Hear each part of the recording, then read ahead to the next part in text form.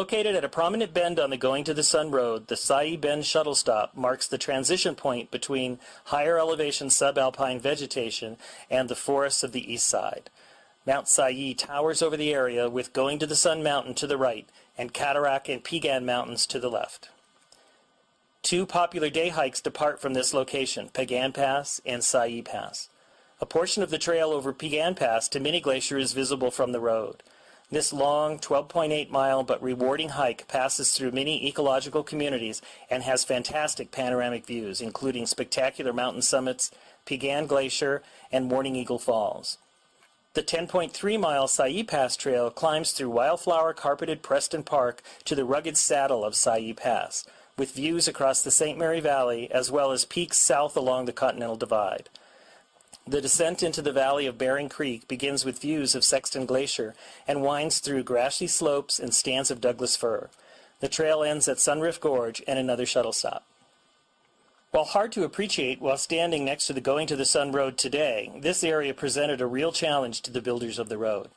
A massive amount of material was required to bridge the gulch between Piegan and Going to the Sun Mountains and support the road. Far beneath the fill, a 10-foot by 10-foot culvert accented by masonry work and a 16-foot headwall channels Sai Creek under the road.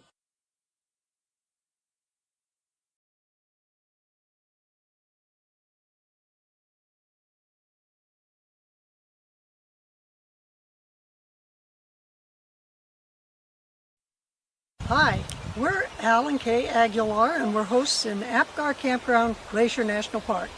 We hope you'll come see us. Apgar is the largest campground in Glacier and makes a good location for a base camp. Like most other campgrounds in the park, it has restrooms with flush toilets and cold running water. Picnic tables and fire grates are located at each campsite, and water spigots are located in each loop. Bear boxes are available throughout the campground for campers with no way to secure their food. Bears do wander through from time to time. Help us help bears by keeping a clean camp and never feeding any park wildlife. All food and any item that might attract a bear must never be left unattended and tightly secured in your vehicle or one of the bear boxes when you leave your campground for any length of time. Just across the road from the campground is the amphitheater, where rangers present evening programs in summer, and also where one of the shuttle stops for Glacier's new free transit system is located. A short walk or shuttle ride away is Apgar Village, where you can find a host of services including lodging, a restaurant, gift shops, and the Apgar Visitor Center. Stop in at the Visitor Center and let one of the park rangers help you plan your trip as you discover this magnificent national park. The legislation that created the National Park Service specifies two main missions: preserving the natural and cultural resources unimpaired for future generations, and also making them available for the benefit and enjoyment of the people. Well, one way to make parks available for people to enjoy is through the building of campgrounds like the one here at Apgar. Campers frequently comment that their first introduction to a lifetime love affair with the national park system started with a childhood camping trip to a nearby park. The memories of chilly mornings gathered around a campfire and the smell of bacon wafting through the campground can remain as vivid decades later as they were on that first camping experience. The excitement of seeing a deer walk through the campground never fades. Somehow, a roasted marshmallow, a piece of chocolate, and a graham cracker just don't taste the same back home. Apgar Campground is a great place to relive old memories and make some new ones as well.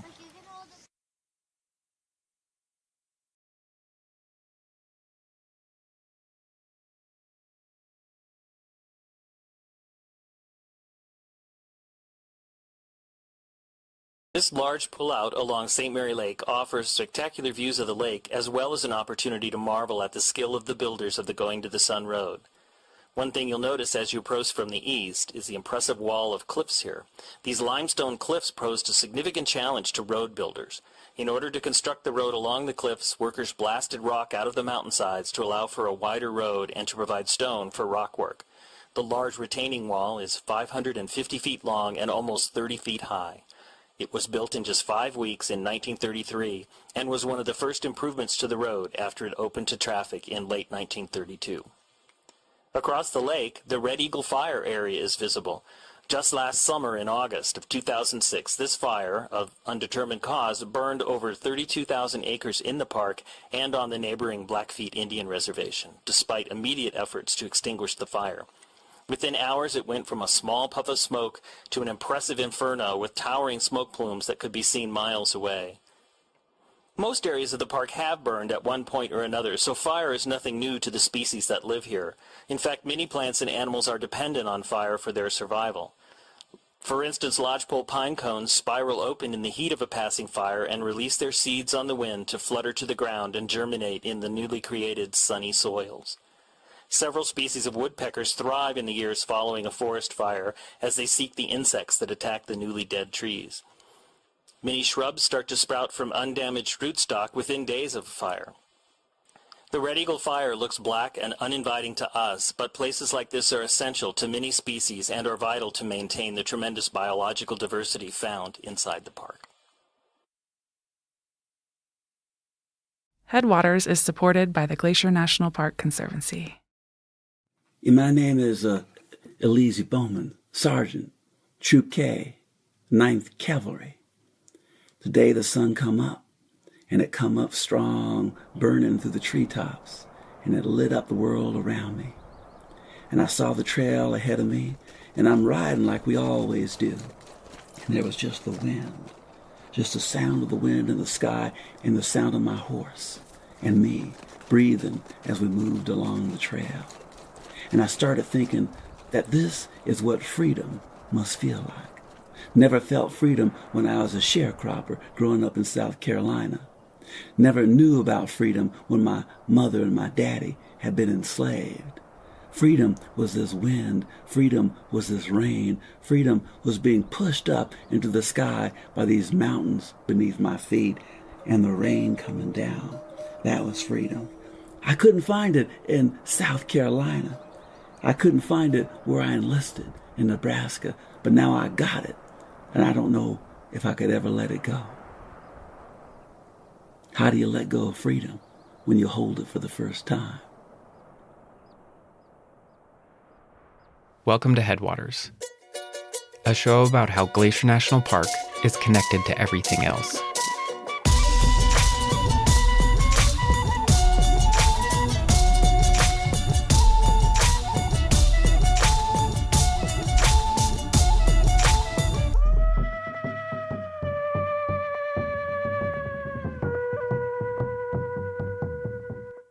We're calling this season Becoming. It's not a complete history, but a series of stories about how Glacier National Park became what it is today. Landscape and history are inseparable. No history can be understood apart from the place in which it happens. And like landscapes, histories can erode. Stories can disintegrate or be buried under the sediment of those that follow. This episode is about a story that has been poorly preserved and deeply buried. Why that happened and why it matters. It is the story of the first Black park rangers and how so much of their history has been overlaid by the grains of 1,000 others. Perry, this episode is about the Buffalo Soldiers here in Glacier. Yes. Get us started.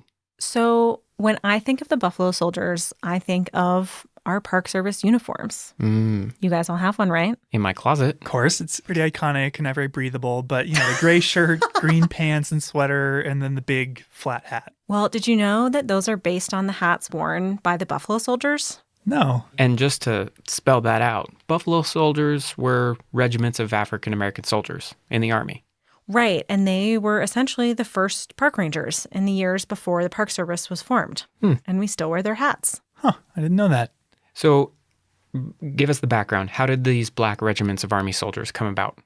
Well, basically, segregation. After the Civil War, the Army created regiments for Black soldiers to serve in, and they had to be separate from the ones that white soldiers served in. But still, I suppose they were led by white officers, right? Yeah, although there is a famous exception, Charles B. Young. He was a West Point grad who was acting superintendent of Sequoia National Park in 1903, and he's the first Black superintendent of a park. So they're soldiers in the Army, but they're working in the national parks because the National Park Service, it doesn't exist yet. Right. And so there are national parks, Yellowstone, Sequoia, Yosemite, Glacier. But there are no park rangers yet.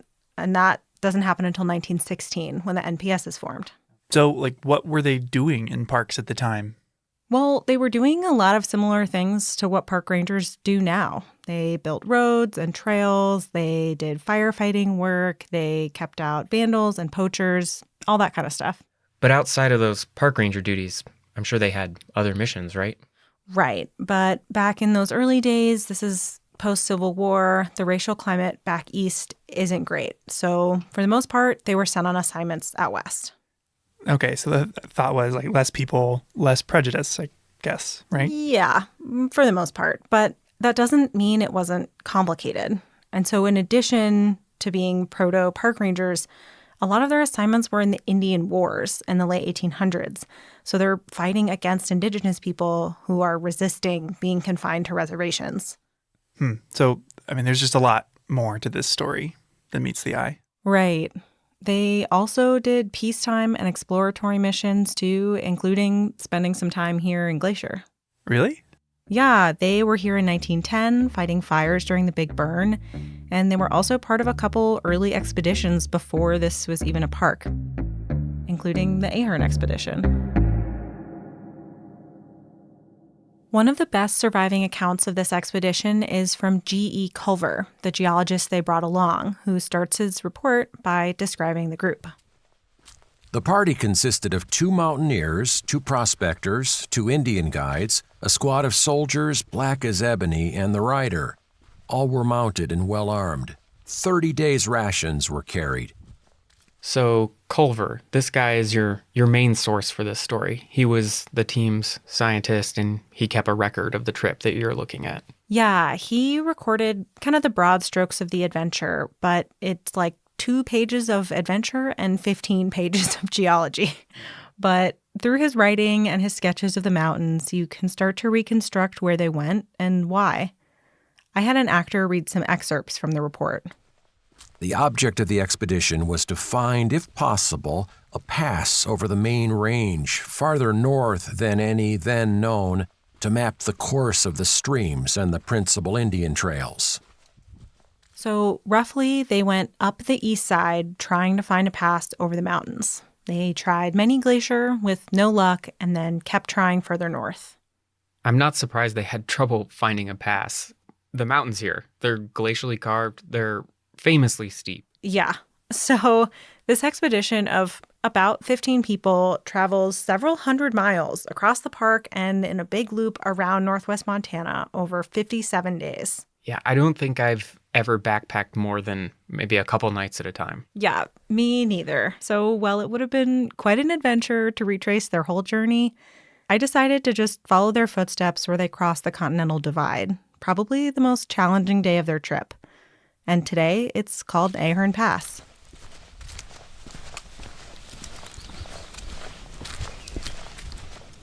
It takes a solid day of hiking to get to Ahern Pass, if not a couple days.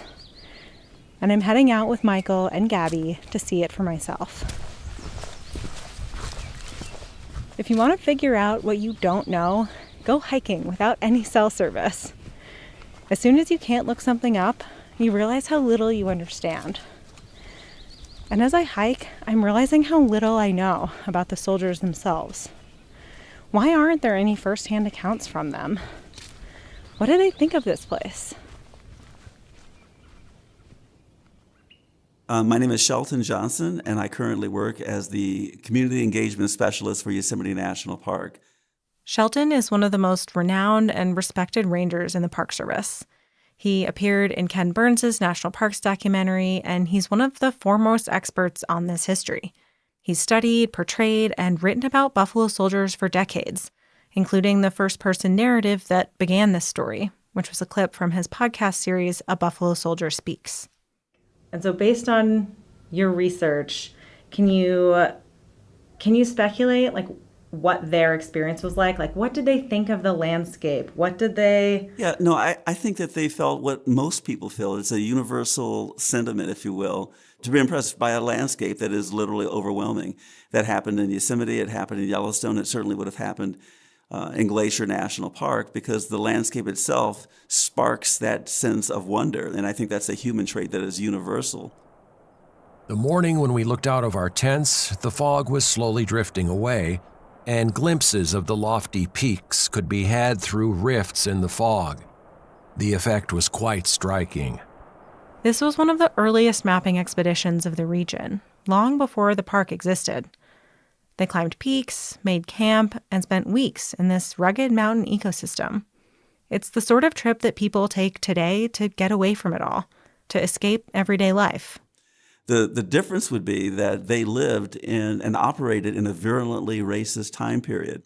When you're part of an expedition, there's a certain level of interdependence and respect that has to be there in order for it to function properly, in order for everyone to benefit from that association. If you've ever been camping or backpacking with a group, you can understand this sort of teamwork. You figure out who carries what, who sets up the tent, who cooks the food. A few ducks, grouse, and ptarmigan paid our cookhouse a visit, as did numerous fine trout. Of large game, we secured 1 bighorn and 16 mountain goats. The young of the latter are very fine eating. The old bucks taste of musk.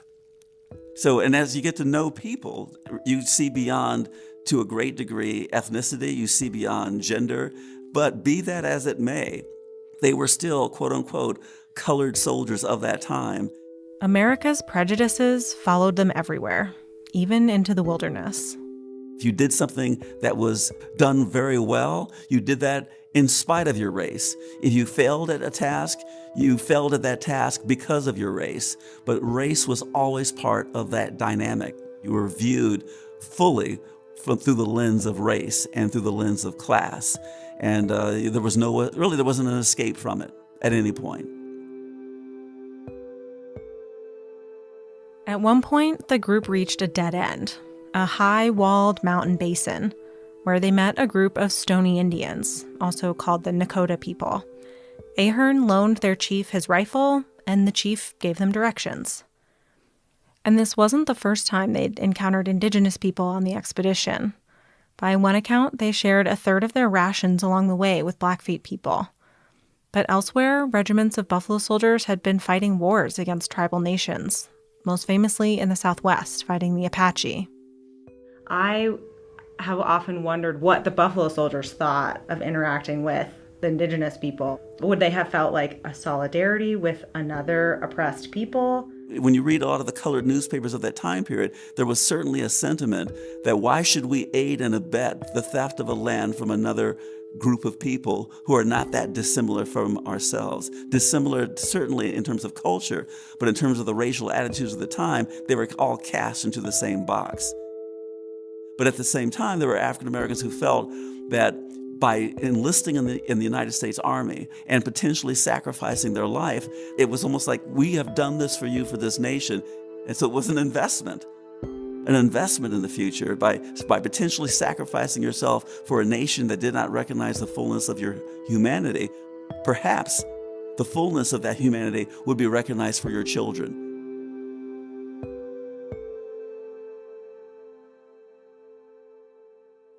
While this expedition was a peaceful one, it was still dangerous. Following the advice of the Stoney Indians, the party set out to climb the Rocky Mountain Pass ahead of them, Ahern Pass. Here's Lieutenant Ahern's report from that day. August 22nd. As I led the pack train out this morning, I felt extremely anxious, as there were several places on the trail where a misstep meant certain death. At one place, we climbed a narrow and very steep rock 15 feet high in which we had to cut steps. We led our most troublesome animals over this. My feelings were indescribable when I started up this rock, not knowing what the horse would do. The ledge was about 18 inches wide. On the lower side was a fall of 1,900 feet. I can only imagine riding a horse through this kind of terrain, but Shelton doesn't have to. He's done reenactments of buffalo soldier patrols in Yosemite on horseback, in full uniform with saddles and gear of the period. Why did you choose to wear the uniform, to ride on horseback? Why was that important to you, and what did you learn from it?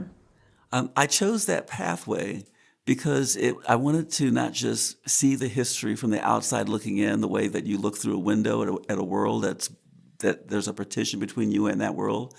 I wanted to put myself into the history. And the best way to do that would be to do what they did and to wear the uniform that they wore, to ride a saddle that they might have ridden. And when you're on a horse and you look straight down, all you see is the horse. The horse is blocking the view of the ground beneath your feet. And when you're 12 feet above the ground and you look over, you just see an abyss if you're going on a trail along a canyon wall. You can talk about it, but it's better if you live it. And if you live it, then you really feel it. And if you feel it, then it's you. You've become the past that you're interpreting. And that's what I wanted. That's why I did that. And it did deepen my experience, and it did deepen my perception of this entire history. To deepen my experience and perception of this history, I have to live it. I wanted to go to Ahern Pass. The Indians called us Buffalo Boy. Buffalo Boy. Buffalo Boy.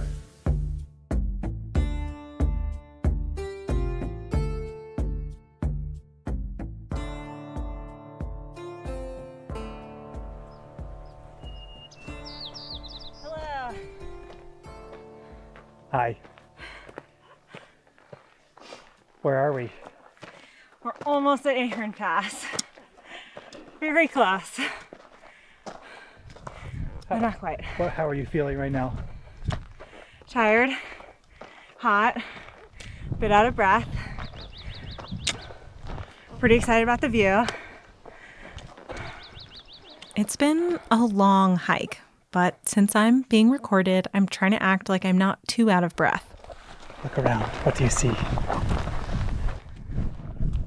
I see a snowfield, this flat, grassy pass. Sheep! There's oh my God, there's a dozen of them. Are those little baby sheeps? I love them. We finally made it to Ahern Pass. The mountains on either side are towering and impenetrable, but the pass itself is a low point between them. A small meadow full of wildflowers and tiny trees with a view down to Helen Lake and the plains beyond. There's even a trail up here now on the west side, but that's not the side the Buffalo Soldiers came up. How steep do you think it is down to Helen? I don't know. Let's go peek over the edge if we can not fall off of it.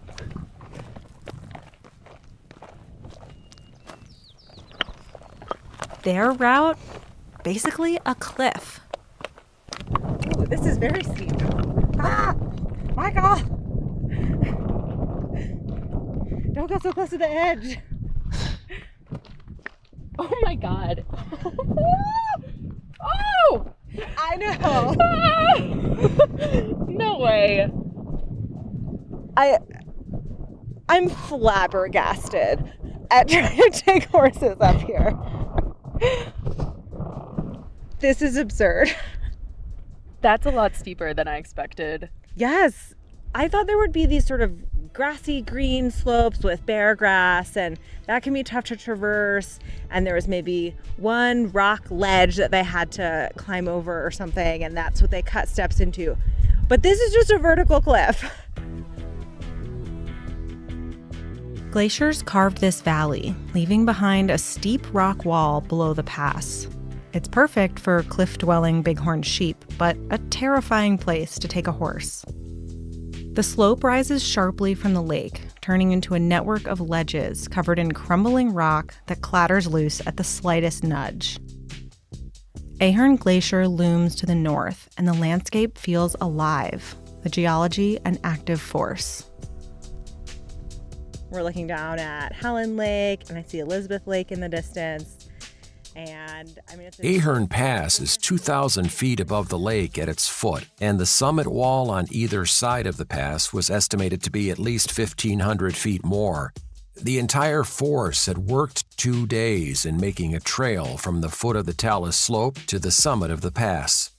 The ascent is very steep and was made with difficulty. I did not imagine it would look like this. Well, knowing that they had horses and stuff, I definitely imagined it to be a bit more gradual. Yeah.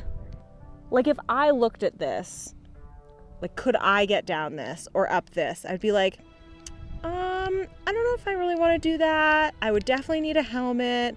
I don't know that this is the most hopeful way to get across.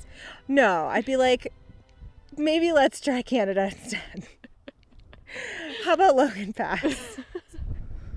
It definitely gives me a newfound respect for what they were doing here and their skill to navigate in a place like this.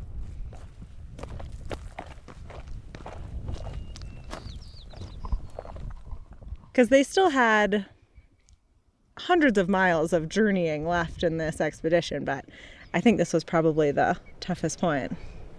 It makes me feel like really reflective, because this was 1890. 1890. Yeah, 20 years before the park was even established. So in a way, their presence probably hastened or contributed to the eventual formation of the park. But yeah, it was 132 years ago. And so, it's pretty cool to know that they walked right through this spot.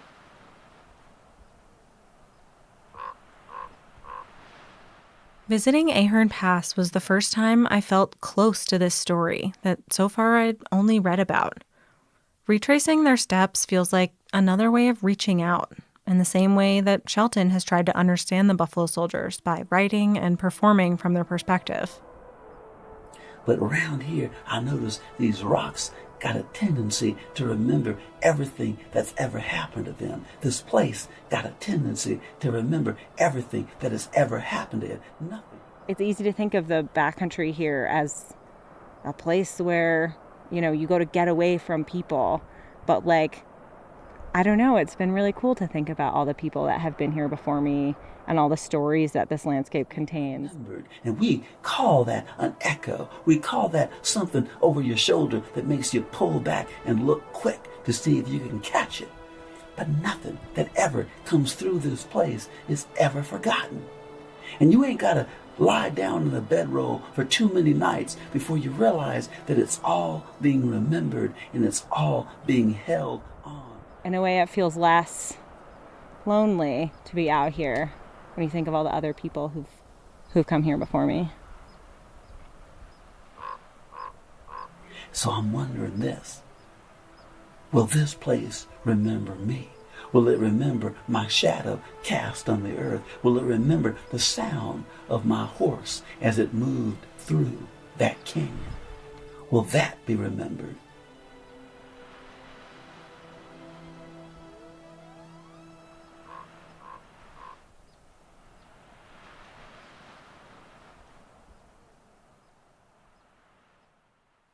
Every place has a history, and history has a place too. But most people have never been to Ahern Pass, and most people don't know this story. If history can be eroded, some rocks are harder than others, more resistant to wearing away. Some layers of history become bedrock, common knowledge that we all share. Or they crystallize into something easily found, like when a place is named for a person. Like George Patrick Ahern, the expedition leader. A peak, a creek, a glacier, and, of course, a pass are all named for him. The white leader of this diverse group that mapped this section of the park. His story might not be common knowledge, but his biography isn't hard to find either. Can you tell that story and talk about, how you talked about expanding the frame? Yeah, and that's the photograph of Theodore Roosevelt next to John Muir in May of 1903 at Glacier Point. And then I discovered through my research that in 1903, Yosemite and Sequoia National Parks were protected by the 9th Regiment of Cavalry, one of the Buffalo Soldier regiments. And so since the official escort for Theodore Roosevelt at that time, for President Roosevelt, were these African-American troops that belonged to the 9th Cavalry, they're there, and yet there's no photographic evidence of them being there. And so when I give my performance, I share that story, I talk about how a soldier might be standing there and being within 10 or 15 feet of the president, and they get kind of moved. No, could you guys move back? Could you move over there? You're in the picture. The picture is a focus on Theodore Roosevelt and John Muir. The picture is not supposed to capture the African-American soldiers who are there, who are actually protecting the park all summer long. And so the question then becomes, who also, throughout history, who are the folks that have been pushed away to the boundaries, to the frontier of that light that tries to capture a moment in time? And frequently, it's women, and frequently, it's people of color. And that's how history is lost. What I like about kind of how you tell that story is that you don't need to rewrite history. You're expanding the frame. You're expanding our understanding of what happened in these moments that we think we already know about. Yeah, that's what it really is. It's if you look at it from the point of view of a tapestry, the threads, those colorful threads of ethnicity, were always there. It's just that the perception that we have of that tapestry has literally been put into black and white. And the black part's not there. The red part's not there. The yellow, these other colors that were always present weren't there. And if that became and established the template for our perception of who was in the West at that time, then we've been gifted with a distortion. Buffalo Boy. Buffalo Boy. The Indians called us Buffalo Boy. I was also curious about some of the structural reasons that this kind of distortion might happen again and again. I reached out to Anthony Wood, a historian who has focused on Black history in Montana. I started by asking him why stories about people of color, like the Buffalo Soldiers, and especially the ones on this expedition, can be so hard to find in history. And because that's one of the things I've been wondering about with the Buffalo Soldiers is like, we don't really have many of those primary sources. So it's like, what existed in the first place and what is preserved over time or not? So in this particular case, I'm fairly confident in saying there is a high likelihood that everyone involved was probably literate. There are obviously a handful of Black soldiers from these divisions that were very eloquent writers and really, and more so, excellent storytellers. But those are stories that certainly were existing. The primary sources, the letters of this is what we did today, even if they were short, certainly existed at one point, probably on a fairly large scale. So then what affects whether those are preserved over time or not, like whether we have those today? Right. Well, there's the very practical matter of whether or not families, a lot of working class, people did not keep papers in the same way that wealthier or upper class people did. But it's also probably something else. I think that by the time you get into the 20th century, the narratives, the stories that have been taken up and carried about what types of people went out and, quote unquote, conquered the untamable wilderness and so on, and the role that soldiers often played in this is a very racialized one, and it's predominantly the figure of a white, hyper masculine, man who's going out and is that mountain man. That mountain man. And so you're kind of saying that, like, if people had these letters, maybe they were their parents or their grandparents from when they were in the Buffalo Soldiers out in the West, that wouldn't seem like it would fit into the narrative. It wouldn't seem like something important that maybe they should preserve, that it wasn't part of that history. Right. Yeah. So one way that some histories erode away is when the keepers of those stories don't recognize their importance. Sometimes because the stories don't fit into the dominant narrative. Anthony has studied the Black community of historic Helena, Montana, but since there are so few firsthand accounts from early Black Montanans, he's often looked to other sources, like Black-owned newspapers. In my case, I spent a lot of time working with and relying on the 3 Black newspapers in town, 2 of which were incredibly useful, but they also gave a window into a type of social history, the everyday lives, which I'm also really fascinated with, that just does not exist anywhere else outside of one person's perspective in, maybe a journal or a diary. And that's these sections of the paper that are like the community notes, or they sometimes imbue the Butte newspaper, they called them the dope book, where they just do funny, sometimes serious, sometimes just newsy briefs. This person went hiking today, they caught this many fish, or, this person went over and had, lunch in Helena. But these black newspapers were only in print for a limited amount of time. 1 year, 8 months in 1894, 1 year in 1902, and then from 1906 to 1912. Wow. And very limited. It narrows my scope to what I study, certainly. So for all the rest of those years, outside the handful that those black newspapers operated, often the sources you end up with are from white writers, white journalists, white expedition leaders. That if you were to read them and try and reconstruct what life looks like for a daily black Montanan, those sources just simply can't speak to it. The topography of the source world, it's not neutral. It's has real and perceptible biases to it. Anthony uses landscape as a way to explain these aspects of studying history, especially the ideas of sedimentation and erosion. Landscape is the dominant metaphor for the study of race in the United States. We say the racial landscape, and it's just an assumed metaphor. So how does that fit for you into the historical record? How do you apply those terms? So the way I apply the idea of erosion and sedimentation is to focus on the way that stories are told or not told. A story that is, left aside and not told, we can think about it as being eroded. It sets us into certain ways of thinking about the past and about thinking about what really matters, who really belongs, who's really at home in this place. Is this something that exists because it fits the pattern or it fits the channel where the water is flowing most easily? Every time we tell our national story, some things are being added, while others are being forgotten. Covered over by stories fresher in our memories, ones we choose to tell instead. Erosion can take place in multiple speeds and durations. It can be fast and enormous, like a flood that just rips everything out and you get, the scablands of eastern Washington. Or it can be slow and glacial, and it can just take a very long time, and you can have just an imperceptible change over such a long generation or more. Like a story that's not told, that's not passed on and slowly forgotten. Yeah. And the way I'm experiencing this landscape right now is both as something that is in the past and changing in the present. And the way that it is changing in the present is because of the past.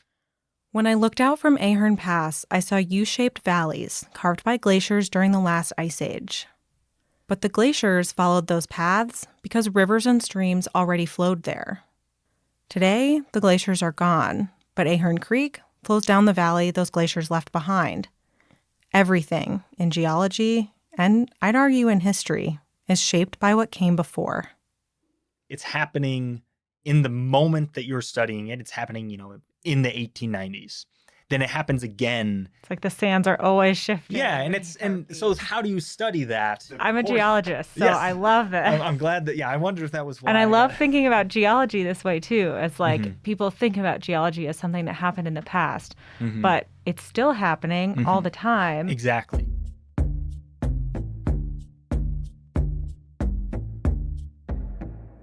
So many of these choices happened in the past. What sources or places that people and institutions choose to preserve, which stories are told or not told. So, what are the consequences of forgetting them?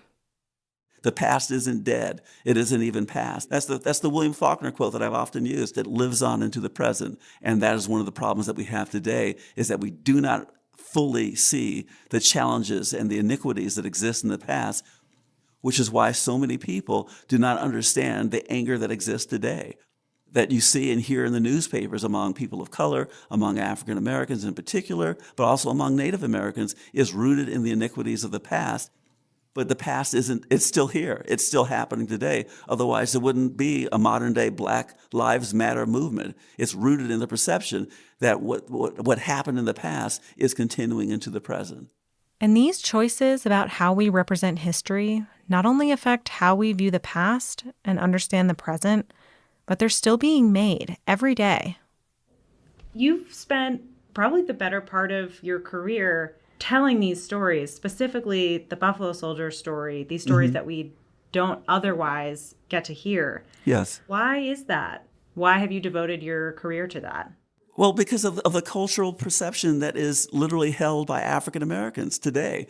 African Americans in general feel that, national parks, that's not something that we do.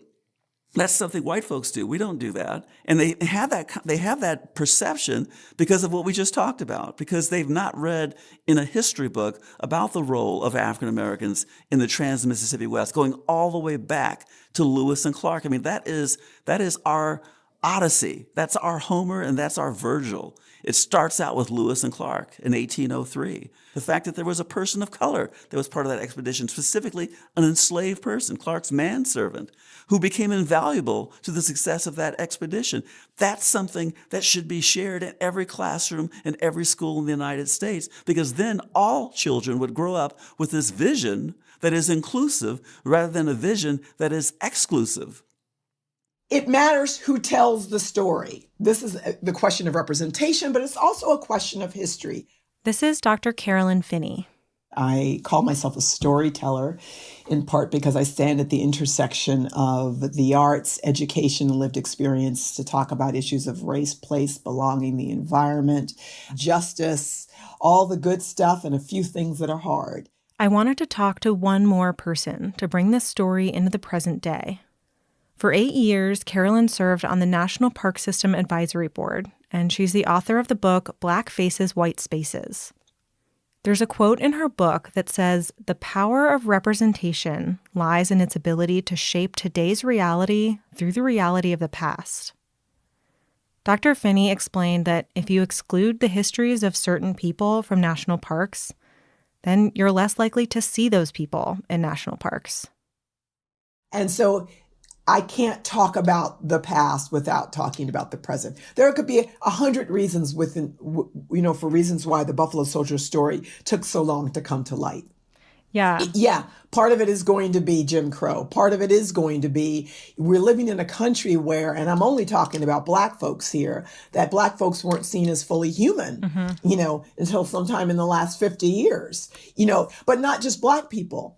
All kinds of people from all walks of life have been challenged in terms of their skin color, their gender, where they live, how much money they have in their pockets, their religious beliefs. I mean, we're still doing that today, and that's going to matter. So when I look at the history of Buffalo Soldiers or any group of people and wonder why it's taken this long for them to get there, I understand, the first question I ask is, well, who was doing the telling? Mm-hmm.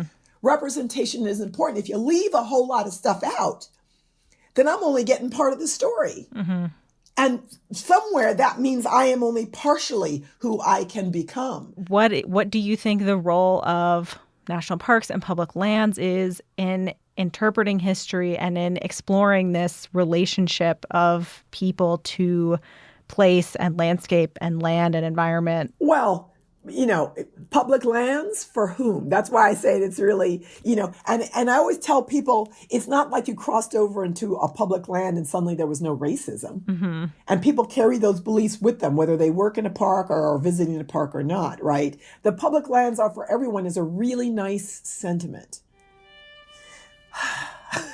Yeah. Who are you talking about? Who's claiming that? Where is that? I think I understand the common good, the idea of land being for the public. This is for all of us. And I think it sits on a complicated history of blood, sweat, and tears for real, And I think the only way that public lands can really serve us all is that we engage that blood, sweat, and tears as part of the story. This is where our redemption lies. For me, the beauty of public lands is that we can actually find redemption in who we've been and who we are right now. The public lands give us that opportunity. To keep these histories from eroding, we need to do the work of preserving them. I think when I look at the Buffalo Soldier story from the inside out, what becomes obvious to me, what becomes perceivable to me, is that there are so many stories involving women, involving other people of color, other communities, that are not told or not heeded. And that those stories could have a profound impact on how we see ourselves and how we see our own country. I think in parks like this, the history is often left out of the landscape. A big, beautiful park like Glacier that people think of for the mountains and the rivers and the bears, all of those things are part of the story, and so are people, and so are the history. Yes. Yeah. All those stories need to be told because we are not the America we think we are. We're still on the road to becoming the nation that we think we already are. We're not there yet. And people who feel that we are there yet do not understand the fullness of our history. That in and of itself should make us recognize and revere the idea of public lands so much more, not avoid the telling of that history because it's not a pretty telling. That should make it cost people something for us to be able to call a piece of land public. And we as the public have a responsibility and an accountability to that idea of public lands. That's the conversation I want to have around public lands. And that is what's powerful about telling these stories. It makes American history, reveals American history to be much deeper than we give it credit for being. And anything that results in a deepening of light, a deepening of sound, a deepening of color, results in a clearer vision of who we are as human beings, who we are as Americans.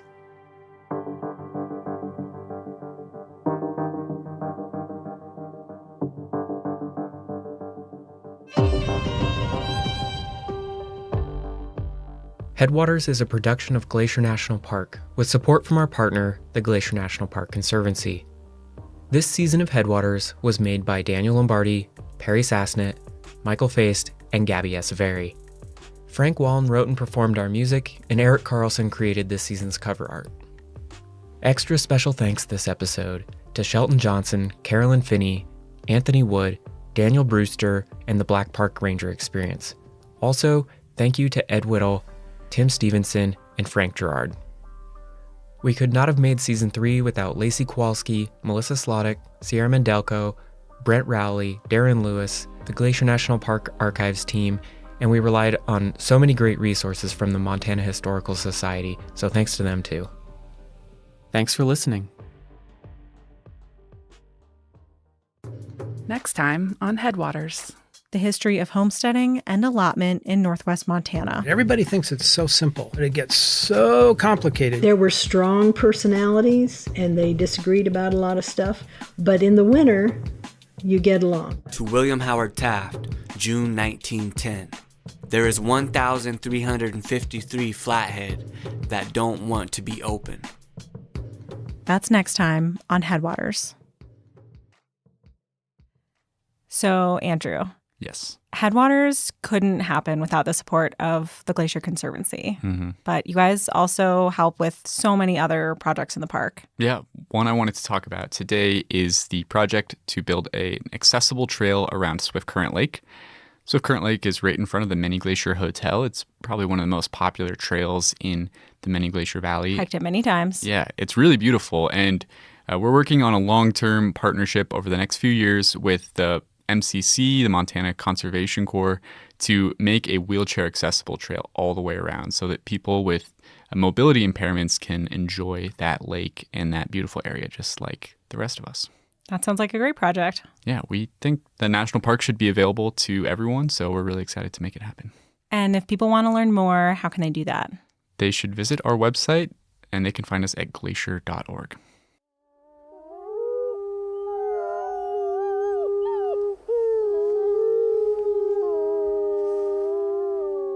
From Yellowstone National Park, this is what we do. I'm Brett Rayburn. And I'm Jake Frank.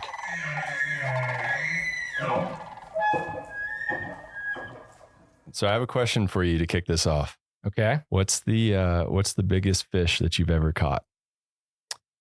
The biggest fish I've ever caught, I used to live in Alaska, and I went halibut fishing, and I caught like a 40-pound halibut. Okay. That's the biggest I've ever caught. That's way bigger than I thought you were going to say. I was expecting, and that's like a much less impressive size. Well, that's a fairly unimpressive halibut. Okay. So for that species, anyway. All right. Well, you've got me beat. Are you big into fishing? No. About the only fishing I do is when I'm fishing through the freezer for frozen cod that I get from the store. So that's about as much as I do. Before you cook it, do you like hold it out way in front of you and have someone take a picture so it looks bigger? I have been known to do that. All right. Yeah. Follow my Instagram for all that content. So you've caught some pretty impressive fish. It sounds like. Not really. If you turn over that paper in front of you, there's something on there that I would like you to try to pronounce. You have not seen this before, so this is. Joe, right. Let's see. Can I sound it out? So, Encore Heinkus Clarkey Lewisy. Was that how I was way off? I actually don't know. This is like one of those trivia questions I don't even know the right answer to. So sure, you did well. All right. That's better than I would have done. This scene, but my guess is that this is the binomial name for the Yellowstone cutthroat trout? Yes, that is the scientific name for the West Slope cutthroat trout. The West Slope, not the Yellowstone. Yep. Okay. All right. And so today we're going to talk to somebody who probably can pronounce it better than you just did. Although I still think that was a pretty good guess. Our guest today is Pat Bigelow, a fisheries biologist who spends a lot of her time on the waters of Yellowstone National Park. So welcome, Pat. How's it going? Hey, Brett, and hey, Jake. It's going great. It's a beautiful day today. Yeah, it is. And you did pretty good, Oncorhynchus. Oncorhynchus. All right. So I was in the wheelhouse. Yeah. I loved the Lewis E. Clarkey. Is that how you say it? Or is it a long I? That works. Lucy Clarkey. Yep. That's awesome. All right. I wonder where that came from. I don't speak a lot of Latin. So I guess we'll just jump right into it. How long have you been working as a fisheries biologist? Well, as any job, how long have you been at Yellowstone National Park? I've been here in this job for 23 years. Wow. I've been working in fisheries for 36 years, probably. So fresh out of middle school. Yeah. Exactly. Yeah. I was really fortunate that I got some great opportunities early in life. Very cool. And so how did you get your start here 23 years ago? Actually, my first fish job was here in 1979. Wow. Okay. I was in Bozeman working a summer job, and I went down to the unemployment office to see, if I could just get something better. And there was a poster up on the wall for Young Adult Conservation Corps in Yellowstone National Park. And I jumped at it. It sounded interesting. I came down here. We had I don't know if you guys are familiar with the Yak Camp, but when we were actual Corps members, we had a girls' dorm, boys' dorm, and a dining hall. And 6 Corps members to a room. You each had a bunk bed, a foot locker, and half of a clothes locker, and no dividers or anything like that. You definitely felt like you had just been recruited into some kind of institution. Some ways it is that, maybe. Yeah. But it was great because we had 100 Corps members who all worked for different offices in the park. And I was very fortunate, a friend of mine and I that started at the same time, to work with Fish and Wildlife Service. And back then, Fish and Wildlife Service did the fisheries work in Yellowstone. When did that change? That went from fisheries to Park Service? Yeah, to Park Service. I think it was in 96. Okay. So Fish and Wildlife Service started here even before the Park Service because of the unique fisheries opportunities and the Yellowstone cutthroat in particular. Mm-hmm. And then they established a research station in the 50s. They had a hatchery here early on, early 20s, 30s, into the 50s. And then after that, they kind of went more to a research station. And then they had a management office, which is who I worked for, that advised the Park Service, kind of like a fish and game agency, advises the state on how to set their regulations. Fish and Wildlife Service kind of kept the Park Service up to date on their.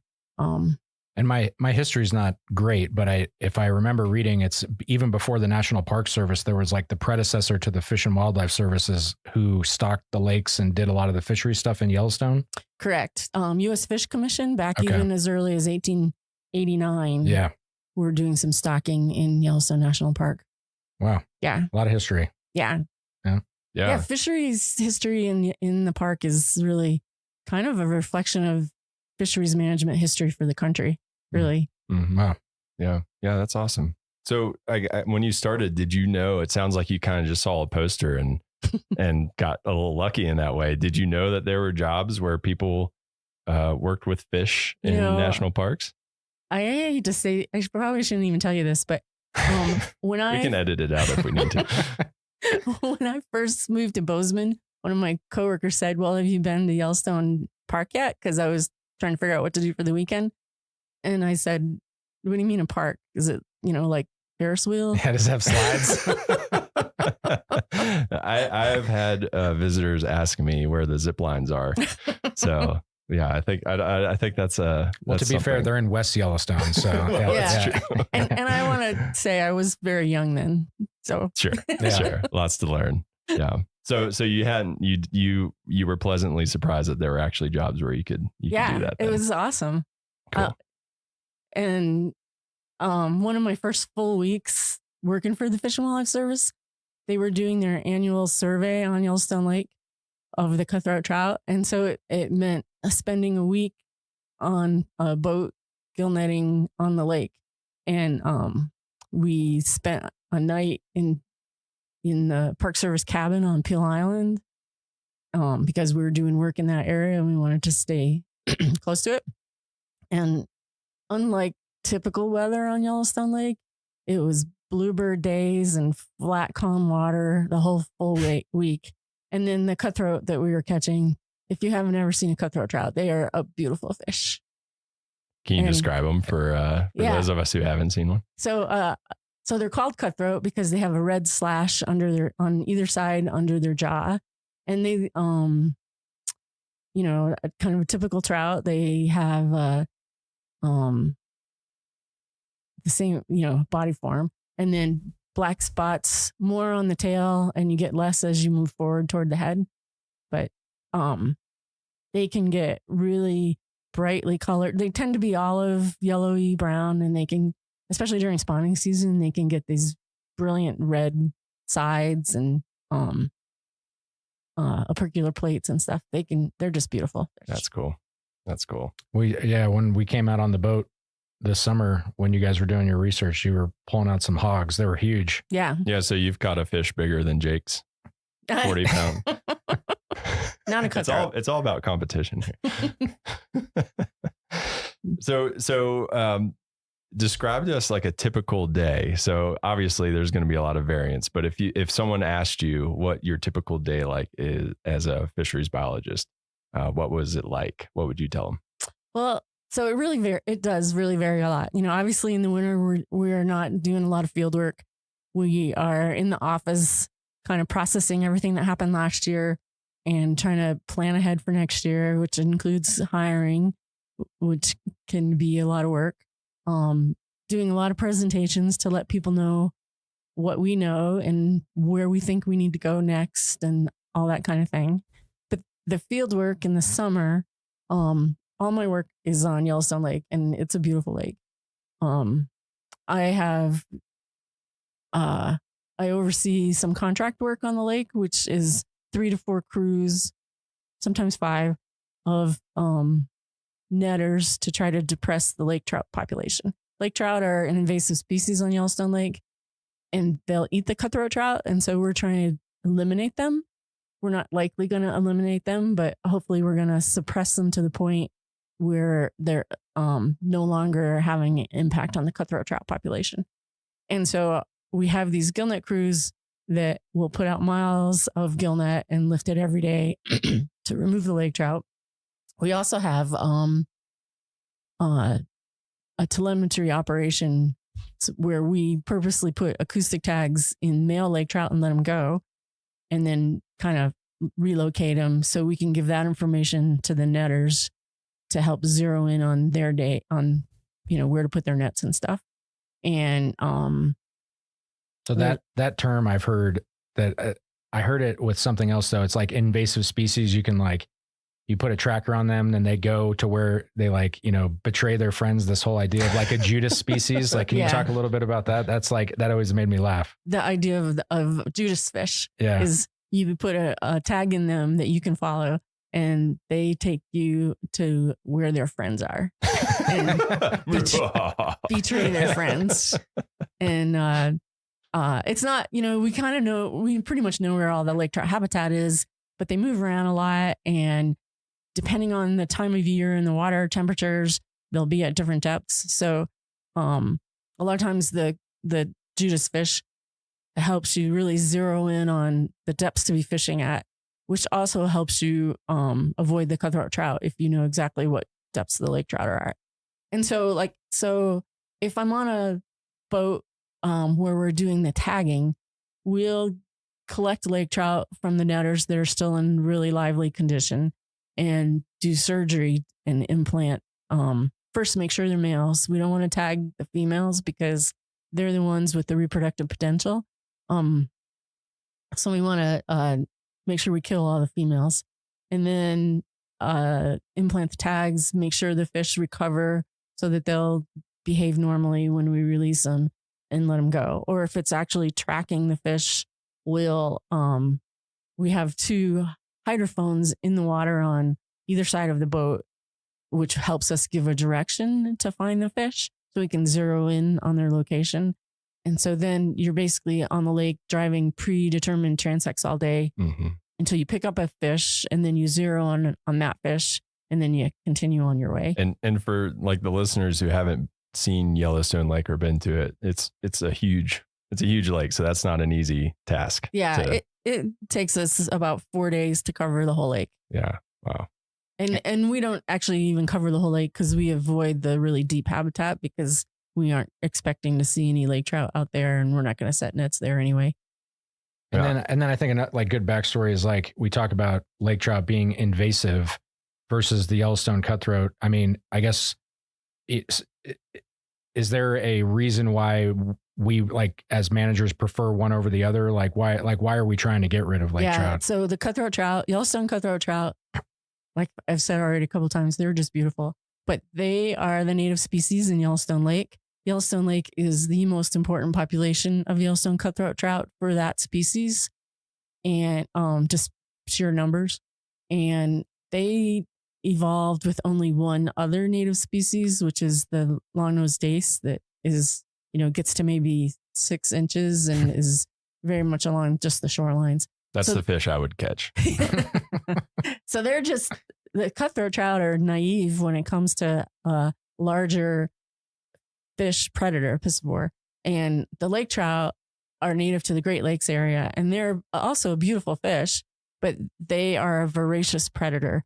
And so you take a really naive fish and then a really excellent predator and put them together, and it's just not good for the cutthroat trout. Mm-hmm. And the lake trout, I think the oldest one on record was 62 years old. Lake trout? Not from Yellowstone, but just species wise. So if we weren't out there taking out the lake trout, nobody else would be either. They reside deeper in the lake.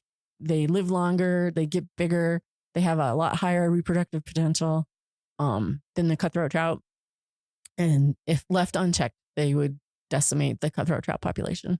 And when you say like no one else would get them, you mean like other predators, right? Like bears and fish or bears and birds and otters and all that kind of stuff. Right. Like birds and otters, most predators tend to target the fish when they're shallow, and the lake trout don't spend much time being shallow.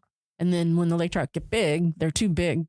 Like an osprey might try to grab a big fish, and then I haven't seen this personally, but one of my coworkers has seen an osprey grab even a cutthroat that was too big for it, and then it couldn't fly off, and it actually drowned. Oh wow! Because they have a hard time letting go of a fish once they get their talons through it's it. like the monkey with the banana. Yeah. in the barrel situation. But yeah, lake trout. Well, they're impressive in their ability to eat other fish. They can eat a fish. The only thing that stops them is how wide they can get their mouth open, and they can eat a fish 2/3 their own size. Holy moly! Yeah. Can you do that, Jake? No. Yeah, it's like a 150-pound fish. Burrito. That's a big burrito. Yeah. So you obviously know a lot about fish, and so that's an important skill to have as a fisheries biologist. What aside from that, or maybe not even aside from that, what do you think is the most important skill for someone who thinks that that's a really cool job and might be interested in applying for jobs like that? It's probably similar to most jobs. I think the most important thing is to have a passion for what you're doing and a positive attitude and be flexible in what you're doing day to day. If you want to actually go into fisheries, a Bachelor of Science is an important aspect of your education. Typically, you're going to want to end up going back to school to specialize and get a master's degree. I would highly recommend for anybody thinking that way to get a lot of experience, or as much as you can between your masters, before your masters, and after your bachelor's.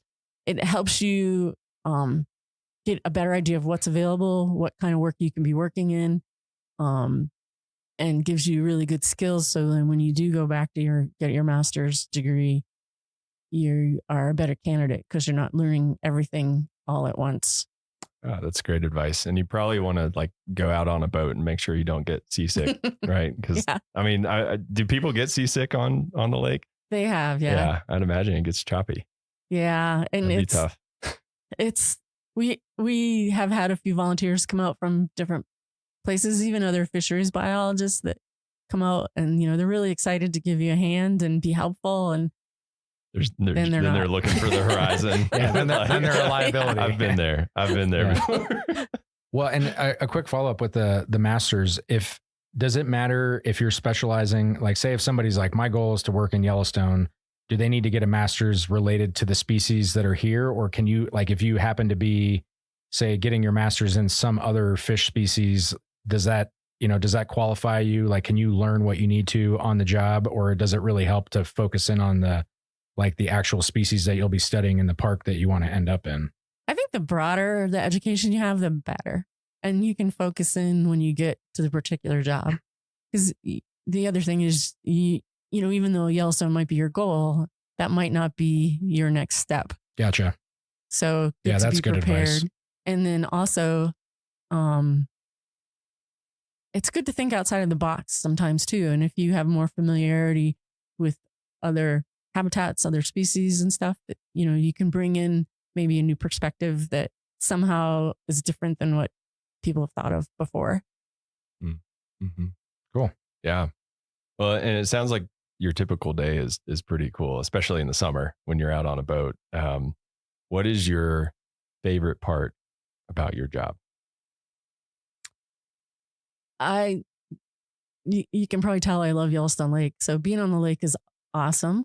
But I think the most rewarding, two things are most rewarding, but one is I work with amazing people, and being able to sit down with a coworker and talk about strategies and, how things are going, what happened over here, how we can pull that together, how we can best use our crews, and to just keep making things move forward is super rewarding. But then also taking somebody, we typically have student volunteers every summer, and they typically don't have much for experience. So taking somebody who really knows nothing about what we're doing and bringing them through a season and seeing them increase their skills and increase their confidence and get more sure about what they want to do and be excited about protecting the resource. That's pretty awesome. But then the other part is actually seeing the work that we're doing make a definite impact on protecting Yellowstone Park's resources. That's really rewarding as well. Yeah. Well, and we'll let you slide, even though you gave us 3 favorites. Yeah, we said one, but we got 3. It's okay. That's your one mulligan for this podcast. Okay. Whoops. So with that, this is the hard question. What is the toughest part about your job? That's a really good question too. You can get frustrated with the inability to do things as quick as you want because you have to go through proper procedures to make sure, just because I think something's really good to do doesn't mean it is. So there's a lot of checks and balances that you have to go through. Surprisingly. Red tape? Yeah. And then, so that can be really frustrating. And then also, supervision can be really challenging. It's important to be able to work well with people, and not just work well with them, but communication is such an important aspect of all parts of life. And even though everybody communicates every day, it just amazes me that we all have so much more to learn on how to communicate better. So if I have an employee, for instance, how to get the best, how to help them be their best and get the best out of them can be really challenging, especially if for some reason they shouldn't have taken the job and don't really want to be there. Yeah. And you mentioned earlier that you're doing hiring right now. How many people are a part of your operation? So in the fisheries program, we have Todd Cole's our leader. Brian Ertel and I are both full fish biologists that have been here quite a long time. Andy Pachani is a new streams biologist who's doing great work. And then right now we have 2 student biologists. They're in the Pathways program, Cody Vendor and Drew McDonald. And each of us hires, with the exception of Todd, but each of us that are in the biologist series hire 2 technicians and 1 intern for the summer. So you guys are a big operation. Mm-hmm. Yeah. And then on top of that, we have the contract crew that does a lot of the suppression netting, not all of it, but most of it. And they will have up to 20 people. Yeah. And there's a lot of time, effort, and money that go into the fisheries program. Yeah. Yep. And Cody and I work on the lake mostly. Brian Ertel and Andy cover streams outside of the Yellowstone Lake area. Is that kind of how you divide it up? It's like the lake, They're the ones that get seasick, and then everything else. Is that how you divide your guys' work? Is the lake, and then everything that's not Yellowstone Lake? That's kind of the dividing line. Yeah. And Brian focuses more on Yellowstone cutthroat, where Andy focuses a little bit more on the West Slope cutthroat. But since they're both doing river stream work, they work together a lot. Gotcha. So you talked a little bit about kind of the tougher parts of the job. So what is it about the Park Service that keeps you here and brought you here and keeps you here, I guess? Well, just the protection of the natural resources, keeping the environment as intact as possible, and just the ecosystem function and all that. Those are all great buzzwords, but it's the beauty of everything working together that really draws you in, and it makes you really enjoy it. Yeah. And some of our listeners might not be super familiar with the National Park Service mission. We all had to get it tattooed on us when we took the jobs, and Jake's is on his lower back, I think, right? Is it still there? I can neither confirm nor deny. but essentially, the mission is preserving the natural and cultural resources, like you said, for the enjoyment, education, and inspiration of this and future generations. So, and you've touched on this, but how does your job contribute to this mission? It seems like a pretty direct and easy to see thing. Yeah, we're spending a lot of time and effort suppressing the lake trout population so that the cutthroat trout population in Yellowstone Lake can thrive. And because that's the major population for that species of fish, it helps that whole species thrive. And it's a beautiful fish. Did I say that already? Yeah. You can say that one twice. That's okay. And then what I've learned here, not being a big fisherman or person who fishes, I don't know what the non-gendered version of that is, but people love to fish. It's like crazy how many people are here in the summer. So it's like, and the whole idea of being the homeland of the Yellowstone cutthroat trout. I mean, it's like, this is like the world's largest population of that fish, right? Mm-hmm. So people come here to catch that. And it seems like, protecting it, and then people have that direct enjoyment. I mean, it seems like everybody appreciates being able to get out there and catch that big fish and put it on the gram.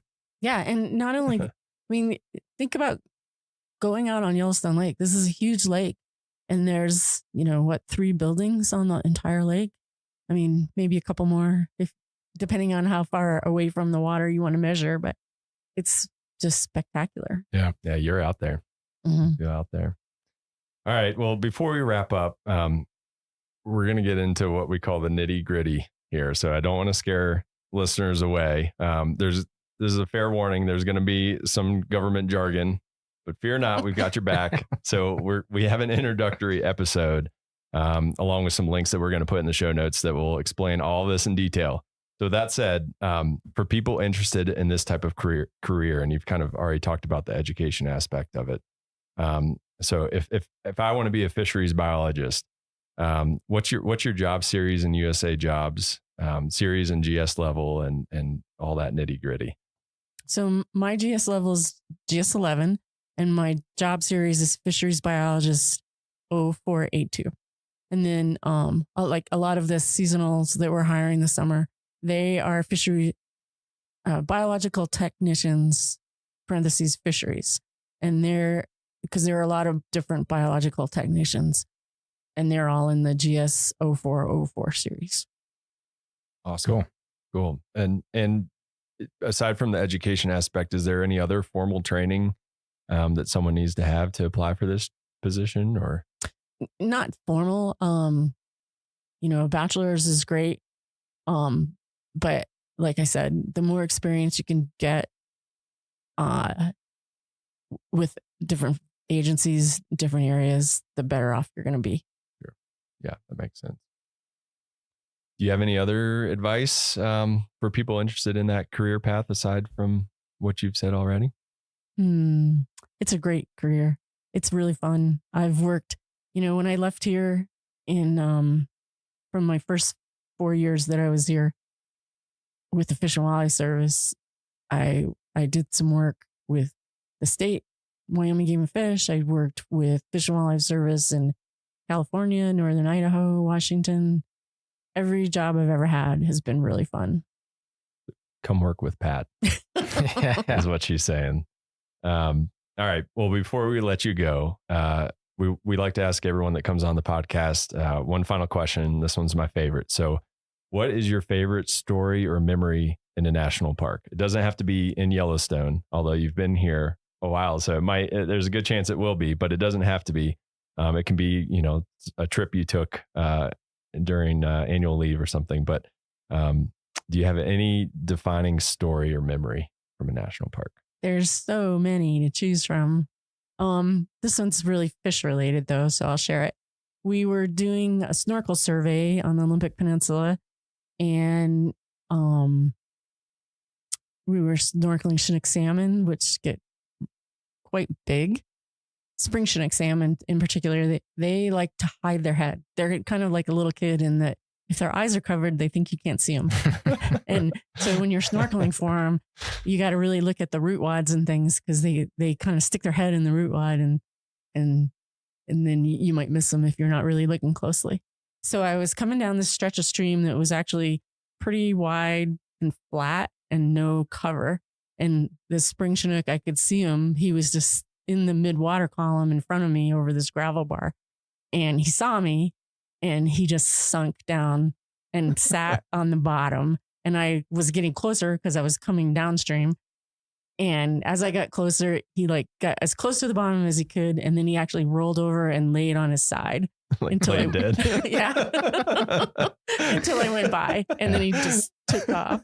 That's awesome. If he was wearing a turtleneck shirt, he would have slumped into it. It was just so funny to see him actually trying to hide where he had nothing to hide. That's amazing. And you'd never heard of that type of behavior before, or is it just something you hadn't seen before? I had not heard or seen it. So it just made me laugh. That's awesome. So you're making scientific observations on your vacations even. Actually, that was work. Oh, that was work. Well, work vacation. Yeah. Sometimes the line gets blurred. Right. Can I tell you my favorite question? Yeah. That you've ever been asked, you mean? Yeah. Somebody once asked me why all the Civil War battles were fought in national parks. That is a great question. What is that? That's a causation. What's the whole thing? Correlation, not causation. Yeah. What was your answer? I honestly thought they were kidding, so I started laughing. So you just laughed. And I said, well, people were very civil back then. And then I could see by the look, he wasn't kidding. And so I got real apologetic real fast. I think that happens to all of us. You get caught off guard with the question because people joke with us all the time. Yeah. They ask us silly questions. So, well, and especially like the people with dry humor, that's like really hard to tell. It's like, I don't know what to do with that. Yeah. Well, awesome. Well, Pat, thank you so much for joining us. It was really cool hearing about your job and learning a little bit more about fish too. So I'm excited to go fishing. I think when the season starts.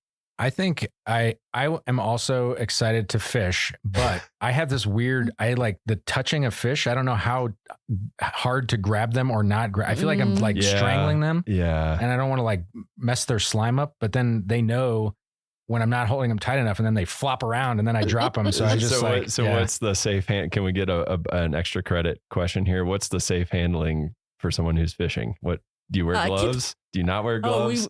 We wear gloves. Yeah. The water's really cold for no other reason, but it helps protect the fish and it helps give you a little bit milder grip, but you don't want to grip them tight. I feel like I'm going to squeeze the life out of them. Yeah. And if you're angling, don't grip it like a burrito. Right. Do it like if you're angling, if you could keep them in the water while you're handling them, that keeps them calmer too. I've seen that hashtag, keep them wet.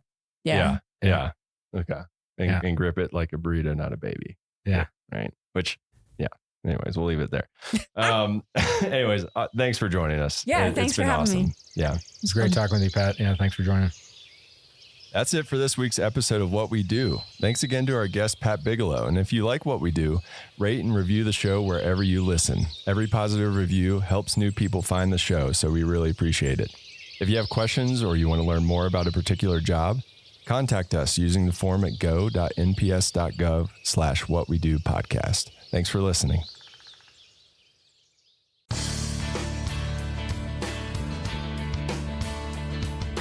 Welcome. Thanks for tuning in to this USGS Corecast. I'm Marissa Lubeck. The mountainous expanse of the Greater Yellowstone ecosystem is known for the native wildlife of its national parks and picturesque private lands. Grizzly bears live in this area of the Northern Rockies, making it one of the largest strongholds for grizzly populations in the United States. Recent research by the Interagency Grizzly Bear Study Team provides new insight into grizzly population dynamics and the hazards that influence bear mortality within this ecosystem. I'm here with Chuck Schwartz, USGS biologist and lead of the study team, to discuss these findings. Thanks for speaking with us, Chuck. You're welcome. What is the current status of grizzlies in terms of an endangered or threatened species? How are they doing with population numbers, and what does this status mean for the Greater Yellowstone ecosystem? Grizzly bears in the continental United States are listed as threatened under the Endangered Species Act. They were listed in 1975 and remain listed today. Grizzly bears in the Greater Yellowstone ecosystem were actually delisted in 2007, but they were put back on the list following a decision from the district court judge. Bears in Yellowstone represent one of 6 populations in the United States that still exist today. They've been eliminated from about 98% of their historic range, and they only occur in smaller pockets in a few remaining mountainous areas of the western United States. In Yellowstone, there's probably somewhere around 600 grizzly bears, and the population, since it was listed, has been growing at a rate of about 4 to 6% per year from about 1975 through today. They now reoccupy habitats in the ecosystem where they were basically eliminated in the late 18 and early 1900s. Previous grizzly studies have suggested that human activity can affect bear populations in certain ways. What new findings about grizzly hazards have come from your recent research, and how much of a role do people play? One of of the things that we know for grizzly bears in general, and this is pretty consistent across all of North America where grizzly bears or brown bears live, is that if you're a bear and you're no longer dependent upon your mother for care, so excluding cubs and yearlings, there's about a 90% chance that your cause of death will be directly associated with humans. Bears die in accidents on roads. They're killed in defense of life or property when they get into trouble with people. Agencies go in and remove them if they're in conflict for livestock killing or damaging property. And so what really drives bear demographics is humans. What our studies show, and they repeat some of the previous work, is that roads in developed areas, for example, impact grizzly bears. Essentially what we did was we took radio-collared bears, we looked at where those bears lived, and then whether they lived or died during our period of study. And took the bear's home range, and essentially what we showed was what we call human disturbance variables strongly influence whether a bear is going to live or die. And so bears that live in very secure areas that have little or no road density or very few developed sites in the form of campgrounds or lodges or facilities that have attractants for bears. Bears that live in areas that don't have these human developments typically have very, very high rates of survival. As the amount of human development increases, it becomes more hazardous, and they tend to die at higher rates. Some of the new findings that we have shown is that ungulate hunting also is hazardous to bears. We know, for example, that an important food of grizzly bears is ungulate meat. And so in one way, when a hunter kills an elk and cleans that elk, bears use that as a food source. So that brings bears into close proximity with hunters, and on occasion they do get into trouble. They are killed in defense of life. Rural development in the form of ex-urban or outside of urban areas also increases the hazards for bears. And so when we have large ranches, for example, that have been maintained as open space for agriculture, but the human activity on that land is very low, when those lands are developed into ranchettes divided into 40-acre parcels that each get a house, it also becomes much more hazardous for grizzly bears to survive in areas like that. There's a saying that biologists have is a fed bear is a dead bear, and so these kinds of developments just increase the probability. As far as natural hazards are concerned, is cubs and yearlings, which are dependent upon their mother for care, face a different suite of mortality agents. And what we typically see is if you're a young bear and you're going to die, you're more than likely going to die from natural causes. There's starvation or predation.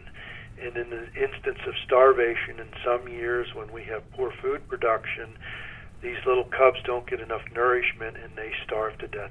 The other thing that we see is more predation. And in the world of bears, cubs and yearlings are vulnerable to being preyed upon by large adult males. You mentioned that you used years of bear tracking information from collared bears to come to your conclusions. Can you tell me more about how this information was acquired? The grizzly bear study team is responsible for monitoring the grizzly bear population in the greater Yellowstone ecosystem. And one of the ways that we do our monitoring is we capture and radio collar a sample of bears. So we trap every year and we try to catch a sample of random bears from the population. We then put radio collars on those individuals and we track them through time. That's what allows us to get a very clear understanding of how bears use the environment, what factors influence rates of reproduction and survival. And so we can look at a female in the fall and determine whether she's weaned her offspring, and then determine the following year if she's produced a new litter of cubs, how large that litter might be. That's basically how we track the demographics of the Yellowstone bear.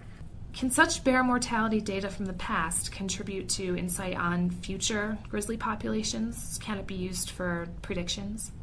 We can't really predict, but we can project what the future might look like based on information from the past. And as long as systems don't change dramatically, those projections provide some insight and guidance to managers on what they might need to do or consider for maintaining a healthy bear population in the future. How do grizzly population dynamics in the somewhat remote Greater Yellowstone ecosystem affect people and places on a national level? The Yellowstone ecosystem is one of the last remaining intact temperate systems in the continental U.S., and as such, it has a large amount of wild lands where we still have healthy populations of large carnivores, including grizzly bears, black bears, gray wolves, cougars. And one of the things that we know about bears is bears are very popular animals. There's millions of people that come to this system every year, and one of the reasons they come is with the hope of getting to see bears and wolves in a natural state. And so maintaining these large systems like that in an intact fashion, I think, is important to people in our country. Thanks for taking the time to speak with us today, Chuck. Thank you.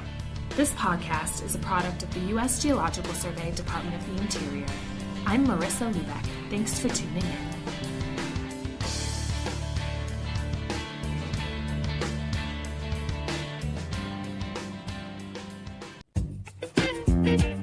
Welcome to Core Facts, where we're always short on time and big on science. I'm Brian Campbell. Today's question is, why is Yellowstone called Yellowstone? Contrary to popular belief, Yellowstone was not named for the abundant yellow-colored rhyolite lavas in the Grand Canyon of Yellowstone that have been chemically altered by reactions with steam and hot water to create vivid yellow and pink colors. Instead, the name was attributed as early as 1805 to Native Americans who were referring to yellow sandstones along the banks of the Yellowstone River in eastern Montana, several hundred miles downstream and northeast of the park. And now you know. Join us again every week for a new Core Fact. For other Core Facts, or for Corecast, our in-depth science podcast, go to usgs.gov/podcasts. If you'd like to have a question featured on our show, give us an email at corefacts@usgs.gov or a phone call at 703-648-5600. Remember, long-distance fees do apply. Core Facts is a product of the U.S. Geological Survey, Department of the Interior. Okay, Andrew, it's summertime as we're recording this. Oh. But I want to rewind the clock to mid-May of this year. Think cool air or drizzling rain, spring. Okay, I'm with you. This May, I volunteered with the Harlequin Duck Project, and we were trying to capture ducks on Upper McDonald Creek. And as we talked about in the Goat Hunt episode, you catch them by stringing a net all the way across the creek and trying to catch them as they fly down. But with all the melting snow in the spring, that creek is flowing too fast to safely walk across. So a few people and one end of the net get carried across to the other side in a raft. So did you get to go across the creek? Well, no, I stayed behind to help spot the birds with binoculars. But at the end of the day, everyone on the other side had to come back, and I volunteered to help catch the raft and pull them to shore. The raft, really conveniently, has a handle on the bow that helps you grab it. And I leaned over to grab it, totally missed, and fell face first in McDonald Creek.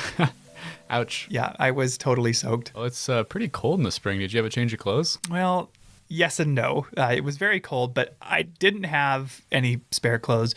But the volunteer paddling the raft that I failed to catch had a spare pair of long johns, and despite my insistence that I'd be warm enough, made me go change into them. So you had warm legs and a bruised ego, but isn't this episode about many glaciers? Okay, let me finish. That volunteer's name is Gerard, and I'd met him before because he drives a school bus for some of the local students I've led on field trips, but through the Harlequin Project, I got to know him a little better, and a few weeks later, I had the chance to get him in the studio. Yeah, my name is Gerard Bird. I'm born and raised about 9 miles from Glacier National Park in a little town of Martin City. He's the sort of wonderful person that seems to know everyone and can do anything. What were you doing just before this interview? We were helping band songbirds, trapping and banding. I think he volunteers with every single wildlife research project in the park. We started about 12, maybe 13 years ago, helping out with the Wolverine project, got involved, and we put in roughly 175 backcountry miles. Did you make him come into the studio just to return his long johns? No, he's got wonderful taste in long underwear, but that's not why I wanted to talk to him. I wanted to talk to him about a trip he did with the Glacier Institute in 1986. Glacier Institute was founded in 1983, started working in 84. I came on board in 85. I'm a school bus contractor. They were looking for someone to transport students around the park, specifically up over Logan Pass. Wait, so what is the Glacier Institute? The Glacier Institute is one of the park's 3 official partners. They offer hands-on, field-based learning opportunities for both kids and adults all throughout Northwest Montana, and they do a lot of work here in Glacier. There was grizzly classes, flower classes, and then some geology classes, which included glaciology as well. And this one particular class, we were hiking into Grinnell Glacier, and it was a geology class, but one of the founders had wanted us to go and meet this gentleman that was given, I can't remember where he was from now, but anyway, he was giving a speech on Grinnell Glacier. And so the guy's name was Bob Anderson, and he was a geologist with the California Institute of Technology. And he wasn't just giving a talk on Grinnell Glacier, he was giving a talk in Grinnell Glacier. He had an access point that we were able to enter underneath this glacier. Into an ice cave. It was about maybe 3 foot high, and it kind of went back maybe 20 some feet. And the times I've spent in other park units like Mammoth Cave National Park, one of the biggest takeaways was just how dark it got. Like, what was the lighting? Oh, straight up. I mean, it's no different than a regular cave.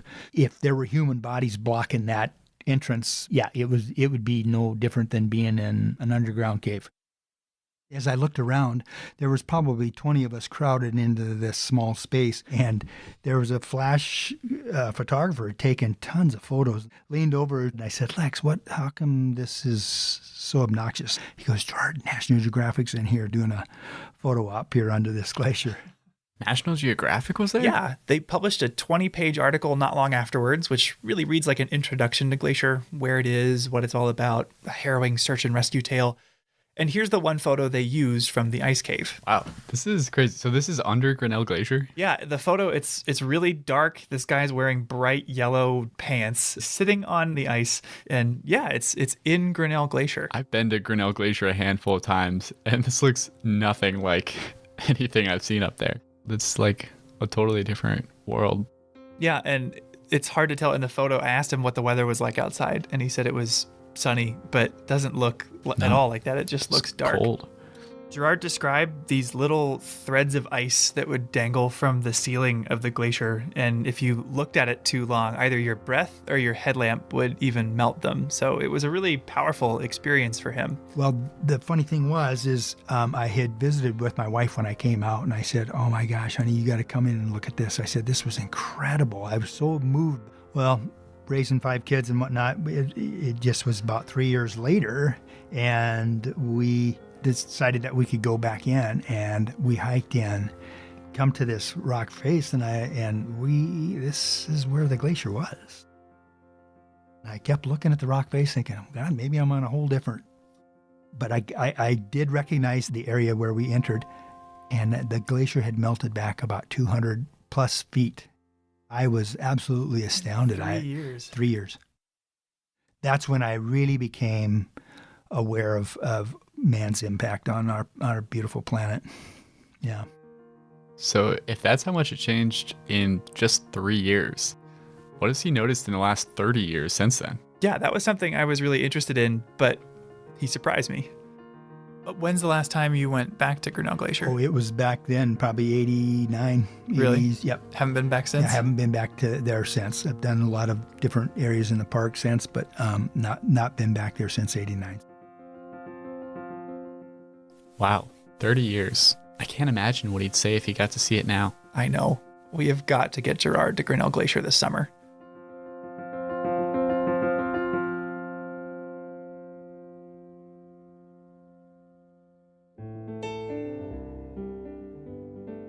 Welcome to Headwaters, a Glacier National Park podcast. Brought to you by the Glacier National Park Conservancy and produced on the traditional lands of many Native American tribes, including the Blackfeet, Kootenai, Salish, and Gillespie people. We're calling this season The Confluence, as we look at the ways that nature, culture, the present, and the past all come together here. I'm Michael. I'm Andrew. And we're both rangers here. And today we're going to be taking you on a journey to the Many Glacier Valley. Nestled in the northeast corner of the park, Many Glacier is one of its most spectacular destinations. I know every time my family's come to visit, we've made a point of taking Highway 89 on the east side of the park just to get there. Typically, the road is open from mid-May to late October, but the high elevation trails have a much shorter season because they're only reliably clear of snow in August. According to longtime Many Glacier Ranger Bob Adams, there are two trails in particular that people come here to see. Today, that would be the Grinnell Glacier Trail, and that would be the Iceberg Lake Trail, which is... This area is popular, like really, really popular. But there are lots of people, roughly 600 or more a day. That 600 is on each trail. So this isn't the place for solitude? Not exactly. And to make it even more extreme, Bob sometimes has to close one of those trails for bear activity. And if the Iceberg Lake Trail is closed, then... You'll get 900 people on the Glacier Trail. 900 people on the Grinnell Glacier Trail? So that may not be what you want. It may be exactly what you want because you maybe feel safety in numbers. That's a false assumption, but people make that assumption. Why do so many people come here? I asked Diane Sine.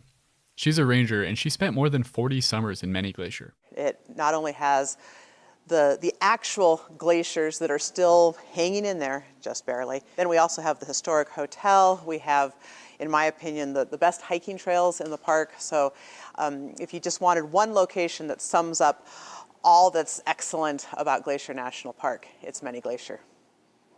And yes, this is a commercial for Many Glacier.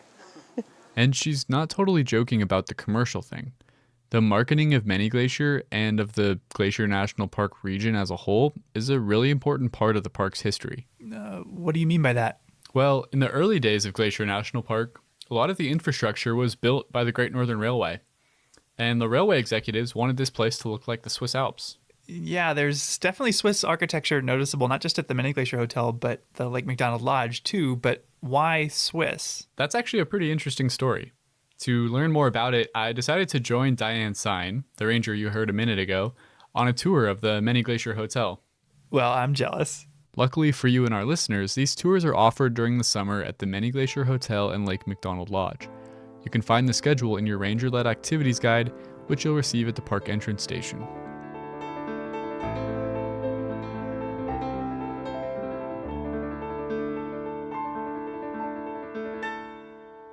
Well, welcome. My name's Diane Sine. I'm a seasonal ranger here with the National Park Service. I have done this for a whole lot of summers. This is our daily walking tour of the historic Many Glacier Hotel. So before I start... She told us about how she first fell in love with Many Glacier as a child on a family camping trip. And all through college, worked here in the summers as a singing waitress. Wait, she was a singing waitress? Yeah, as she tells it, in that era, all the employees at the Many Glacier Hotel were hired to staff the regular hotel positions because they all had music or drama backgrounds. And as a little girl, just starting out as a cellist, I thought that's what I want to do. Why did they do that? Well, in those days, the Many Glacier Hotel was a bit beat up and weathered. So, to attract guests, the manager decided to use music. Well, why have I never heard Diane sing at the hotel? Well, she's not a singing waitress anymore. After those summers singing and waiting tables, something changed deep inside of her. After having worked here for 4 years for the hotel, my life was warped. I was hooked on this place, and I figured out how to become a park ranger. And once Many Glacier wormed its way into her life, it never left. Along the way, I met my husband, who was another ranger here. We got married at Lake Josephine, had our wedding reception here at the dining room of the Many Glacier Hotel.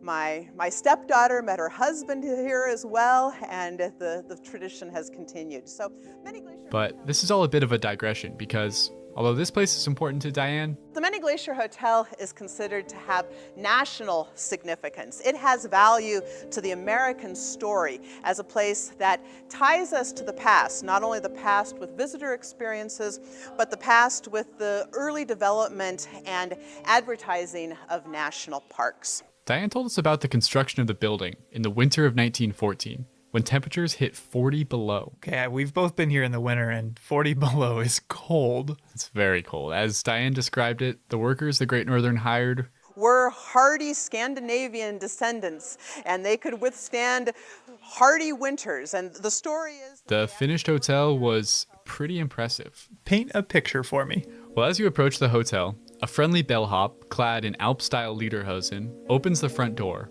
and offers refuge from the harsh winds of the valley in the warmth of the lobby. Wait, okay, lederhosen? We'll get back to that in a minute.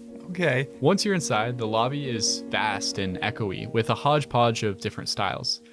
A massive copper fireplace anchors one end, while the other opens up to an elegant spiral staircase. Naturally, your gaze will be drawn up as your eyes trace the giant Douglas fir beams towards the ceiling.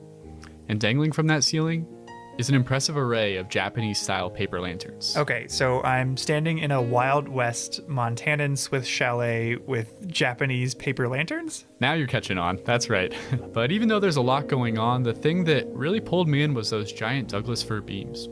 And according to Diane, this was their intended effect. The idea behind the design of both this Many Glacier Hotel and the Glacier Park Lodge at East Glacier, they were originally referred to as big tree lodges. The idea is that you can be down here in the lobby and you can actually feel like you're in the forest with the trees rising above you.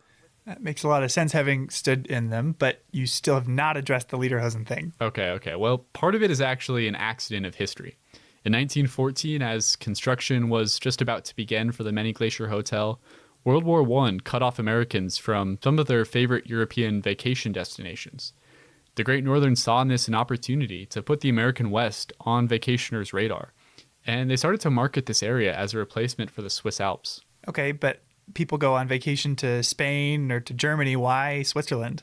Well, as Diane tells it, Louis Hill, who at the time was the president of the Great Northern Railway, just really liked Swiss architecture. He had a home outside St. Paul where his family would go for winter getaways and ice skating parties, and that home was designed as a Swiss chalet.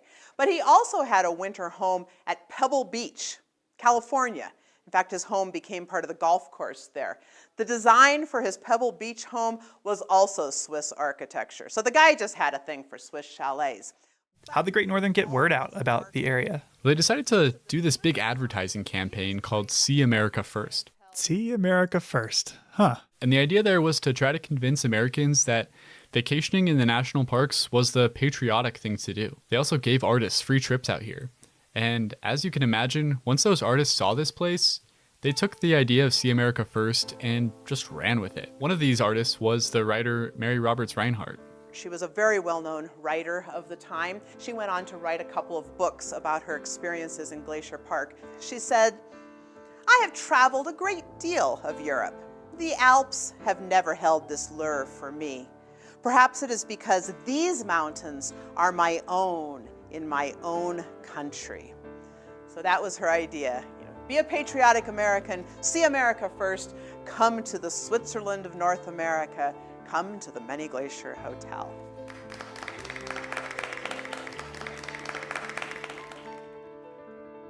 Okay, so this marketing campaign is why we have all the Swiss buildings around Glacier. Exactly, and it's had a pretty big impact on the way people use the park even to this day. But it also starts to get at something that's really central to the mission of the Park Service. What do you mean? Well, we're supposed to be preserving these places for future generations, but our mission is also to allow for their enjoyment today. That can be a tough act to balance. Okay, I see what you're getting at. People come to Many Glacier to see the bears and the glaciers and to feel a sense of wilderness, but their very presence alters those things. Right, the Many Glacier Hotel and the marketing around it got a lot more people to come out and enjoy this area. But it also changed the character of the valley. When people and nature come together, both are changed by the encounter. But that's not always a bad thing. Certainly not. Encountering the natural world is an important way that we can learn and grow as people. I know that hiking here in Many Glacier has changed both you and I, but in our next story, I'd like to look at a way that we collectively as people have changed Many Glacier as well, although we might not have meant to.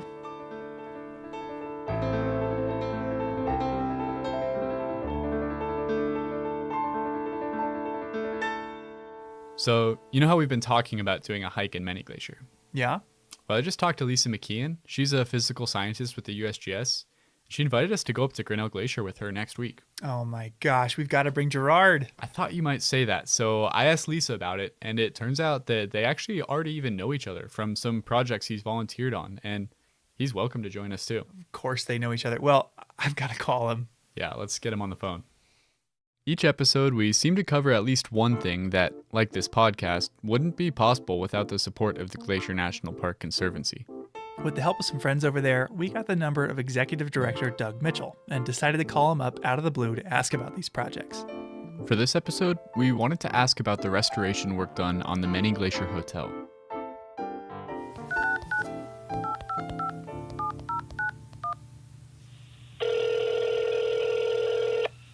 Glacier Conservancy, Doug Mitchell speaking. How can I help you? Hey Doug, it's Andrew and Michael. How you doing? Hey guys, great to hear from you today. Likewise.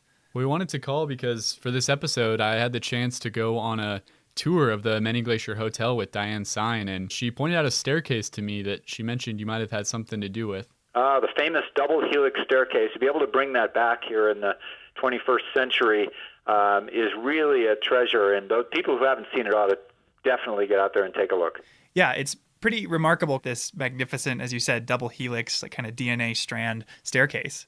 Yeah, you know, we joked a little bit around here that they need a T-shirt for the lodge that says history, it's in our DNA. And history really and historic renovation is in our DNA here at the Glacier Conservancy as well. And that is a property at Many Glacier that had fallen in disrepair. And actually some had talked about tearing it down. And what a great decision not to. Absolutely. Has the Conservancy had a chance to be involved in any other historic preservation projects in the park? We really have spent a lot of time and focus on that because really our future is part of celebrating our past. There's a lot of different kind of places that we've been able to help, like the Wheeler Cabin and the Sperry Chalet, of course, and the Walton Ranger Station. And those kinds of historic preservation projects are ones that we've been very proud to be involved in over the years and really, we think, add to the fabric of this great tapestry that makes up Glacier National Park. Well, thanks for making the project possible in the first place, and thank you for taking some time out of your day. Absolutely. Thanks, guys. Call anytime. All right. Bye, Doug. All right. Cheers. Before the break, I found out that I had a chance to get Gerard back to Grinnell Glacier for the first time in 30 years. So I called him. Naturally, Gerard's a busy guy, so I didn't get a hold of him the first or second time I called. Hey, Michael, Gerard here. Yeah, I haven't forgot about you. I had you on my list. But after playing voicemail phone tag, I reached him and invited him to join us. Well, we're going on Tuesday with Lisa McKeon, so you're certainly welcome to tag along on that if you want. I would love to. I'll have to look at my calendar to see what's on there, but that would be a wonderful invite. Thank you. The next day, he shot me an email. He could make it.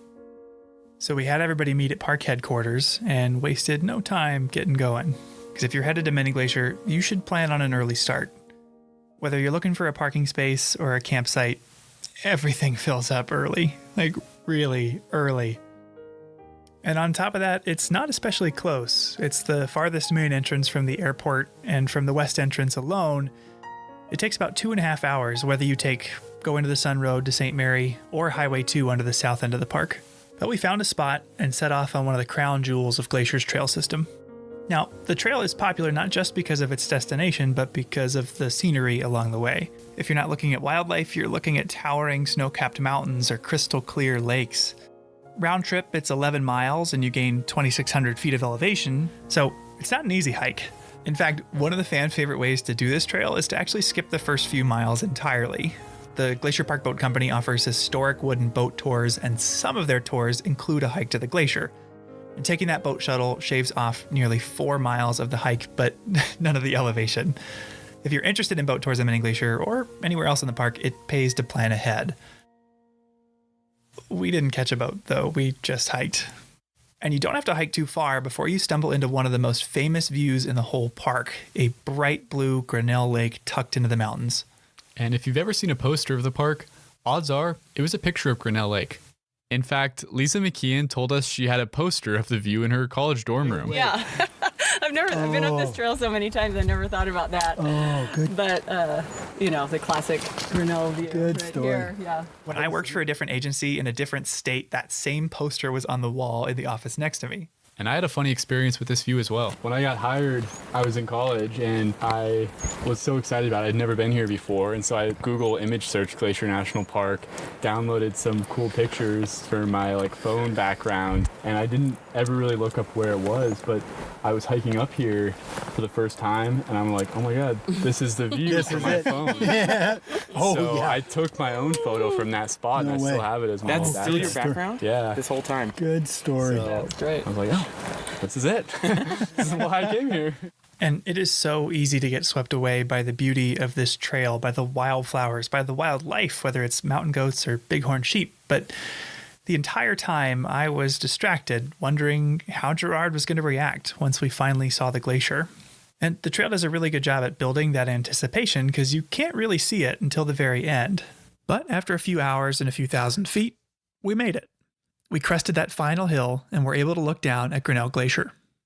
And it was the first time any of us had seen it that year, but for Gerard, it was the first time seeing it since the 80s. All right, Gerard, what's the big reaction to this big view? That's our producer, Daniel. There was just more snow and ice here. Right here, there was no snow. Gerard's a guy who always has something clever to say. I had never seen him at a loss for words, but he stood there for a minute, stock still, staring out at the ice in disbelief. Holy cow.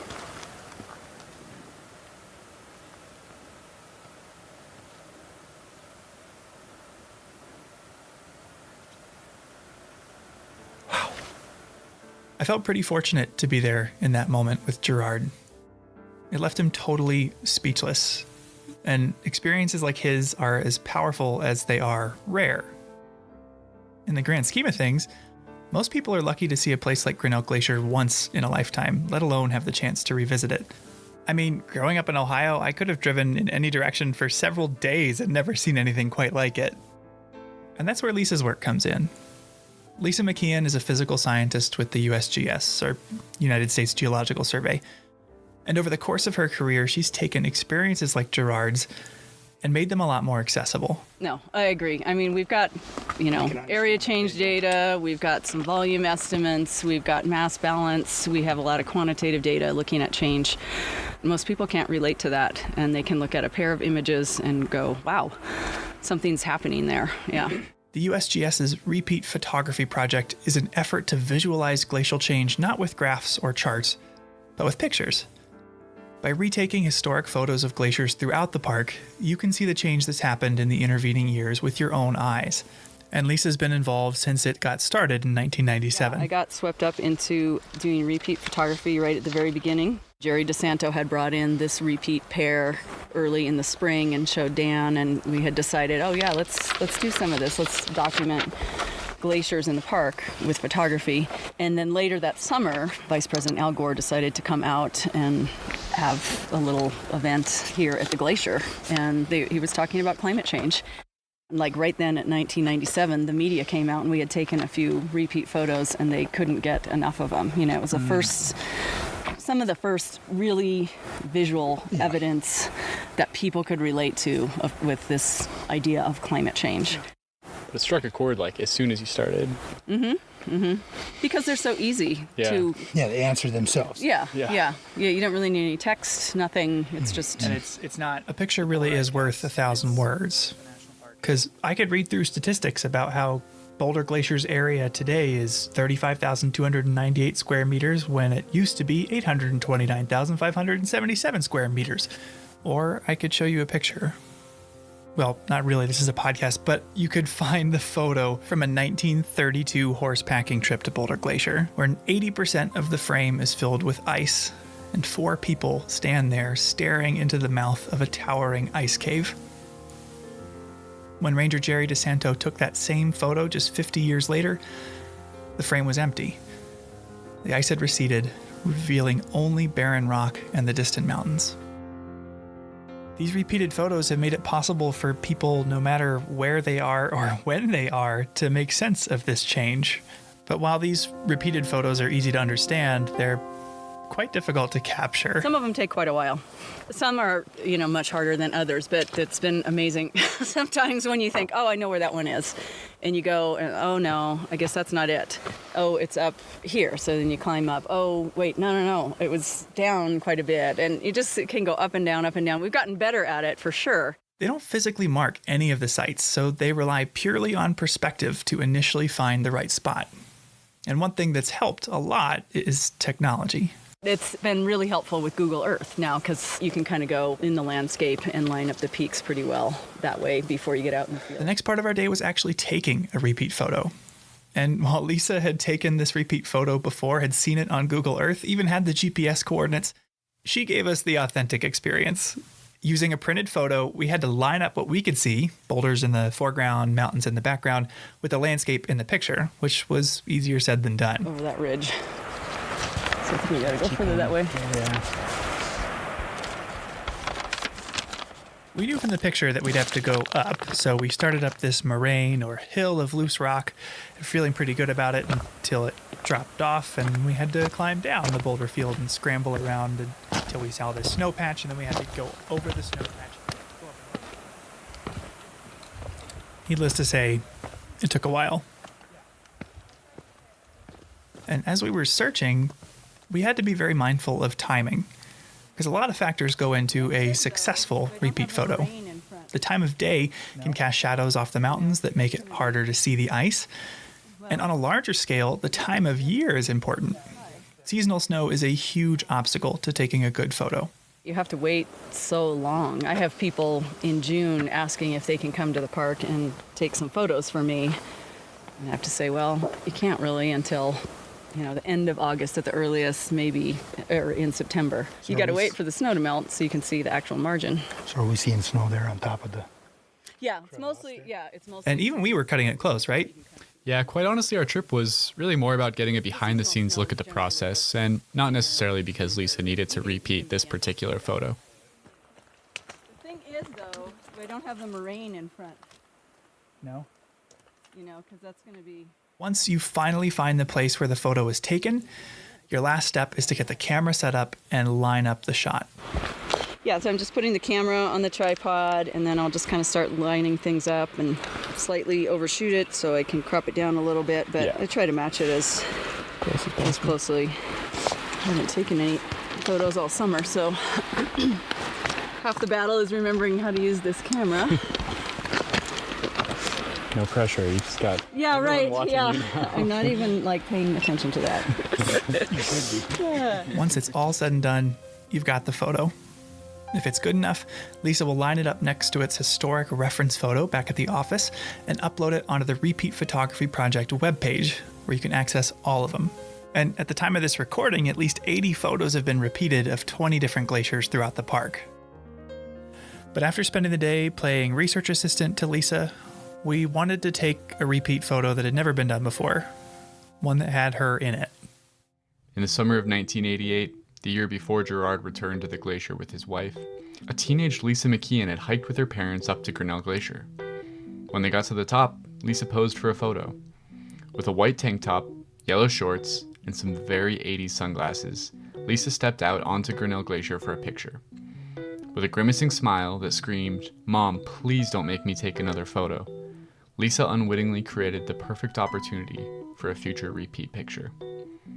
So, Michael, when I pulled out that photo of Lisa up at Grinnell Glacier, that was your first time seeing it, right? Yeah, no, it was. And it took me a second to even figure out what the photo was of, let alone who was in it.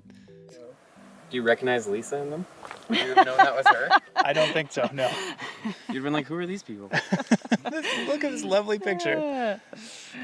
What if Gerard was in the background? That's right, wouldn't that be cool? He's down below us, somewhere in the cave, going, woo. I tried to find the spot for Lisa to stand and recreate her vacation photo, but I ran into a problem. The lake. Spent the last 10 minutes or so trying to find this other spot that we have from one of Lisa's photos from the 80s. And I keep coming further down this way, and I still think we've got to go a lot further that way to get to the spot. I think where you were standing is in the lake at this point. Yeah, I would guess. So I don't think we're going to be able to get you back to that spot. Yeah, I know, right? Right? Finding the nearest dry spot to where she had stood in 1988, Lisa replicated the pose and grimacing smile. Daniel started to wonder if these photos might be used someday too.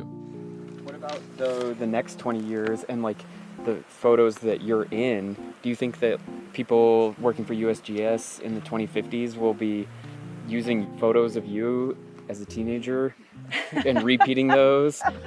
I have not submitted these to the archives yet. Who was that babe? We'll see. I'd probably rather have those submitted than now. But certainly, I mean, it's really exciting thinking the photos I'm taking now will certainly, be used in decades to come. This place has meant a lot to Lisa.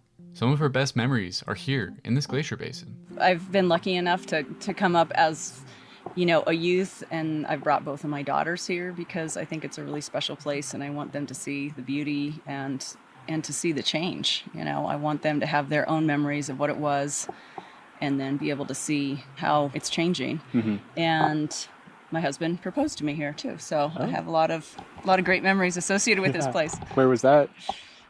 I think it was right down on some of these rocks here, actually. I don't even remember. Straight around the corner. Exactly, the spot, yeah. Beautiful piece of slick rock like this.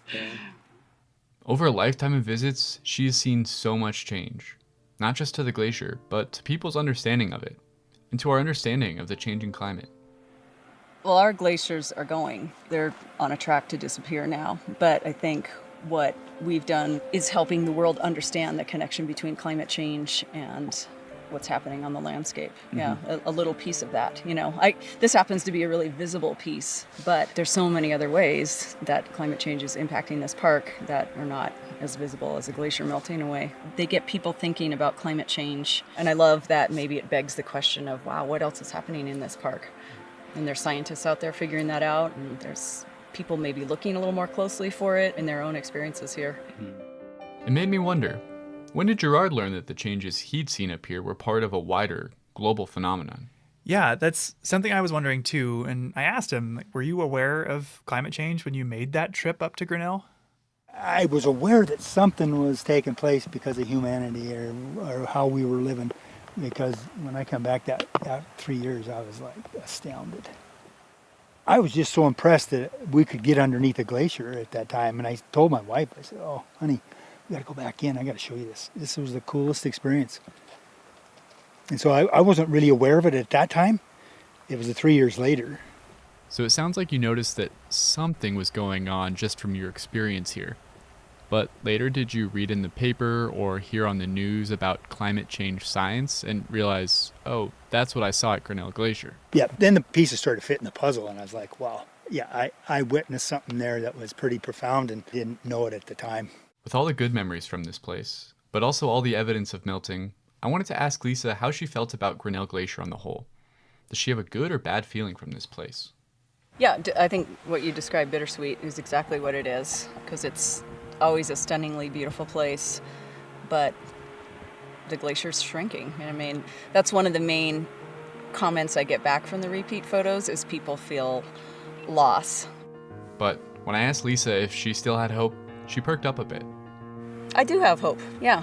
I mean, like I said, I don't have hope that these glaciers are going to last here, but I'm hopeful that climate change is not going to be the end all for this planet.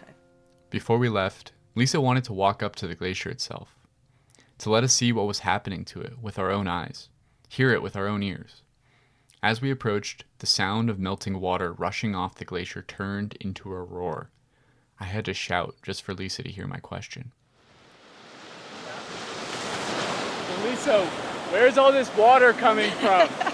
It's coming from the glacier, every bit of it. It's melting off the glacier.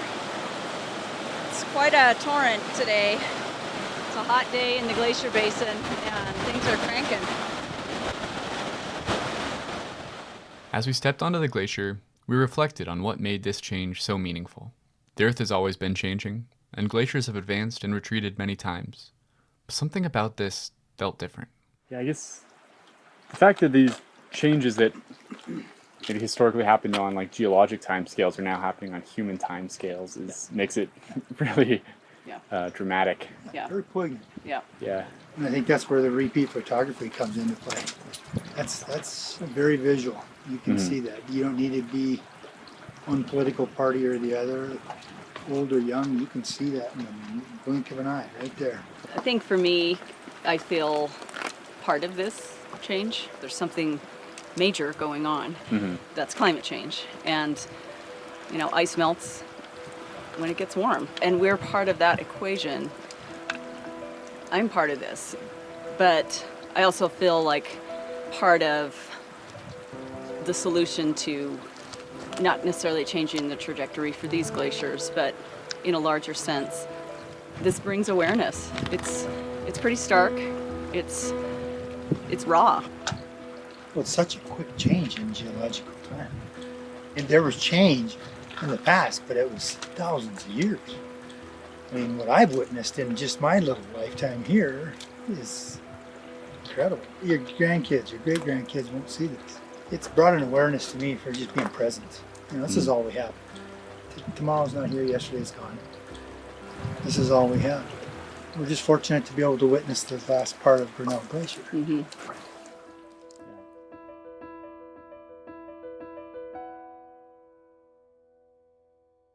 That's our show. If you're interested in learning more about the USGS Repeat Photography Project, climate change, or interested in getting to Grinnell Glacier yourself, we put links in the show notes for more info. Thanks for listening.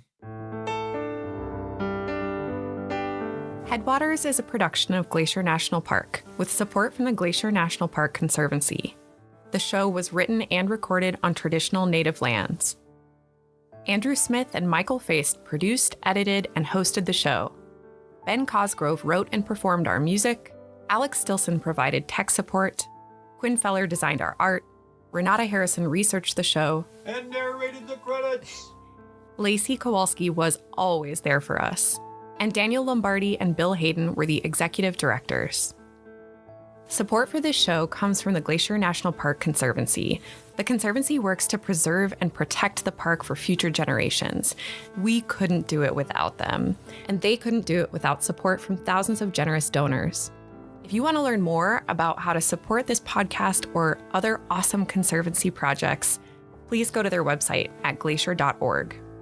Of course, you can always help support the show by sharing it with everyone you know, your friends, your family, your dog, and also leave us a review online.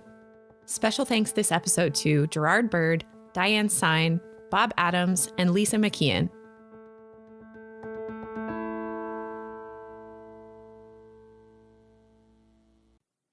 Hey, you rockin' Rockyites. Welcome to episode 10 of season 1, which has 10 episodes total, which means, you guessed it, this is sad face, the last episode for this first inaugural season of the Rocky Mountain National Podcast.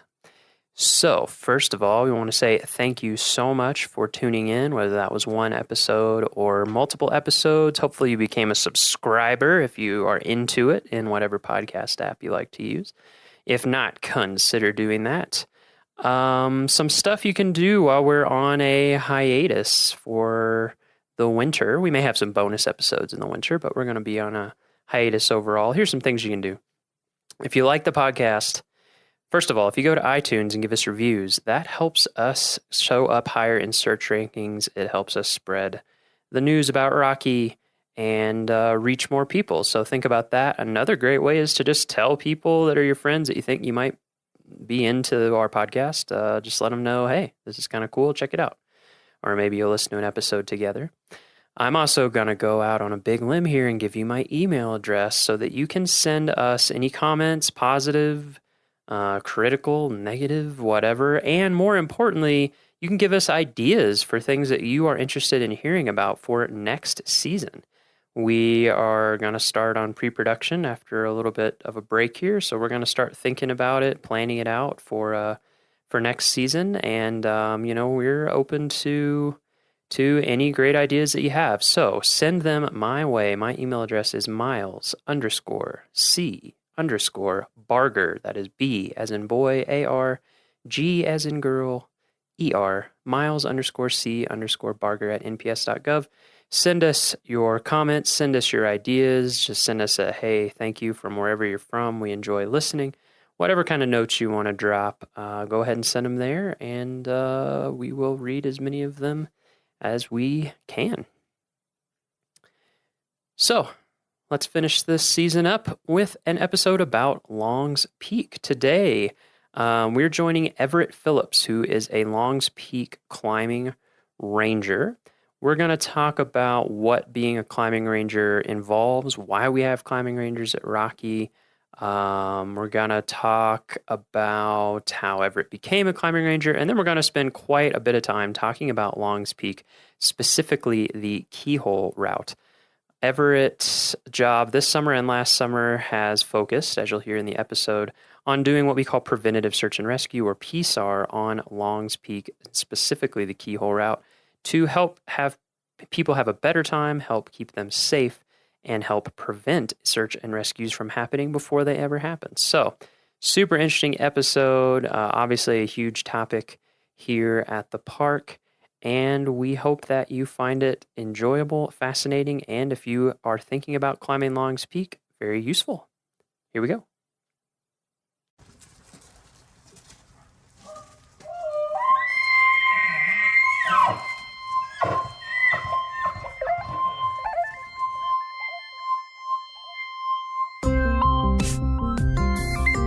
All right, let's get started. We're here. We don't need to say where we are because we're in my office. That's boring. A lot of times we record it outside, but we're not recording at 13,000 feet. Yeah, being in an office is novel for me, though. That's true. It's exciting to me. All right, we're in a novel environment here in an office in the indoors. Gonna do an interview. So, if you could tell us your name and your title here at the park. So I'm Everett Phillips, and I'm one of the climbing rangers on the East District in Rocky Mountain National Park. East District, so the Estes side. Yeah. So climbing ranger, we haven't talked about climbing rangers yet on the podcast, so maybe we can do a little overview of that program before we dig into what you specifically do. So how many climbing staff are there here in the park? There's 8. 8. 2 of us are here year-round, and I'm one of the 6 who are here seasonally, so from May until the end of October in my case. And our role, it's Rocky Mountain National Park, so it's rocky, and we have a lot of spectacular mountain terrain here, and that terrain is inaccessible in part for many visitors and many employees because of its precipitous nature. So we have a visitor use group, mountain climbers, that access that terrain for recreation. And when they get in trouble, or perhaps when they impact the resource, the park has to become involved with that terrain, either to go rescue them or to maybe make regulations. A great example would be if a cliff is closed for nesting raptors, you need some people who could get up there to tell people to leave that terrain or to post signs. Gotcha. So basically we have, as anyone who's been to the park knows, a lot of steep terrain, right, especially on this side of the park, but on both sides of the park, a lot of steep terrain. And we have people who like to climb it. And so we need people who know what they're doing to get up there and help them out and talk to them, and also to know the community, right? And to know the concerns and to know all those sorts of things. Yeah, that definitely is part of the job. When I first began working with the Park Service, I was on the rescue team in Yosemite, and we were volunteers, and kind of having your fingers on the pulse of the climbing community helps in doing the job. All right, so you're a climbing ranger. What is your position specifically? Well, I was hired 2 years ago, mostly to focus on Long's Peak, and specifically to focus on the Keyhole route, which is probably our most popular mountain climbing adventure in the park. almost 10,000 people come out here every year just to try Long's Peak. And the climbing route's accessible sort of people with advanced hiking skills, but it's not just hiking, it's mountain climbing. And so the park definitely, at the very least, has a duty to inform people of the hazards that they face going up there. And definitely we do quite a few rescues related to the Keyhole route. So I'm here to talk to people about what they're getting into, be available to answer questions when I'm out on the mountain, and then be where I put myself in a good position to respond for rescues on the upper mountain, especially. Right. So as much as you have a typical day, what does your typical day look like, to paint the picture for listeners? Because it's even to me, someone who works in a park, it's pretty cool. The foundation of my job is having an intimate understanding of the mountain, which requires going up there regularly because conditions change so often, and the experience and the hazards are completely dependent on those conditions. So my bread and butter day is to show up for work sometime before 7 a.m. and get a pack together and go start up from the Longs Peak trailhead towards the summit using the Keyhole route, and be available to talk to people along the way. Sometimes you end up going all the way to the summit because it's a nice day and conditions are in your favor, and you don't get sidetracked by some other project or a rescue or something of that nature, and then maybe descend a different way. Clark's Arrow is another good route that you can do alone as a climbing ranger. But that allows you to do a few things. One is get our safety message across to the visitors who are actually climbing the mountain. The other thing is I can take photos of the route to post on our conditions blog, and that helps people understand whether it's icy or whether the rock's dry, what sort of equipment they might need to bring. That's really what I should be doing at least 2 days a week. Sometimes it's more, sometimes it's less. Sounds all right. Yeah. So I'm sure people out there are thinking, like, what? You get to climb Longs Peak for your job? That's crazy. I know we can get into we will get into the details of why it's also a challenging job. How long have you been climbing? How long have you been a climber? I've been leading rock climbs, placing my own gear and building my own anchors for just over 10 years. 10 years? Yeah. Where are you from originally? I'm from New York, Westchester County, New York. New York. Yeah. Westchester is New York City, kind of? Yeah, it's the Kinda. bedroom community. Bedroom community? Half an hour and an hour north of New York City on the Hudson. Oh, okay. That area. Was there a climbing community around there when you were growing up? I think in my experience, there's a climbing community just about everywhere. Oh, nice. But the closest rock climbing destination are the Shongunks, or the Gunks, as most people know them. Yep. I haven't been there, but yeah, and I think I've heard that term. That's actually the first place that I roped up and went climbing. The Gunks? Yeah, where the climbs had a name. I was already scrambling around cliffs and stuff in my backyard. I had a few boulders that I could try to summit. Yeah, how did you get into it? Were you always kind of scrambling around as a kid and into stuff like that, or did you have a friend or family member that inspired you, or a movie, or what? I did have a friend of mine. His name was Josh Garrison. We were soccer players on the same soccer team, but he got into Outward Bound. He was an instructor there, and he's been involved in outdoor recreation. And I think, to get into climbing that is more adventurous for you, it's helpful to have a partner to hold the other end of the rope. And I think I got recruited to hold the other end of the rope. And I guess in some ways he opened that world to me. So it was fortunate. Thanks to him. Yeah. So he kind of got you started on it. And what kept you going? Like when you started, what was the appeal? What drew you in?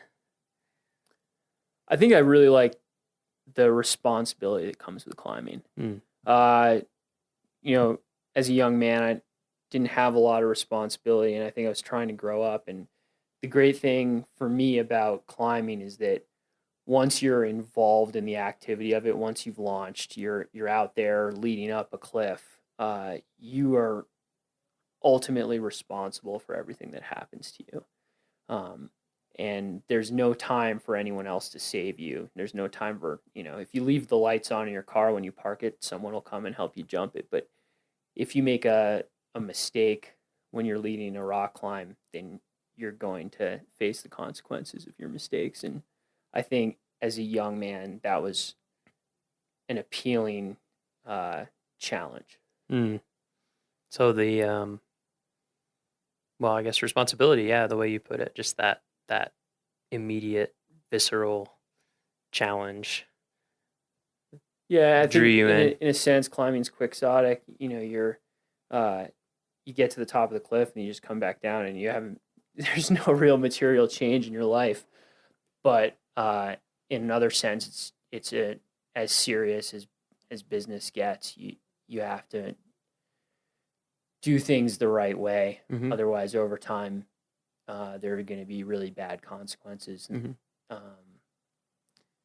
So you're trying to do your best. Right. It demands your best.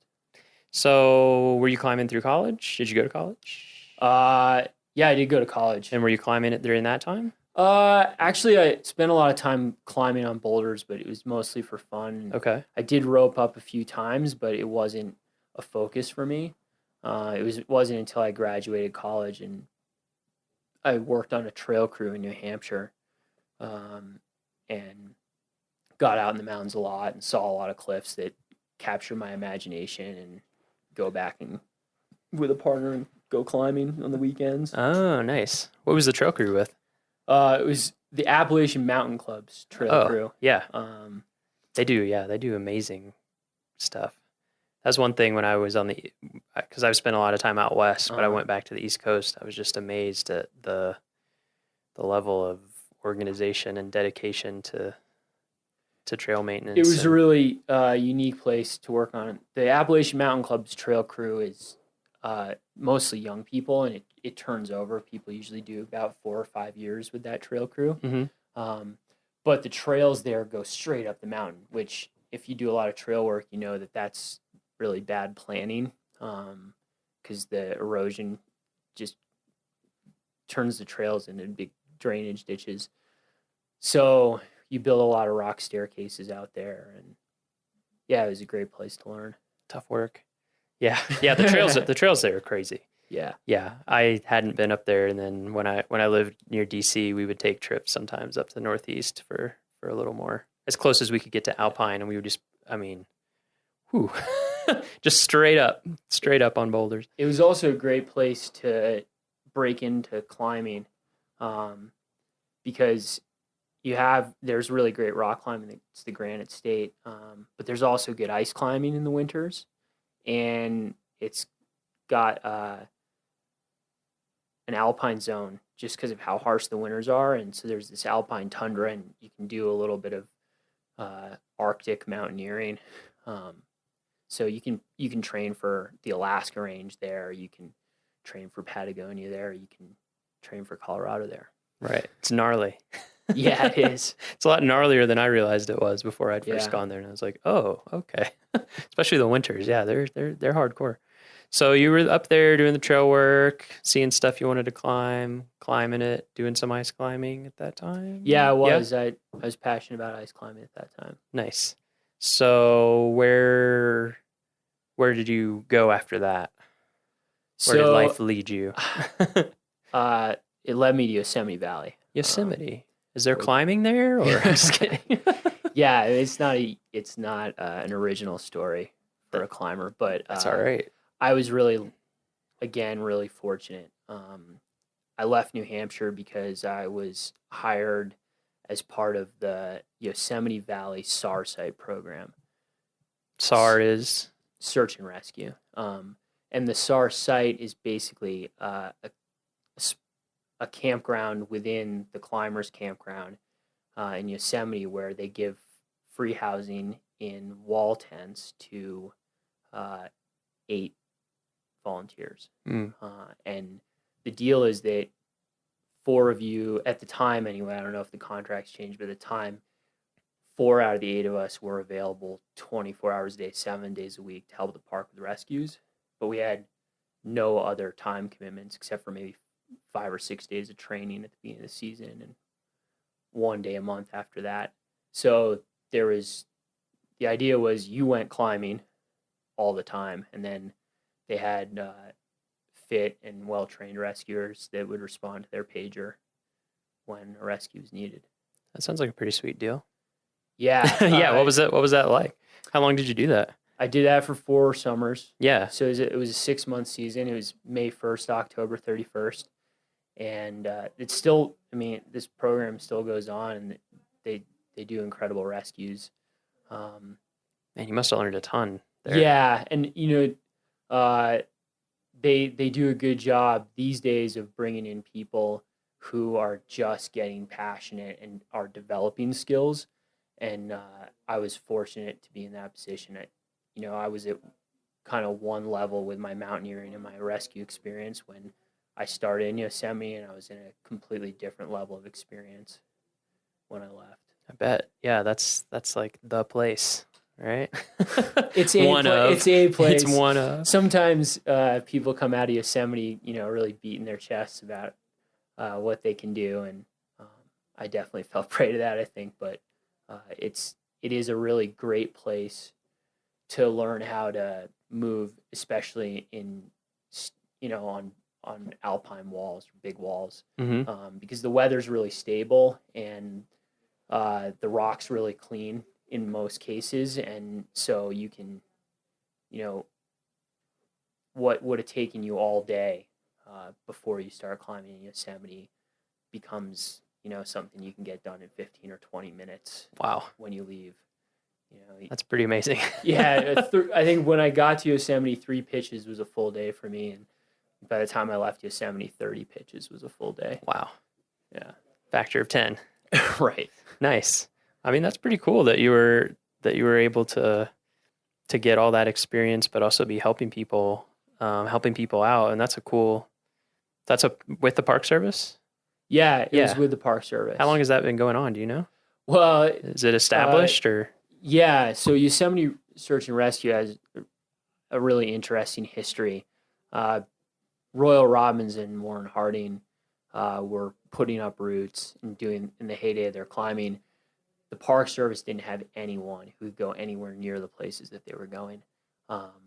And from time to time, those guys and their contemporaries needed rescues. So what the Park Service was doing was going down to the climbers' campground to round up the climbers to go do the rescue. And that makes sense. They're like, so we're not going to do this, but can you guys help us out? Yeah, so the Park Service would provide the logistics, right, and the climbers would do the rescue itself. And so you can see the evolution there, which is that the park nowadays, probably the leaders of the team and the most capable rescuers are park rangers, and they're helped out for manpower and skills and understanding of the routes by the SAR site. They also have climbing rangers in Yosemite as well too, just like they have here, and so they have park rangers who are professionally accessing that terrain all the time. So it started out organically, and now it's kind of become part of the institution there. Yeah, that's super interesting to me. I'm not a climber, so it's fun to learn about all this stuff. So you would do that in the summer. What would you do in the winter? I've been a ski patroller for the last 9 winters, which for anyone who's interested in work in the mountains, doing adventure sports like skiing or climbing, and also for anyone who's interested in rescue work, I think ski patrolling is the best. It's the most fun. It gives you the best experience. Yeah. Where did you do ski patrol stuff? Started in New Hampshire when Mhm. I was on that trail crew. I worked at a little ski resort called Attitash and did a ton of medical stuff. You know, the slopes are icy, the terrain parks are big because the snow's not great. And so just running sleds and splinting broken bones. Were you an a lot. EMT I was an then? EMT before I started that. I did a Okay. wilderness EMT. That's what got me my job on the trail Oh, crew. cool. And it's what Man, I got would- me my job as a ski patroller. So That's I something learned that I've wanted to do, wilderness EMT. 'Cause Yeah, I've done the well, Wolfer, and I was like, recommend oh it- man. I will recommend the wilderness EMT class to anybody. You know, it's been a great investment for me, but also it's just really interesting. And I think that if you spend a lot of time taking risks, you know, whether you're skiing or hiking or climbing, you know, I think the wilderness EMT is just great education for what to do if something bad happens. But I think it also convinces you that something bad will happen at some point, you know? Yeah, I had that experience in my wilderness first responder for sure. And I was just like, oh, okay. Just makes you much more aware of what can happen, and also how hard it can be to really help someone or get help, even if you're not, quote, that far from a trailhead, unquote, it can be a long way. Yeah, it continues to amaze me how challenging mountain rescue is. I think every time I think I have it down or that I'm super capable, then there's a rescue that surprises me, ends up being more challenging than I expected. It's definitely not short on challenges. Yeah, I mean, I was amazed just how hard it is to carry someone in a litter. Like, it's exhausting. And just Yeah. how many people it takes, because you have to rotate out. You just get, I mean, if you have the manpower to do it or the person power to do it, you have to rotate out. Yeah, it just wears you out. Yeah, and I think sometimes people, when they think about mountain rescue, it seems glamorous, and you know, you can see photographs of rescuers hanging from beneath helicopters in front of these amazing mountain faces. But the truth of the matter is 95% of mountain rescue is the litter, which is a titanium or steel basket that someone lies down in. You know, hopefully they have some good padding underneath them and a sleeping bag around them and a good splint and maybe some pain medication while they're taking the ride. But that sits on top of an ATV wheel that has a welded frame that attaches to the bottom of the litter. And that kind of, in the best case scenario, rolls gently down the trail. But if it's a long litter carry out or people are tired, then sometimes it bumps down the trail. But that's you know, if you're committed to this business in the right way, I think you'll probably do more of that than anything else and take pride in it. Right. Yeah, and I really, when I did my class, I really appreciated the instructors being really like focus on your patient comfort, focus on, you know, minimizing their pain and doing further injury, and like keeping that focus, even if it's hard, even if you're tired, even if it's cold, you know, whatever. Which I mean, it makes sense, of course, but Yeah. you know, it was really, I just never thought about it in that way. It really changed my perspective in a good way, I think, about like, you need to work really hard to help this person be not just get them out, but like help them be as comfortable and keep their dignity and, you know, all these things as possible. I think that's one of the things I really enjoy working here at Rocky Mountain National Park. And not that this doesn't happen other places, but we have a really great medical staff here on our mountain rescue team, and we're really committed to making sure that every single patient that we take care of is getting the best care we can possibly give them. And we do a lot of these wheel outs, and you know, we have great paramedics here that do pain management along the way and give fluids, and it's a great team in that respect. So you were there, you were in Yosemite for 4 years doing that. In the summers, you were doing ski patrolling. In the winters, starting in New Hampshire and then other places. Yeah. I And worked in then- Washington briefly, and Okay. not briefly, for 4 years, and worked in California for 2 years as a ski patroller. So when did you come to Rocky? 2 years ago. So was there something in between Yosemite Yeah, and Rocky? I worked for a year at Mount Rainier National Park. Oh, okay. Nice. A little bit different. Yeah, I mean, Rainier is great because it's got the biggest glaciers in the lower 48, and I didn't have a ton of experience on glaciers there, and coming from climbing on El Cap to walking on these huge glaciers is a big transition.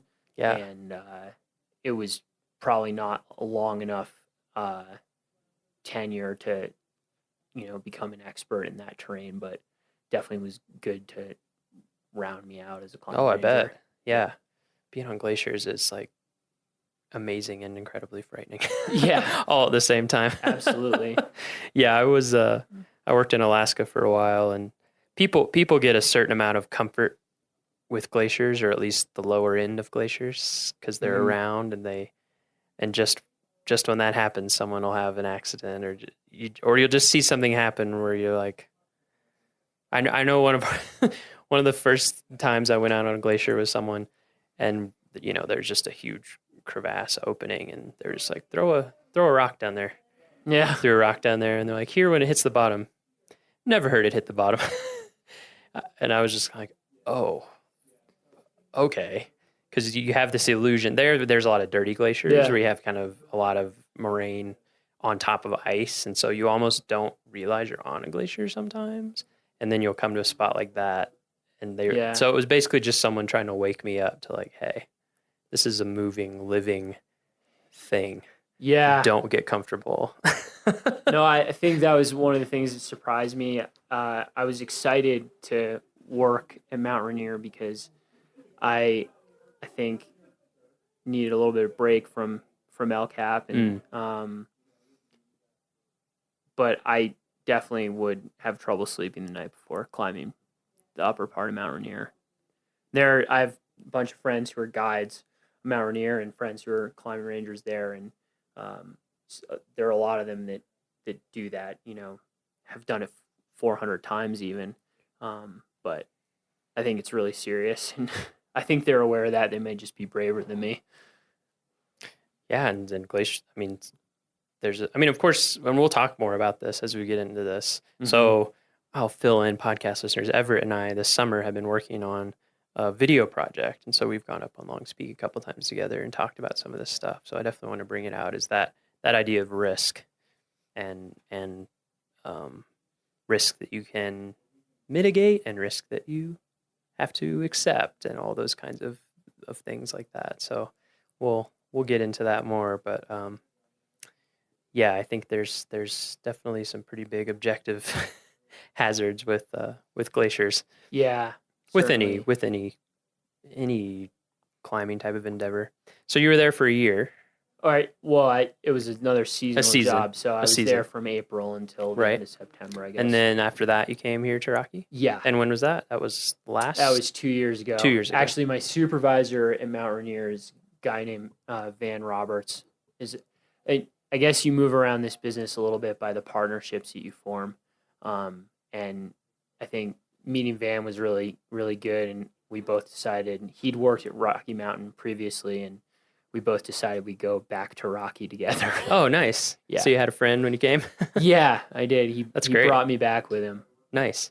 So you came here 2 years ago. Oh man, so much stuff. Okay, so I guess first we'll start with Rocky compared to Yosemite, compared to Rainier. What's the kind of, as a climber and as a climbing ranger or rescuer, what really sets Rocky apart or defines Rocky in your mind? Well, I think what defines Rocky is alpine rock climbing, in terms of my job. So if you had to pick one skill that the climbing rangers here have, is that they're comfortable as alpine rock climbers. There are 3 of them put up an incredible route on Fitzroy in Patagonia. They called it the Colorado route. That was Max Barler and Mike Lukens and Quinn Brett, who are fellow climbing rangers here. And that kind of epitomizes the skill that you should have to do this job. So a comfort in high altitude environment. Yeah, so alpine rock climbing, the best way to describe it is that the activity is still rock climbing, but you have a really long day. It's probably at high altitude here in the park. Most of our alpine rock climbs are between 11,000 and 14,000 feet, or 10,500 and 14,000 feet. So you're contending with the altitude. There'll be something between a 4 mile and a 6 mile walk to get to the base of it. Then you got to do that at the end of the day, and then the rock quality is always something that you have to assess for yourself. It's oftentimes the rock quality is poorer up on the alpine than it is at a crag in the valley. What makes rock quality poor? Well, to a certain extent, it's the rock type. To a certain extent, it's the way it weathers, the direction it faces in relation to storms and the wind, and whether it's in a corner where water seeps or whether it's out on a dry face where the wind keeps it. So clean. is it like how prone it is to fall apart. off And then break I off? think, for me, the most important part is how secure the protection is. So in really good quality compact granite, you can fully trust the pieces of equipment that you put in the rock as you climb past it. But in poor quality rock, they may be worth nothing to you. So you have to be, I think in the alpine, you have to have a better eye for your placements, but you also have to be sure-footed and careful because falling's not always an option. So then going back to Yosemite, Yosemite, it's rock climbing. That's it. It's sunny. The weather's good, but the climbing's really, really hard and really, really intimidating. And so you're just focusing on your rock climbing, really. And then in Rainier, it's glacier mountaineering, which has its own challenges. And like we talked about before, there's a lot of objective hazard, avalanches, crevasses, ice fall. Right. And so here, that the defining thing is the alpine and those long approaches and all, and then weather too. Right. Yeah. Certainly. Here we have super afternoon exposed. Thunderstorms are a big deal during prime climbing season.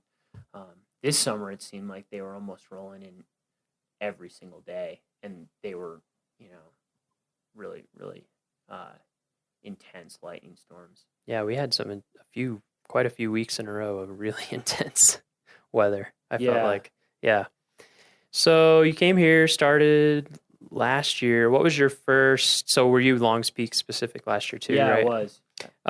So what was was that the first time? When's the first time you went up Longs Peak? Had you done it before? Yeah, it was May 20th last year. May 20th last year. What was it like? It was great. It was early season, so there was snow at the trailhead.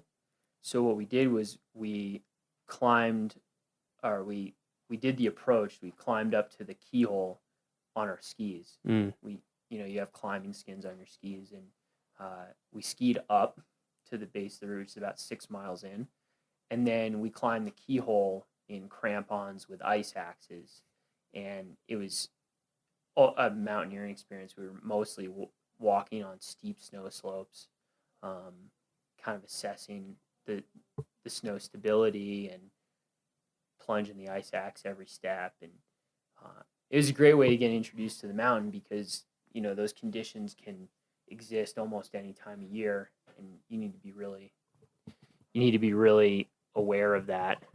So that kind of planted in my mind that Longs Peak was a real mountain and that I had to take it seriously. Nice. Yeah, that's one thing I was wondering about is like how it struck you the first time. Your first time up. I mean, that's so we'll get into longs and all that stuff. So, the majority of people are trying to climb in that little window in the summer when they aren't dealing with those kind of conditions. Yeah. But it's a short window because that's May 20th and it's full on, like you said, skiing up, crampons, ice axes, snow slopes, May 20th. Yeah. So so clearly it hit you as like, this is a serious mountain. And what was your kind of general feel for the whole thing? Because you'd been on a lot of mountains by then. Well, I think I was really excited for a couple reasons. First of all, the guy I did it with was Mitch Musey, was the other ranger hired the same year to be focused on Long's Peak.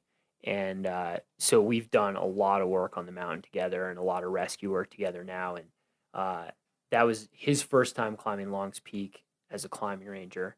And so I think I could tell at that point he was someone who was really excited about doing this job and doing it as well as he could. And it's great to have that trust in someone that you're going out in the mountains with. And so that was going really well. And I mentioned that we skied all the way up to the keyhole. Well, we also skied all the way down from the keyhole to the parking lot. It took us about 20 minutes. Whoa. And it was really fun. So, yeah, I think my impression was that there was a lot of room for me to grow and a lot of good adventures to be had. And that I, found myself in a good situation. Nice. So let's talk about Long's Peak. Let's talk about the keyhole. Let's talk about all that stuff. Okay. How's that sound? Great. So Long's Peak, 14,259. Is that right? Yeah. Right. So it's a tall mountain. Yeah. It is the only 14 in Rocky Mountain National Park. That's right. It is, as a geography geek who used to make maps, I'm excited about this. It is the farthest north 14,000 foot peak in the Rocky Mountains. There are no 14ers farther north than Long's, which is kind of cool. Really weird shaped mountain, I think. It's really like an amazing looking mountain with that big block on top and like this flat summit. And yeah, interesting looking, I think. Yeah, I agree. It's just a weird coincidence to me that like the tallest mountain in the park is also the craziest looking mountain in the park in some ways. Or most unusual. And the other thing about that is that it has kind of all these different ramps and crack systems and chimneys, and there are, 6 or 7 good ways to end up on the summit and just as many ways to bail off of the summit. Mm-hmm. So it's a mountain that takes a long time to know. I still, after 2 seasons, I still wouldn't say that I know it very well. That's interesting. That's very interesting to me. So it's drawn people for a long time. Of course, a famous early mountain guide who's pretty connected to Rocky, Enos Mills. Yeah. I mean, you had people who spent their whole life basically guiding people up and down and getting to know this one mountain. To me, I think that's one of the most fascinating parts of my job or aspects of my job is that Enos Mills has such a role in founding the park. Mm-hmm. And he, as a guide, he made his living off of Long's Peak, and so much of his writing is about experiences on Long's Peak. And so I feel as a park ranger, it's great to be able to focus on Long's Peak of this park. I think I get, close to the spirit of the place. I feel like that when I'm up there. Yeah. Yeah. There's just something about it. So many people have invested themselves either for one climb or for their whole life. There's just a certain something about it. It beckons to people all throughout the Front Range, at least the northern part, because you can see it from a real long way away, and it is very recognizable.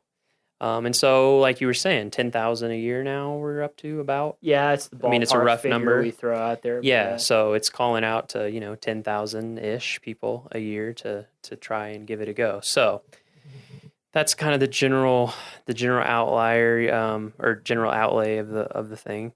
So there's, like you said, there's lots of routes up, which involve, depending on your skill level, technical climbing and protection, even ropes, things like that. But the thing that really attracts the general public, right, is the keyhole route, correct?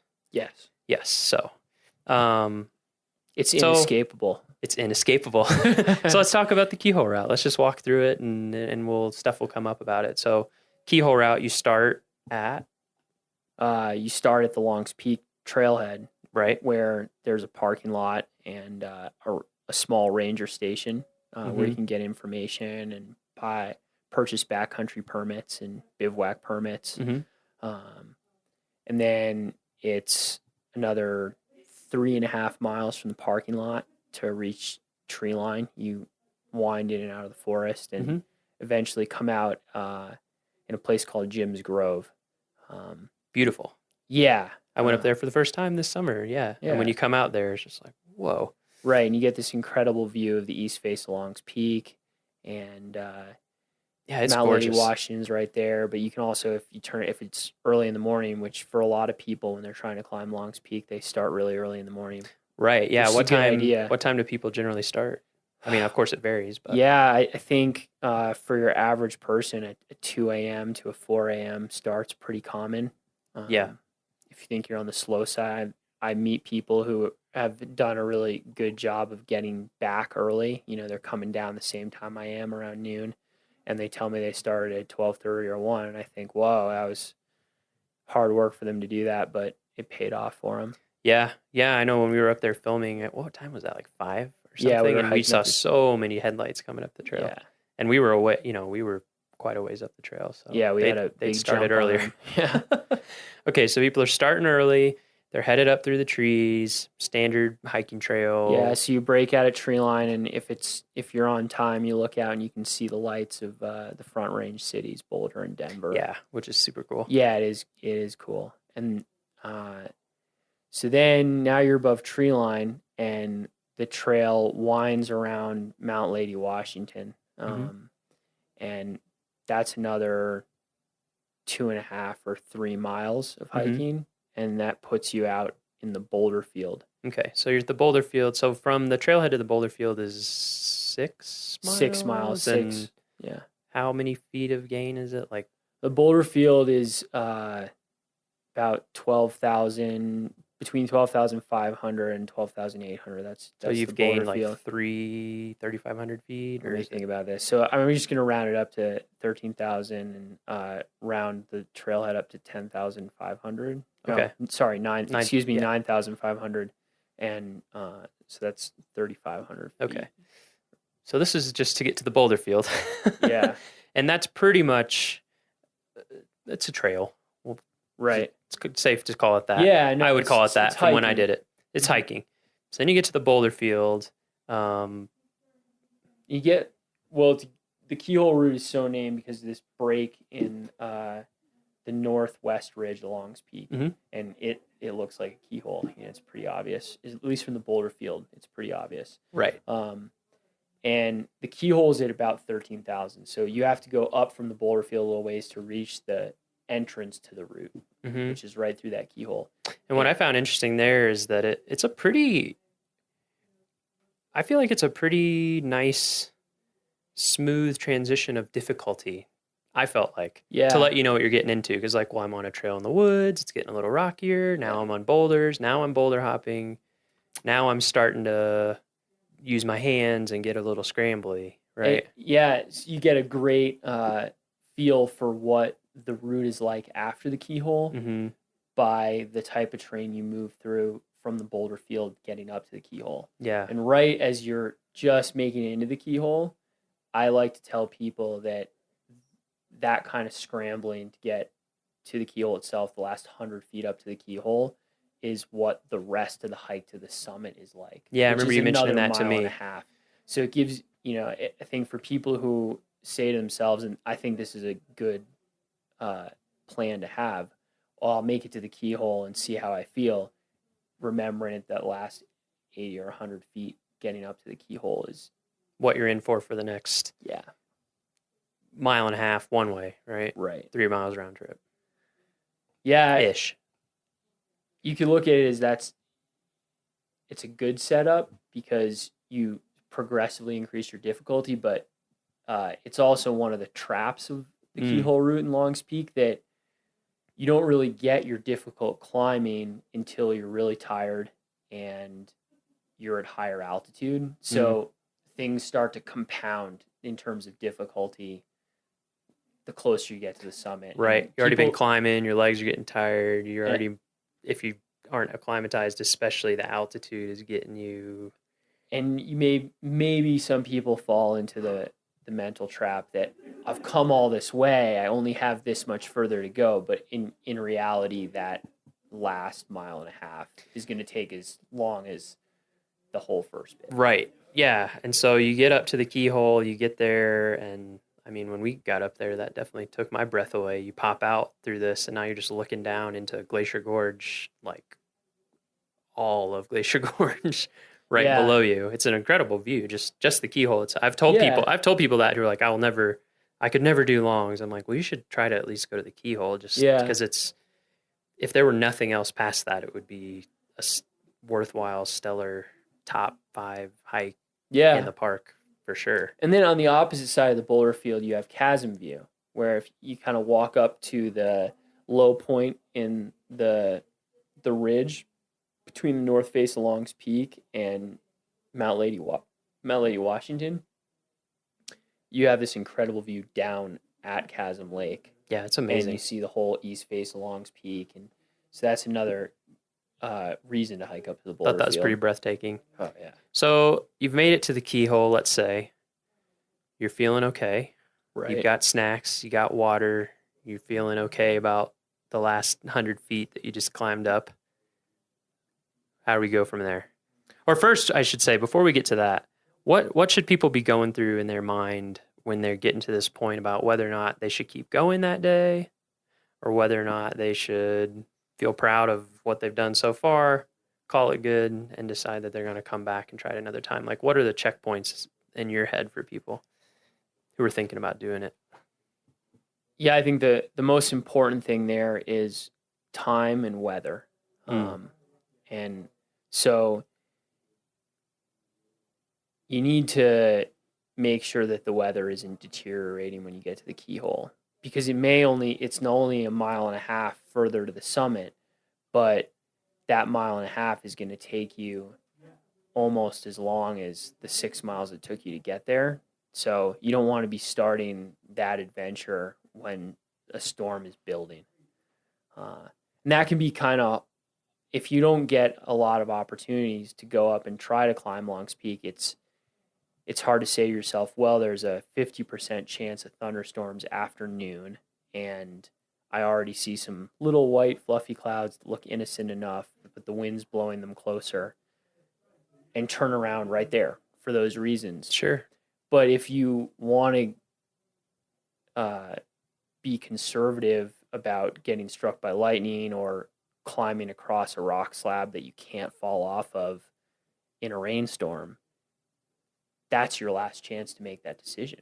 So you have to be aware of how much time you have left before that forecasted weather is coming, and you have to know enough about weather forecasts and what approaching weather looks like in the mountains to make a good decision there. And I think one thing that you talked about when we were going up that made a lot of sense to me is like kind of create set points for yourself, maybe even ahead of time when you're more rational and you're not so pumped up and excited or maybe tired or whatever, and say like, if I'm to this point by this time range, I'm okay here. Like just say like if the weather looks like this and it's this time, but if you're an hour past your timeline or something, try to set that up ahead of time so that you can kind of try to keep your emotional desire to get the summit a little tamped down, and to be like, hey, you know what? It's actually better to not get struck by lightning and come back. Yeah, that's, which is hard. Our brains play tricks on us. Absolutely. We all know this. So yeah, you kind of have to outthink yourself and outplan yourself. It's hard. And I think the other hard thing about it is that most people aren't going mountain climbing as much as I'm going mountain climbing. So for me, I have to really work on my system to give myself the best chance of being safe in the long term. Whereas there are a lot of people, I see it all the time, that come up to climb Long's Peak and make bad decisions and get to the summit and come back and they're fine. Sure. And they don't get stuck with it. But over the course of the summer, I see all of the people who do that, and I get to meet the 4 or 5 or the handful that I have to rescue.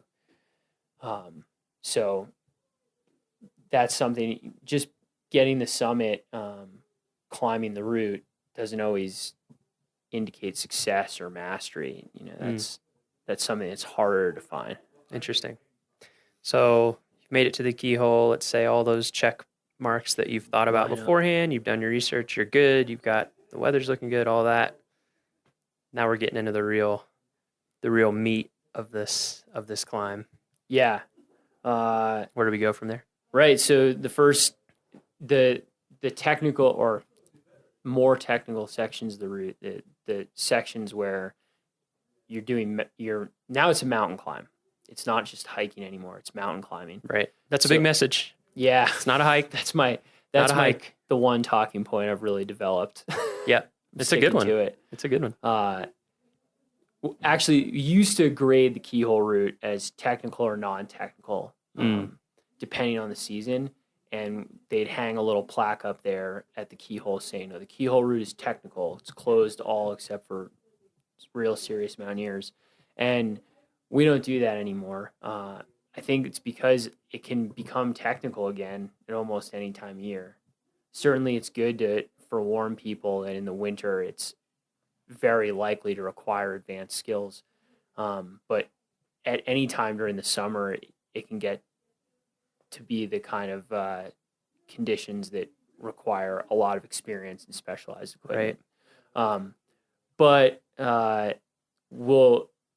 There are names for all of the portions of the route beyond the keyhole. And the first portion of the route that you get to is called the ledges. And it doesn't gain any elevation. It crosses the backside of the mountain, going in between big rock slabs on a series of ledges, and that delivers you to the bottom of the trough, which is this huge rock chute or gully or couloir or whatever you want to call it. It's a trough of broken rock that's not very steep, and you can climb up it. And that often has snow, right? Yeah, that holds snow latest. It's the most north facing. Like how? I mean, of course, it varies every year, but it's going to have snow to a certain extent until July at least. It's probably going to linger a bit longer. People start climbing it without specialized gear maybe earlier than that because you can find ways around the snow, but there's typically snow in the trough for quite a while. It's actually a good ski run. Oh, man. Yeah, but that has its own problems because losing your footing on snow or hard snow in summer there, that's one of the places it'd be easy to have a serious accident. So the trough is where you gain most of your elevation. You just hike straight up this thing for 1,000 vertical feet about. And when you get to the top of that, you move on to another aspect of the mountain. So the west side of the mountain. And there's this narrow ledge section of ledge that takes you around to the southwest side of the mountain. It's about, I don't know, a football field long, and it's called the Narrows. And a lot of people think of that as the most dramatic and exciting part of the route because you do have a pretty big drop below you there and a cliff above you, and it's only a foot or so wide at the narrowest part. Yep. Right. So yeah, you keep, once you've made your traverse of the Narrows, you wrap around a rocky shoulder, and there's a ramp. It's a rock slab with a few cracks in it that goes up another 500 vertical feet or so, and we call that the home stretch because it puts you out on the summit, which is this flat plateau that, again, is about a football field wide. And then that's the route. And then you have to come all the way back down.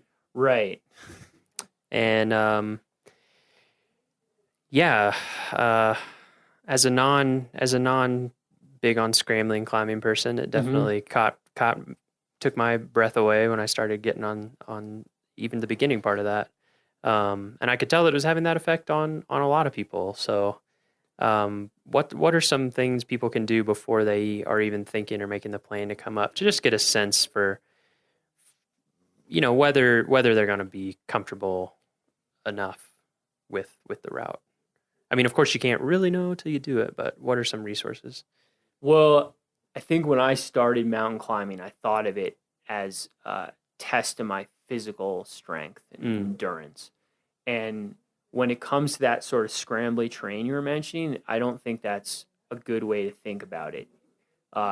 Climbing through what I'd refer to as third class and terrain, which just means you're maybe using your hands for balance or to pull yourself up once in a while, but most of the time a fall isn't catastrophic. Although on the keyhole route, there's a few places where if you fall, the best you can hope for is a trip to the hospital.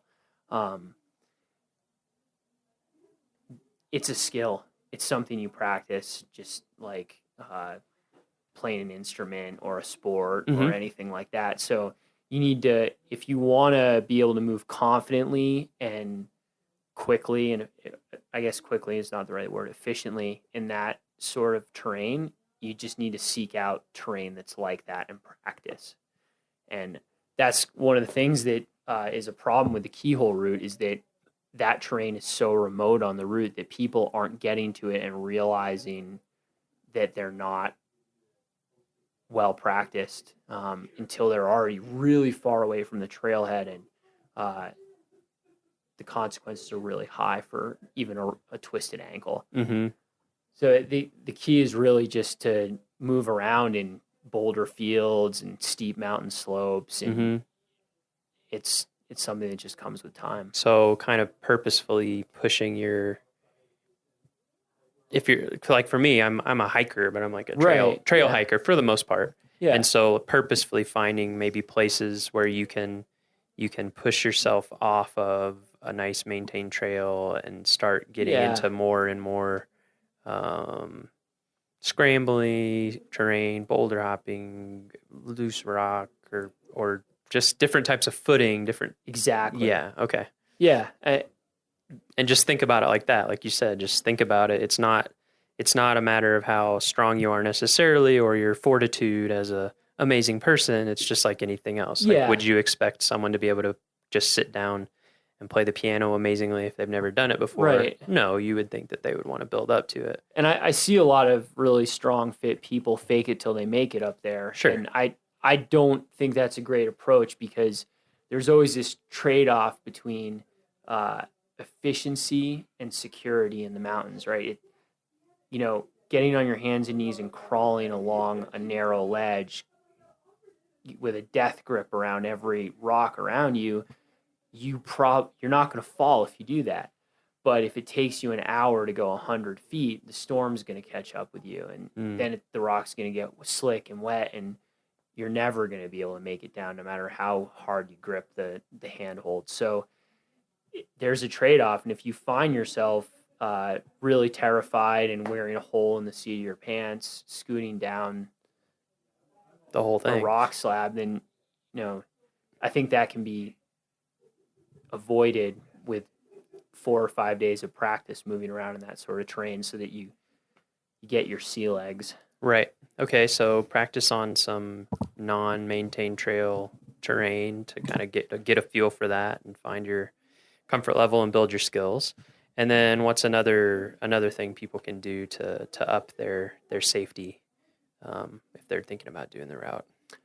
Well, again, in the trade-off between efficiency and security, I think that I see people underprepared in terms of equipment, and I see people overprepared with equipment. So you don't want to be up there on a stormy day in late August, early September, when you're starting to get the fall snowstorms, in shorts and a t-shirt, because if you do roll your ankle and there's no one around, you're at the mercy of the elements, and you might freeze to death up there. But at the same time, I see people with 50-pound backpacks carrying 9 liters of water, and they're moving along precipitous and tenuous ledge systems where if they stumble, they're going to take a really bad fall. And, if my life depended on moving carefully across a rocky ledge, I'd want to have as little weight on me as possible. So your pack's got to balance the need to have a little food and a little water and a raincoat. with not carrying so much weight that you're sandbagging yourself for some really Right. important climbing. Right. Yeah, and I feel like, we can't, we, the Park Service or any land management agency, we can't tell you what to carry because it's always going to depend on you as an individual. It's going to depend on the actual conditions of that specific day. It's going to depend on all sorts of factors. But you and other staff do put out the conditions report, which Right. gives you a feel. You can go on our website and research general weather for the time of year that you're thinking about. You can go on our website and get a forecast that is point specific to, as close as we can get it, to the summit of or the upper part of Long's Peak. And you can use all that stuff. And then I think the other side of that equation that people need is that you need some experience in the mountains or doing outdoor stuff. Like you don't know how heavy a coat you need when it's 40 Yeah. degrees until you know what you need. Yeah. And it's better to find that out in a lower risk situation, I think. Well, that's the other thing about alpine climbing and just having fun in the mountains in general is that there's no right or wrong way to climb Long's Peak. There's no right or wrong season to climb Long's Peak in. But it's only by mountain experience that you know whether your system and your plan is right for you. Mhm. And so, yeah, just like you were saying, the more time you spend in the mountains, the better off you're going to be. That's practice makes perfect, right? Right. And so this kind of stuff that we're talking about and a lot of what you focus on your job is what we in the Park Service, and not just the Park Service, I guess, call, of course, we have an acronym for everything because we Yeah. are the government, PSAR, which is preventative search and rescue. Right. So we're not giving this information out, like you said, to tell Yeah. somebody yes or no. That's your personal call. It's your personal responsibility. We're just trying to give people the information to make the best decision they can Yeah. for themselves. And the reason we're trying to do that is to prevent search and rescue situations, right? Right. Right. So, I don't mean to, I'm not trying to make it sound dire or anything, but what are some of the search and rescue situations that you and your coworkers do get into, and how does that motivate the preventative search and rescue side that is the focus of your particular position? Right. I think all of us got into this work, got our jobs because we wanted to do rescues.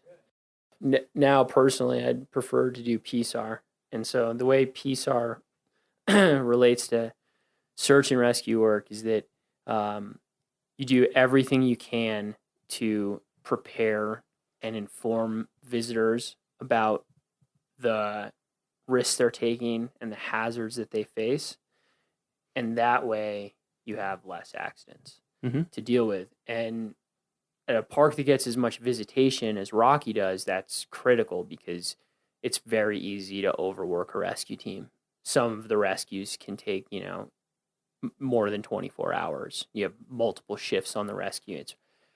You can wear out your people, you can break your equipment, and physically and mentally. Yeah. Right? Yeah. Mentally especially. Mountain rescue can be traumatic for rescuers. The sorts of injuries that you see and tend to, and the reactions of people's loved ones when someone's hurt in the mountains, it wears you down. So you try and manage that as best you can, and PSAR is one of the go-to strategies there. It can be as simple as having your trail signs be accurate and be in the right place, or as complicated as tapping into social media networks to advise people of changing conditions if there's just been an ice storm, and then trying to make people aware of what they're going to be dealing with. Nice. Yeah, I just wanted people out there to know that we have all these people like you on staff who know what they're doing to do rescues when we have to. But obviously, our goal is to have 0 rescues needed per year. That's what we're always going to shoot for. Right. Whether or not it's possible, that's always going to be the goal. Yeah. And just trying to, like you said, we're the park, part of the reason that a park like Rocky is here is for people to challenge themselves in whatever way that means for them. And so we respect that. We just want to make sure that everyone is well informed and knows the decisions that they're making for themselves. Yeah. Because ultimately, we've talked about this a lot. Your responsibility when you're out in the mountains is for yourself. Yeah. You need to be responsible for yourself. That's part of what makes it adventurous and rewarding. Like you were talking about at the beginning, is what attracted you to it, is that Right. that responsibility. And so, we're here to help when it's needed, and if we can, and if it doesn't put our staff in too much peril. But we want to try to keep that from happening Yeah. to anybody. I think that's a fair way to put it. Yeah. Yeah. So, second season in Rocky, maybe you'll be back, maybe you won't. Who knows? It's a seasonal lifestyle, but Yeah, I don't, if there's anything that has come out in this podcast is I'm a bit nomadic. yeah, well, that's a pretty common theme on this podcast, and I think it's been interesting, I hope, for listeners to get a sense of that, how important that is in Park Service culture. Sometimes as your whole career, sometimes different phases of your career. So yeah, that's definitely been a theme with lots of people that we've interviewed, is that kind of nomadic stuff. So maybe you'll be back to Rocky, maybe you won't. But either way, this is something that we like to ask everybody. Maybe actually I'll give you two questions. One just is specific to Long. So for you personally, what has Long's Peak meant to you, or what does it mean to you? What has it meant in your life? Is there any like big lesson that you've taken away, or any skill, or just what comes to mind as kind of the big picture takeaway from Long's? Well, it's a mountain that I think gets its significance from humans. It's just another spot on the Raging Rocky Mountain National Park. It happens to be a few feet higher than the mountains next to it. But people are really drawn to it. And it's one of those places where, whether you're a guide or you're a ranger, it's a place where you can make a living off of your relationship to the mountain. Mm-hmm. And that I've really appreciated, having a place where I feel like I earn my keep by being outdoors and being of service. Yeah, it's great. I think going mountain climbing is really enjoyable for me, but it's great to have mountain climbing be a community thing. The Long's Peak's obviously important to the park, but it's also important to Estes Park, and it's important to the whole Front Range. And it's great to be of service there and be a part of the community. So. Mm-hmm. And then the question that we have asked everybody, similar question, but slightly bigger picture: Rocky Mountain National Park. What is your time here? Either the park environment itself, or your coworkers, or what it's meant in this time in your life. Just kind of, again, that big picture. What does Rocky mean to you? Well, I learn this more and more all the time as I spend more time here, but it's a really tight-knit community here at the park, in Estes Park also. And I think being in this park, it for me has a lot been about the relationships I've formed here. And maybe that's a good thing to bring up too, is when you're going up on Long's Peak, you're definitely becoming part of that community. And it's a tight-knit community, and it's a small world. And so I think having respect for the people and the places that you're involved with, the more time you spend up here, and I certainly hope people come back again and again and again, the more connected they become to that network. So being courteous, helping people who are having trouble, and sharing information Mm-hmm. in a positive way, that's something I hope everyone takes away from their experience on Long's Peak. Nice. Yeah, watch out for each other out there. Yeah. We're all in it together. You're not alone. And I feel and you see that happen. You know? Yeah. I mean, you do see that happen when things maybe don't even go bad, but if someone's having a hard time, people check on them. People. Yeah. Yeah. And that's one of the things that I love about the outdoors and all the different ways you can enjoy it is that it really strengthens your connection with other people in a real way, almost like an accelerated way. Yeah. I feel like you can go out on a trip with somebody in one weekend and be closer friends than you would have if you'd casually hung out every month for like a year. Yeah. And I like it. I like going up there by myself, but for safety and for enriching the experience, go with a friend. You know, Take a friend. All right. Well, is there anything else you wanted to? No, You got it. Yeah, it's good for today. All right. Thanks for being on the podcast. I guess you're leaving pretty soon, right? Yeah, End of my October. season's almost up. Season's almost up. So ski season's here. Yeah, heck yeah. He's got a big smile on his face. You can't see it in the audio, but he's excited. This man loves to ski, I know. All right. Well, thanks for coming on and filling everybody in, and thanks for your work on Longs Peak and for keeping people safe and saving them when they're in trouble. Yeah, and thank you, Miles, and I listen to your podcasts and I enjoy them. So, all right, happy to contribute. I'll accept flattery. All right.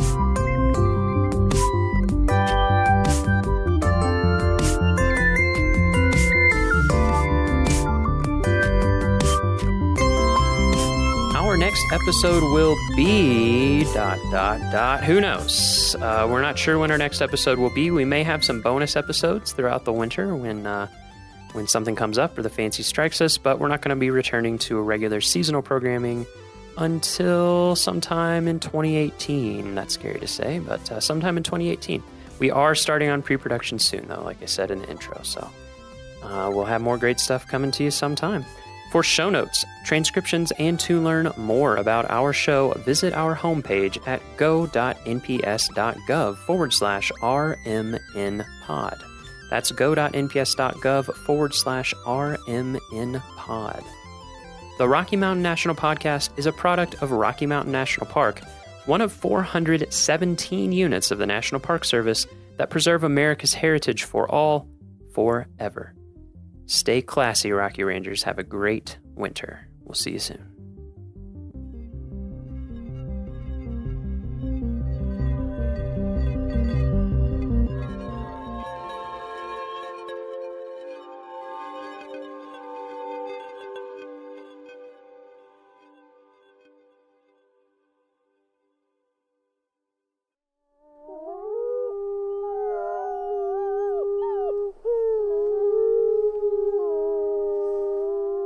From Yellowstone National Park, this is what we do.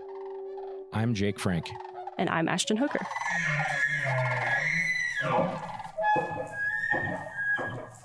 Ashton. Hey, Jake. How are you? I'm doing pretty good. How about you?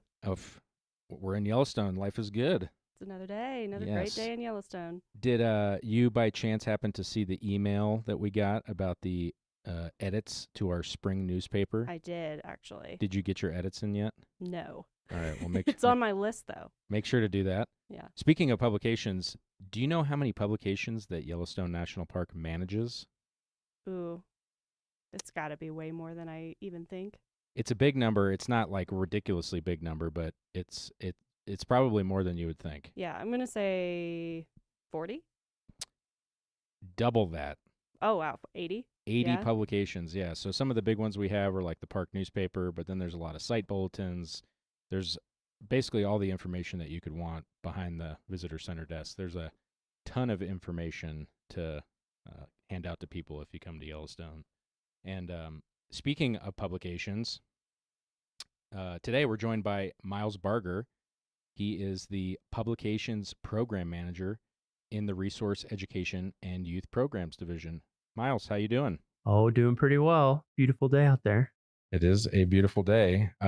So for our listeners, some of you may recognize the name.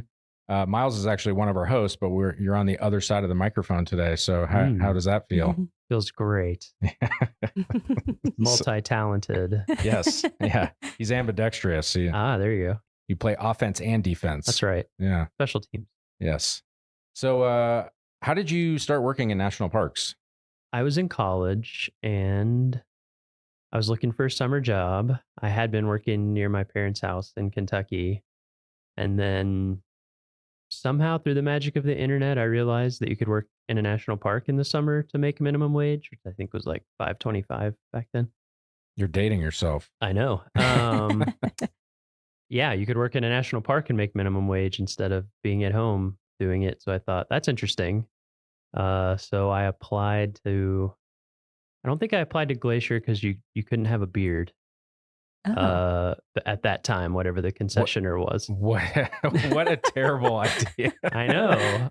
So I was like, well, I'm not doing that. But Yellowstone, I saw some jobs. So I applied for a job with the concessioner operating the hotels, which was Xanterra back then, as it is now. And I got a job cleaning cabins at Canyon before they had built all the huge lodges that are up there now. Oh, wow. It was all just cabins.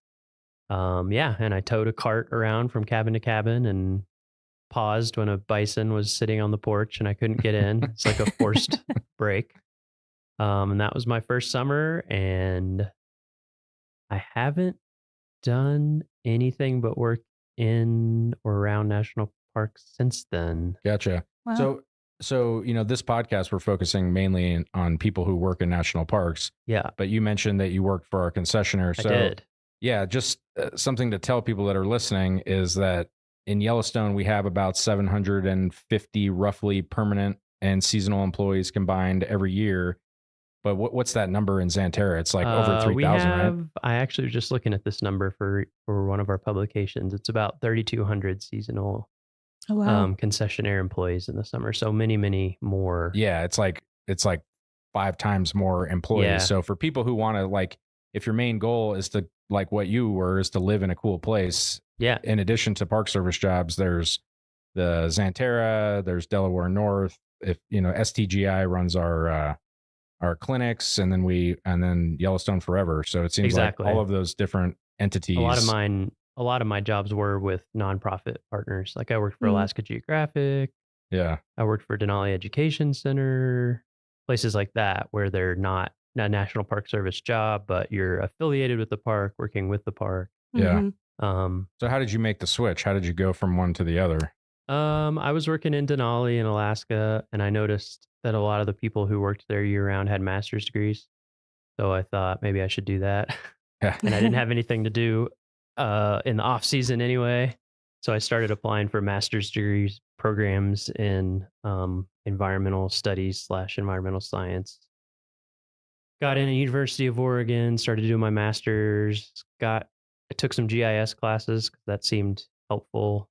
And also I'm a nerd and it seemed cool. And then there was a project called the Atlas of Yellowstone. And I said, oh, I know about Yellowstone. I worked there for a little while. And I got in on that. And then a job opened up in the Park Service being a cartographer for the Unigrid brochure program. Those are those glossy folded brochures you get when you go to the entrance of any national park. Mm-hmm. And so it was they're highly sought after. Highly sought after. Mm-hmm. Yeah. And it was the first time that job had opened in like 15 years, I think was the last time someone had retired or moved on. And I applied figuring I wouldn't get it because it was a permanent, full-time, higher graded job. But I had the skills to pay the bills, I guess. It was just a very specialized area that I happened to have had a knack for. Yeah, right and place, I got that right job. time. Yeah. Right place, right time. Mhm. Exactly. Yeah. I'd done SCA internships. I'd worked at Yellowstone. I'd pieced together enough stuff over those seasons that combined with the cartography and design skills and writing, I could, make a pretty good case that I had the love for the game and the skills and the knowledge about the Park Service and all of that, and ended up getting the job. So your first Park Service job, what was your first seasonal one, I should say? That was in Alaska?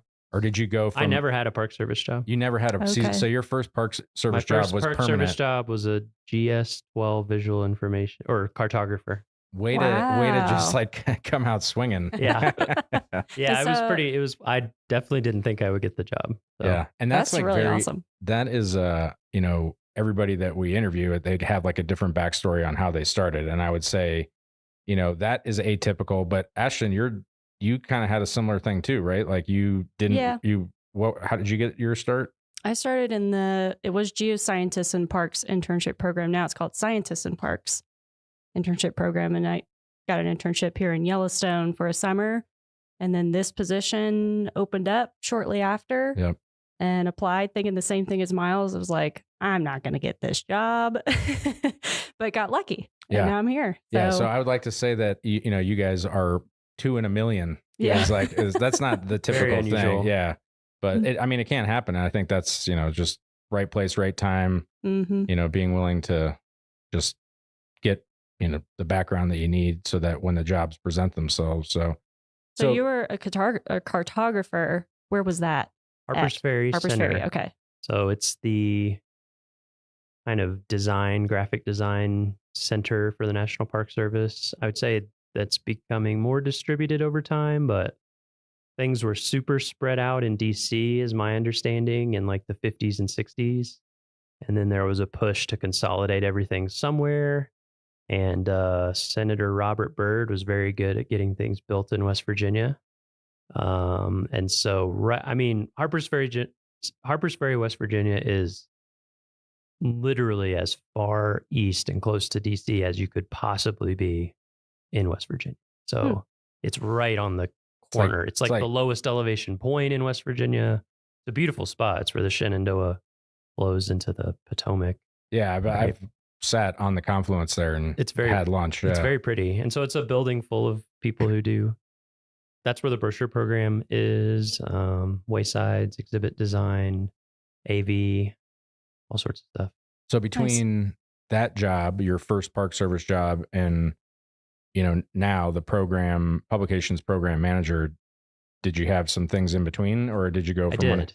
I was there as a cartographer for almost 4 years, and basically I missed being in the Western U.S. and I wanted to get back into a park and operations. The cartographer job was cool because I got to see like the breadth of the Park Service and how many different types of parks there are, and worked with every kind of park you can imagine, from like a tiny Civil War, not even Civil War, tiny Revolutionary War battlefields, all the way up to huge parks. And there was a job in Rocky Mountain National Park as the visual information specialist there. And I applied for that and got that job. So I moved to Estes Park and worked for Rocky for 5 years. And then this job came open and I applied for that. And came here in 2020. It was basically during the pandemic when the job opened up. Yeah. Well, so kind of getting more into your current job now that you're here, do you have a typical day or a season? Like what's your workload look like? I definitely have a typical day, which is come into the office and sit down at my computer and work on my computer. Can you expand? Yeah. So, being the publications program manager here, I'm in charge of not all the printed stuff, but the majority of printed things for visitors and for staff, like internal and even concessioners. We make stuff for them as well. There's approximately 100 products when you add up all the site bulletins, which are, the folded black and white things that you get at visitor centers. Oh, so I was off, Ashton. I said 80. So that's a lot. It's something. Maybe it's 80. It depends how you count things. Yeah, and also do you count all the different translations as separate things, or not? Right. Yeah. It's a lot of things. So yeah, depending on what the time of year is, I work on those. I would say my seasonality is kind of the inverse of a lot of people in operations, which operations is like, the front line, people who interact with visitors and are busiest during the summer, which is obviously when we're busiest. But I have to write, edit, get reviewed, and get ready for print, which printing takes a lot longer than putting things digitally. It's anywhere from 6 to 8 weeks. You have to submit something before you're going to get the printed version. So my winter is really the busiest time Gotcha. from like Mhm. October through now, basically. Yeah. I have a Okay. bunch of stuff I'm getting done right now because we need to get it here by the end of May, basically when our busy season starts. And then the summer it's busy, but in a different way. In the summer, I'm mostly responding to, I also make a lot of signs, design a lot of signs Okay. and get them ordered. So Is a it lot the- of sign requests come in for just stuff that happens in the park. And then, things tend to happen in the summer. We have whatever, a road, something goes wrong and we have to reroute people, or a regulation changes, or yeah, it depends whatever. how many floods or water Exactly. main breaks Yeah, or depends which Yeah. plague we get. Yeah. So I'm kind of responding more short term to things like that, and like sending things to people in the field, getting things, taking requests for publications that people need more of, and then going out more in the summer to like visit places, talk to Mhm. people, kind of see what the needs are. So those are kind of my two main seasons. So with that, do you have like an important, like what, for people who are interested in this type of a job, like, is there a skill or something that you would consider that it serves you well? Yes. So I do design, but I also write almost everything as well inside of the design. And so I would say writing is a very key, writing and editing. Yeah. So in that sense, like being able to write well, being able to write in different tones and styles, depending on what you're making, like the newspaper visitor guide that you get at the entrance stations is very just visitor information focused, and it has a ton of stuff in it. So it has to be very concise. So that's one type of writing. It's like plain language guidelines, which is a government thing for basically saying not using huge words and keeping sentences Mhm. pretty easily understandable. So that's one type of writing. But then like resources and issues, I'm more editing other people, but that's more in-depth scientific writing and kind of everything in between. So I'd say write. It's also nice to be able to write your own stuff, because when you're designing on paper, everything takes space, physical space on the page.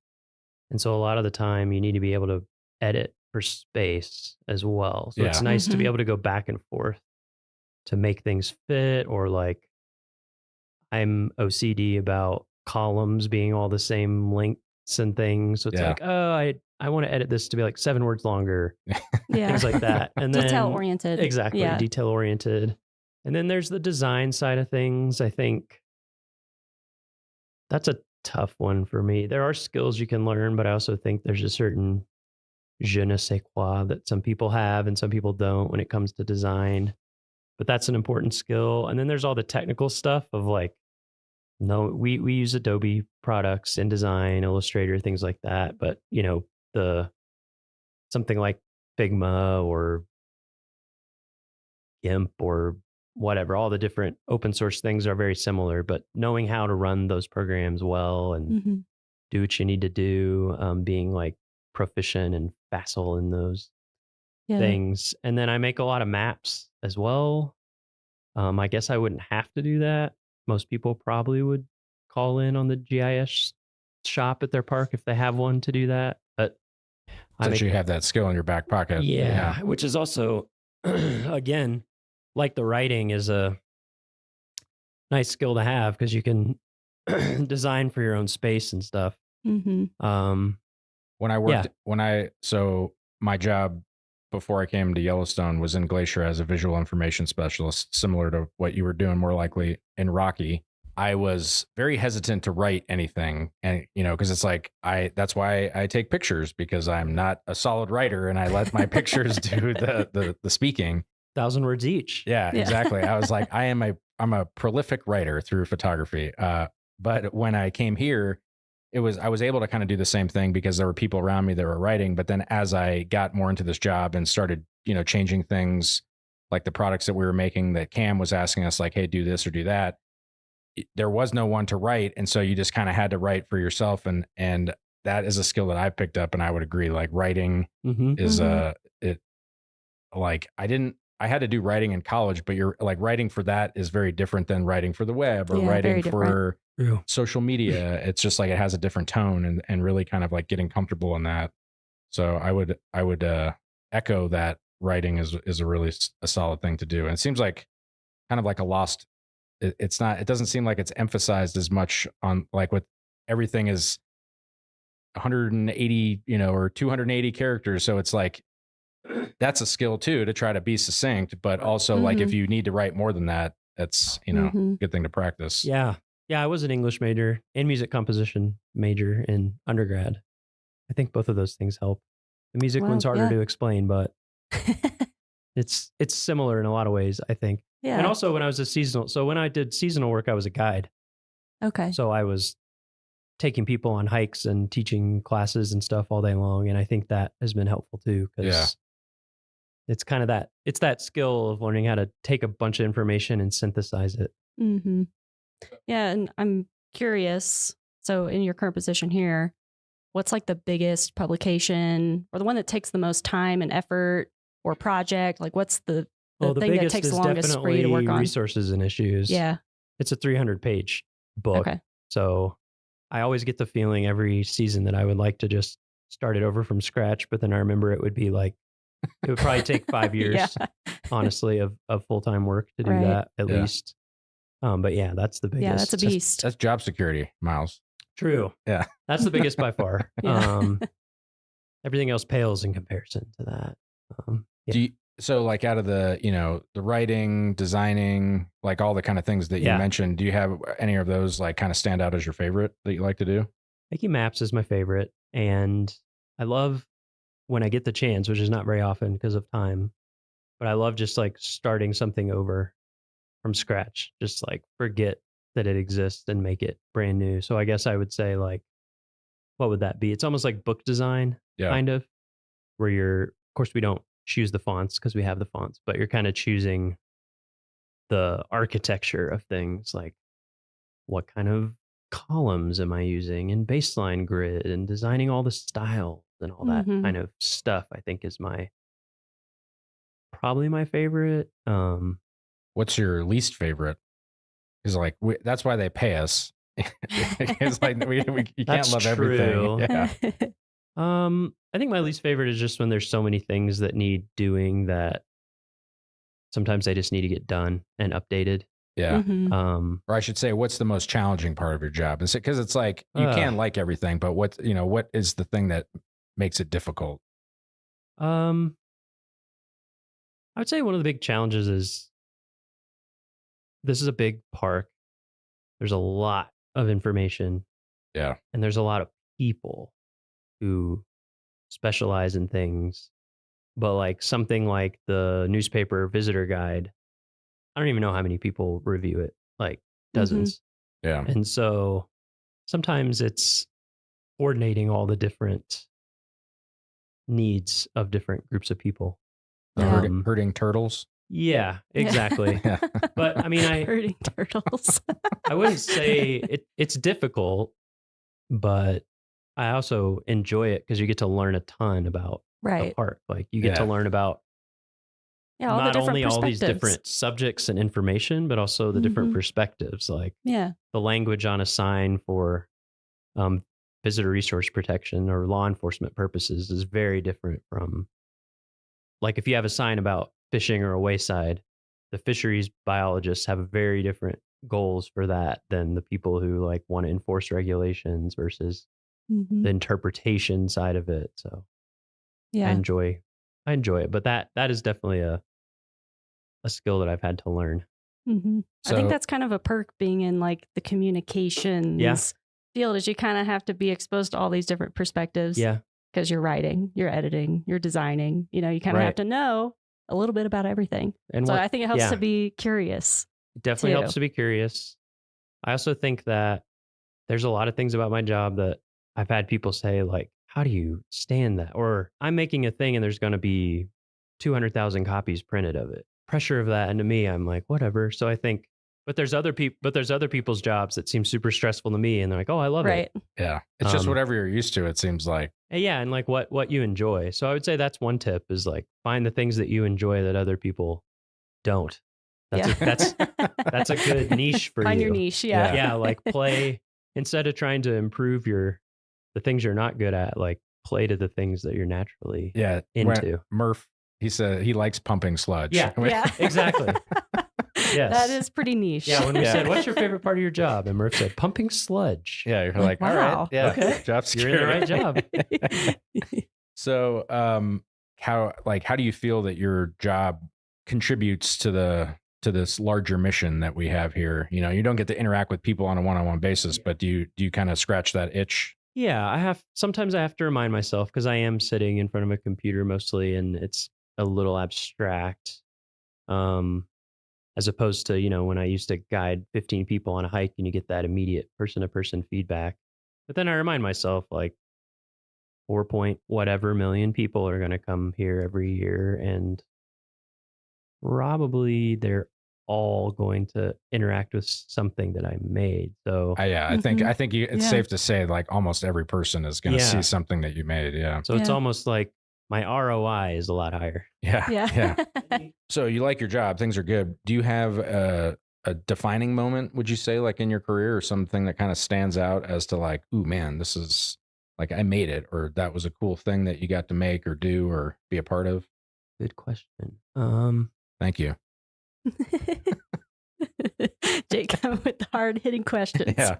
The first time I drove into Kantishna, which you can't do right now because the bridge is they're building a new bridge. But my first summer in Denali, I was a guide and we had to get out to Kantishna, which is at the end of the one road. Literally, it like turns into an airstrip right after the place that I worked back there. That was pretty mind blowing. Yeah. It was a clear day. We're on the road with nobody else. The mountain was totally out. And I was just kind of like, oh, I had the same moment. Like when like an out of body experience. I say that there are 3 things that have like changed me as a person, that so far, I mean, obviously there can be more, but the first time going to Stony Overlook on a clear day and seeing Denali like in the distance, I was just standing there like mind blown. Yeah. And then the first time I saw the Grand Canyon, because that was also, I was younger and I was like of the age where I was starting to appreciate things. And I was just like, it's just like unfathomably big. Like you can't imagine like being the first people to show up and be like, oh, how do we get across this? And then also seeing the Kilauea volcano under the Milky Way at night. I remember going there and it was like glowing up into the sky on a clear night. You had the Milky Way like arching over it. And again, just like one of those, like, this is so cool. And it's cool that national parks, like they were all in national parks. Like, like out of all the cool things that I've seen, that it's just, I mean, it's cool that we get to do this. I mean, that's what makes it hard to choose is I've had so many over the years, but I mean, what I did the seasonal job for fun, and I think I tried to live a normal life one time after that for a few months, and I just couldn't do it. Yeah. So not that there's anything wrong with it. I just for me, I got hooked. Yeah. So for people that are interested in doing this kind of work, let's get into some of the details. Like if someone goes to USA Jobs, what are they? What's the series they're looking for? Yeah, so I think a lot of the interviews for this podcast, we've had interesting, weird job titles, but this may be the weirdest. It's traditionally these jobs have been called visual information specialist. It's 1084. Okay. I don't know why that's the title of the job, but it encompasses a lot of different things. It can be, it can range so much what that is. Because I've done a lot of digital stuff too. Like at Rocky, I was in charge of all the media. So you can be doing digital stuff, print stuff, audio, video. There's so many things. So that's one of them, but I think there's a movement right now to change a lot of the jobs, if not all of them, over to 1001. Is that right? Yeah, that's what I am. Yeah. So there's a recognition that visual information specialist doesn't quite cover all the things that these types of jobs do. So there's a move towards that.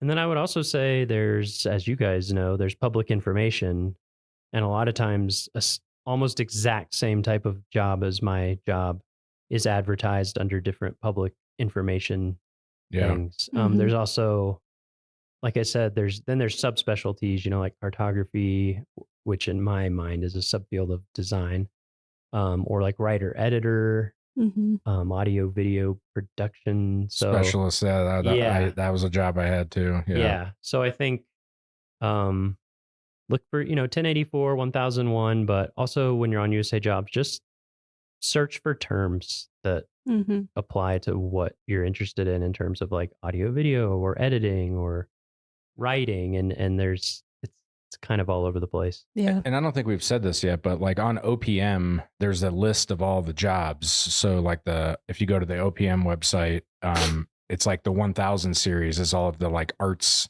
Right. So from from 1001 to 1099, there's like a bunch of everything that we're mentioning kind of falls in there. And so it seems like if you're looking for it, you could set your alerts on a variety of those different keys, but it's good to know which ones specifically. If parks aren't flying them in a certain category, then doesn't make sense to, set an alert. Mm-hmm. You already mentioned all the training that you had, for the design and everything. Is there any other than the design aspect and knowing how to run these programs, like, is it required that you have a formal training, that you go to school for that? Or could you just like teach yourself how to do this? And you like, a lot of people grow up and know how to use Photoshop and stuff. I think you can teach yourself. Yeah. Yeah. I mean, a ton of it I taught myself. I think, like you said, Ashton, curiosity is a big one, I think, for these positions. Yeah. Curiosity about different types of design work and audio, all that kind of stuff, but also subject matter. I did tons of personal projects, like I'd say I probably did more personal projects than work projects to get into this kind of stuff. Like whenever I was just seasonal, took a ton of photographs and had a blog and made books for friends and family that they didn't want that I thought were cool. Yeah. So it seems like you were interested in being creative and you just happened to find a job that it's just allowed you to do that. Yeah, it's just kind of who I am. Yeah. That's cool. Do you have any advice for people that, if they're looking to get into this career, just general advice? Make your own stuff. If you have some opportunity to, I definitely know people who've gotten into it who are seasonal or permanent in a different career field, and they are a photographer and they start working on their photography and they get really good at it, or they start writing stuff, or a lot of times I have projects that I need some help with from people out in the field who have that knowledge, and they can, it's not volunteering because they're doing their job, but and generally with parks, with federal, well, I shouldn't say federal, I just know Park Service, but you can spend up to 20% of your time on alternate things as long as they're, and so definitely I did things like that, and others, people in like interpretation or other staff do that as well. You can contribute to projects. It's always hard for me to give advice because I just kind of, it is a winding road. Yeah. I just kind of did what I was passionate about or interested in, and got lucky and it worked out. So it's hard for me to give it specific advice, but not so much like advice on like how, like what did you do that somebody else could replicate, but just like what are the things that are going to set people up for success? Yeah. And it seems like the things you just mentioned were. I also would say I have a lot of print knowledge. I don't know how much I would invest in that moving forward for people. But if there is something that you can learn that is a little less known or technical in a specific subfield, that can be helpful. Yeah. I would definitely say from now moving forward, people focusing on digital is really a good idea. Yeah. Mhm. So not that we write much code or anything, but just like how websites work, thinking about user experience in addition to all the other things, apps, app design, and working with databases and things like that is very helpful. So we like to end these with, on a high note. Like, what's the fun thing? Do you have a favorite story or memory in Yellowstone or some other park? Like, we kind of already touched a little bit about, going out to Kantishna was the first time that kind of blew your mind. Is there like a my first non-work related thing, maybe? Yeah. My first summer here I got really lucky my first summer here because Xanterra had overhired. But I took a lot of time. I took a lot of those, like, does anyone want Friday off? Yes, I do. I did a lot of backpacking, and one of my trips I did Mount Washburn. No, wait, not Mount Washburn, Mount Holmes, which also had a fire lookout on it at that time. Mhm. So I hiked in. My plan was hike into a meadow, the next day get up, go to the summit, come back, camp, the next morning get up, hike back out, and be done. Kind of break it up. I think it's 20 miles round trip. Yeah. Mhm. So that way I had like 5 miles in, 10 miles round trip, 5 miles out. Nice and calm. And so I did the hike in, camped at a backcountry site, and the next morning got up, and there's like a big meadow right before you kind of get above tree line for Mount Holmes. And if I remember correctly, it has kind of a lot of little like pothole ponds and things. And so I kind of hiked up. I'd never done it before. I hiked up over this ridge and saw this big meadow, and there were just a ton of cow elk with their calves. I think, they get away from the roads, especially at that time of year when the calves are young and things are, and so there must have been, I don't know, I'm going to say like around 100 or something. And right as I came over the ridge, they were all acting really skittish. And I was like, really? Like one person by myself? I don't advocate backpacking by yourself in bear country, but I did. Do as we say, not as we do. Yeah. I was young. I wouldn't do it now. My risk tolerance was different. Anyway, so they were acting really skittish and whatever. And so I was hiking along kind of the edge, and then they just started running. I was like, wow, I can't believe how skittish they are. It must be with the calves. And then I looked up, and there was a grizzly bear running like full speed, which if you've never seen a grizzly bear running at full speed, it is something. Like, it doesn't make sense. They run very fast. I think, what do they run, 35 or? Yeah, Carrie says like Wow. 40 feet per second. It's crazy. Wow. Like, it doesn't look real. And the way they run is very odd because they're like very front heavy. They have the big shoulders and the shoulder hump and the big powerful front claws. It's almost like they grab the ground in front of them and just pull the rest of their body forward. And it was trying to chase down an elk, Wow. like a young elk. It looked like it was probably a year old elk that it was trying to get. And I was by myself, and it was my first summer in a national park and my first summer in like mountains. And I was just like, whoa. And you could hear it. Like, it was so heavy that you could hear the sound of it running. Yeah. Wow. So I just kind of backed up against a tree, pulled my bear spray out, carry bear spray. I had my bear spray, took the safety off, had it ready. And the grizzly ran, gosh, it was probably like within 15 feet of me. Did not care about me at all. Oh It my was gosh. in pursuit of this elk running uphill. And then they went into the trees and they turned some kind of corner and came back the other way, farther away, down towards that meadow. And it ran forward and like swept one of the back legs of the elk and got it and started taking it down, was going to eat it. And I was just like, I think I'm going to keep hiking. So I started going up, and I went up to the top and I got to the fire lookout and I was really freaked out. And then I was talking to the guy who manned the lookout back then, or the person at the lookout who worked up there all summer. And that's a remote one. You can't drive to it. You get resupplied by pack animals, I'm pretty sure. And I mentioned like what I'd just seen, and he was like, yeah, there's a guy got killed at Grizzly Lake a few years ago. And I was just like, don't say this to me. So I hung out for a little while, and then I hiked all the way back down to my camp, and I packed up all my stuff, and I hiked out the whole way that night because I was just freaked out. Oh my gosh. But yeah, that was pretty amazing. We'll never forget that one. Yeah. Probably set me up well for risk management going forward. I was a lot more aware of what can happen, which is anything.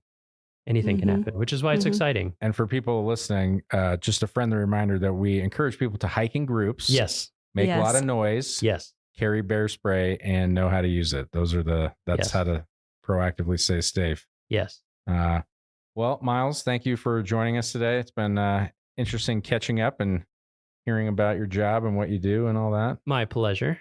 Ashton, did you have any other final questions for Miles? No, I don't think so. Thanks for joining us, Miles. Anytime. Well, that's it for this week's episode of What We Do. Thanks again to our guest, Miles Barger. If you like what we do, rate and review the show wherever you listen, because every positive review helps new listeners find the show.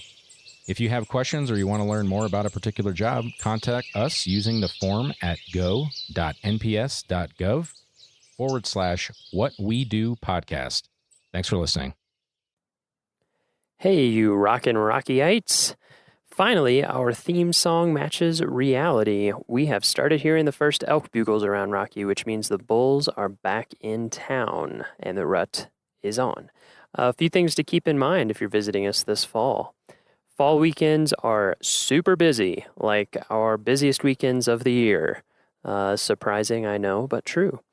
If you can come during the week in the fall, I highly suggest that you do that. It is noticeably less busy. But if the weekend is your only chance, which totally makes sense because you work, I'm the same way, then try to arrive before 10 a.m. or after 3 p.m. Those times are less busy. And also consider using our park shuttle service. Until October 31st, our popular meadow areas are closed to entry from 5 p.m. to 7 a.m. That means you cannot be off of designated roads or trails between those times. This is for the betterment of the elk during the rut, to give them the space that they need to live their lives. They're not being taken care of. They're being protected, but they have to live out in the wild and do their thing. So that's to help give them time to have a successful rut. This closure includes Moraine Park, Horseshoe Park, Upper Beaver Meadows, Harbison Meadow, and Holsworth Meadow. There are signs posted out there, and we appreciate you for following those signs and helping our elk live the best lives that they can.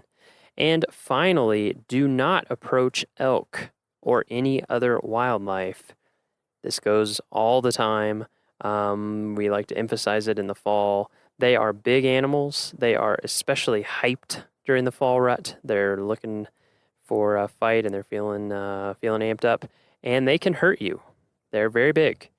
The minimum legal distance is 25 yards. That's about 2 school bus lengths, so you need to stay at least that far away. But any distance that causes an animal to change its behavior is too close. So if an animal starts moving when it wasn't, or because of your movement, or starts staring at you, or just starts acting differently because of how close you are too close. So thank you for keeping those things in mind. It will help keep you safe, and it will help keep our elk safe. And now let's go on to today's episode. For today's episode, I hiked to Sand Beach Lake with Mary Johnston, Historic Structures Technician for Rocky Mountain National Park, to talk about what the heck a historic structures technician does, the kinds of historic structures we have in Rocky, and the importance of preserving our past. Let's rock.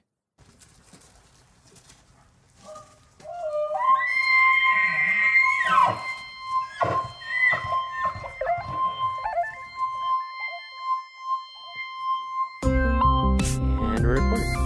Set this over here. Pick up some Good wind and water. Sand Beach. All those kinds of things. What's that? Good morning, Sand Beach. Yeah. Good morning, Sand Beach. Yeah, so we're here at Sand Beach Lake with Mary Johnston. Hello. Mary, what are you doing here at Rocky this summer? This summer I am the historic structures technician for the Park Service. Historic structures. What does that mean? That means old buildings. Old basically. buildings. It could also include old trails, old roads, anything that's older than 50 years is technically historic. If it meets certain requirements, like it was significant in the past somehow, then it's on our radar. And when it's on our radar, it's potentially on the National Register. And when that happens, we're sort of expected to keep up with them based on certain standards and protect them and hopefully continue to keep them in good shape so that the history can be passed on and future generations can come look at these and see little pieces of our history that are scattered throughout the park. So for your job, are you actually out there fixing stuff, or are you out there Not as much as I'd like to. Yeah. So what are you doing? Like what's a typical day? So a If typical there is a typical day day. involves me having a list of structures that are around the park. Some might be in the front country, right next to a road. It might be a comfort station. It might be one of the park houses. Others might be in the back country, 5 miles away from the nearest road, like a patrol cabin that the rangers use. So my job is to go out and visit these structures and do an assessment of how well the park has been doing in keeping them close to their historical significance. So making sure any changes to the building haven't compromised the original character of it, making sure none of these buildings are being neglected in any sense. None of the changes are inappropriate, as in like modern updates or additions, because we really want to keep these buildings as close as possible to their original state and how they were built. So just making sure they are, not being neglected. Cyclic maintenance is taking care of the buildings, but Yeah, so we have a big database. yeah, That has so all this stuff in it, is that right? after I go out and visit all these structures, take photos, take notes, I come back and update this giant database that sort of serves every park in the country. Oh, really? Yeah, every park in the country has their own set of structures, and all of these are in this database. So That's nationwide. yeah, Wow. like anybody from the parks or even individuals can go onto the site if they have a specific structure in mind, or if regional offices need to know more about certain buildings in a park, but they can't go out and visit them themselves, they go into this database, and based on the work that myself and other structures technicians have, based on the information that we've put in there, it's pretty much a comprehensive timeline and update of past conditions, current conditions, any work that's been done on them, what the building looks like now, what it used to look like. A lot of different divisions could use this as a resource. So it all goes into this nationwide database, and then anywhere in the country, anyone with access to it can see what's up. Yeah, so obviously, if you're a Park Service employee, you have a little more access to read into some of the technicalities of the building, but this is a website that anybody could go into. Oh, really? Even public? Yeah, definitely the What's it public. called?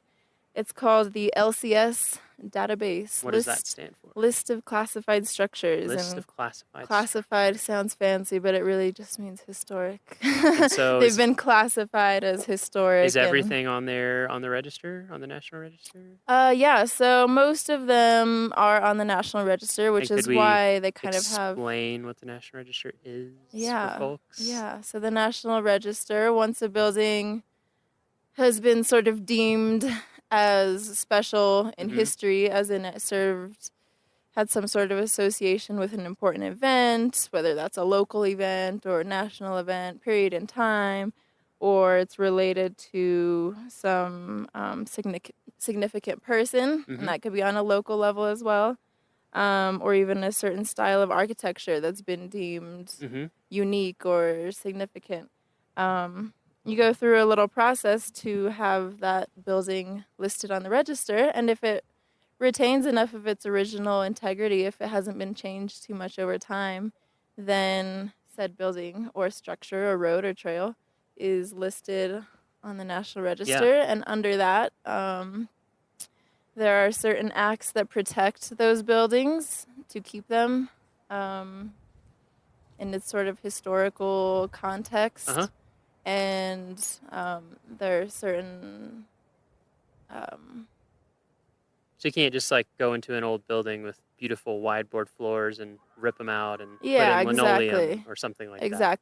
Something that would totally change the character of the building, both structurally and also from an experience level, right? Yeah, exactly. Yeah. Okay. What are some examples of buildings on the register in Rocky that people might know, or buildings or other things too? Well, one of the first ones they might see is the Beaver Meadows Visitor Center. That one's actually a national landmark. So landmarks are kind of the highest tier of buildings listed on the register. So that's classified on the register.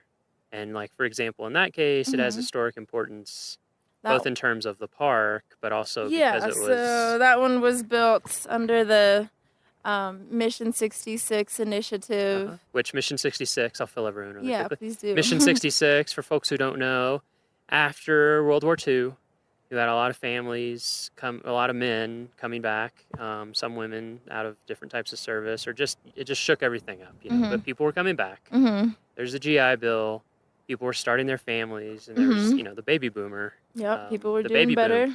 People were doing better. And one of the results of that was that national park visitation really started going up. And so there's a recognition that, hey, we really should do something to increase visitor services to handle this capacity. And we want to get it done by 1966 because that was the 50th anniversary of the National Park Service. The existing park facilities were subpar. And there just weren't enough. You know, the level of visitation had grown so much. So for the 50th anniversary, all sorts of stuff got built. And I don't know how we would describe it, but it's somewhat characteristic once you start seeing it. It kind of has a 60s look to it. And it's kind of angular and things. So this was built as part of that push, right? Beaver Meadows Visitor and in Center. addition, it was designed by the Frank Lloyd Wright Taliesin West School. Little somewhat famous architect. I would say. His school, May have heard of his name once or twice. And if people are familiar, I mean, Frank Lloyd Wright himself didn't, but it was his firm. Did not. And it uses a lot of his style. His styles and methods. And like the high windows, the top of the wall windows. And intaglia. Give it a Google if you haven't seen it. Yeah, exactly. Before. If you haven't seen it in the park, building. give it a Google, and we have a little bit of info about Where it. you and I have the pleasure of working out of. Yes, we do. It is also, a lot of people don't realize this, so it is Beaver Meadows Visitor Center, and it's also park headquarters. So if you go to the Visitor Center and you're wondering what's the rest of this building, it's just offices. Pretty much. It's a really cool building. Stopping and getting out and looking at the building. And there's an interpretive sign outside that talks about the architectural importance of the site. So that's that's a big one. That's one. If you've ever run into any of the backcountry patrol cabins. If anyone's been out hiking and seen cabins out in the backcountry. Are those all on the register? Pretty sure every single one of them is on the register. Because I remember, those were built... what was it, 2 years ago? When you and I hiked out to North Fork Cabin, for example. And a lot of them are kind of hidden. They are. They're not intended to be, like, seen by everybody hiking along. They're initially intended for the rangers doing patrols out in the backcountry, making sure everything's okay out there, giving them a place to stay without having to set up tents and stuff. For anyone who does see them, they're government-owned administrative facilities, so we use them for still law used enforcement, backcountry patrols. If we have trails crews or backcountry crews working, they can base out of there sometimes. Very minimal. Very minimal, but really nice. And what I thought was neat when we were looking is that, so like North Fork, that was in the 30s, early 30s that was built, right? And it Yeah, was built late 20s. with almost all on-site materials, correct? Like, Yeah. which is incredible to me. It would be way too expensive to haul in that Yeah, stuff, and especially back then. yeah, I mean, it's- now it would be too, but that was what, like 8 miles from the nearest road or something, 6 miles. it was from a the ways, nearest and even the road. road that was the nearest road was is hardly yeah a you road. wouldn't want to be hauling a bunch of construction No. equipment in on Mhm. there.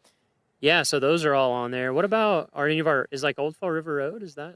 Yeah, so many of the roads that you're driving on are actually quite old. Uh-huh. Those were built late 1800s Oh, really? to early 1900s. So, like, honestly, some of the trails predate the roads because people were using the trails to get from the west side to the east side or vice versa. There was Right. no really They would just established they would hike route. it, or they would take horses take and walk horses, it. Yeah.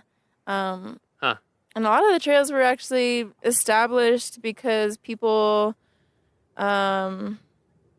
who lived in Estes Park or Grand Lake wanted to take tours up there. Oh, They okay. wanted to take people out there. So even before the it was a fact, park. Yeah, the fact that they had people wanting to get out into the park, they're like, oh, well, maybe we should just clear these ourselves then and get out there. Of So, course, a few of these trails were used by Native Americans, Mhm. obviously, to travel Mhm. from the west side to the east side, crossing over the Rockies. Mhm. And to get up into the mountains for hunting. and Yeah, things like that. so those sort of laid the baseline for where Trails would go. later people would Yeah. start to clear them a little more and develop Yeah, we them. talked to Cynthia Langeth at Alpine Mhm. Visitor Center a little bit about Mhm. Trail Ridge Road and how a lot of it is like exactly where the trail was that Ute and later and Arapaho people would Yeah. use later, Mhm. and early people even before that. Yeah. So I think that's pretty cool that a lot of the routes we still use have. Yeah. I mean, they make the most sense, as that's what we talked about with her. Mhm. One thing that surprised me when I first went out with you on one of these trails was just that a lot of the trail work itself, like rock work, Mhm. so like the rock walls that people see when they're hiking that support elevated sections of trail, or some bridges, or bog walks, which are elevated either dirt or wood or Mhm. something through really marshy areas that help Yeah. you hike through them without getting your feet soaked and mucky and boggy. Yeah, it's- those also can count, right? Because those Mhm. were created using they're historical. They're using Yeah. old techniques. A lot of them were built back in the 30s, and you can kind of start to see CCC, right? Yeah, Civilian the Conservation Corps. CCC.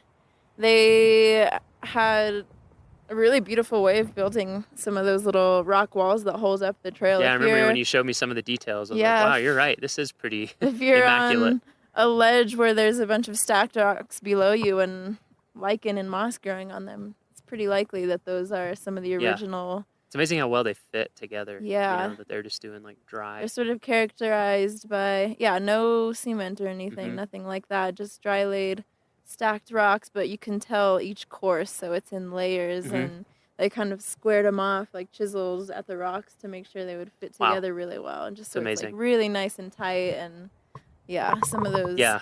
I'm continually features are amazed awesome. as I go to more and more parks and work in different parks and my career goes on, how essential the Civilian Conservation Corps Mhm. was to the parks. Yeah. Like, we still rely so heavily on so many things that were built during that time. Yeah, We're and basically we're kind just of repairing and we're just upkeeping kind of those. repairing and maintaining them. Mhm. But without them, They pretty much laid a huge amount of groundwork for tons of parks, even Yeah. parks that you wouldn't think of. I remember, like, I did the map for Andersonville Prison, which was Mhm. a Confederate prisoner of war camp in Oh, wow. gosh, it's in Georgia. It's kind of near Americus, if people know that town.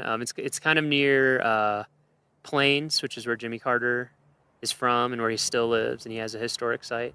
Anyway, it was this horrific prisoner of war camp, as most of Mhm. them were at that time. Mhm. But even there, we were walking around, and there were some trails and some retaining walls and some just things that had been built to kind of shore up Mhm. and make sure things would last. Yeah. And there's a plaque, It's CCC. kind of amazing how long these things have lasted, considering like They were just built so the weathering and carefully. They were built with such care. Yeah. And it wasn't because I mean, I don't know. I just always figured because it was an employment program, Mhm. and the whole point was to have jobs for people to do. Mhm. That it was like, we're building this rock wall. We want it. Yeah, you don't We want it to expect be it to be fantastic quality. so- We want it to last forever. Do what Uh-huh. you got to do. Yeah. And they're using natural materials, Mhm. so you don't have the material cost. And so I think it was just like, let's make this incredibly nice so that it'll last Oh yeah. for 100 years or Mhm. more. Definitely you know? built to last. And a lot of them are getting close Mhm. to 100 years, and Yeah, and they look that's- great. That's the point of all of this, is to keep these things intact so that there is evidence of it down the road, and that other people and our kids and grandkids and Yep. all those people down the line will be able to see these things. Because honestly, the older it gets, the cooler it becomes. Well, that's the thing. and- That's what I think a lot about with historic things and things on the register, is that there's this weird in between point. It's almost like fashion or something. Yeah, There's yeah, this yeah. weird in between point, like when it was like in the early 90s or something, you're like, oh, Mhm. the 80s, that was lame. But now people think 80s are cool because they're old enough. Yeah. And I feel the same way with a lot of historic things, just like a rock wall on a trail. Mhm. Maybe right now we're like, oh, whatever, it's a rock wall, whatever. Yeah, But, then people go to like the UK or something, and they see these hundreds and hundreds and hundreds of year old walls. And We'll then get it there one takes day. on. We'll get there one day. Yeah, it takes on this different feeling. Yeah. Okay, that's so like- so we have a giant national list of all this stuff, Mhm. and you are here at Rocky in the summers Yep. to go around Mhm. and basically look at all of it. Yep. And keep Document track of it, keep document track it. of the condition, Yeah. and make recommendations for how the park could Yeah. be doing better, or how they're already doing great, Yeah. and ways that they can sort of mitigate any problems that I see. A lot of times there's one issue that's sort of affecting a lot of different buildings, Uh-huh. where it's like, Yep, they just need to, just something we need to work on. yeah. hmm Um, And it's so cool to me how there's so many specialized techniques for maintaining these things. Like I Yeah. remember some of those, what were they, joists or Logins? logins? Yeah, the Mhm. logins on a cabin. Oh, yeah. And you were showing When me, they- and you were like, "Oh yeah, this has been cored out and filled with foam." I was like, "What?" Yeah, And yeah. you're like, "Yeah, There are a lot of little well, ways we don't to- want to replace the entire thing, Mhm. and so it's more the best structural integrity if it starts to Yeah. rot out is And that's to the thing, you always are trying to like figure out ways to repair it, because what's the you're best compromise. yeah, you try never to replace something unless it's absolutely Unless you necessary, absolutely because have you to. want to keep the originals, and if just part of it has to be repaired, then Yeah. just fix that Like I don't know part, if but- people realize, maybe they've seen it when they go around the park during certain construction. Like the first time I came here a few years back, Mhm. up on Trail Ridge Road, they were doing some road work and repairing some of those walls. Oh, That are yeah. up there. So And yeah, I don't know if meticulously. people realize, like they take those, they photograph Yeah. very meticulously, take Photograph them the apart, wall. they number every Yeah. rock. Uh-huh. And keep diagrams, and when it's Yeah. done, they put every rock back, and they use the where it same used to be. techniques. And we even have you might know this. It's a training area and like a facility that the Park Service has that's specifically for learning techniques for Mhm. maintaining historical structures, and then Yeah. they send crews out for really hard specialty jobs. Yeah. It's called like remember the what it's PAST called. program, I think. Something. Yeah, I'll have to Where, look it up. Yeah, they send different like historians and Mhm. preservation crews to different parks, just so they can learn. Like, Yeah. hey, this is how we're doing this, and you Mhm. guys could learn from this and implement it in your park. Yeah, so we survey things, you survey things, we keep Mhm. track of them, Mhm. and then who is actually going out and doing the work to maintain things or to So repair Rocky things? has its own preservation crew. They're called the Special Projects Crew, I believe. Uh-huh. And they specialize in all the work done, maintenance work and rehabilitation work on historic structures. That's so super they're cool. separate sort of from building maintenance crews, where they sort of go in and do their thing. But the preservation crew specialized in working with old buildings and sort of using these special techniques to not alter anything or do these repairs rather than replacements of building features. And they're a really experienced crew. I know Bob Maitland, the crew lead, he's been in the park for ever. what? Yeah, he grew right? up Like in this his park. life. His dad Yeah, worked right? in the park, so he grew up here. Yeah, He he's a grew up in- multi-generational ranger. Yeah, grew up in some of the old houses that he's Yep. fixing up today. So he's Yeah, it's really good to people have someone so People knowledgeable. probably don't even realize, like, even a lot of our park housing Mhm. is historic. Yeah. And so there's more than enough for that crew, that Mhm. specialized crew, to do all year round. Yeah, like too exactly. much, really. Uh-huh. Yeah. So what kind of training do you have to come out and assess historic structures? Well, my education is in architecture, Uh-huh. and I personally had taken quite a few courses in historic preservation. How'd you get interested in historic preservation? Well, it was always kind of like a personal moral thing where I was into sort of preserving old buildings before building something, like before building strip malls and stuff. I'm like, well, why aren't we fixing up these old buildings that we Fixing up already what we have have. in like city centers? Like, we have this infrastructure and everything. We should be using those before we're using all these resources and wasting resources by Uh-huh. tearing buildings Uh-huh. down. So you felt like that even before Yeah. architecture? Or is that what It led sort you of into went architecture? hand in hand. Yeah, I really wanted to do architecture because I hated the way these suburbias were just being produced with these Mm. cookie cutter houses, and it kind of like got to me. Mhm. So I was like, well, how could I get in there Mhm. and do something about it? So That's interesting. That's sort of Yeah. Sort where of. Where are you from? I'm from Albuquerque, New Mexico. Albuquerque, New Mexico. Yeah. ABQ. Big ABQ. Born and raised? Uh, No, sort of. Raised in southern New Mexico, Okay, but I do so love New Albuquerque. Mexico, Yeah. Land of enchantment. Yep. Yeah. Such an enchanting, beautiful place with a lot of history.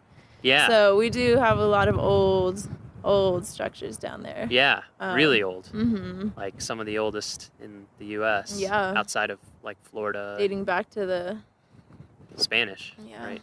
exactly. Before Anglos even got in on that game. Yeah. So, yeah, it was sort of just like my disgust for some of the new stuff being built, which is what And were you steered seeing me. that like in Albuquerque or just Yeah, in general? there's like specifically this area outside of Albuquerque called Rio Rancho. It's like this new kind of city, I guess. It's now its own city. Uh-huh. Just the epitome of like suburbia, Uh-huh. where just parking lots everywhere, strip Uh-huh. malls everywhere. Like And you're just like, this doesn't we like this doesn't speak we like to me. to say What like are we-" anywhere Uh-huh. America, you Anywhere know? USA. Yeah. Yep. So saw that going up. Hmm. Didn't like it at all. Uh-huh. And So I that's was kinda like, what well, got let's you go interested. back to what we already have and like Uh-huh. what do I love about architecture? And a lot of time it's the detail and the care and the Uh-huh. character of a lot of these structures that, you know, a lot of suburbias are missing character. It's just all kind of For sure. produced cheaply, not made to last. Well, we were just talking earlier on the hike up. So yeah, we didn't even mention. So we're at Sand Beach Lake right now. You Mhm. can't see it because it's audio, but I'll try to post a photo on the blog. Beautiful lake in Wild Basin. Neither of Yeah. us had been here before. Me neither. It's such a little Yeah, gem. it's about 4.5 miles hike in, Mhm. right? Some elevation gain, not completely uphill gruel, but lots of sections uphill. Yeah. And it really does have a ton of sand on the shore. Yeah, it's such a little gem out here. I had Yeah, no it's- idea. it's very There are beautiful. people off in the distance. There's a group of Yeah. like 10 people with their towels and Yep, bikinis just right now. sunbathing. Yeah, I It's mean, like, wow, why didn't I think of that? And this, we were talking about this lake, Sand Beach. Oh, and we have a great view of Mount Meeker Mhm. and Long's a kind of little an bit- interesting view of Long's Peak. Yeah, the south I don't side of look at it from Long's. this side that often, so that's Mhm. kind of cool. And Pagoda Mountain, and this is one of the lakes in Rocky, which there are quite a few. There's That a couple. yeah, which had there's a couple lakes for sure. How many lakes are there? There's so Oh. many, but it's one of the lakes that it's a natural lake, but it was impounded to raise the water level to store even more water in the lake. So it had a big earthen dam at the outlet. Yeah. And then during the Lawn Lake flood, which was 1980, 87, is that right? I believe so. Okay, Lawn Lake flood. Let's hope. We'll check our dates. Yeah. But the Lawn Lake flood, that's the same kind of situation. A natural lake that had an earthen dam impounding it to raise the water level, and it fell apart. It just fell apart and gave way, and all the water came down, and that is an extremely dangerous and destructive situation. So Yeah. after that happened, a lot of damage. I mean, you can't even imagine. People say they heard Check out the alluvial fan. Yeah, and go to the you'll alluvial see. fan, and you'll see. Just look at those boulders that get moved around, and think about that. How much water it would take to do that. And so when that happened, some of our other lakes, like Sand Beach Lake, is one of them that had the earthen dams. There was a process of going in and Yeah. taking them out to both return it to a more natural state and to get rid of that danger. So anyway, that's where we're sitting, and we hiked up the trail to look at historic trail structures, right? So we had some bog walks, we had a little bit of rock wall. Yeah, some built rock things like walls, a few bridges. Obviously, like the bridges have been replaced. Yeah. Wood structures, those have to be they replaced. don't last forever. Mhm. We haven't found the infinite wood yet. Yeah, so we're up here at Sand Beach Lake. So had you done anything with architecture before you went to school for it? To college? Well, honestly, I had always wanted to be an artist. Uh-huh. I used to tell my mom I wanted to be an art teacher. Uh-huh. She was like, "Oh, that's great, but don't you want to do something that makes a little more money?" And I was like, no.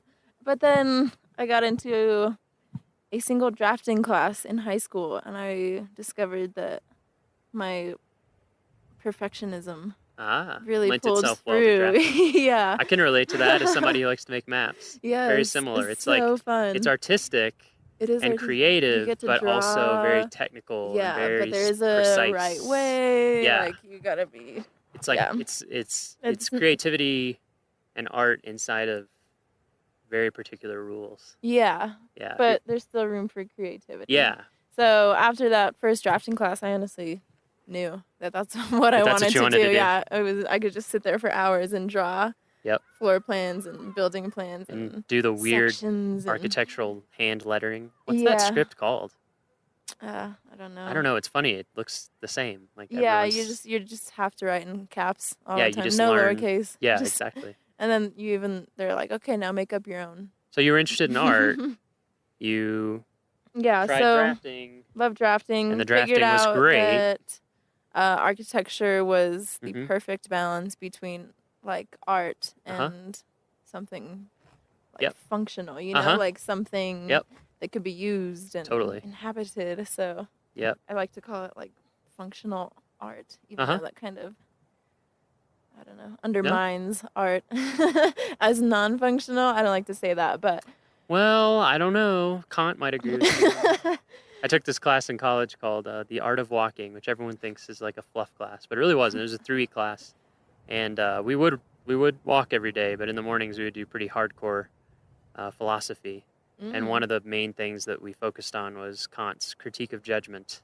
Oh. And one of the things he says is that for something to be truly just a piece of art or an aesthetic object, or at least when you're perceiving it as an Mhm. aesthetic object, Mhm. that it has to be without purpose.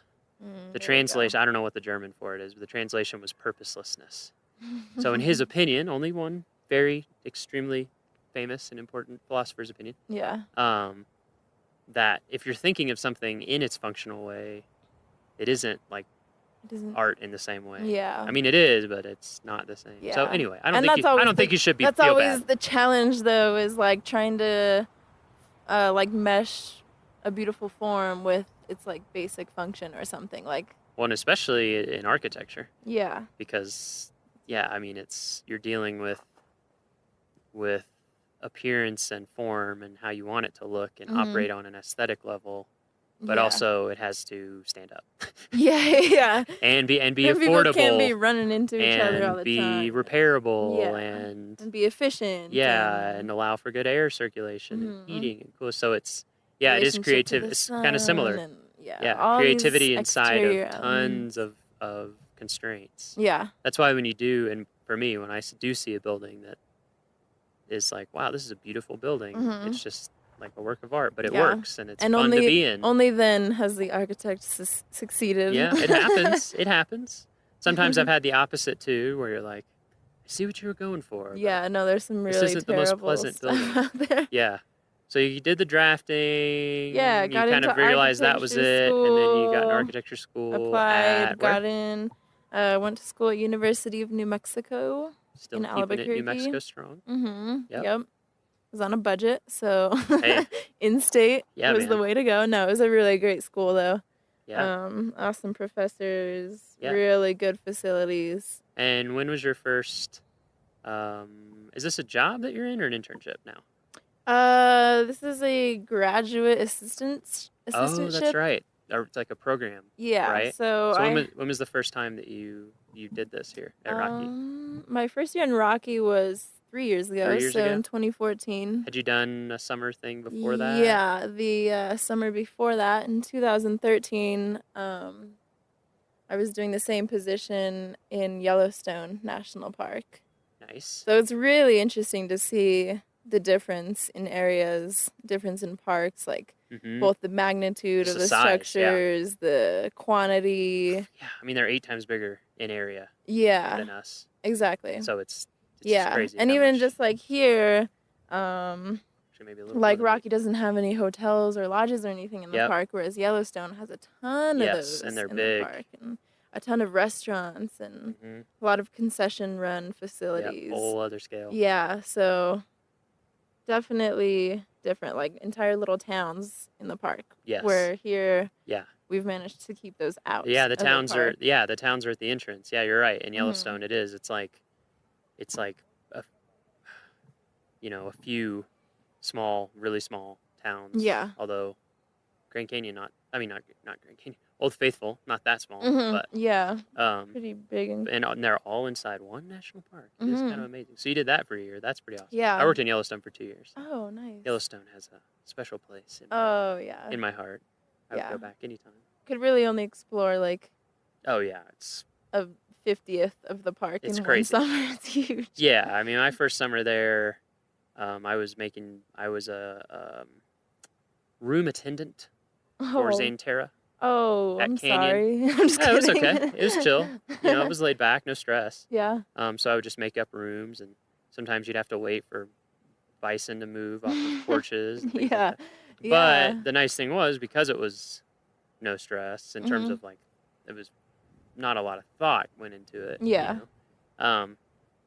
We just hiked Oh, all the yeah. time on the weekends. Those are the kind of and people after who get those work and- jobs. yeah, exactly. That's why Like, we're what all else there. are you doing there? Yeah, if not and going around so hiking and being I hiked outdoors? around a lot, like all the time, and yeah, I saw Mhm. just a fraction. Yeah. It's so big, Mhm. including like some areas like the southeast and southwest corners Mhm. where you're never going to see them unless you have time to hike, 50, 60-mile Yeah. round trip Mhm. because it just takes so long, like the thoroughfare, getting down in there.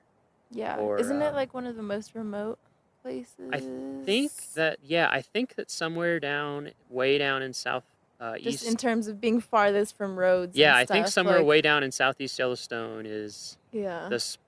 the spot in the lower 48 that's the farthest from any Mhm.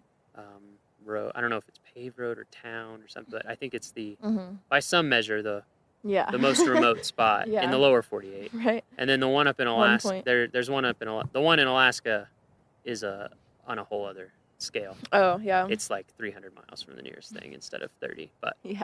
that, They win by a that's long different. shot. But yeah, Yellowstone's huge. Yeah. So you did that, and then you came Yeah. here, Mhm. year 2. What's the name of the program that you're in? Is it a what is the defined name? program or was it just a No, it's relationship with like with an the university? internship through my university and Yeah. through my architecture school Yeah. specifically. Mhm. So students from either the School of Architecture or the School of Landscape Architecture or Historic Preservation or Regional Planning, Cool. they can all apply to this, and then they hire a handful of us, anywhere from like 4 to 6 of us, Mhm. and then we're each sent out to our own park for the Mhm. summer. So there's pretty Yep. much just one of us in the park. Our specific program is just the Intermountain region. So Mhm. pretty much from northern Montana up in Glacier to like southwest Texas. Yep. Is it Intermountain region as the Park Service defines it, or just? Yeah. Yeah. Okay. Mhm. Okay. Yeah. Yeah. For folks who don't know, the Park Service were divided into geographical regions mostly for management purposes. Yeah, It's just I think and so. Intermountain is huge. I Mhm. mean, it has so many parks. Mhm. If you go online and search like NPS or National Park Service region There's map, what, like it'll come 8, up. 7, 6? Oh gosh, there's Northeast, Southeast, Midwest, Pacific West. Alaska a used little to be rusty. included in that, but I think Alaska is its own. I don't know. I would Okay. have to look at a map, but Yeah. and then Intermountain. So you were there, and then you went back to school for a year, and then came here. Mhm. So you already talked a little bit about how Rocky compared to Yellowstone in terms of just Yeah. the scale, in terms of buildings, is very different. How else did Mhm. it compare? Had you been to Rocky before? No, I'd never been to Rocky Yeah, what'd you think before. when you first got here? I was bewildered. I was like, this has been What'd you think my about this? neighbor Yeah. my And whole yeah, life, 'cause and I've never that's been true. here. It's not that far. No, I mean, it it's a really day's isn't. drive. Yeah. Yeah. What'd you think about it compared to Yellowstone in terms of like the scenery? Very different. Different, yeah, for sure. Both in the sense of the wildlife that's around. There are Yeah. a lot of We're missing a few bison and species here. wolves up there. Yep, we're missing a few species in Rocky. Yeah, Yeah, and not being in love- grizzly country is a very different Oh my experience. god, it's so nice. It's so nice hiking when there are no grizzlies to worry it's about. very It's different. kind of always in the back of your head It when you're is, hiking yeah. in Yellowstone. I've talked to people about it because I Yellowstone and then Yeah. Denali, and I miss it in a lot of ways because it puts I Kinda don't know puts it a little just edge it on just puts your- a whole different feel on the trip. You know? I Yeah. mean the danger still statistically is really low, Yeah. relatively speaking. Yeah, but they are it around. is a danger. Yeah, You know, I remember just and- taking a walk around my dorm building in Yellowstone. It was like sun had already gone down. Walking back to my dorm, and this ranger rolls up. He's like, "Do you guys have your bear spray on you?" And we were like, "No, we're just taking a little stroll." He's like, "Okay, well, someone just spotted a grizzly by your dorm, so Yep. Where did you live? Mammoth? yeah, Mammoth Hot Yeah. Springs." Yep. So that was a fun Yeah, walk you home. always. Yeah, I always had bear spray on. Yeah, from then Always. on, you're like, Just- okay, it's worth it. Because It's- even like when it's I was in worth the peace of Denali, mind. even walking to the hangout spot for all the employees. Yeah. Even there, you would see Because bears. they are around everywhere. They're They're like, everywhere. yeah. They can go wherever they want.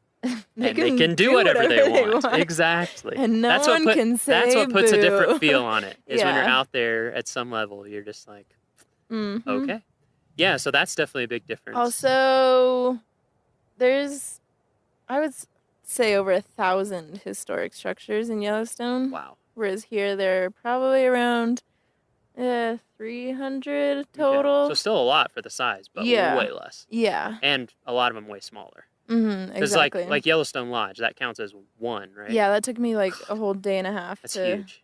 take It's photos an of amazing and building. take notes of. Yeah, really cool. Yeah, I can't believe that when who's the architect on that? Oh gosh, I'm forgetting his name now, but he was The so Yellowstone young. Lodge? He was so young when he designed that. It's just kind of mind blowing. Anyway. Yeah. And then the other thing that surprised me when I went to Yellowstone for the first time, because I'd never been out west, Uh-huh. so I had this thing in my head of just like mountains, you know, and there Yeah. are mountains for sure. Yeah. There's a lot of mountains, but Mhm. there's a ton of it that is not. No, mountains. It's no, kind of flat, Mhm. lodgepole forest as far as the eye can see. Yeah, you're like glacier up bas- in the or glacier mountains, basins, but geyser basins. once you're there, I feel like the mountains here feel more prominent. Yeah, they dominate. Yeah. Everywhere, no matter where you go, you don't get away from them. Whereas Uh-huh. there, depending on what part of the park you're in, it's very Mhm. mountainous. But you Yeah. can be like if you're in the center of the park or Mhm. down like southwest corner, Mhm. it's not mountain. Yeah, and I love the alpine country up here. Yeah. It's one of my favorite parts. Yeah, About it's the beautiful. park is just Yeah. the hikes through the alpine country. So this is your third year. Third year here. Doing this. Yes. What keeps you coming back? Everything. Yeah, everything. Have you seen Rocky Mountain National I have seen Rocky Park? Mountain National Park. I definitely have. It is very amazing. Yeah, I don't know. It's a blessed place to be Honestly, for sure. if you study architecture, you're probably going to end up getting a job in a city. Sure. Yeah. In an urban area. Vast majority. So just the fact that I get to come out here and be surrounded by wilderness and Yep. forests and lakes and stuff, like I consider that a rare opportunity. Uh-huh. And the fact that I get to sometimes come out and look at old trails Yep. for work and be go like, into the yeah. backcountry and find these little cabins. Sometimes I'll go find little cabin ruins that nobody has really looked at for years just because it's not something that the park maintains. Mm-hmm. But we sort of have to keep account of those things. Like, so just, it's a combination of all those things, and then being able to stay on this little historic ranch called Oh, that's right. Good Old McGraw. You live at McGraw, don't you? Yeah, it's this Oh, wow. historic dude ranch. McGraw is amazing. Made for, or rehabilitated for researchers Yeah. to stay in when they need to come into the park and stay for a week or 3 months or something. Forgot that you live out there. Yeah, So nice. it's So peaceful. yeah, gives me a good appreciation for all things natural and built and just how those interplay with one another. And it's also interesting just to note that this park has really pulled back in the amount of built structures in the park. Like, I would say Good point. now it probably has maybe a third to a quarter Of what it once had. of what it once had. Yeah, I don't think There people is- realize. I didn't realize that when I came here, that there were Yeah. just tons of lodges and Yeah, and real big facilities. lodges, restaurants. In Moraine Park, there used to be a golf course and 9-hole some golf course, swimming right? Swimming pool. pools. Yeah. Yep. So And over time, the park has acquired those things. and there's removed just a them. period of time too when it was, fortunately, pulling back from all of its developed areas and realizing, hey, we need to really protect this and sort of convert it back to its natural state, which is why it's so beautiful and undeveloped today.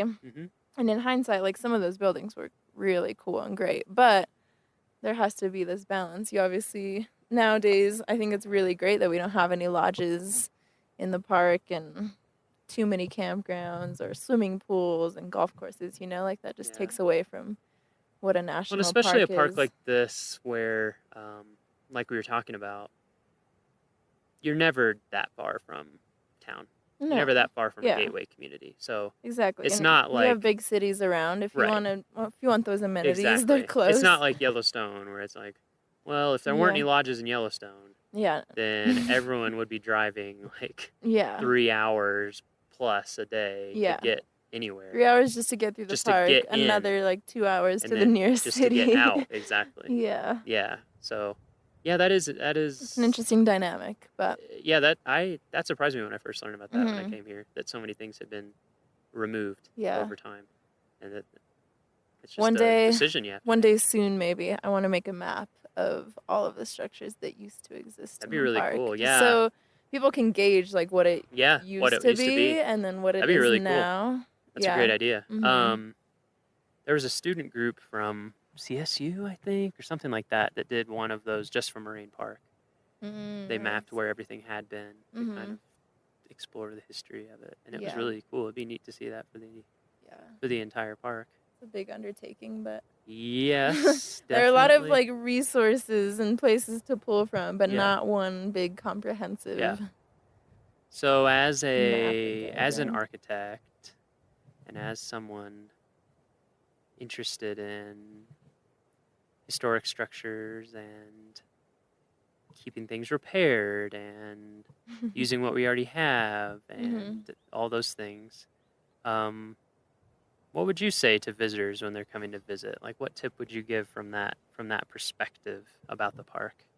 I would say inquire about it because Just be aware of it. Yeah, I mean, just like notice the buildings around you and know that those are a lot older than anyone's houses that they're living in or a lot of the cities that they live in. You know, like, and just to sort of appreciate the people that were there before you and just think Yes. about their lifestyle and how they lived before you and what they were thinking of when they passed through the place and just pretending like you were there 100 years ago or even before that.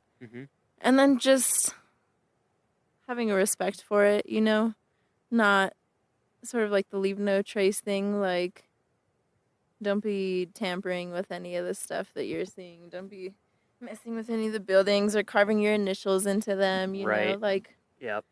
it might be cool for you in the moment, but Yeah, but then it's not really cool everyone, for anybody else yeah, later it down ruins the it road. for everyone that comes after you. Yeah, exactly. That's a very good point. We just want these things to be like in the best condition possible for generations way down the Yeah. road. You know, like even buildings that you think don't look that old. Well, You might be in surprised. 100 years, they're They going to will be be. really cool. That's true. And people are going to be like, oh, I wish these were taken Mhm. care of a little better in the Mhm. past. Yeah. Yeah, I think that's great.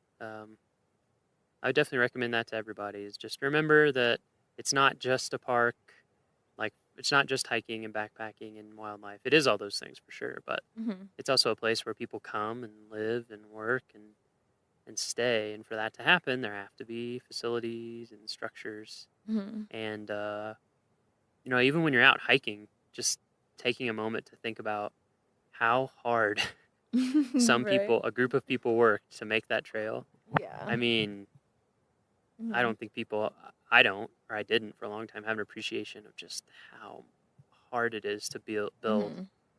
a mile of trail. Yeah. It's crazy. You know, Mhm. it's so much work that people are doing Yeah, much for us respect so that for then we their- can enjoy it. You know, Yeah, and for the trails crews they're then and unthanked. now. Yeah, oh, absolutely. Mhm. Yeah, we're definitely gonna get with the trail crew and cover some of that work. Nice. Maybe in depth so Yeah. people can kind of And definitely check out some of those backcountry cabins. If you see Yeah, them, if go you up see to 'em, them, peek in the windows. They're Yeah, cool. you can go up to them and look around. Yeah, for Yeah. sure. Just, you know, Don't try getting in. Don't try getting in. And sometimes there may be a ranger staying there, Mhm. stationed there, and Yeah, they'll let you be peek perfectly happy inside. to talk to you and Yeah. check in with you and say, Mhm. hey, say what's up. It's really cool because some of those old cabins have logbooks from Yeah. back in the You can read 60s. yeah, you can read Like just you can rangers read way who've back. seen it, yeah. It's funny how much things haven't changed. Really puts in perspective, yeah. Yeah. Oh It's wow, like, same oh, yeah. problems, different Same- day. Exactly. Different decade. Especially back there where it's so you know, your phone doesn't work back there or anything, Yeah. you know, so it's you pretty much live in the same way, pulling your water out of the creek and Mhm. filtering and Yep, using the privy out in the back. darn right. Spending the night with the squirrels and the mice. Yeah. Anything else you want to cover or that you want to make sure listeners know about? No, I think we've done a we've good covered job it? and hopefully not bored them to death. Oh, no, definitely. Definitely not. I know I get excited about it, but I forget not everyone. Our listeners don't get bored. No. And if they do, they can just skip to the next episode. Oh, okay, It's no yeah. big deal. But If no, they've our reached this point, listeners they've are done good. are scholars with interests that run the gamut, I'm sure. And yeah, one of the reasons why I wanted to talk to you is because I think it is just something that people, including myself, it's just easy to forget about. Yeah. The cultural side, Mhm. the all the resources that we have in the park, and Yeah, you know, plenty just of think natural, about also like lots last year we of had 4.5 cultural. million people come to the Mhm. park, Mhm. and so it is a place that it's like It's a destination. a destination with a lot of history. Yeah. Yeah, so A lot just of history. think about that and remember Mhm. it, and think of our cultural resources folks who are out there surveying and working on things and maintaining things, Mhm. so that hopefully they'll be there, you know, 100 years from now, 200 Yeah. years from now, 300 years from now. Yeah. Hopefully forever. At least that's what we're going for. That's our goal. You have to have high goals. Forever. Yeah. So one final question before we sign off from Yeah. Sand Beach Lake. We've been asking everyone this question. Oh. It's a pretty open question. Okay. What does Rocky mean to you? Oh my god. Yeah. Like in your life or... Rocky has honestly become like my second home. Uh-huh. I don't know if I'll be back next year because the work I'm doing is kind of getting wrapped up this year, but Right. it's kind of where I feel And you recently graduated? and- Yeah. Yeah. I kind of just feel like more human Uh-huh. out here. Yep. Um, That's interesting. yeah, I feel more human when I'm around less humans. I can For some reason. I can very much relate to that, and It's we've just heard like- that from a lot of people Yeah, this yeah. already on the podcast Yeah. we've talked to. They're like, I don't know, I just feel more myself, or you know. Yeah, you just like it's very introspective. It's inspiring, it's humbling, just the scale of the mountains around you and the vastness of the trees and the power of the water that you see like really puts you in your place Yes. as a human. Like we tend to get on our high horses and just get stuck in the bustle of the city and Yep. think that whatever we're doing that day is the most important thing in the world and nothing else is as important. But then you come out here and you're like, this is what's really important. Absolutely. Snaps you out of it. Yeah. Like you don't have a So- choice. If you get Mhm. out in it, it's going to happen. Yeah. And I love feeling like less powerful than nature. Yes. And like, I don't know, The at mountains- nature's will. The So- mountains are really good at that. Yeah. So Rocky has become this place that I think about all year. Yeah. Until I get to come back. And do you think that your time here, even if you don't come back, is going to influence your Oh, for sure. career and, Yeah. and life going I forward? knew like nothing about the Park Service until my first year as an Yeah. intern. And I was like, oh my gosh, there's that much that goes on. Like, Mhm. there's people doing this stuff and entire divisions dedicated to this. So it really opened my eyes and gave me a new respect for the Park Service. Like, I always tell my friends, like, okay, yeah, I'm going out to my internship for the park. And they're like, oh, you're a ranger? Like, everyone just assumes there's just rangers out here. And I'm like, no, that's like one little part True. of what the Park Service is about. Yeah. But Yeah, that's one of the reasons why we're doing this podcast. nice. Is Yeah. just to talk to people and let people Mhm. see all the amazing folks, interesting Yeah. folks doing stuff that you would never even know about. Yeah. So even if I don't come back as the historic structures Yeah. tech intern next year, I'm sure I'll be back in my future. We'll always be here. Yeah. Rocky will always be here. Aw. Yeah. Great. Yep. Well, thank you so much for talking to Yeah, us. I guess thanks we'll for pack having me.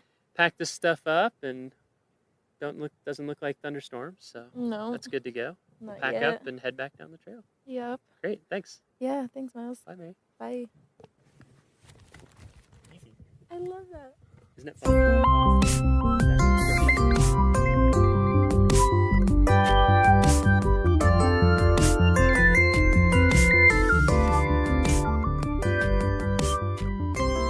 Our next episode will be released on Friday, September 22nd. For show notes, transcriptions, and to learn more about our show, visit our homepage at go.nps.gov/RMNpod. That's go.nps.gov/RMNpod. The Rocky Mountain National Podcast is a product of Rocky Mountain National Park, one of 417 units of the National Park Service that preserve America's heritage for all, forever. Stay classy, Rocky Rangers.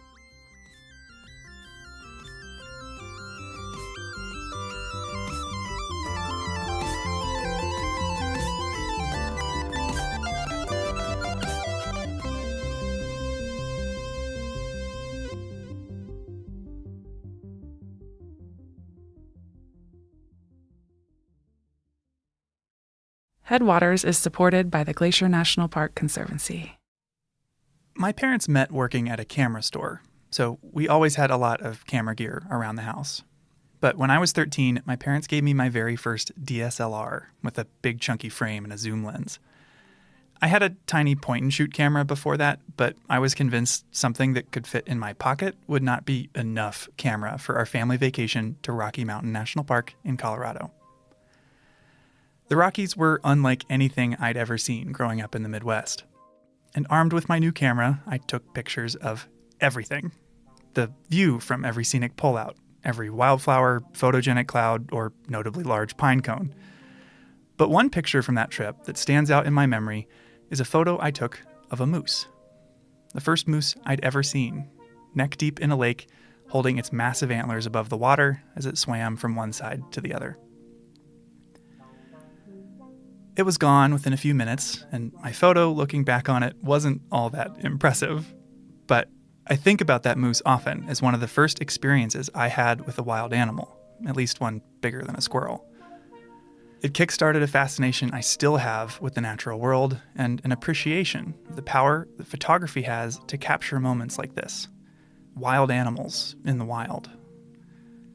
It's no wonder that cameras are one of the most common accessories you see around Glacier today. They are the lens, pun intended, through which many of us see and remember national parks. But cameras are also increasingly being used by scientists to study the same animals us visitors feel lucky to see, especially remote cameras, which trigger when they sense movement. These camera traps, as they're called, can reveal glimpses into a side of Glacier that we can never see. How wildlife behave when there are no people around. We are in the car. Where are we going? We're driving up the road out of East Glacier that heads towards Two Medicine, looking for a camera. And what's the camera looking for? The camera is looking for moose. Largest member of the deer family, very charismatic, big noses. I feel like charismatic is debatable.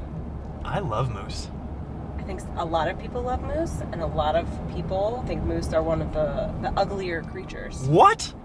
How could you think moose are ugly? I'm not saying I think that, but I've heard people say that. Gangly? Yeah. Yes. Weird Ugly? little dewlap thing, dangling. It's charming.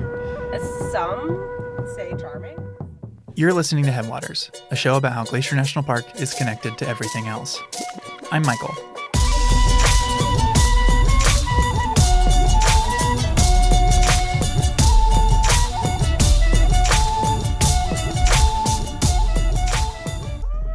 In this episode, we're zooming in on two different animals, one big and one small, one you may have seen and one you may have never heard of.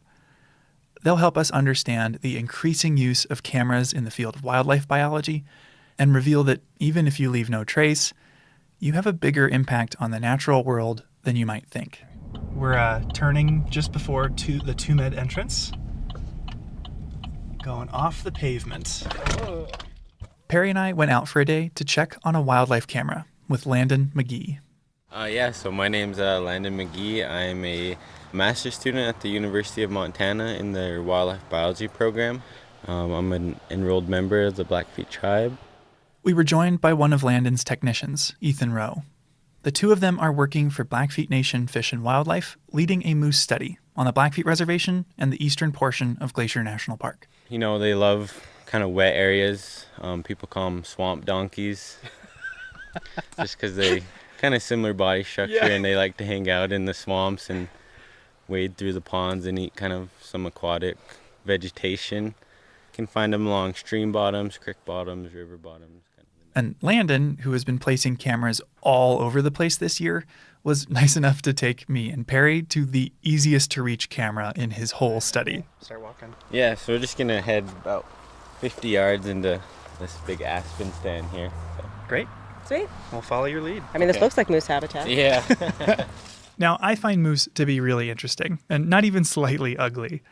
As the second largest mammals in North America, they're really strong. Bull moose's iconic antlers can grow up to 5 feet across, and they use those antlers to fight over female moose.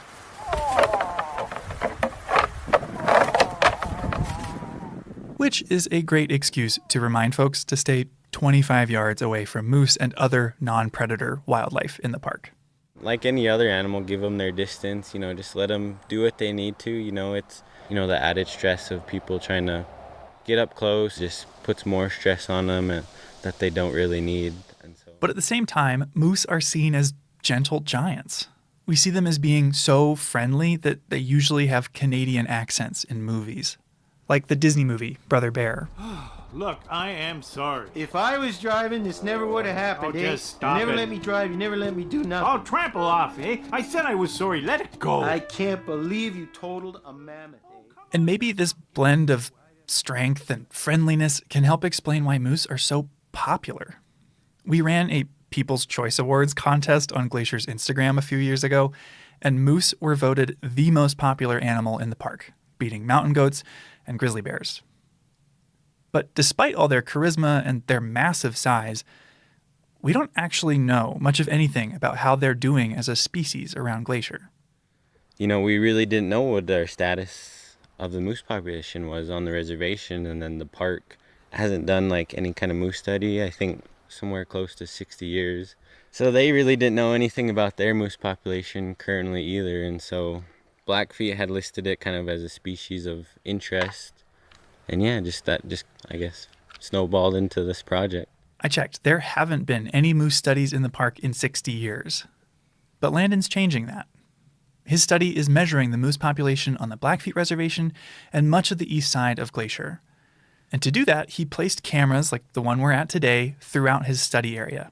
And all of the cameras were placed at random. Sitting down and trying to pick, 100 camera locations of where, would be good spots, it would be very time consuming and hard to do. And of course, it introduces a lot of bias. And so having this truly random sampling allows you to get into places you thought you'd never go your whole life. I know there's been a few that I've been to both summers so far. And so we're visiting this easy-to-reach camera to make sure it's still working. Landon's technician, Ethan, walked us through the checkup. So when we're arming the camera, we like to put it waist high. So it would just sit like somewhere right here. Better view down there. On a moose. Yeah. So right now we're doing a revisit. So we're just checking up on the camera. Just if the camera was still functional, if we changed the memory card at all, and if we did, the idea of it. The downside of randomly distributing your cameras, though, is that while some are 50 yards off the road and easy to hike to while holding a microphone, others require miles of bushwhacking through areas with no trails. Honestly, it sounds a little heinous, but that hasn't deterred Ethan. The hikes are a big plus of it, Are you sure? So I really enjoy the hike sometimes, even though I like to complain along the way. I think when I'm done with it, I really tell Landon, really appreciate it out here. With these randomly placed cameras set far enough apart to avoid double counting the same moose during a certain time frame, Landon can run all the data through a computer model to estimate how many moose live here. And the data isn't just a bunch of ones and zeros. It's pictures, which for Landon has been fun to look through, but a lot of work. With, dozens of cameras out at a time, like how many pictures do you capture over the course of a summer?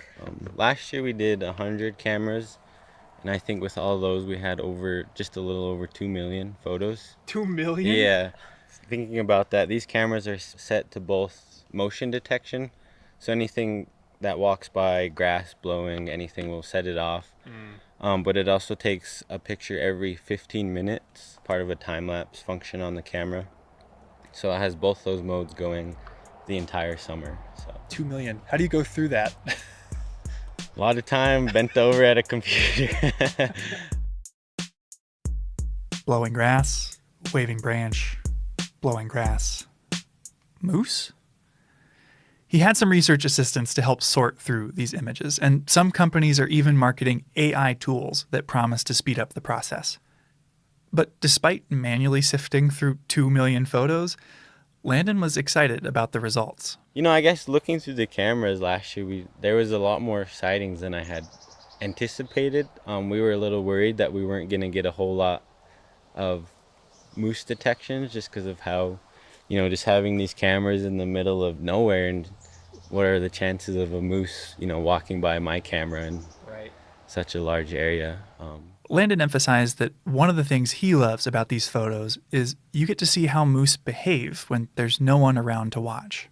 One of the cooler photos or videos we had on the video cameras we had out last year was a moose calf nursing, and you could hear like this sucking noise of the calf just going to town. Oh my God. That's amazing. Yeah, it was cool. It's probably the best video I have.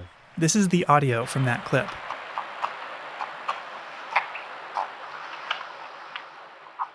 To paint the picture, the calf is mostly hidden by thimbleberry bushes as it reaches up to its mom.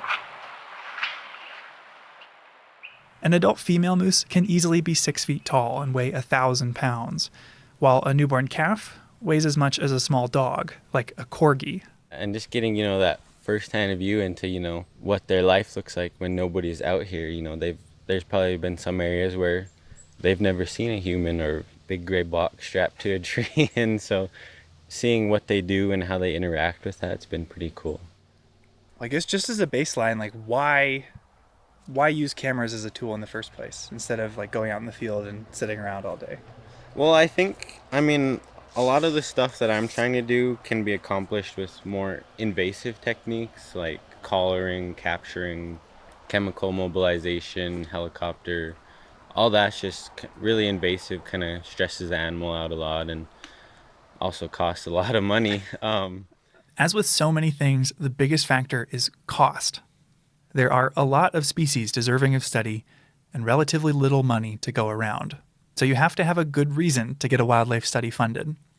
For Landon's, it's the fact that moose hunting funds a lot of conservation work on the Blackfeet Reservation. Blackfeet Nation Fish and Game, along with Montana Fish, Wildlife, and Parks, issue a small amount of moose tags every year. Permits to hunt a moose on tribal, state, or federal land, but to be clear, not in Glacier National Park. They do an auction system, and so they bid on the tag, and I think the starting bid for moose is like $14,000, and we usually get it up to like $35,000 for a moose tag. Yeah. So I mean, that's a huge source of revenue for the department. I mean, by better understanding the number of moose on the Blackfeet Reservation, Fish and Game can issue an appropriate number of tags without fear of harming moose populations as a whole. And on top of that, we'll also get insight into the moose in Glacier, which speaks to one of the appealing traits of camera traps. They're pretty cheap.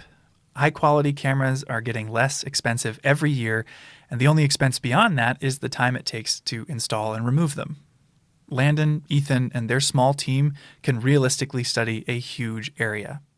You know, moose don't know political boundaries, so, you know, you're going to have moose that are going back and forth, and whether you're going to get them on the reservation during your time sampling is going to be difficult to predict, and so having cameras in the park kind of allows you to understand that transboundary movement. Yeah. Landon's work stands to help Glacier and the Blackfeet Nation manage moose. But his study is still underway, so there's no population estimate for him to report just yet. Kind of, people always tell me that, you know, how many moose are out there? Let me get back to you in a couple of years. Give me 2 years, I'll let you know. We'll have to stay tuned to see what Landon learns down the road. But you don't have to wait to see the results of a camera study. You just have to look to another animal.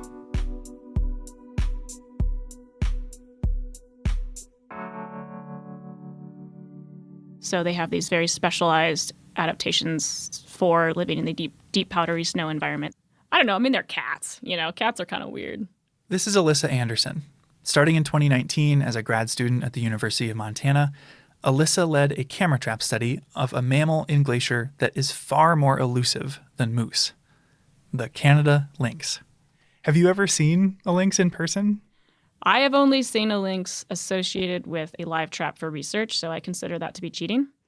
I did work for one winter trapping for research. You like walk up to the trap, and they just like I had one lynx that literally I think it was singing death metal to me.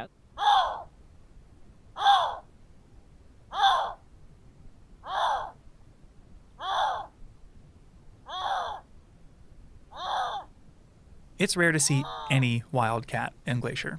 This summer, after 10 years of working and living here, I finally saw my first mountain lion. And they're 4 times bigger than lynx are. It's funny, and then you get all these tourists who go to Glacier for one day and send you these videos, and they're like, hey, is this a lynx? And I'm like, oh my God, I've hiked that trail 10 million times.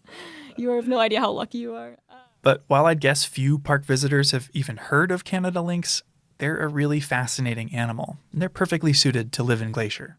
They are a specialized cat species that has evolved to live in what we call the boreal forest. So, you know, mostly across Canada, Alaska, and then the boreal forest does reach down a little bit into the lower 48. Part of their specialization is that they specialize in eating snowshoe hare. It's the vast majority of their diet. Lynx and their favorite food, the snowshoe hare, both have huge feet relative to their body weight, which allows them to run on top of deep snow. I found a great example of this in a 1976 documentary called Day of the Lynx. In the clip, filmed in the winter, you see a coyote sneaking up on a snowshoe hare. A coyote has been diligently following the trail of a snowshoe hare. It flushes, running in the direction of the big lynx. Then you see the lynx.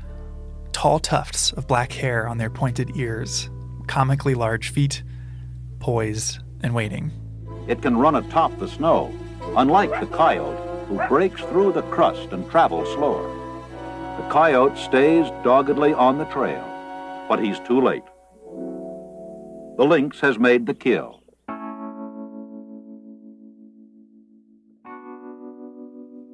Glacier has seen less and less snow over the years since the park was established. The park gets 30 fewer days each year of freezing temperatures compared to 1980, the equivalent of a month that used to be freezing cold that now isn't. So for lynx, this cold-adapted animal, climate change is a huge concern, big enough that they were listed under the Endangered Species Act. Their threatened status encourages groups like our very own Glacier National Park Conservancy to fund lynx research, like Alyssa's. The main facet is what we call an occupancy survey. So where are we detecting them? What kind of areas are occupied by lynx? Landon is studying moose by counting them, since he's doing a population estimate. In contrast, Alyssa's study wasn't designed to count lynx, but to figure out where they live and where they don't. And she focused her cameras on park trails. Like a lot of carnivores have been found to use human trails. You'll have a higher probability of detecting by putting cameras on trails.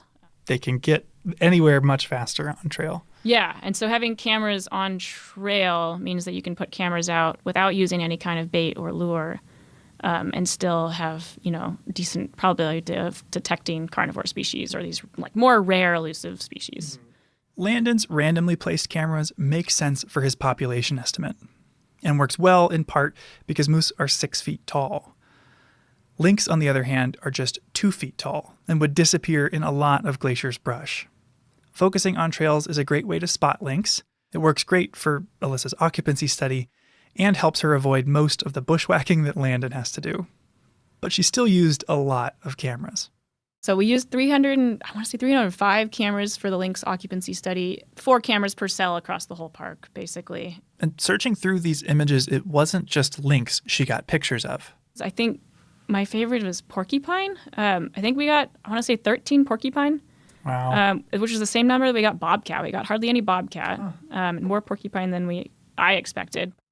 Porcupines are another poorly understood animal in Glacier. Ever since the 80s, they've been an increasingly rare sight, and nobody's really sure why.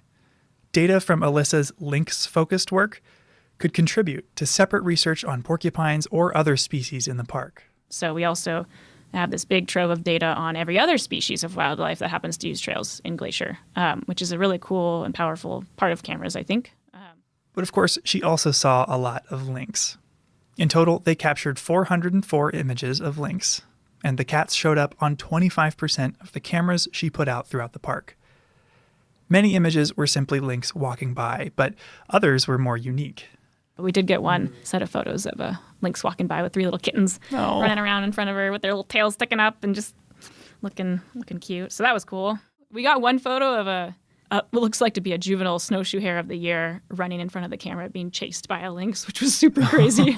Really lucky. Oh, and I'm sure they run out of frames. You never know what happened. Yeah, I don't know who, but they were very close, like within 2 feet of each other. So I have a feeling that young one didn't make it. But. And this study in Glacier adds to a larger body of research in northwest Montana. The audio of a lynx vocalizing that we shared earlier came from a monitoring project looking for rare carnivores in the Swan Valley south of Glacier. It was shared with us by the Southwest Crown Collaborative and Swan Valley Connections. Knowing where lynx live now allows us to notice when and how they're impacted by climate change and other stressors. And that'll help the park manage for their success. And these photos have also been exciting for park visitors and employees because they're a window into the hidden lives of our wildlife. We got a handful of wolverine, I think maybe 12 or something, and that's always fun. You never see so many of these animals, or very rarely, and it's just a really cool way to just, see what all is around you and using the same trails that you're using. It's sort of funny. There were a couple times when you'd just going through the photos, blah, blah, blah, blah, blah, and organizing and be like a grizzly bear. Or even once, I think, a lynx, within minutes of a human. Really? Like on the exact same spot. You're like, wow, I wonder how that worked out. Yeah. The Day of the Lynx, during what we call the Day of the Lynx. But Alyssa's research also revealed another, more surprising conclusion. Yeah, so basically more or less half of the east side of the park stayed closed to the public in 2020.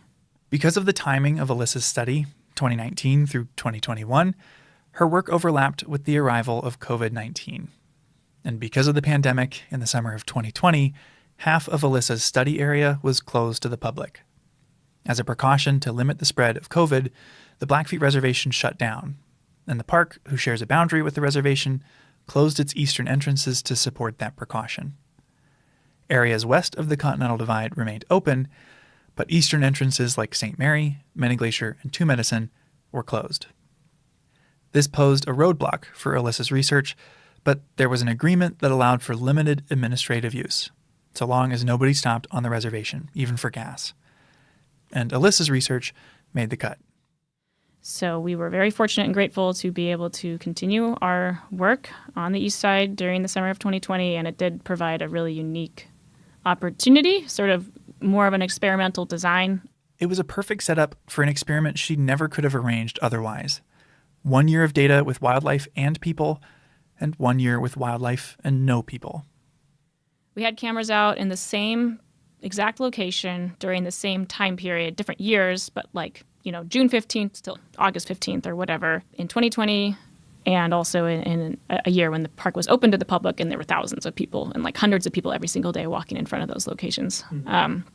So we were able to compare wildlife activity and presence and detection in those two different scenarios. Right away, comparing the open and closed years revealed a pattern. For the most part, most of the findings were that when there's fewer people around, the animals were being detected more frequently or at more different places. I think some of the ones that were strongest were elk and coyote. Coyotes were seen way more often when there weren't people around. Coyote kind of surprised me, honestly, because they're kind of a generalist species and they can, get used to stuff. And I mean, you see pictures in some communities where they're riding the subway. Yeah, right. So you'd think they'd be more kind of comfortable. Yeah, that kind of surprised me that they had such a strong negative reaction to increased human use. That same trend was observed in a lot of animals, including lynx, moose, bighorn sheep, and black bears. Although it wasn't true of every species. Foxes were the opposite. The probability of detecting a red fox was higher in the summer with people on trail. So, one theory could be we found more foxes because we were finding fewer coyotes, and coyotes are dominant over foxes. And so that's, an explanation. I think that's super interesting. This is something I feel like I and a lot of folks have an anecdotal understanding of. It feels like deer like to be around people, whereas you're encouraged to make noise on trail so you won't run into a bear, as bears generally don't want to be around us. But when that personal experience becomes a statistically significant research conclusion, it made me reconsider the impact I have on this place. It's tempting for me to imagine if you're following all the principles of leave no trace, hiking up to Avalanche Lake, you're not disturbing anything. The park is kind of behaving as it would be if you weren't there. And your paper seems to imply that that's not true. Even if you don't hit an animal with your car, or you're not hunting an animal, or you're not throwing rocks at an animal, or your dog's not chasing an animal, simply by existing on the landscape and walking on trails, we do have an influence on wildlife activity patterns and space use simply just by being there. This hits at the core of the Park Service's mission, to preserve and protect the natural world here while also providing for the enjoyment of visitors. Two goals that seem to be in tension with one another, a dual mandate at odds with itself. So it's a really interesting conundrum. I think you were saying sort of the dual mandate of the park, right? I'm certainly not going to advocate for closing the park forever to people. I think that's insane. Right. I think it is kind of interesting to imply that that's necessarily bad. I don't want to say that that's necessarily bad, like humans have existed on this landscape with all of these animals, forever. It's interesting, and it's something that I think, now we certainly need to think about and consider a little bit more carefully, because we have millions of people hiking down some of these trails, over the course of just a 3-month period. I've talked for years with visitors and colleagues about this tension in the NPS mission, but I'd always pictured it applying to large-scale management decisions, like wanting to build a new parking lot. It felt like something I could avoid on a personal level by doing the right thing, which, in hindsight, feels a little naive. I like working here because I felt like my work can have a positive impact. But Alyssa's study left me wondering if the best thing I could do for lynx and moose is leave. But at the same time, the reason I care about wildlife is because of experiences I've had in nature. Experiences in national parks, like that mediocre photo I took of the first moose I'd ever seen. And it's unlikely so many people from around the world would care about this remote corner of northwest Montana if they'd never been here, if they'd never had the chance to connect with it on a personal level, to go hiking in the mountains, to see wildlife in the wild, forming memories that'll last a lifetime. Finally, the only way for Glacier to responsibly manage animals like moose and lynx is to understand them, which takes research. Sending passionate, curious people out into the park to learn more. Yeah, that was my first camera I did by myself, I guess it's just the bird leaving the nest. People like Ethan, the wildlife tech working with Landon on the moose study. After 2 summers with Landon, Ethan is pursuing a degree in wildlife biology this fall at the University of Montana. I always wanted to be out here and doing this type of work, and I think that's a big motivation for me is that, not a lot of people are out here, and that, as me and him just trying to make a new step into history. Moose pioneers. I guess it's the idea of, do we only care about species for the viewing enjoyment of the public, or do we care about them for their intrinsic value on the landscape and also for their important ecological roles? And if you care about that, then you care about every species. Alyssa's research suggests that even treading lightly, we will have an impact on the natural world here. It's unavoidable. But if we can accept that, it encourages us to think about the kind of impact we would like to have.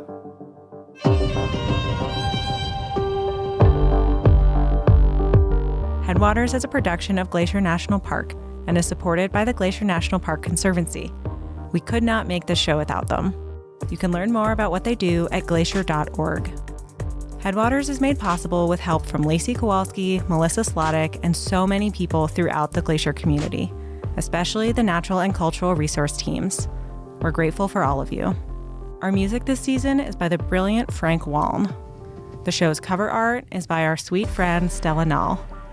Check out Frank and Stella's work at the links in our show notes. Special thanks this episode to Landon McGee, Ethan Rowe, Alyssa Anderson, Mark Beal, John Waller, and Swan Valley Connections and the Southwest Crown Collaborative for sharing their amazing lynx growls. Besides sharing this episode with a friend who might appreciate it, you can help us out by leaving us a rating and review in your podcast app. Thanks for listening.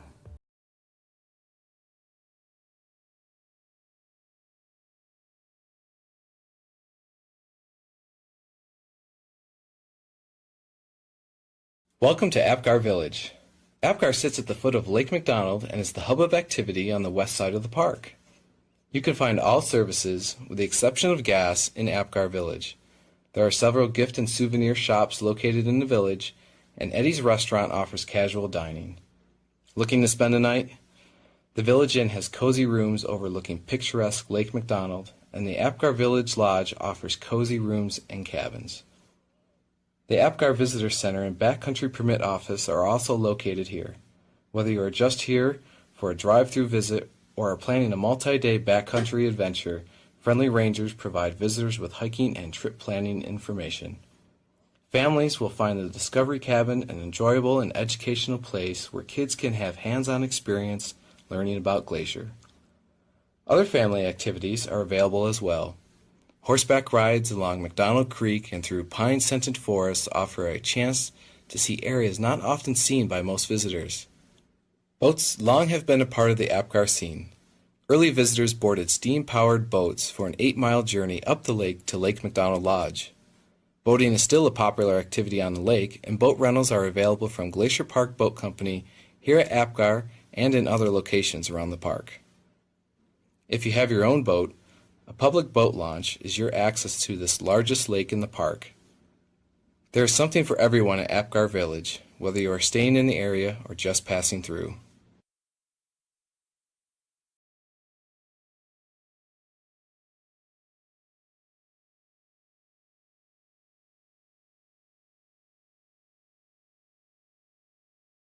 was one of the most difficult challenges on the entire Going to the Sun road. Built in 1931, the 408-foot tunnel appears to come directly out of Pegan Mountain, with waterfalls cascading down the portal. Before work could begin, a 3.5-mile trail was constructed 200 feet above the road from Logan Pass to a point above the site of the tunnel. A platform on which to work was excavated by moving 6,250 cubic yards of dirt and rock. The materials and equipment were hauled to the platform above the tunnel site and then were packed by laborers down ladders and switchbacks totaling 200 vertical feet. Crews worked 24 hours a day on the tunnel, boring around 5 foot each 24 hours. Both portals of the tunnel frame impressive mountain views. In November of 2006, severe rain and flooding washed out multiple sections of both lanes on the Going to the Sun road near the tunnel. The largest washout was over 100 feet long. Within days, heavy snows prevented access, and repairs had to wait until spring road crews could plow their way to the damaged sites. Several strategies were explored for repairs, and eventually it was decided that a mechanically stabilized earthen wall 350 feet long would solve one problem, and a temporary bridge would be required to provide two-way traffic over another spot. Work will continue on some of the damaged locations throughout the summer, as well as the ongoing rehabilitation of the Going to the Sun road that was previously scheduled. This incident is another reminder of the power of nature and reiterates the need to rehabilitate the Going to the Sun road so future generations can enjoy its majesty. Headwaters is brought to you by the Glacier National Park Conservancy. This summer, Gabby went to Helena, Montana's state capital. She went to look at a painting, but she was also trying to get some perspective, to see one historic moment from another point of view. Later we can go see the rotunda. Yeah. The rotunda. Cool. An expert from the Montana Historical Society, Jennifer Bottomley-O'Looney, took Gabby around the Capitol building. Okay, so once we walk out, it'll connect us to the House of Representatives chamber. Hanging on the walls are two very different pieces of art that depict one particular chapter in Montana's story, the Lewis and Clark expedition. Entering the anteroom, and here are the murals by Edgar S. Paxson. Probably the best known is this painting, Lewis and Clark at Three Forks. This painting depicts them kind of in the center of the image. They're kind of standing up straight, holding their guns, looking off to the distance. They all kind of look like action figures a little bit. Mm-hmm. The way that they're standing and looking off to the side, it feels very formal. Yeah, very formal type. It puts them at the center of the story. Yeah. And it feels a bit stereotypical to what we know of Lewis and Clark, or kind of what's depicted in history books, at least when I was growing up. It reminds me of what I learned in high school. And this image is used in a lot of history books. It's requested over and over from us to provide an image for this. So you probably have seen this exact image in your history book. That is good to know. And not surprising at all. This is not the painting that Gabby went to Helena to see. This is the painting that everyone expects. Lewis and Clark as painted by Edgar Paxson, wearing fur hats and fringed buckskin jackets with their guide, Sacagawea, pointing at the horizon. Edgar Paxson didn't break the mold here. This is how Lewis and Clark are usually depicted, and it's probably the image you have in your head right now. But Gabby was touring the Capitol building to see something different. A much larger mural by the artist Charlie Russell that depicts Lewis and Clark as they're meeting the Salish or Flathead people. And then through here is the Charlie Russell mural. Okay, so Jennifer's opening the doors, unlocking them, and we are about to enter the chamber. This version is a totally different point of view. It's not what I was expecting, and it's definitely not the history book painting I felt like I'd seen before. It's a single freeze frame of a pivotal moment, and it turns my whole understanding of the expedition on its head. Wow. Wow. Welcome to Headwaters, a podcast about how Glacier National Park is connected to everything else.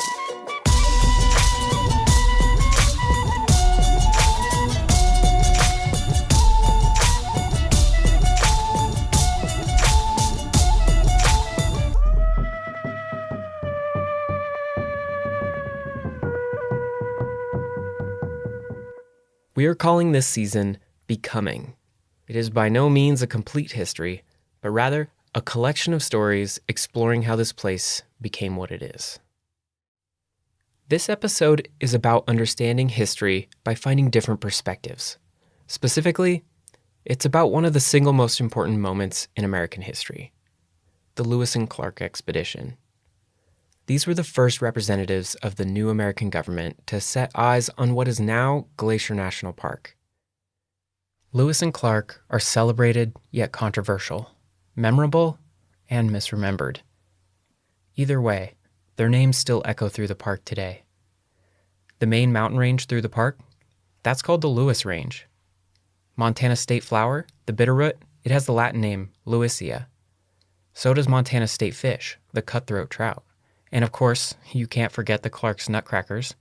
And we can blame Lewis for confusingly naming one of Glacier's most iconic flowers, beargrass, which is neither a grass nor eaten by bears. This will all be very helpful for my Lewis and Clark Junior Ranger book. Well, personally, I think there's no better way to get an introduction to a park site than a Junior Ranger book. Our story starts and ends at the Montana State Capitol, but I made 3 different stops on my journey there. 3 different attempts to understand this expedition and this history.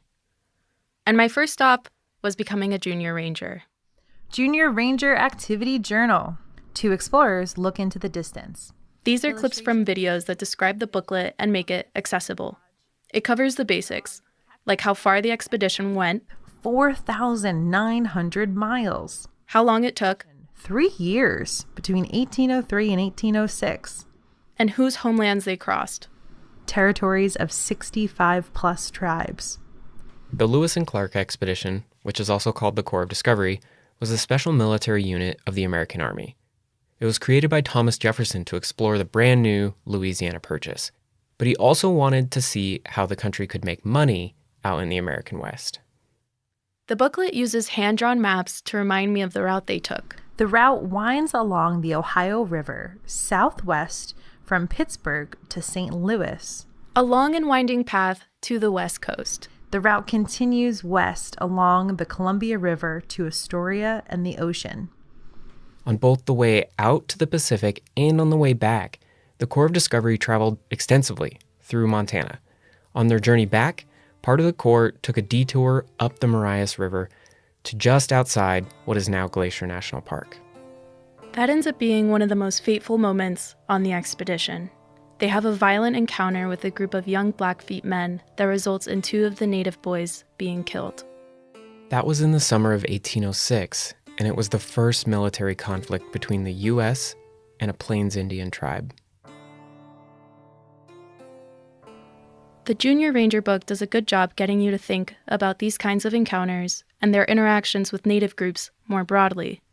On one page, it asks the reader to think about the Lewis and Clark expedition like a stranger marching into someone else's house. How do you show respect when visiting someone's home? And while we're just sharing the audio descriptions, the Junior Ranger book has full-color illustrations that help bring it to life. It was a much more diverse expedition than I'd remembered. There was Pierre Cruzat, a one-eyed, fiddle-playing French and Omaha guide. And then there was a man named York. Credited as the first African American to cross the continent, tribes sometimes cooperated with the expedition just so they could meet him. Though he was enslaved, the body servant to William Clark. Another way these stories are brought to life is through living history.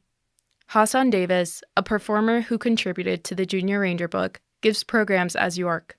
My presentation of York brings audiences into the triumph and the tragedy, the pride and the pain of being a part of, but separate from, what some would argue was the greatest American expedition ever mounted.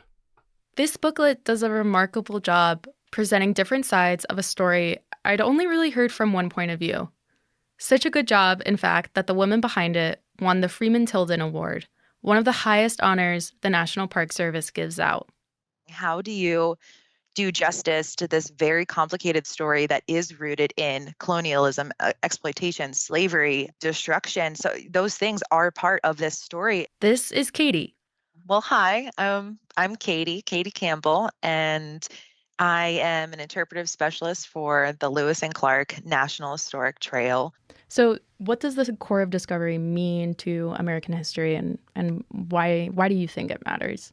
Yeah, it's absolutely pivotal. It's almost hard to think of a more pivotal moment, and it's one that's interestingly kind of misremembered. So most people think of the expedition as Lewis, Clark, and Sacagawea or Sacagawea in a canoe exploring unknown wilderness. But there was already a huge network of trade and complex politics already in place among the tribes of the West, among each other, and also with French traders and British traders. And additionally, at this watershed moment in history, you've got this moment in time where you have the young United States, coming up with and starting its diplomacy with all of these tribes of the West. Were they on a diplomatic mission, do you think? I mean, this question is at the heart of the whole legacy of this expedition, right? There are so many different perspectives on this, and the expedition's legacy is remembered so differently, and especially if you're from a tribe. So in a way, I think they thought that they were doing diplomacy, and yet they would use words from Thomas Jefferson that said that we are your new white father. That is how Thomas Jefferson, wanted it to go out to tribes. With so many points of view on the same story, it makes me wonder, how does the National Park Service, and those of us who work for and visit park sites, how do we fit into this? What role do you think the National Park Service plays in interpreting history? I love the idea that when you come to the actual place and when you stand in that place, that learning about history, culture, nature just becomes so much more profoundly meaningful when you are doing it with your 2 feet on the ground in that place. I just think that that's kind of the point of the National Park Service, by saving that place for us to come to really think about what is so important. Think about some of these big themes of our history. It feels like almost everyone has a different perspective and a different way that they approach studying this history. How and why do you think perspective is important with unpacking this history? And Yeah. The way I think about it is, the more angles you examine, the more perspectives you hear, the closer you get to the truth.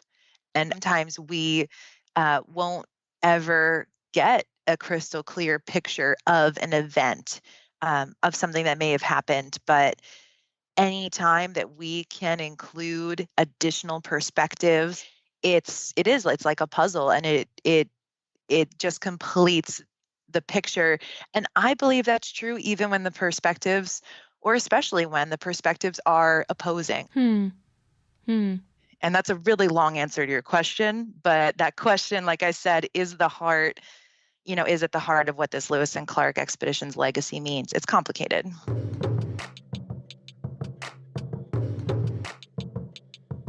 it's no surprise that an expedition that traveled over 4,000 miles crossed paths with so many different people and points of view. But as I've researched the core of discovery, those paths kept converging on one name: Charlie Russell, the painter behind the giant mural at the Capitol. Today, Russell is considered one of the most famous Western artists that has ever lived, and he painted mainly romantic scenes of the Old West. I hadn't heard of him really until I moved here, but when his name kept popping up in my research, I was excited to see it show up on the schedule for campground talks here in the park.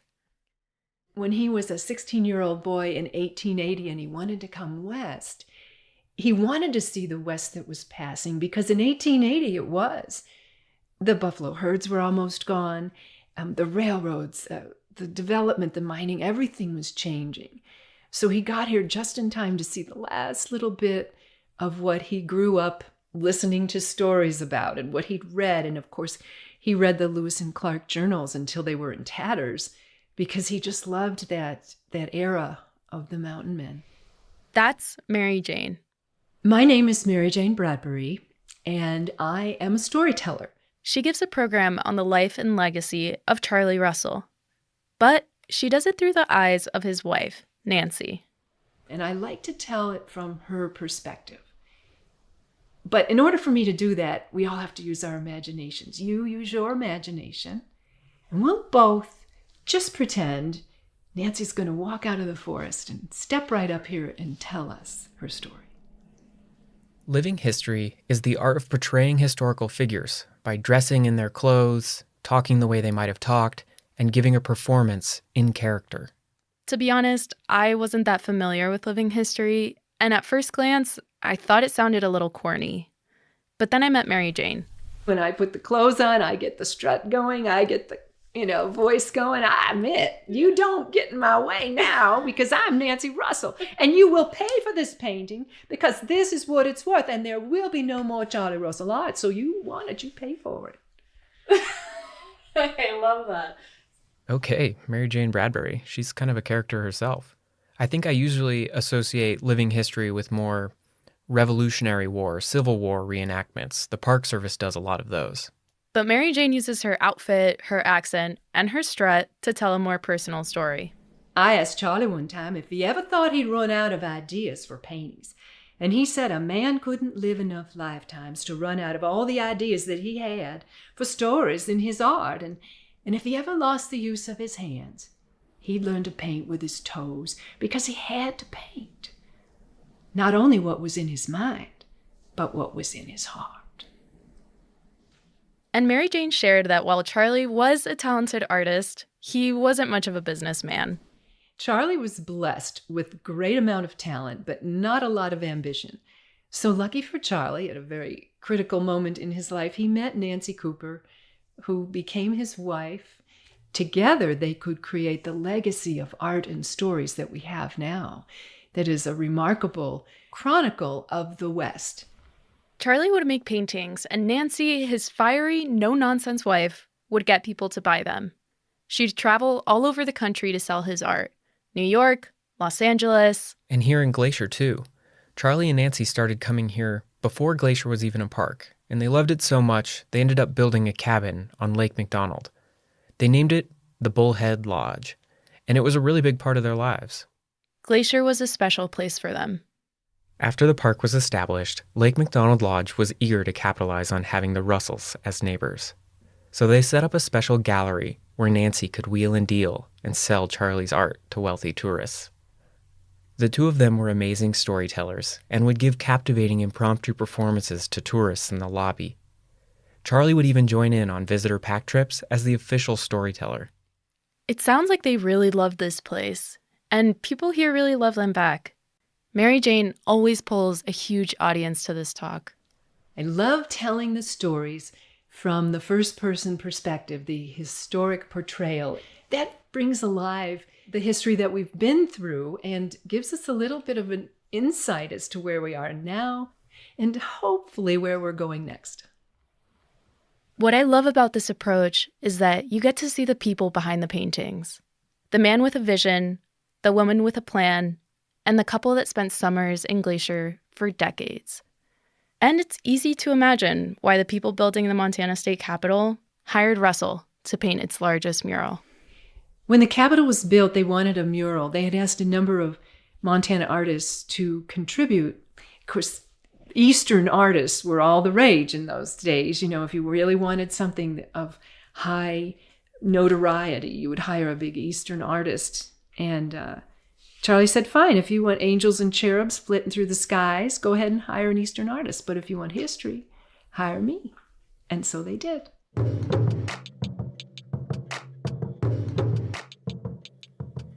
Hey, Gabby, tell us about living history and meeting Mary Jane Bradbury. What did you like about it? It was really cool. I thought the way Mary Jane Bradbury captured Nancy Russell and shared her experience with us was amazing.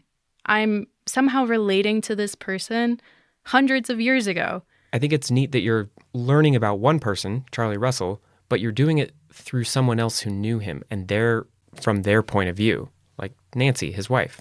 Exactly. Often history is kind of presented as just one thing, a set of facts in a textbook, but I think That's a good reminder that you can learn a lot from different people's interpretations. All history is someone's interpretation. Yeah. Perry, and the way you're describing this, I'm imagining my family and I looking at a piece of art, and we are all looking at the same thing, but somehow we are taking away different meanings, different interpretations. And so often we study history through art. You know, my high school history textbook was full of old paintings. What I'm hearing you two say is that there's a lot of power in understanding the past through not just different perspectives, but using art, whether it's a painting or a living history performance that an actor's doing. There's a lot of value in understanding history through that art because it forces you to see something from one perspective or one point of view. Right. I think we're really comfortable with the idea that art can have a lot of different interpretations, but we don't often think of history that way. I'm finding that history gets a lot more complicated when you start considering multiple perspectives. I just wanted another take on Lewis and Clark, but that led me into a history of Charlie Russell, and then that led me to seeing things from his wife Nancy's point of view. And I'm not done yet.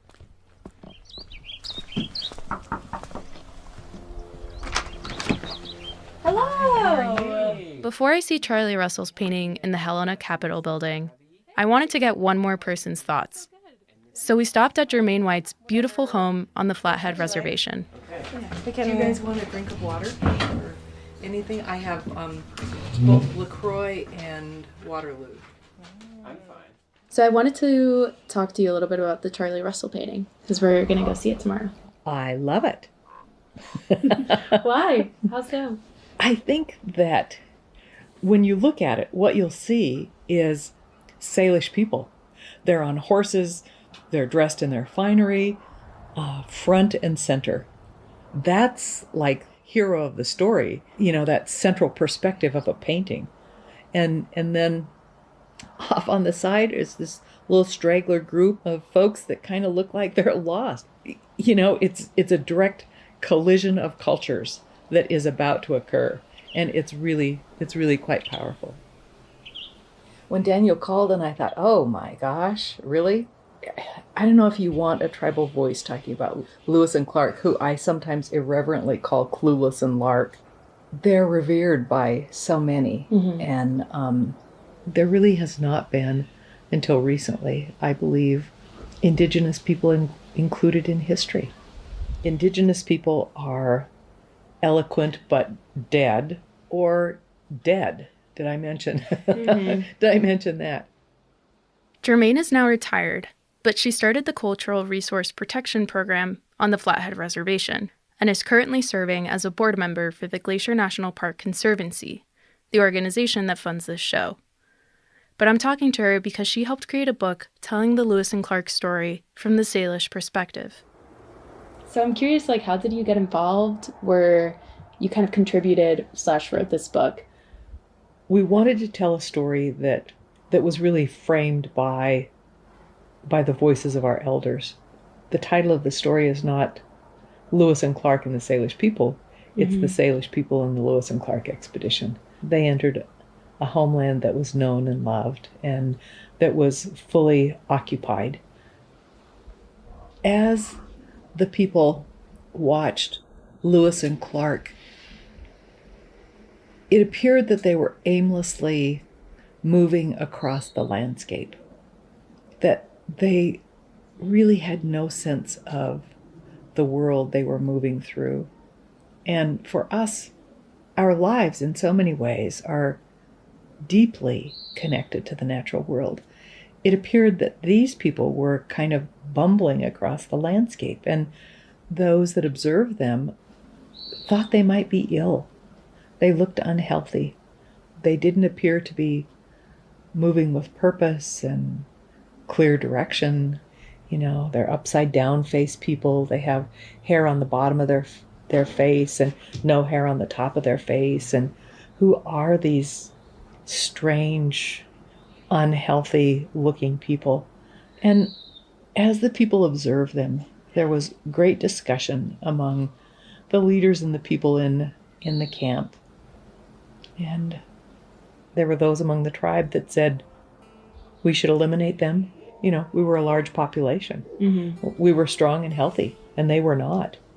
And there were also those among us that said we need to visit upon them traditional norms of hospitality. That's who we are. The more pitiful they are, the more in need they are. So we need to help them. Those that had said we should help them prevailed. So we met them and, we gave them buffalo robes to be warm. We gave them food stores because they had very little. We gave them vast stores of goods that we had gathered to make our winter successful. And that really is profoundly important because we came with kindness and generosity and hospitality. It didn't appear that they did. It appeared that they were coming to catalog and inventory resources for appropriation. And I think that really set the template for a lot which was to follow. Do you think their mission was exploratory and diplomatic or colonial and capitalistic? Can it be one disguised as the other? So, for example, we could have this nice introduction. I could welcome you here. I could offer you a beverage, LaCroix. Would you like a little sparkling water? And also, look at that really nice recorder you have here and think about how I could have a hostile takeover and acquire that before you leave, regardless of your intent of leaving with it. So Lewis and Clark inventoried, cataloged, moved through, went back, reported to the government. It's funny that you say that they were coming in just taking stock, because I kind of just imagine them being oh, okay, there's this, cool, I'm taking notes, and Of course, they had, the journals were basically an inventory. That's what Jefferson sent them out to do. Their mission was clear. Mm-hmm. So what do you think then that history has gone and incorrect about this meeting? The whole story that this land was known and loved and occupied. Our elders knew the place not just encyclopedically, but they knew it intimately. Our elders knew the curves of the hills and the lines of the trails as intimately as they knew the lines and curves of their mothers' faces. That story has really not been told.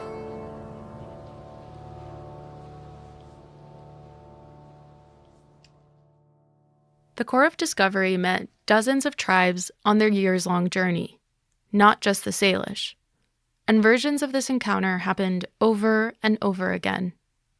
And in every case, there's one story we can read in the Lewis and Clark journals, but there are many others too, even if they're less well known.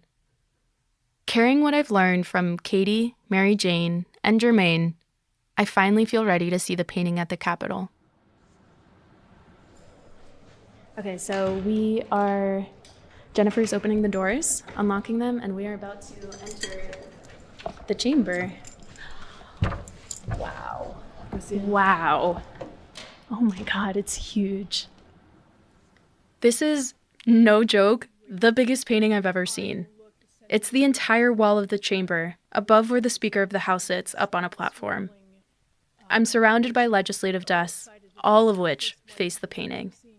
I walk up the center aisle, and I kind of feel like I'm walking up to an altar. And what do you think? I'm overwhelmed. The painting shows a broad Montana valley, and I'm imagining the sun just under the horizon. It's kind of just turning the clouds pink. The center is dominated by Salish people on horseback, their camp of teepee lodges behind them. It's hard not to be overwhelmed just staring at this. I can't look away. Yeah, and it is in itself just an amazing painting. The way the center of your vision is right here in the front. where you see the Salish Indians swirling. Kind of feels like there's a frenzy in camp. There is there's an energy, yes, yeah. Russell's painting is loud and dynamic. I feel like I can almost hear the thunder of horses running through it. It is the exact opposite of the first Lewis and Clark painting I saw here in the capital. For one, no one is pointing at the horizon, but more surprising, Lewis and Clark themselves are barely in it. The Salish on horseback are charging toward and past the viewer, but the Corps of Discovery are tiny, off to one side.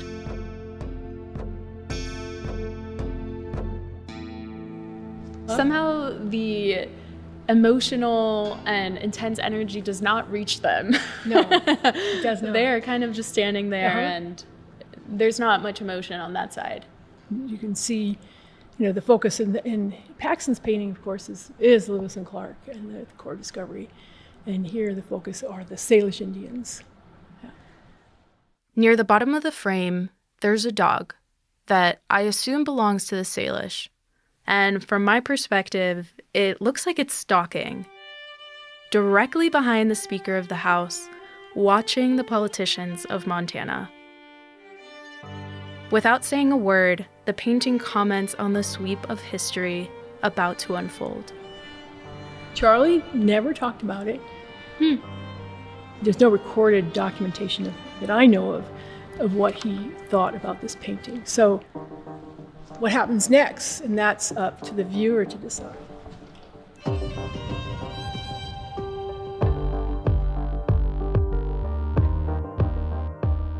Headwaters is a production of Glacier National Park with support from our partner, the Glacier National Park Conservancy. Season 3 of Headwaters, Becoming, was made by me, Daniel Lombardi, along with Perry Sassnett, Michael Feist, and Gabby Esaberry. Frank Wallen wrote and performed our music. Eric Carlson created this season's cover art. Special thanks this episode to Jermaine White, Katie Campbell, Thanks for signing my Junior Ranger book. Jennifer Bottomley-O'Looney, and Mary Jane Bradbury. Or should we say, Nancy Russell. Making this season is a huge team effort, and we couldn't have done it without Lacey Kowalski, Melissa Slodek, Sierra Mendelko, Brent Rowley, Darren Lewis, the whole team at the Archives, and the Montana Historical Society. Thanks for listening. Next time on Headwaters. We visit the 100-year-old cabin of a complicated character to untangle the fur trade in northern Montana and what it left behind. And at the end of the day, 120 years later, we're left with kind of a semi-unclear picture of what kind of a guy Joe Kipp was. What happens when the sun goes down? Hell is not our fault. They're the ones that are taking the drink. We didn't make them drink. That's next time on Headwaters. Hey, Andrew. Hi, Gabby. So Headwaters is made possible by the Glacier National Park Conservancy. That's right. What else are you guys supporting? Another project we're supporting is to add Indigenous language to interpretive signage in the park. This project's really cool because it's a big collaboration. It's going to involve Glacier National Park, the Department of the Interior, as well as the Blackfeet and the Confederated Salish and Kootenai tribes. And the goal is really to add that authentic language back onto a lot of the signage in Glacier. Yeah, that's really cool. When I spoke to Jermaine this summer, she talked about how important place names are. Yeah, and she's a really big part of this project. She believes, and we believe, that when this language is included, it recognizes the connection these places have to so many Indigenous people, but it also enriches the experience of the person reading it and learning about that connection, and just deepens their knowledge of the park. Yeah, absolutely. I love that. So if people want to learn more about this project, where can they go? They should check out our website, glacier.org. I know I had a number of moments early on working over at the St. Mary Visitor Center. As you kind of get to the edge of the building and the building is no longer blocking the wind, I've had things that just got sucked right out of my hand. That's Debbie Smith. She's in charge of, among other things, the St. Mary Visitor Center. It's also funny. We'll often get these high wind warnings. I think it was for 40 to 50 mile an hour gusts and maybe even as high as 85. And I've told people that don't live around here that's our weather forecast, and they're like, oh no, that can't possibly be right. You couldn't possibly have wind that high, but but we do. How does wind affect people's experience when they're visiting the St. Mary area? Partly it's just about the sort of obvious things like making sure their tents don't blow away and making sure when you're eating lunch that you have a hold of everything that you brought with you. And then there's also being able to see what the park is like, and whether it's seeing St. Mary Lake on a day that it's really windy with huge whitecaps. Even sometimes at the St. Mary Visitor Center on really windy days, we'll get the spray from the lake hitting the windows on the side of the building because it's just blowing it that far. And the visitor center is not right on the edge of the lake there. The wind has to carry that spray over a quarter mile for it to hit the building. When people are hiking in St. Mary, what are some of the effects of wind that they might see in the plants or the landscape? One would be flagging on trees. When you see trees that basically all the branches on the windward side are broken off or they're kind of deformed, so that side that's facing the direction from which the wind is blowing, and then it resembles a flag because all of the branches are just on the other side. Besides the practical side of not letting things blow away, do you think you've learned anything from the wind there? I think a lot of it is just learning about this place. And I mean, there's, the obvious challenges that it presents to people like you were mentioning, but I think also the wind is something that makes the east side of the park really beautiful, and it makes it this diverse place and dynamic and harsh and wonderful all at the same time. And it just adds to the experience, and it creates the amazing place that we have on the east side. How does wind affect life in your area? Does it invert umbrellas, sculpt dunes, or drive wildfire? Maybe you hardly think about the wind at all. The way you interact with wind is largely dependent on where you live. In Tornado Alley, wind is a life-altering force. But in other parts of the country, it might be more of a curiosity. In this episode, we're going to look at two elements that, perhaps like the wind, have been eliminated as a major factor in many people's lives, but that still find a home in Glacier National Park. First, you'll hear a story about the grizzly bears in the park, and then about our dark, starry night skies.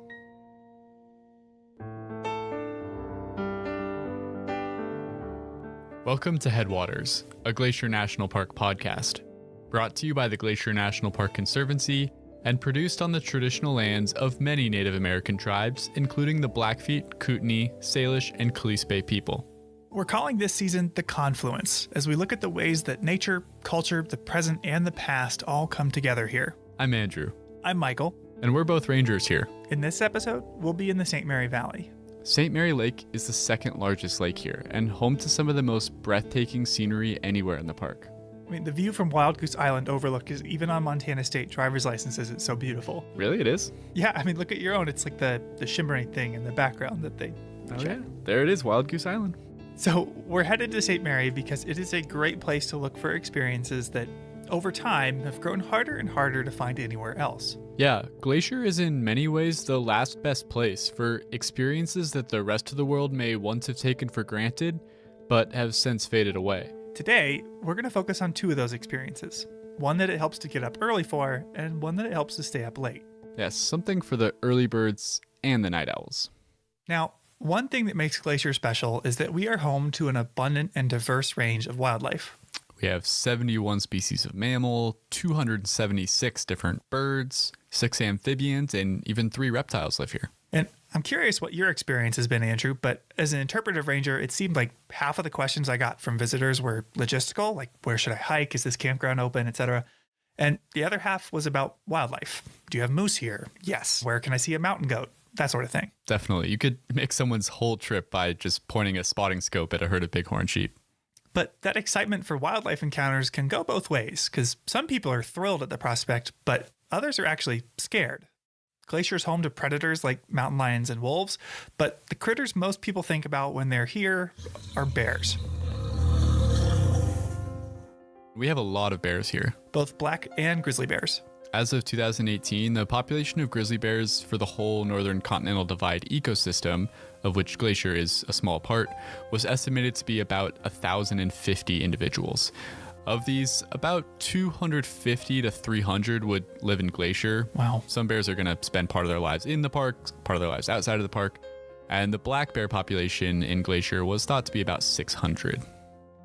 I've heard that that's more grizzly bears per acre than anywhere else in the lower 48. But how do we even know that? This place is huge. It's like finding 1,000 needles in a million-acre haystack. Yeah, it was actually a pretty big undertaking to get those numbers. I actually talked to Tabitha Graves, the scientist who was involved with a lot of this research. Hi, I'm Tabitha Graves. I am with USGS. I'm a research ecologist. Not only is it a massive area to survey, you have to figure out how to distinguish individual bears so you don't just keep counting the same ones. And I know with birds, in these sort of situations, biologists will catch them and mark them with a leg band, some other animals with ear tags. Yeah, but capturing and marking hundreds of grizzly bears would be super expensive and time-consuming. Sounds very dangerous and would probably seriously disturb the animals. So the scientists used some really cool technological advances to measure the bear population in a different way. Back in 1998, my predecessor in my job, Kate Kendall, started doing research using genetics of bears. She put out strands of barbed wire around some trees in the woods with some stinky lure in the center of it, and found out that grizzly bears would go in to smell that. When they did that, when they walked over or under the barbed wire, a few strands of hair would be pulled out. And in that hair, there's DNA in the hair follicle, and from that you can identify individual bears. With the DNA captured in a hair trap, you could tell how many distinct individuals were around. This initial experiment proved the concept, and then they did a much bigger study in 2004. Before we got a population estimate, it was the first population estimate that had good confidence intervals and was fairly precise. That was 765 animals was the point estimate in 2004. From there, they took the survey even wider. And I cannot overstate how big of a project it is. They were monitoring a ton of hair traps across the whole Northern Continental Divide ecosystem. Michael, do you want to take a guess at how many rub sites they were monitoring for bear hair? Well, I imagine they tried to put them all over the park in the different regions. I'm going to say maybe like 500. We had, across the whole ecosystem, there are around 4,000 rub objects per year. 4,000? Yeah. Holy crap, that's a lot. Yeah, and Tabitha told me that this genetic data is useful for a lot more than just those population surveys. That's the cool thing about having genetic data is that you can not only identify individual bears, but you can actually see who's related to who. For instance, they found that one male grizzly bear that had 101 descendants. So that included his offspring, his grand cubs, and his great-grand cubs. So how's the population doing now? It actually seems like it's still growing, even in Glacier National Park, which Tabitha said is good news. Well, we were actually surprised that the population was still growing in Glacier Park because the protections have been so strong here for so long. We thought it was possible that it would just be completely stable. Because bears have larger home ranges, it could be that changes that are going on the Blackfeet Reservation or the Whitefish Range are also influencing the number of bears here. Wow, that's amazing. But it makes it all the more frustrating that I haven't seen any in the park this summer. I saw one really early in the spring, but once summer started, I just haven't been able to find them. Have you been out looking for them? Yeah, I've driven all over. I did a ton of biking and day hiking.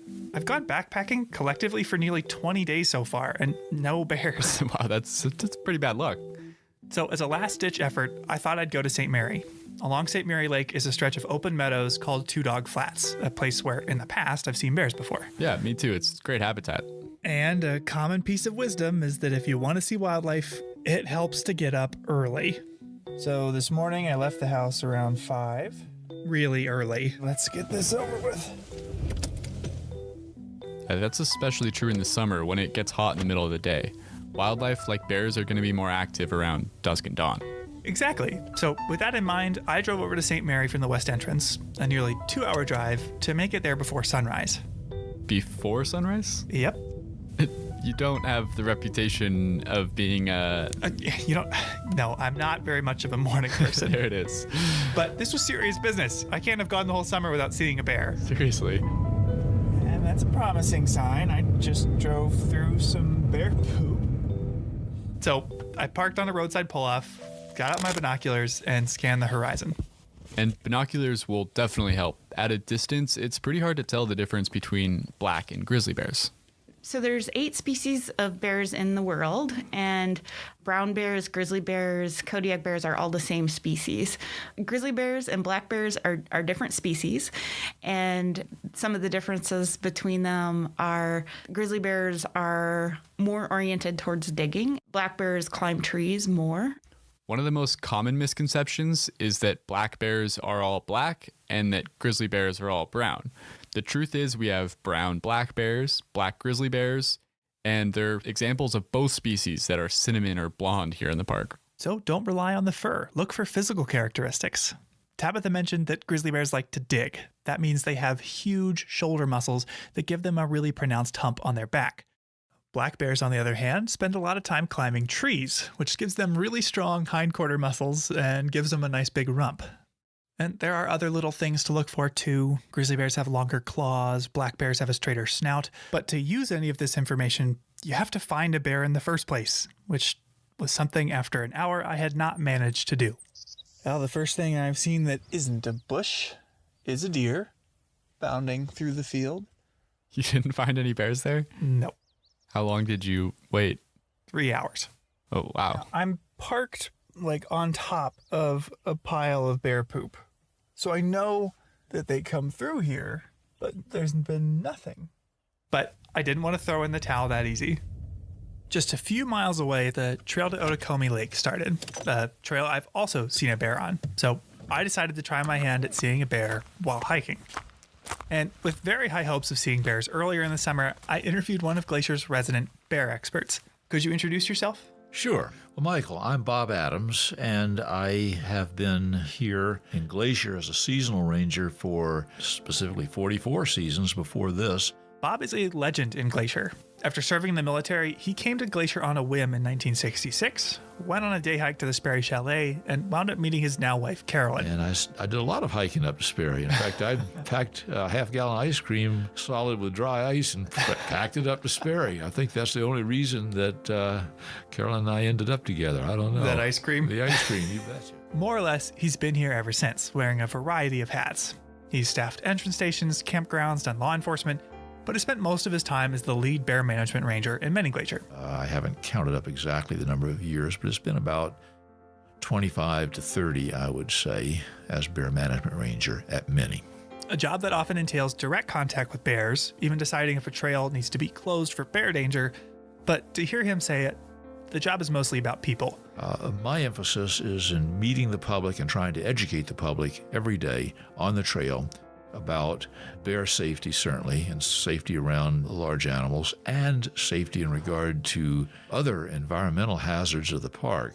I figured he'd be the perfect person to ask about how to safely see a bear on trail. The ideal situation, in my estimation, for seeing a bear, black bear grizzly, is when it's way more than 100 yards away from you, up in a hillside or down in a valley. It's a pretty exciting experience to get that chance and have a few minutes to stop and look and get out your binoculars. Seeing wildlife from a safe distance is obviously the best scenario for all involved. Seeing animals up close can be a different story. Moose are very large animals, maybe 1,000, 1,100 pounds with a brain the size of a walnut. I mean, nothing could go wrong, I'm sure. So, anyway. If you're in its personal space, any animal, or person for that matter, will respond more dramatically. So, keeping wildlife at a distance is step one. In fact, park guidelines state that you should stay 25 yards from herbivores like deer and mountain goats, and 100 yards from predators like bears. Which is easier said than done. On a lot of trails in the park, it's pretty rare to be able to see anything, let alone a bear, from 100 yards away. Twists and turns in the trail mean trees and rocks can block your view. Exactly. And while it's never ideal to be up close and personal with a bear, the worst case scenario is to surprise one, something you can easily imagine happening around a blind corner. So the best thing to do while hiking is to regularly let them know you're there. To minimize the likelihood of encountering a bear or surprising a bear is to make noise when you travel. That means using your voice to call out. It's not conversation. People say, oh yeah, we're talking. We go, okay, sometimes your conversation carries quite a distance if the wind is blowing, but usually it does not. Coming through! Bears have an incredible sense of smell. They are believed to be able to smell things from over a mile away, but their sense of hearing is about as good as ours. In Glacier Park, am just obnoxiously known for my presence, I guess. Every 50 yards or so, I'll shout out, especially around a blind corner where there's high noise from wind or waterfall or stream nearby. You want bears to know you're in the area because bears' natural inclination is to move away from people. Even though they're accustomed to our presence, they have no interest in really getting up close and personal with us. So give them that opportunity.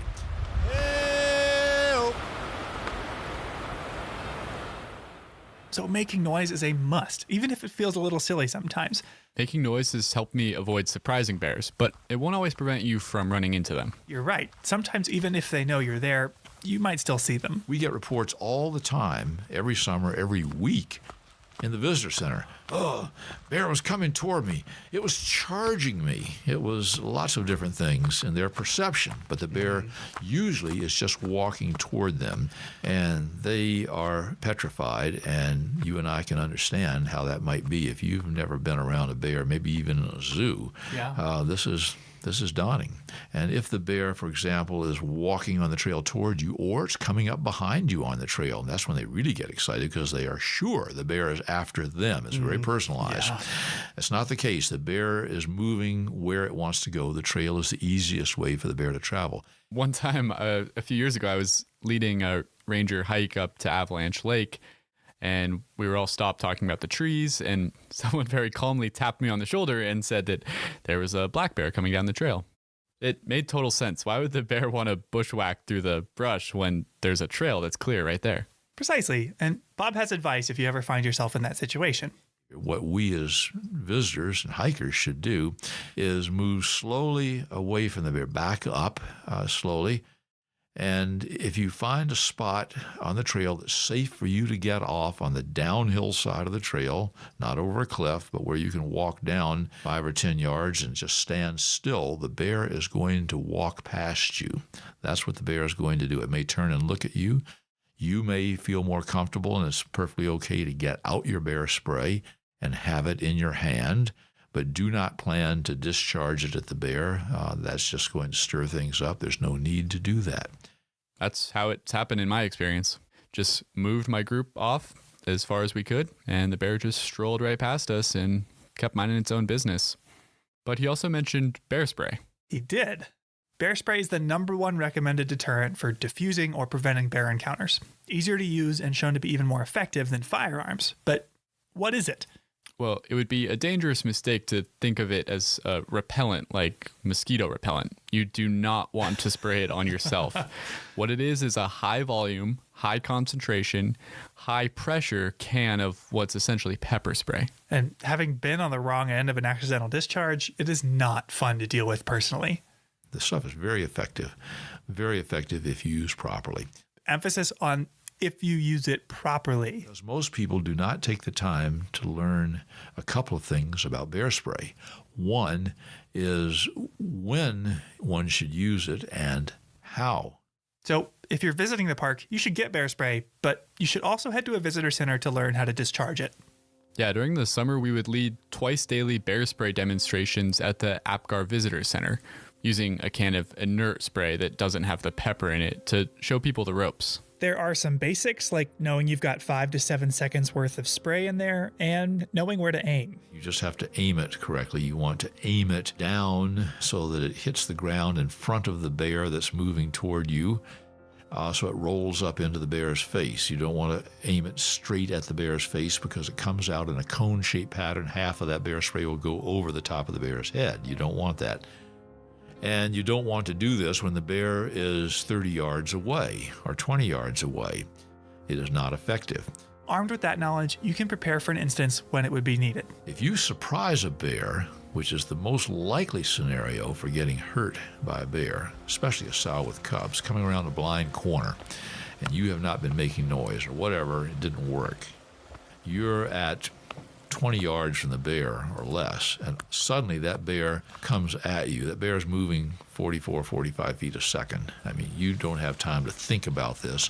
While you are aiming at the bear's chest and at its paws, You're going to discharge that spray. You can give it a short burst as soon as you get that out of your pack. Give it a half second or so if the bear is at 20 yards. Within a very short time, it's going to be on you. Discharge the whole thing in his face. I mean, just hold it down. With a face full of bear spray, that bear is going to scamper off in search of a quiet place to wait out its new whole head hangover. In a little while, they'll be just fine, and you'll be long gone. The stuff just works. You have to have that bear spray somewhere where you have actually gone through the physical motions of putting your hand on that spray and ripping the Velcro. You should be able to get that out in 1 to 2 seconds. It can be done, but you need to practice that. I have never once needed to use my bear spray, but even still, I had Bob's advice in the back of my head on the way to Otokomi Lake. Making plenty of noise, being observant, and keeping my bear spray handy. But I still hadn't seen any wildlife. That is, until I rounded the corner, got to the lake itself, where all of a sudden, just 20 feet from me, a fish jumped and splashed in the creek. Oh, come on.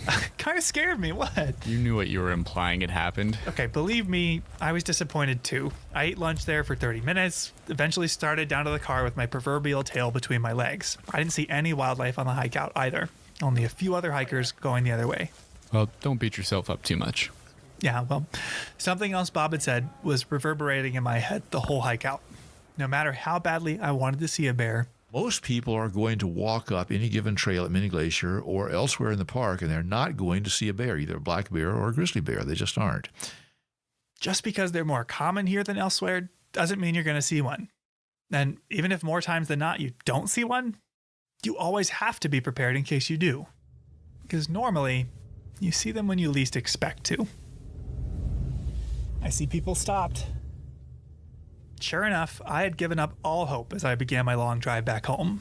I mean, I'd been out for nearly 12 hours. But before I could even drive out of the St. Mary Valley, I noticed cars parked at a roadside pullout. Oh? And I thought back to one more thing Bob had mentioned. Bear jams. And a lot of them are just happy to see them from the roadside, which creates some other problems. Bear jams. And not jam like jelly, right? No. The piling in of cars along the road. And seeing a lot of cars parked in the road or at a pullout with no trailhead is usually a sign that somebody spotted an animal. And animal sightings are exciting, but these bear jams can be problematic. Preventing bears from even crossing the road to get to water because there are 30 to 40 cars parked solid. People essentially acting as a barrier between the bear and food or drinking water. Exactly. People out of the cars and advancing toward the bears. I mean, it's hard being a bear, I guess you could say. With a roadside bear sighting, if you're the one driving and you spot it and nobody else has seen it yet, what should you do? Well, I can tell you what you should do, perhaps, and I'll tell you what you're going to do. I know what you're going to do. You're going to stop, and you're going to call the kids to the window, and if it's no more than that, at least you're going to be there clicking from the car. And, of course, once you do that, other cars pile in, and then the thing goes pretty quickly to chaos, or it certainly can. What you should do is take a look, slow down, take a look, keep moving. That's what we'd like people to do. It never happens. But amazingly, that afternoon, everyone had pulled safely off the road into a large pull-off that didn't interfere with traffic in any way and had binoculars trained up the hillside where over 100 yards away, 2 grizzlies were foraging. Really? That's awesome. We came across someone else who had spotted him when he was further down the mountain. Yeah. Oh, that's huge, isn't it? I mean, it was the perfect bear encounter. They were enormous, for one. Like, the one bear was scarily huge. They were far away, and we weren't bothering them in the slightest. That's really good to hear. And people there were clearly absorbed by the experience. One couple set up a spotting scope to share with everyone so you could see them really clearly. And many were seeing a grizzly bear for the first time. I was thinking, I thought it was going to be dark. Me too. Well, the back is dark. When he turns the front is light. Yeah. But But as fun as it is to make sure I didn't add to the parking problem, after I got a good look and talked to the few people, I got back in my car and I kept driving. Now, I spent all day trying to find a grizzly, and I was mesmerized when I did, along with everyone else at that roadside pull-off. But as we hinted at earlier, seeing a grizzly bear hasn't always been that rare of an experience. Most people know that the range of the grizzly was vastly larger. I think it stretched back almost to the Mississippi River if you go back 300 years or so. Through 200 years of hunting and poaching, the grizzly population of the lower 48 was reduced by as much as 99% compared to 1800 levels. Today, thanks to conservation efforts like the Endangered Species Act and even protected lands like Glacier, they're no longer on the brink of extinction, but they are still far less common than they once were. And as exciting as it is to find one today, bears aren't just here for us to see. This isn't a zoo. They play a really vital role in the ecosystem. Here's Tabitha Graves again. They have effects on lots of different parts of the ecosystem. Because they dig for roots a lot, particularly in the spring and the fall, they're actually digging up the soil, and that's actually a kind of nutrient cycling.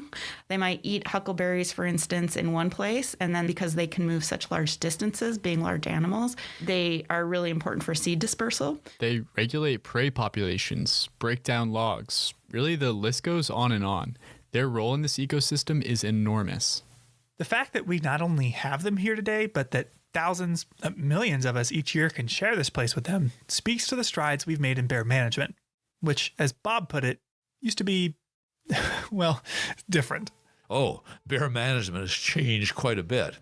Oh, will you indulge me in a little story here? Go right ahead. A story from Bob's first season as an employee in 1967. We road patrol rangers would cruise through the campground in the evening because they invariably had bear problems because there were no bear-proof cans, garbage cans. They just had regular 50-gallon galvanized cans, and people left their gear, their stoves, their food, their ice chest out. So bears could get into these things and learned that they had food in them. You can find out where the bear is because you hear people shouting and banging on their pots and pans. Hey, bear, hey, hey, hey, bang, bang, bang, bang. So we know where the bear is, so we cruise up. And we had a really fun tool in those days. Crazy, we could have died using this, but we had a shaved-off wooden baseball bat behind the back seat. We'd jump out with a baseball bat and shout at the bear and run up and whack it in the butt. I'm not kidding you. With a baseball bat, a black bear, when it's sitting there at the table, going through somebody's ice chest. Yeah. And wail on it, and that bear would take off like a rocket and go up the nearest tree. And we'd say, okay, job done, we're moving on. Guess what? 15 minutes later, bear's down working the campground again. Now, that was bear management in 67. Holy cow. Yeah. No way, that's crazy. I lost it. But this technique of bear management is dangerous for more than just the ranger carrying the bat. Visitors were injured or killed by bears that started to see us as a source of food, and more bears had to be euthanized too for this behavior. Understandably, things are different now. We've definitely changed quite a bit. Bob covered a lot of ways that we can alter our behavior in bear country, but how can we affect bear behavior? Yeah, well, thanks to the research of Tabitha and a lot of other scientists, we understand bears a lot better today than we did during Bob's story 50 years ago. Yeah, we did a study that we called Nature versus Nurture. And it used that same genetic data that we discussed earlier. We were trying to understand how grizzly bears become habituated. What we did is we looked to see whether their mothers also had a history of conflict and whether their fathers also had a history of conflict. We found that offspring who got into trouble were more likely to have mothers that got into trouble. And this is consistent with what we know about bear life history. Young bears stay with their mothers for a couple years. So there's an opportunity for them to learn how to get into trouble, basically, or how to learn those associations of humans and food in their early years. Okay, so let me get this straight. Cubs with habituated fathers who get into food, etc., they don't become habituated, but the cubs that have habituated moms do? Exactly. And what this means is that since a bear's father doesn't raise it, its only contribution is genes, the behavior isn't inherited. Okay, so cubs must be taught this behavior by their moms. Yeah, exactly. So Tabitha told me that this realization emphasized how important it is for visitors here to properly secure their food. Yeah, our research really highlights the need to prevent food conditioning from happening in the first place, because there could be kind of these longer term effects that could be passed down from mother to offspring. So it's really important to put your food away, make sure that you're storing all of your attractants safely at night inside of a hard-shelled vehicle or in a bear box, in some place that keeps the foods and attractants away from bears. Wow, talk about the butterfly effect. I knew it could affect our bears today, but if it gets in the hands of or the paws of a female bear, she's going to teach it to her cubs, and they'll teach it to their cubs, and so on. So it's really important that we always secure our food and trash. It can affect generations of bears. So as we've learned this information over time, the park's bear management policies have evolved. Given the same situation this summer, you probably wouldn't use a shaved off baseball bat. No, we wouldn't use the baseball bat. Absolutely not. Sawn-off baseball bats have given way to a variety of safer and more effective tools that rangers can use to teach bears to keep their distance from us.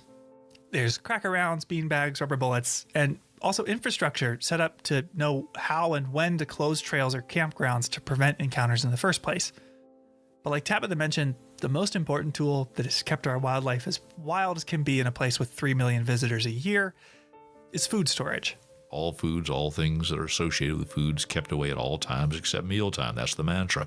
And the result of all of this is that today in Glacier, you just don't see grizzlies in a dumpster. You don't see bears in the campground running off with bratwursts or breakfast pastries. You see them up on a hillside, foraging for huckleberries, chasing ground squirrels, sliding down snow. And that difference is important. Oh, that's huge. So the next time you come visit, read up on our food storage regulations. Buy, carry, and learn how to use bear spray, and embarrass your friends and family by making noise on trail. Good morning! Because you might not see a bear. Heck, you probably won't see any. But what if you do? After all, where's the fun in a guarantee? After the break, our final story.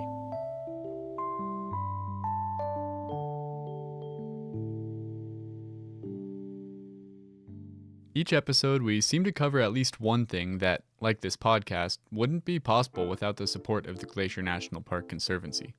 With the help of some friends over there, we got the number of Executive Director Doug Mitchell and decided to call him up out of the blue to ask about these projects. For this episode, we wanted to ask about their support of astronomy programs.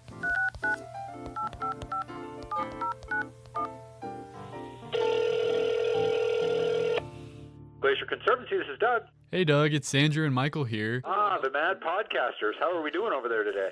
We're doing pretty good, but we've got an issue. We were hoping you could help us settle it. We've been arguing all day about whether the morning or the evening is better here in Glacier National Park. All right, well, Michael, make your case.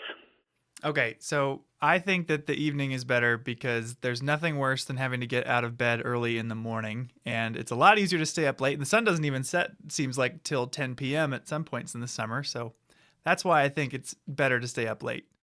All right, very good. Andrew, counterpoint? Well, I've got to say, the morning is the best time to be out in Glacier National Park. You get out early, the sky is all lit up with the sunrise. You really can just get going on your day and enjoy all the beautiful scenery. In the evening, it's cold, you're sleepy, can't see much. So, in my opinion, you got to get out early when you're in Glacier. Wrong. Michael, you are the winner. No doubt about it. For those of my age group, that is a Saturday Night Live ripoff. But we love the evenings here at the Glacier National Park Conservancy because there's so much programming that goes along with the night skies. So evening is the right answer. Woo! Told you. Well, I should have known Doug would come down on your side since the Glacier National Park Conservancy funds so many dark sky and astronomy programs in the park. Yeah, I'm going to be holding this over his head for the rest of the day. As you should. You are the king. Long live the king. All right. Well, thanks for the time, Doug. We'll talk to you later. Of course. Thank you, guys. Call anytime. Cheers. Yeah. Bye.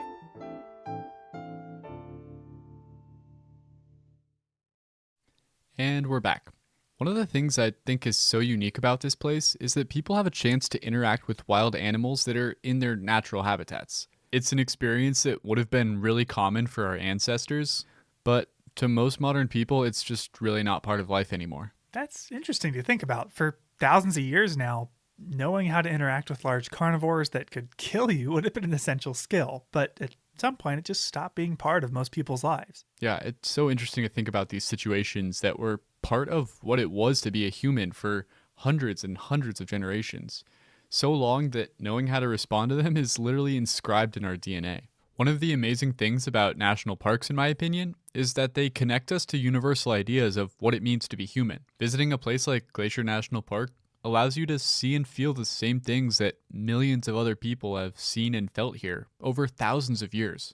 I think another example of what you're talking about is looking at the night sky and the Milky Way. For millennia, the Milky Way was just what the night sky looked like. Humans that looked up at the night sky saw the stars and planets and galaxies. In fact, when our nation chose its flag, stars were used because no matter where you lived in the United States, the night sky was a universal experience. But since then, for most people, that experience has faded away. So I think you should check that out. Well, I have been wanting to go stargazing since the night skies are so well preserved here, but I'm not sure I can really get myself to stay up late enough. I mean, it's worth it. The park has an observatory even now, so there's more you can see. You won't regret the missed sleep. All right, I'll do it.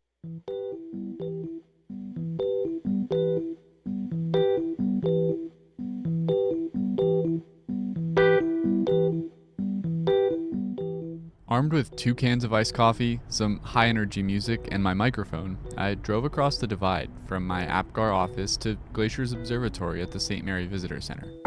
There, I met Lee Rademacher, the ranger who spearheads Glacier's astronomy program. Hey Lee, good to see you. As he started up the observatory and aimed the telescope, I asked him some questions about Glacier's night sky program. First of all, what do we mean by dark skies? Dark skies are more than just a night sky. Dark skies are really about a sky that lacks light pollution. It's stray light that shines up into the sky that creates a sky glow, and they are getting rarer and rarer. Okay, so light pollution is extra light that is making the stars less and less visible? Yeah, that's right. And having dark skies is actually pretty important. So in the biologic realm, basically every single organism that lives on the surface of this planet has evolved with a day-night cycle. Our internal workings rely on that day-night cycle to reset the clock. And it's not just, things with eyes. Plants are also impacted by light pollution or by a lack of dark skies. All right, that makes sense. Plants and animals are used to dark nights. If light pollution makes the night brighter, it can throw things off. Yeah, but there are cultural impacts too. Culturally, dark skies are really important. Throughout time, societies around the world have relied on the skies to help tell stories, to help know when animal migrations are going to occur, know when seasons are coming. The skies really help them kind of predict the world around them. For Lee, the dark skies are one of the best parts of working in Glacier National Park. To me, dark skies are an opportunity to discover. It's an opportunity for things like mystery and awe. And sharing that sense of discovery with visitors is really rewarding. It's really kind of fun because a lot of people that come to the park have never had the opportunity to experience truly dark skies. They often are in a sense of disbelief about what they're actually seeing. And on more than one occasion, people have thought that we were tricking them when we were showing them Saturn through a telescope. They're just kind of blown away and in true disbelief. That's a really fun experience for me to be part of. Glacier National Park has made a massive effort to expand the opportunities for visitors to experience dark skies here, all of which culminated in Glacier, with Waterton Lakes National Park in Canada, being designated the world's first transboundary dark sky park. The process of becoming an international dark sky park was pretty extensive. The park started by hosting night sky interpretive programs. Then, a lighting inventory was conducted, looking for lights all around the park that unnecessarily shine up into the night sky. These lights were then replaced with less polluting and more efficient lights. And we were able to do that with the help of the Glacier National Park Conservancy. In the midst of this process, the building we find ourselves in right now, the Dusty Star Observatory, was constructed. We're inside a Skyshed PodMax 12-foot dome observatory. So it's that kind of classic observatory shape that you've seen in pictures. And in the center of the building is a big steel pier, and sitting on top of the pier is the telescope mount. This mount controls where the telescope points. As a dark sky park, Glacier has a lot of astronomy programs for people to attend, mostly in the months of July and August at the Apgar and St. Mary Visitor Centers. And we have astronomers set up that can help people experience the night sky using telescopes, binoculars, and other, even just kind of, sitting out on a lawn chair and looking up and having an astronomer point different objects out to you that you might see with your naked eye. As we talked, the skies darkened, and by about 11:30, the Milky Way emerged, and stars began to carpet the entire sky above us. It was time for the fun part. Lee pointed the telescope at the planet Saturn. I should note that the telescope in the Dusty Star Observatory is a type called an astrograph, which is a fancy word for a telescope that you typically don't look through with your eye. And it focuses its light down through the back of the scope, where we have a camera that is able to project or send these images off to the computer. which is why you'll hear us referencing a screen rather than an eyepiece. I carefully watched as Lee aimed the telescope.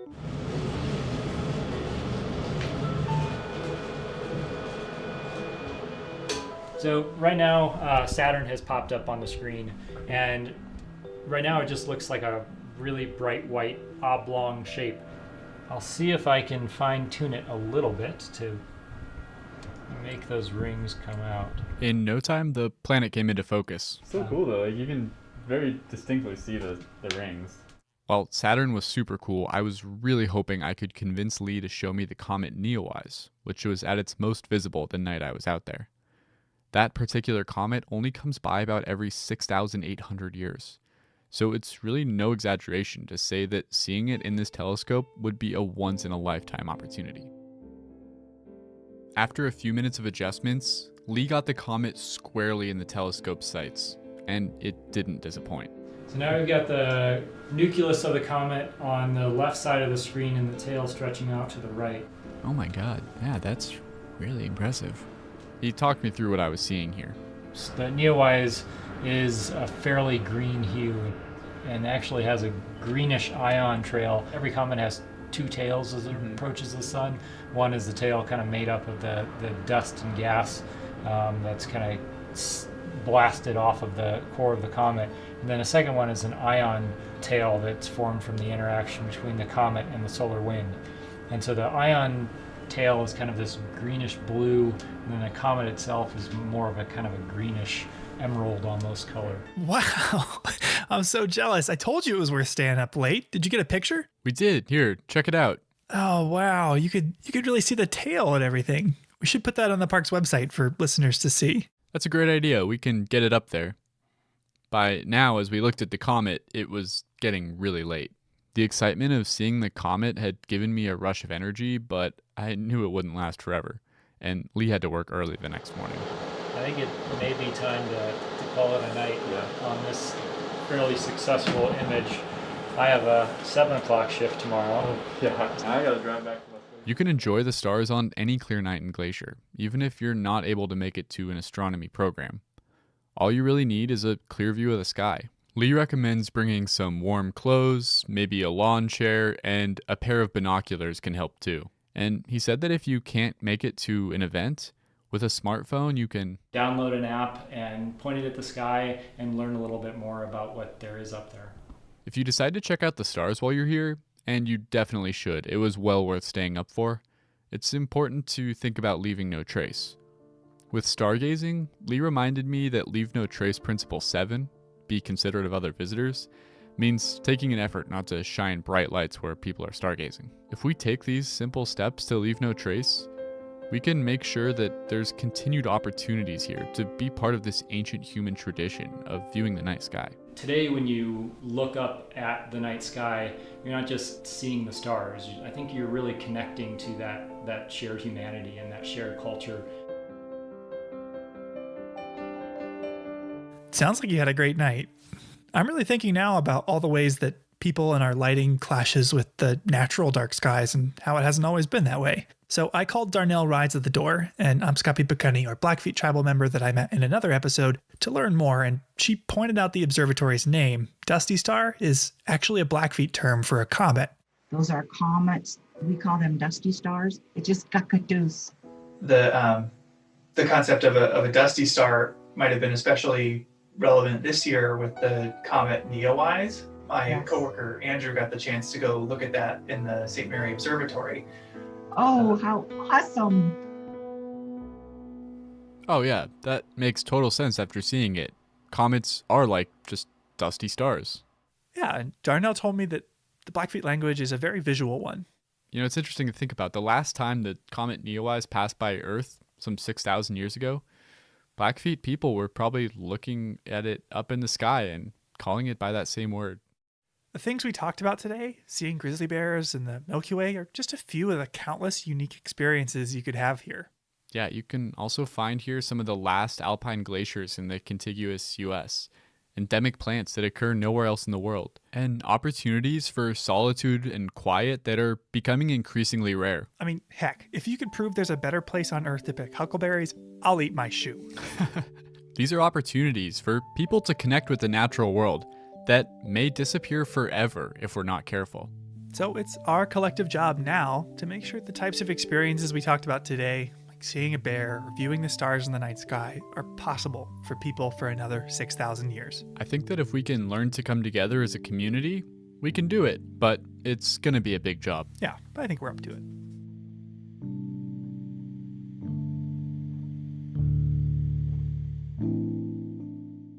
That's our show for today.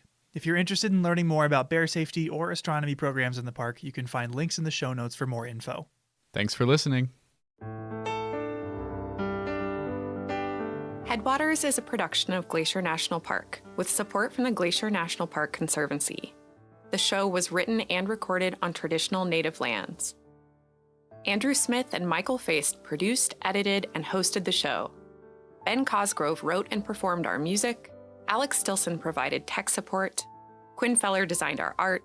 Renata Harrison researched the show. And narrated the credits. Lacey Kowalski was always there for us. And Daniel Lombardi and Bill Hayden were the executive directors.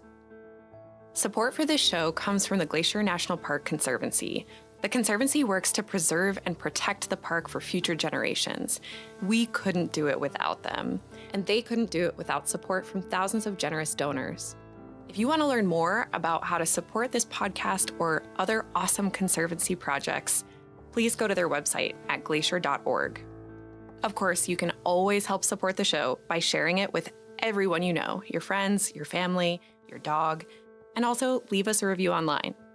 Special thanks this episode to Debbie Smith, Darnell Rides at the Door, Tabitha Graves, Bob Adams, and Lee Rademacher.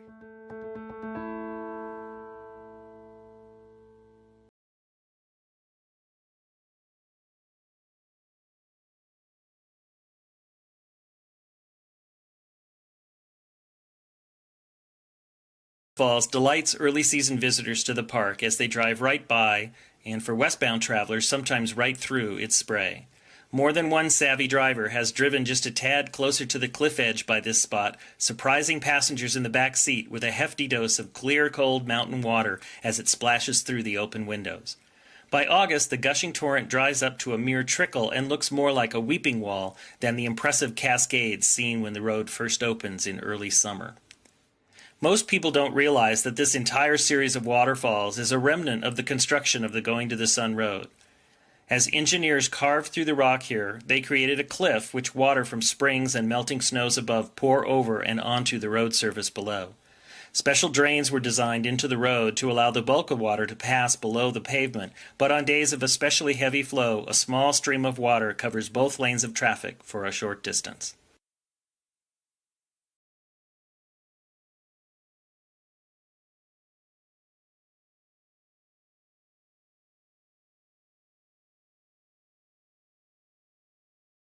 Carpets of wildflowers in the summer, Lunch Creek flows down a natural rock staircase from the striking backdrop of Pollock Mountain.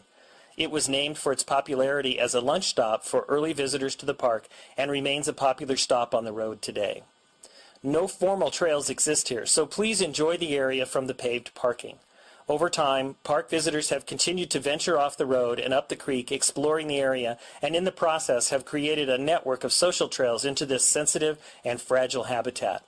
In order to protect the area from curious feet, Glacier National Park has performed extensive revegetation work to rehabilitate Lunch Creek and eliminate the traces of trails by replanting native vegetation. Please notice the signs marking these rehabilitated areas and do not venture in them. If you're interested in the process of revegetation, plan on visiting the park's native plant nursery at the headquarters area in West Glacier. Each year, as projects are identified, native seeds are collected prior to the disturbance, grown in the nursery, and then returned to the disturbed sites when the plants are mature enough to survive on their own. This helps to maintain the genetic integrity of specific locations around the park and provides the plants with the greatest opportunities to survive in the wild. Every Tuesday throughout the summer, tours are conducted at the Native Plant Nursery at 10 a.m. Join us at the nursery for this interesting look at an important aspect of Glacier's Natural Resources Preservation Program. Hello, Rocky Mountain National Podcast listeners. Our podcast pikas out there. Before we tell you about this week's episode, we have two special events coming up on Tuesday, July 18th that we want to make sure you know about.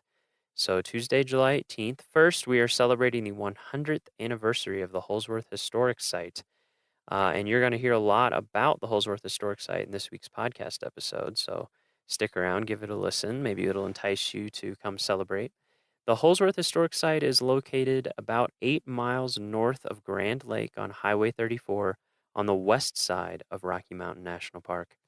From 10:30 a.m. to 4:30 p.m., we will celebrate the history of the Holsworth family with special displays, programs, and games for children. And we'll also be giving guided tours of the site all day. Then starting at 5 p.m., join us for a special campfire program with actual Holsworth family members at the Holsworth Historic Site Campfire Ring. So a full day of celebrations for the 100th anniversary of the Holsworth Historic Site. We are also on Tuesday, July 18th, celebrating World Listening Day. From babbling brooks and thundering waterfalls to bugling elk and singing birds, the natural sounds in this park and all over the world create immersive experiences that are important for visitors, wildlife, and ecosystems. The unimpaired sounds of nature are fundamental natural resources worthy of protection. And this day celebrates that. So there will be activities, art projects, and interactive games at Fall River Visitor Center from 10 a.m. to 2 p.m. at Fall River Visitor Center again. Then you can meet in front of the Fall River Visitor Center at 6 p.m. to join Dr. Jacob Jobe, a scientist with the Sounds and Light Ecology team at Colorado State University. He is going to guide you on a 1.5-hour sound walk that will focus on listening to the sounds of Rocky and what they tell us about our surroundings. So again, for that walk, meet at 6 p.m. in front of the Fall River Visitor Center. One thing to note is that you do need a park pass of some kind because you will be going into the park. So either a day pass, week pass, annual pass, interagency pass, some kind of pass so that you can get entrance into the park. All right, so those are our news and announcements. We're going to lead straight into this week's episode, which is a very cool one. We traveled over Trail Ridge Road to the west side of the park and joined Macy McPherson and Michelle Simmons, our two year-round interpretive rangers on the west side of the park at the Holsworth Historic Site. So we sat out in front of Holsworth. We were at the picnic table and chatted all about not only Holsworth and why it's important and what you can do there, but also about Macy and Michelle's career, what it's like on the west side of the park versus the east side of the park and things to look for over there, about the town of Grand Lake. It was just a great conversation. We had a really good time, and we hope that this will help you learn about some of the lesser visited areas in Rocky Mountain National Park on the west side. So we hope you enjoy, and here we go. Here's Macy and Michelle.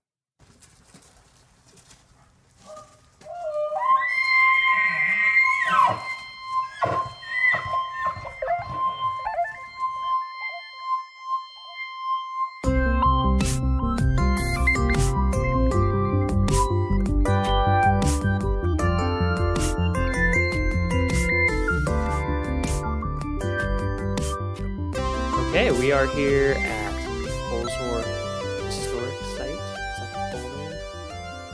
Yes, Holsworth Historic Site. Could you give us your names and your title, what you do at the park? My name is Macy McPherson, and I am one of the interpreters here on the west side of Rocky Mountain National Park. Mm-hmm. And I am Michelle Simmons. I'm the district interpreter here on the west side of the park, so I oversee the kind of the visitor communication education operation here. And Macy is selling herself short because she is actually my right-hand person, the only other permanent interpreter year-round here on the west side of the park, and she is amazing. She also is the lead out here at Holsworth Historic Site, so it's thanks to her and the volunteers she works with that we have this wonderful place open to the public. Mm-hmm. So we have 2 permanent interpretive rangers on this side of the park. We do. There are 2 of us that work There are year-round. all 2 of you. All 2 of us. Yep. And a number of wonderful seasonals who help us out in the summer. And then again, some of them in the winter with our ski and snowshoe programs and education programs in the schools. But no, thank goodness Macy is here. Goodness, Michelle is here. Yeah, and for our podcast listeners who have listened to previous episodes, episode 1, we interviewed Kathy Brazelton on the other side. So, Michelle, you're like the Kathy of this side, the district. In some ways. Kathy is the East District interpreter or East District naturalist. Right. I'm the West District naturalist, and I'm told sometimes known as the Wicked Witch of the East and the Wicked Witch of the West. Wow. So, okay. no comment there. But no comment. Okay. That's funny. All right. So today I want to talk about west side of the park versus the east side for sure. I'm sure that'll come up, and then also talk about Holsworth, where we are, and we can start with Holsworth Historic Site. So, since that's where we're sitting, could you give us just a real quick overview of what Holsworth is? The Holsworth Historic Site is a homestead that was homesteaded by the Holsworth family, and then it was turned into a dude ranch and a working ranch through 1974. And so today it gives visitors an opportunity to come and see what life was like 100 years ago. This year, the main cabin is 100 years old. It was built in 1917. Centennial. It's a centennial of the Holsworth. Yep, coming up here and homesteading. And we have a lot of family heirlooms here at the site, so visitors actually get to have a one-on-one experience with real artifacts, which you don't get in a lot of places. And they get really amazing one-on-one tours with volunteers who know a lot about the history and kind of give visitors a glimpse into the past here at Rocky Mountain. and expanding on what Macy said about the artifacts, one of the neat things about the story here is that when the site was sold to the National Park Service, actually via the Nature Conservancy, when it happened back in the 70s. The Holsworth sold it with their belongings intact. So you really do, when you walk through the cabins and you look in the cabins, you're seeing it as they left it, and you're really catching an authentic glimpse of what homesteading life was out here was like out here.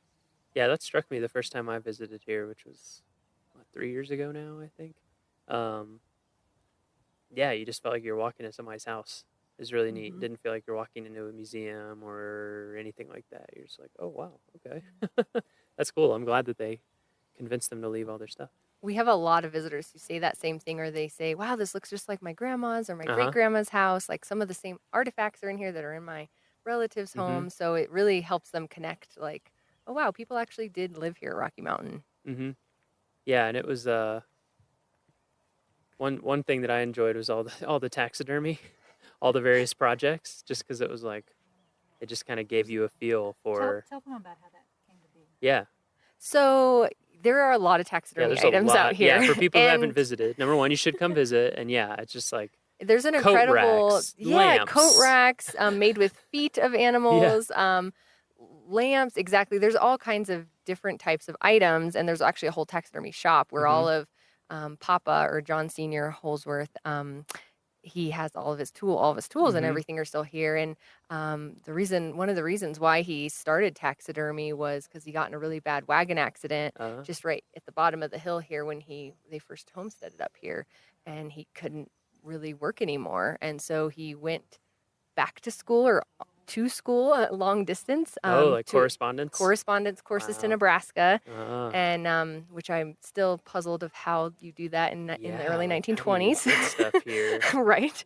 That's amazing. And so in 1924, he got his taxidermy license officially, and it's hanging up in the taxidermy shop for folks to see. Mhm. So, yeah, they turned a pretty tough situation into something Yeah. really, really interesting and a great opportunity for the Yeah. family to still make a living out here. Yeah, some of the stuff in the taxidermy shop is really neat. It's Is that really a neat. deer that's in the case? There's a deer in the case. There's a also full-sized a full-size deer, body. and it's kind of white because Uh-huh. it's been bleached by the sun, Yeah. so that's why it's hidden in the back now. And there's also a couple birds stuffed back in there. Mhm. And then yes, in the mama cabin, there's a lot of Yeah. deer and some elk, and then a literal footstool, Yeah. Yep. which you'd have to see in person to really A appreciate. footstool made out of feet. Yes. Yeah. So they first came here then in 1917, correct? When they Yes. built the first cabin. Yes. So paint the picture. What was what was homesteading like here And in tell 'em why they 1917? came. Yeah, and why Because did they that's come here? Yeah, so if you can try to imagine being a family in Denver in 1916 and operating in a saloon, Colorado was one of the first states to pass prohibition. And so this family, the Holsworths, lost one of their main businesses in 1916. And so they had to start all over again. They had a huge change happen to their family and had to figure out what to do, what to Wow. do. They were in their early 50s. So they had to Wow. really start over in the middle of their lives.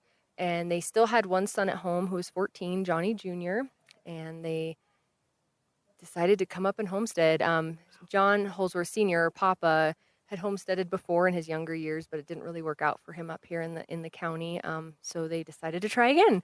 And luckily enough for them, there was still homesteaded property available up here on the edge of Rocky Mountain National Park in 1916, which is pretty incredible to think about. So the Yeah. park was already a national park, but Right. where we are right now was not parkland.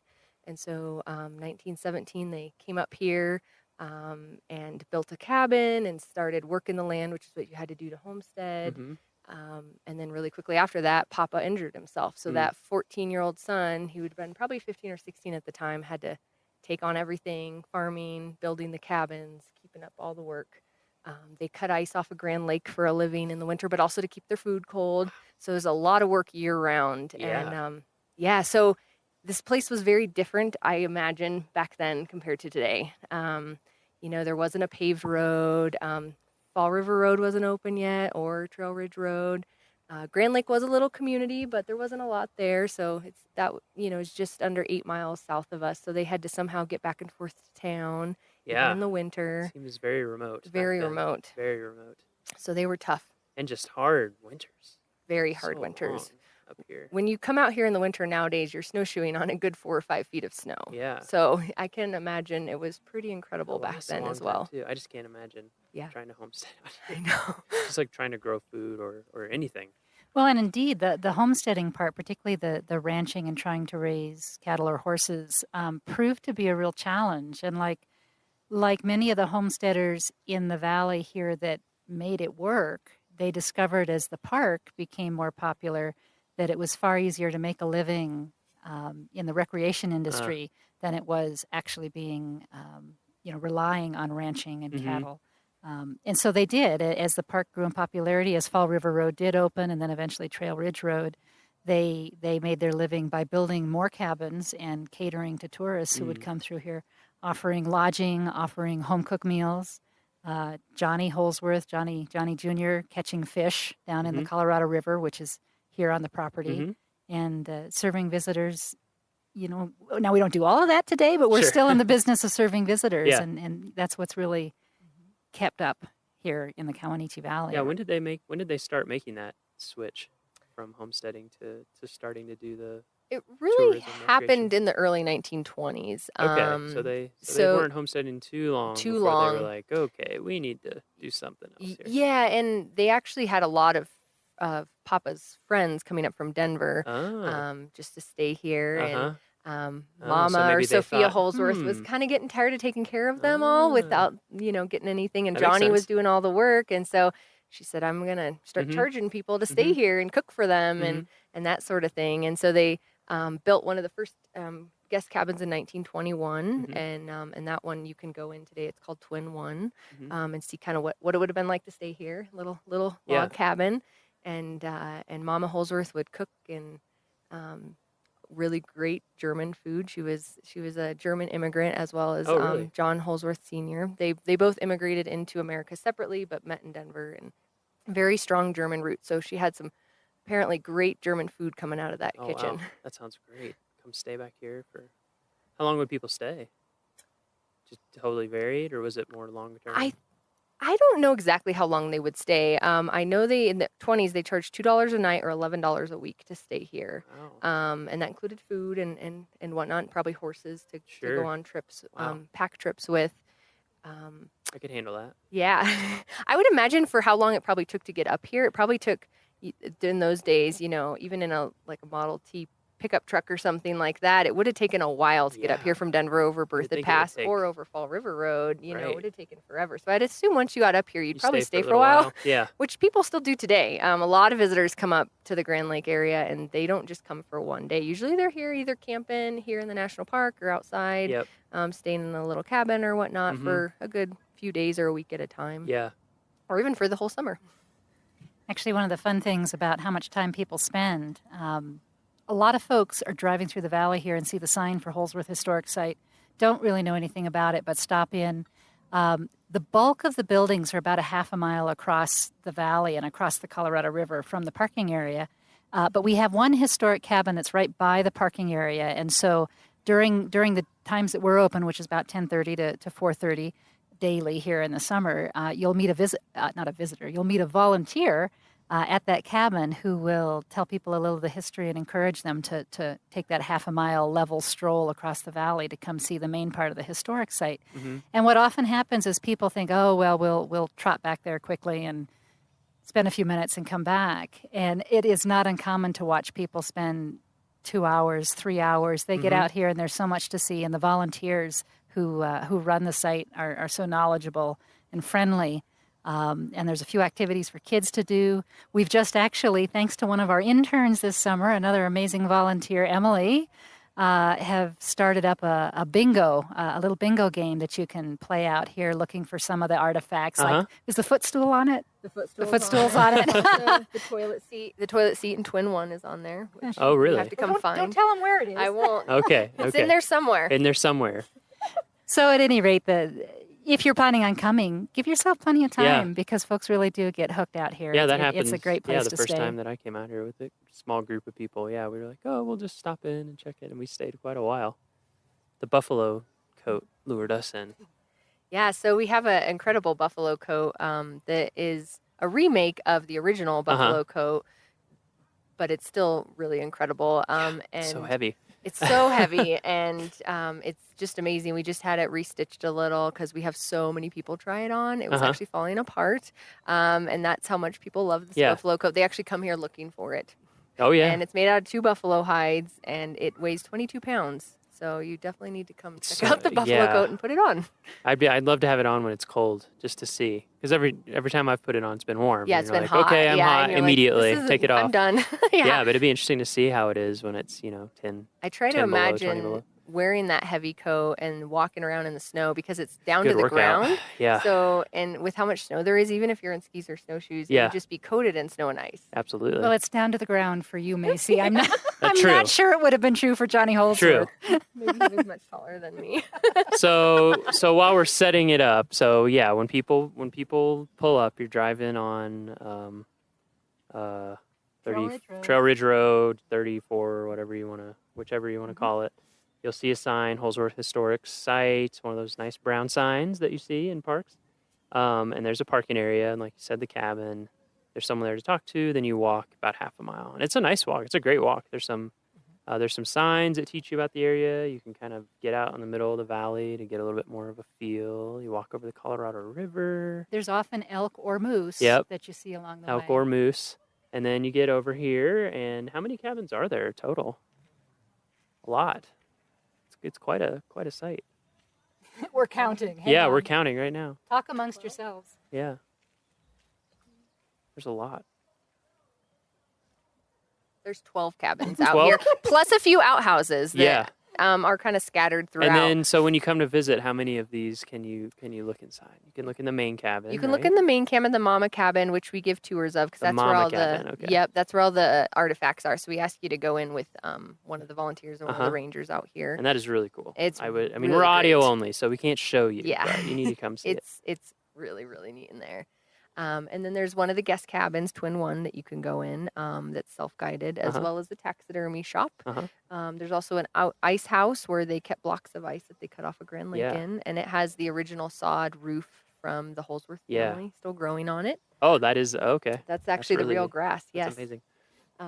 And then the little tent house that Johnny built himself because he got tired of sleeping in the one-room cabin with his parents.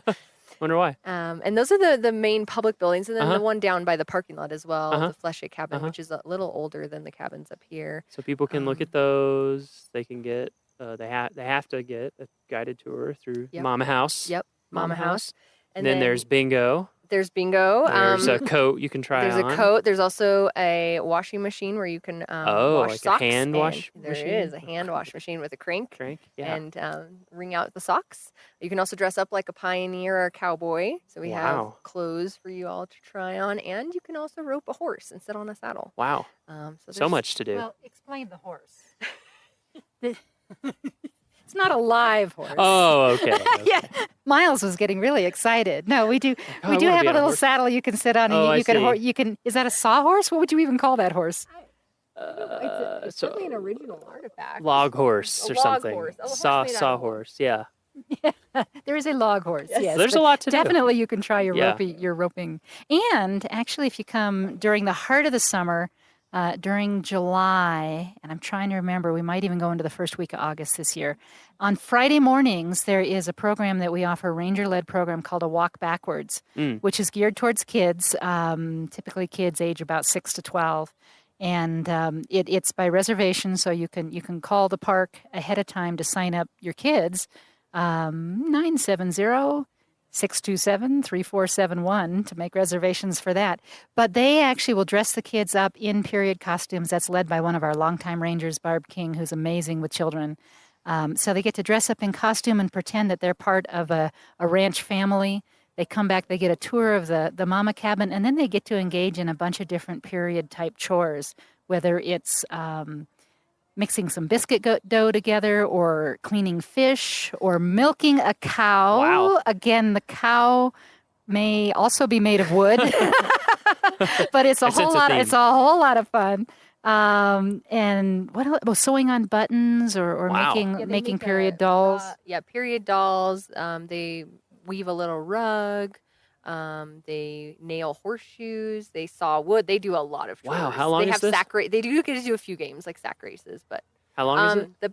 The program is about 2.5 hours. Oh wow, that's a lot. That's a lot of stuff. Yeah, and it's actually, when you look at our statistics, is one of our most popular programs here on the west side of the park. Sounds fun. Which is why we ask people to reserve in advance, so that it doesn't get too unwieldy in terms of the numbers. But that's Friday mornings. I'm sure it runs through July. I think it might run through August 4th.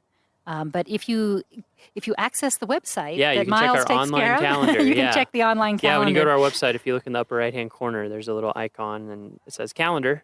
Click on there. Search, put in the dates when you're going to be here, and it'll show you everything that's going on then. So you can confirm all the details. It's also in the park newspaper. When you come in the park and they hand you the newspaper, look in the middle of that, and it has all of our programming. Ooh, that's right. Yeah. Another program. Another one of our really special programs that happens out here. Happens on Friday evenings. So Fridays are a big day out at Holsworth Historic Site. But Friday evenings, another one of our rangers who's worked here more than 20 seasons, Harry Cannon, does a program called Old Ranch Campfire. I have to be careful not to say Old Ranger Campfire. Wouldn't want to offend anyone. No. But come see an old campfire with an old Harry. ranger. But he does that in first-person character. Oh, so cool. when you arrive down at the parking lot down at Fleshet Cabin, he greets you as if he were a ranch hand working for Johnny Holsworth at the time that this was an operating dude ranch. And so he will lead you across that path across the valley, telling you tall tales and stories, which are very much in the style of what Johnny Holsworth was famous for.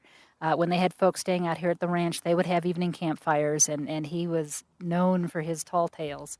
So Harry tells those, and they come back here to the site. We have a campfire ring here at Holsworth Historic Site.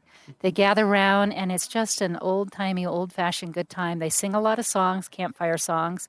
Marshmallows are roasted, and more tall tales are told. And it's a really fun, feel-good, family-friendly type program. And again, that goes into early August, I think, on Friday evenings. And again, look at the website for the details on that. But that is not to be missed if you can help it. Wow. A lot of stuff going on over here at Holsworth. I didn't even realize. I mean, I did, but I didn't think of it all at once. On the 18th, Tuesday, July 18th. Yeah, that's a big one. Celebrating the 100 years of the Holsworth family homesteading here. So we're going to have, throughout the day, we're going to, do our normal tours and have everything accessible. And then we will have some special booths set up and some kids games from Barb's Walk Backwards program. And in the evening, around 5 p.m., we're going to have a campfire with some of the Holsworth family members. They're going to come out and tell some stories and answer our questions. So if you're in the area on July 18th, that would be a great time to stop by the Holsworth Historic Site. Yeah, come on by. We've had a couple hundred. There's that for here, the 100th anniversary of Holsworth. And then not too long ago, we had a centennial celebration here for the whole park. So this wasn't part. When did the Kawanichi Valley area become part of Rocky Mountain National Park? Well, it changed little by little. Slowly, the park accumulated some of the private in-holding lands and parcels. Yeah. 1975 is when the Holsworth property, which was almost 800 acres at that point. Oh, wow. I didn't realize it was that big. Yeah, they accumulated a lot of land over the period of them living here. Yeah. And so it was called the Never Summer Ranch at that period. And so the whole Never Summer Ranch was turned over to the National Park Service in 1975. So that was a good chunk of the Kawanichi Valley, but there's still, even today, are a couple in holdings in the valley, and we're still acquiring land here and there. Yeah, didn't one just recently get acquired? And Yeah, there's just a few right? private in-holdings here, people who own property since before the time that the park was established. And there was, I think it was the Johnson property. That's right. That was acquired with the help of the Rocky Mountain Conservancy just a couple of years ago. And so, these things, as they become available and as we have willing owners, there's an attempt to try and make the park whole in terms of the boundaries of the private property. So more sites that people can go visit. That particular one is kind of in an obscure location. Hard to get to. Yeah, kind of hard to get to. It's not on the main road. But what that protects it from, though, going forward, is that a private owner could sell to another private owner who could look at things like development. Whereas when it does get purchased and given to the park eventually, it ensures that it'll be preserved in a natural state for generations to come. Yeah, forever. Hopefully, at least that's what we're supposed to do. Yes, indeed. So, what else? We can come back to Holsworth as things come up. Are there other key things you want to make sure we hit before we talk a little bit more broadly? I'm going to give one more pitch for the volunteer program out here, because this site would not exist in a way that was accessible to the public if we didn't have volunteers. We usually have a staff of about 6 volunteers a day that it takes to operate this place and do the tours and provide wonderful service for the public. So, moving forward year by year, we're always looking to recruit volunteers. Yeah. We even have a couple of cabins on site here that are used as housing for some of the volunteers who get to experience what it's like to live in a rustic area off the main roads. With no internet and very minimal cell phone coverage. Yeah, pretty idyllic though. But we do each year. We have 2 or 3 or 4 volunteers that live up here on site and help us out 4 days a week, both at Holsworth and doing a lot of other things. So we typically do recruiting over the winter and then have everybody in place for training in the summer and to get us through the summer season. But watch volunteer.gov is the website where those options are posted, and we're always looking for wonderful people who want to share this story with the public. Yeah, I'm glad you brought that up. We recently recorded a podcast with Lindsay, our volunteer coordinator, and we were just talking about all the many different ways and programs that are just would not run without our volunteers. And I think this is a great example. We're getting sometimes now 400 or 500 people a day here at Wow. Holsworth Historic Site. And I can't remember what our visitation was for last summer.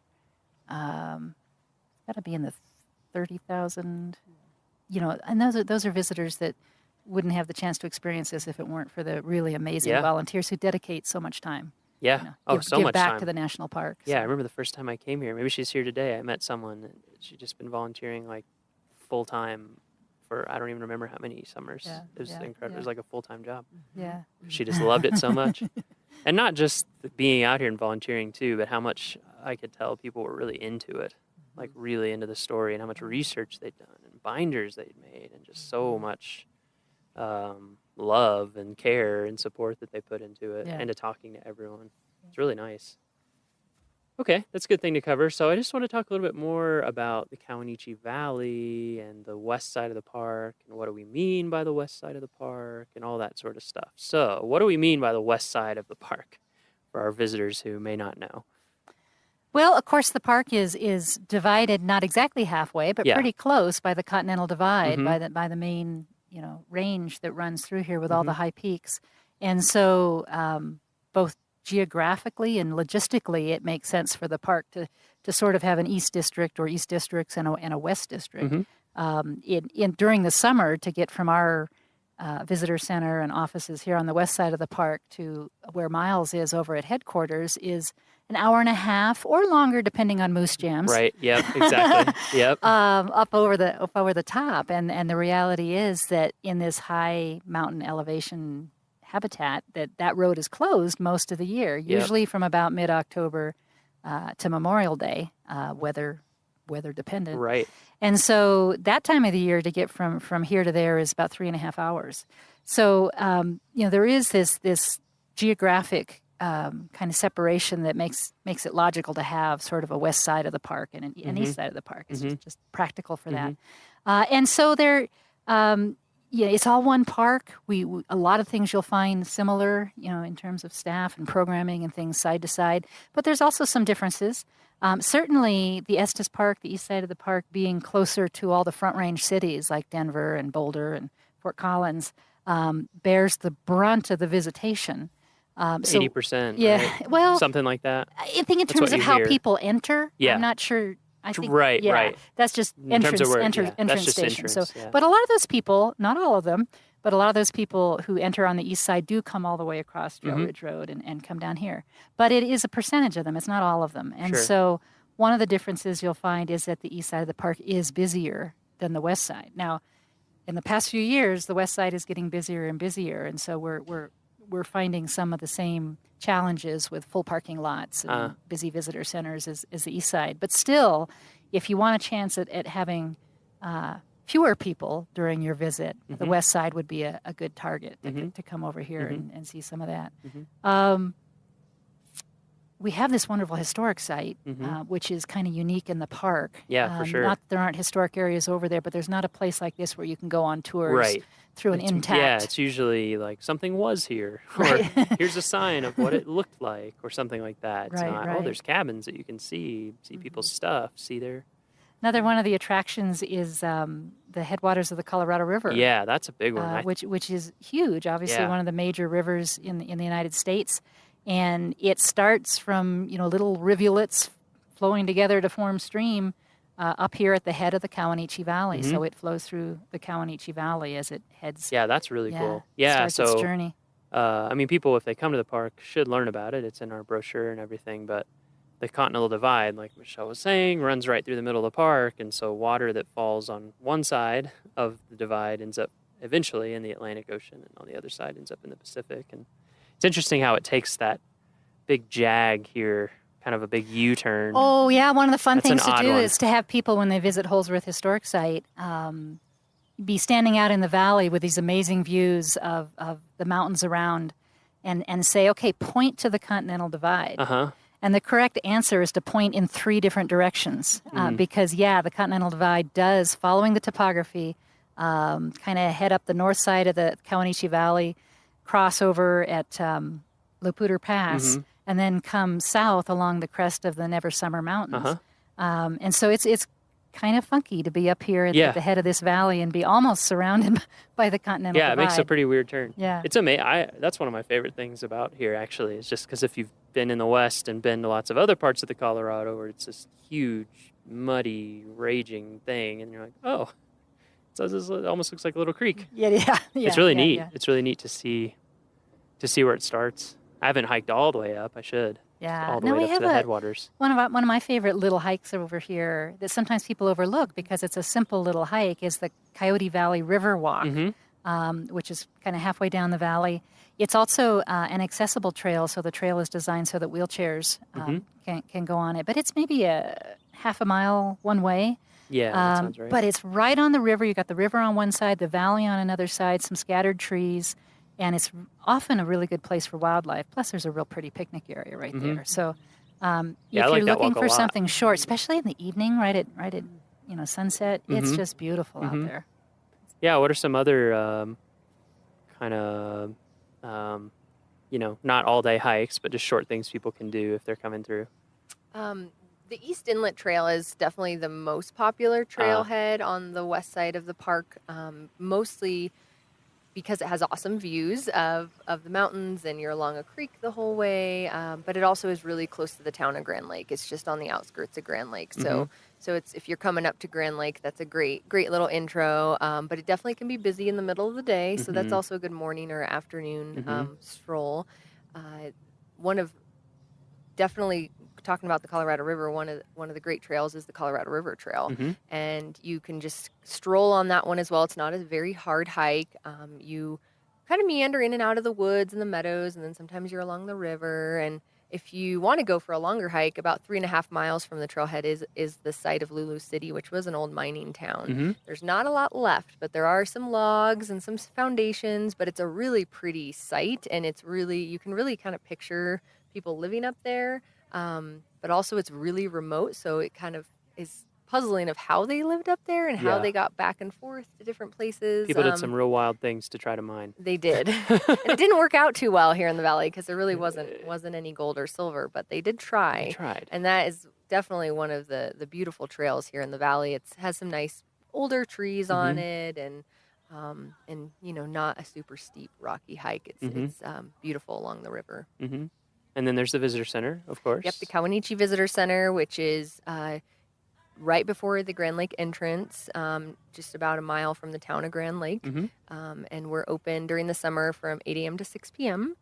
And we are open year-round. The hours do shorten in the fall, winter, and spring, but we're open every day except for Thanksgiving and Christmas Day.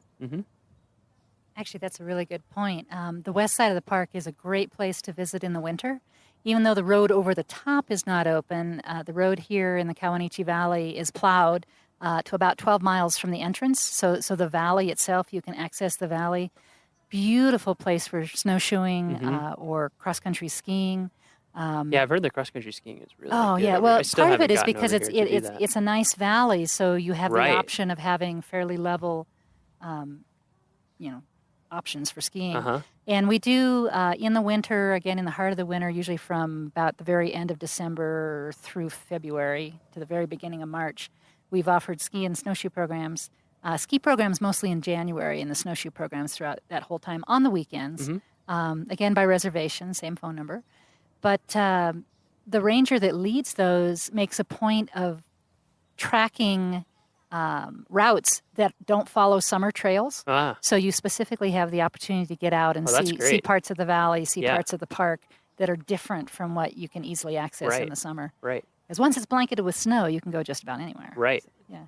And the snow's pretty consistent over here through the winter too. We get lots of snow. Yeah, which that's something that's definitely different. Snow is a reality. Snow, snow definitely is a different from the east side of the park. What's weather and conditions on this side? We usually get compared an to the other average of about 150 inches of snow a winter. So much more than us. Oh yeah. With the way the storms come from the west and bump up against the Continental Divide, it drops. We're sometimes known as the better, wetter side. And so pretty typically throughout most of the winter, you'll have 2 or 3 or more feet of snow on the ground. Mhm. Yeah. That's great. Usually by the time you get to late December, early January, Yeah. the skiing and snowshoeing is really good for the next few months. Yeah, because I'm a pretty novice cross country skier in terms of like steepness skill Yeah. set, and so a lot of times on the east side of the park, I'm kind of like, whoa, man, I don't know, this is kind of beyond me. Yeah, So yeah, yeah. No, this is a good place for beginners. yeah, And it's also, again, even quieter in the winter because without the road open, we don't get the folks that are Sure. coming through the park. And so you'll have a lot of peace and probably a fair amount of solitude if you come in the winter. What about the wind over here compared to the east side? Not so much. Not so much. Not so much. No, Calmer? no. We don't get the winds the way you do. Not that you can't have a windy day Sure, here but- and there, but they're not a regular feature and of the climate. and cooler on this side as well, correct? Yes, that's true. Including in summer too. to some degree. Yeah. Do be prepared in the winter for really. Yeah, but the nighttime temperatures are typically below zero. Yeah. 20 below is not uncommon. Yeah. The lowest I've seen it in the 12 years I've been here was minus 44. A little chilly. Yeah, well, yeah, Yep, a little bit. yeah. That's not when I would recommend skiing and snowshoeing. No. But the good news is it's usually sunny. I mean, Right. we obviously get storms, we get the snow, but there's usually beautiful sunny days in between. And when you have sun and it isn't windy Yeah. and the temperature is 10 or 15 or Yeah, 20 or feels warm. 25, it's really Especially if you're comfortable. skiing or It's snowshoeing, it's amazingly really comfortable. That's one of my favorite things Yeah, about yeah, yeah. Colorado is just you get that Yeah. nice crisp. I worked at Black Canyon and the Gunnison for a Yeah. while, and so I lived, in the winter Yeah, and lived up yeah. on the rim. Yeah. And yeah, I would just, Yeah. like you said, it'd be 10, 15, and you get out and you hardly need, just like a long sleeve shirt, some pants with long johns, and Yeah. you're Yeah. Oftentimes, almost too hot. even if it's uncomfortably cold overnight, it'll warm up into something Yeah. that's very nice for recreation Yeah. during the day. So winter recreation, West Side, don't yeah, forget. don't forget us. Come see us. And then I'm trying to think of what else feels different on this side to me. I mean, you have the whole valley set up, which I feel like is and it looks like a valley. I mean, on the Estes side, it's a valley sort of, but it's like this circular sort of basin almost, whereas here you really have that feel of, This Kawanichi Valley, going back to, we talked about the headwaters of the Colorado Uh-huh. River, but back in the last ice age, this was carved by a glacier, the Colorado River Glacier, which extended from the head of the valley, 20 miles, Wow. maybe more than 20 miles glacier. down beyond where the park boundary is now. But that's part of the reason it feels so valley-like, and also part of the That's reason interesting. I didn't know that. that it's wide. The glacier was 1,500 foot thick, and one of the fun things here is as you stand on the floor of the valley and look up at the sides of the valley, you see these lumpy ridges up and down, and those lumpy ridges are the lateral moraines, the side of the glacier where the debris and the rocks that the glacier was carrying melted out to the side. I've never noticed that. I'm Oh gonna have man, to pay no! So attention. you can get a feeling for just how deep the ice was by looking up above you at the lumpy ridges. Yeah. And then if you head south of the park, as you head south on Highway 34, you drive alongside Shadow Mountain Lake, which is a reservoir adjacent to Grand Lake. But as you drive along Shadow Mountain Lake and get to the southern end of it, there are some lumpy ridges there and some little crescent-shaped islands. And the crescent-shaped islands and the lumpy ridge, actually the lumpy ridge represents kind of the terminal moraine. And as the glacier receded and would pause in its melting, it would build up these little ridges, which are now the islands in Shadow Mountain Lake. So the geology, there's glacier geology on the other side of the park too, but here it's got this really nice, Yeah. well-defined, It's just so big. massive Yeah, valley. it's just massive. Yeah. Yeah, it almost. Well, you worked up in Alaska too. Yeah, and I did Yeah, have it's the interesting being back down somewhere where the glaciers are pretty much all gone and being in like a post-glacial landscape. Exactly. And thinking about the two and Well, what it would have looked yeah. like filled with this huge glacier. Yeah, yeah. It's pretty incredible. Yeah. And then the Never Summers as well, which is the range that is really prominent when you're in the Kawanichi Valley. It's to the west of the valley. I think is really neat too because it's all volcanic, correct? Yes, and one of the neat things, actually a couple things that I thought of when you were talking Never Summer Mountains, the Never Summer Range. We're in the Kawanichi Valley. We have the Tanahutu River. Good names. Yes, a lot of the names here, certainly on the west side of the park, and I know some of them on the east side too, but date back to a tour that was taken with a group of Arapaho Indians who mentioned the their names that they had for some of these features. Mm-hmm. So Kawanichi Valley, the term Kawanichi refers to coyote. Mm-hmm. Tanahutu means big meadow, which we also call Big Big Meadow. Meadow. Funny about that. Yeah. Tanahutu River runs through Big Meadow. Mm-hmm. There's Anahu Creek, which was named after actually a racehorse. The Native Americans would have races here in the valley. And there was a horse that would, to get warm, would back up towards the fire. And the name Anahu means warms himself. Oh, okay. But when you mentioned the Never Summer Mountains, Yeah. that actually comes from an Arapaho word too, which I'm sure I won't pronounce correctly, but it's along the lines of Nichibichi, Mm-hmm. and it translates never no summer mountains. And so when whoever translated it into English, they decided to drop the double negative, and so now we have the Never Summer Mountains. But a lot of the topography over here still reflects the Native American heritage. Mm-hmm. So that's kind of neat. Yeah, that's really interesting. Yeah, the Never Summers are just so cool. Oh, and you mentioned volcanic. Yeah. They are. They're definitely igneous. They were arranged that erupted as a volcano.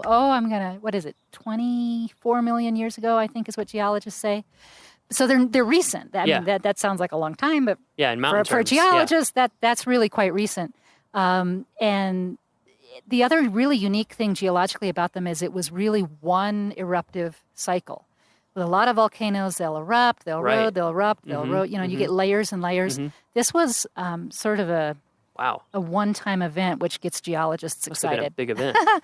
But when you look at the mountains now and the beautiful rugged snow-capped peaks, most of the summer, never no summer, you are actually looking at the inside of the volcanoes. You're not looking at the volcanic rock that came out. You're looking at the igneous granitic rock that was part of the magma chambers on the inside that That had cooled and cooled. hardened. What's happened is that in the years since, particularly with things like glaciers in action, the lava that erupted and cooled has already been worn away. It's already so I always like to tell kids That's interesting. when we have school groups that you're looking at the guts of these volcanoes. You're looking at the inside. There are places you can still see a little of the ash that erupted from Oh, the wow. Never Summer Mountains at Lava Cliffs. Yep, lava cliffs. Up on Trail Ridge Road. Mhm. There's some places, if you know where to look across the valley here, you can see some outcrops. Just where stuff was Specimen Mountain, ejected way yeah, far Specimen away. Mountain. But when you look at the Never Summer Mountains themselves, you're actually looking at The intrusive igneous rock Uh-huh. rather than extrusive volcanic rock. Yeah, that's cool. It definitely, when you see them, hopefully that'll help give listeners a better understanding. Because when you see them, they do look different. If you pay a little attention, these versus the main mountains in Rocky, it's like, that looks pretty different. And Yeah, when they you have a drive very over different Trail story. Ridge Road, except for those few outcrops, you're looking at rocks that are much, much, much older. Right.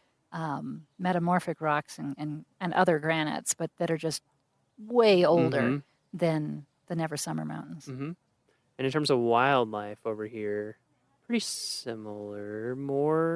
We're starting to get some moose on the east side now. Yeah, we're but- sharing our moose with Yeah, you. you're sharing. They're exporting some moose.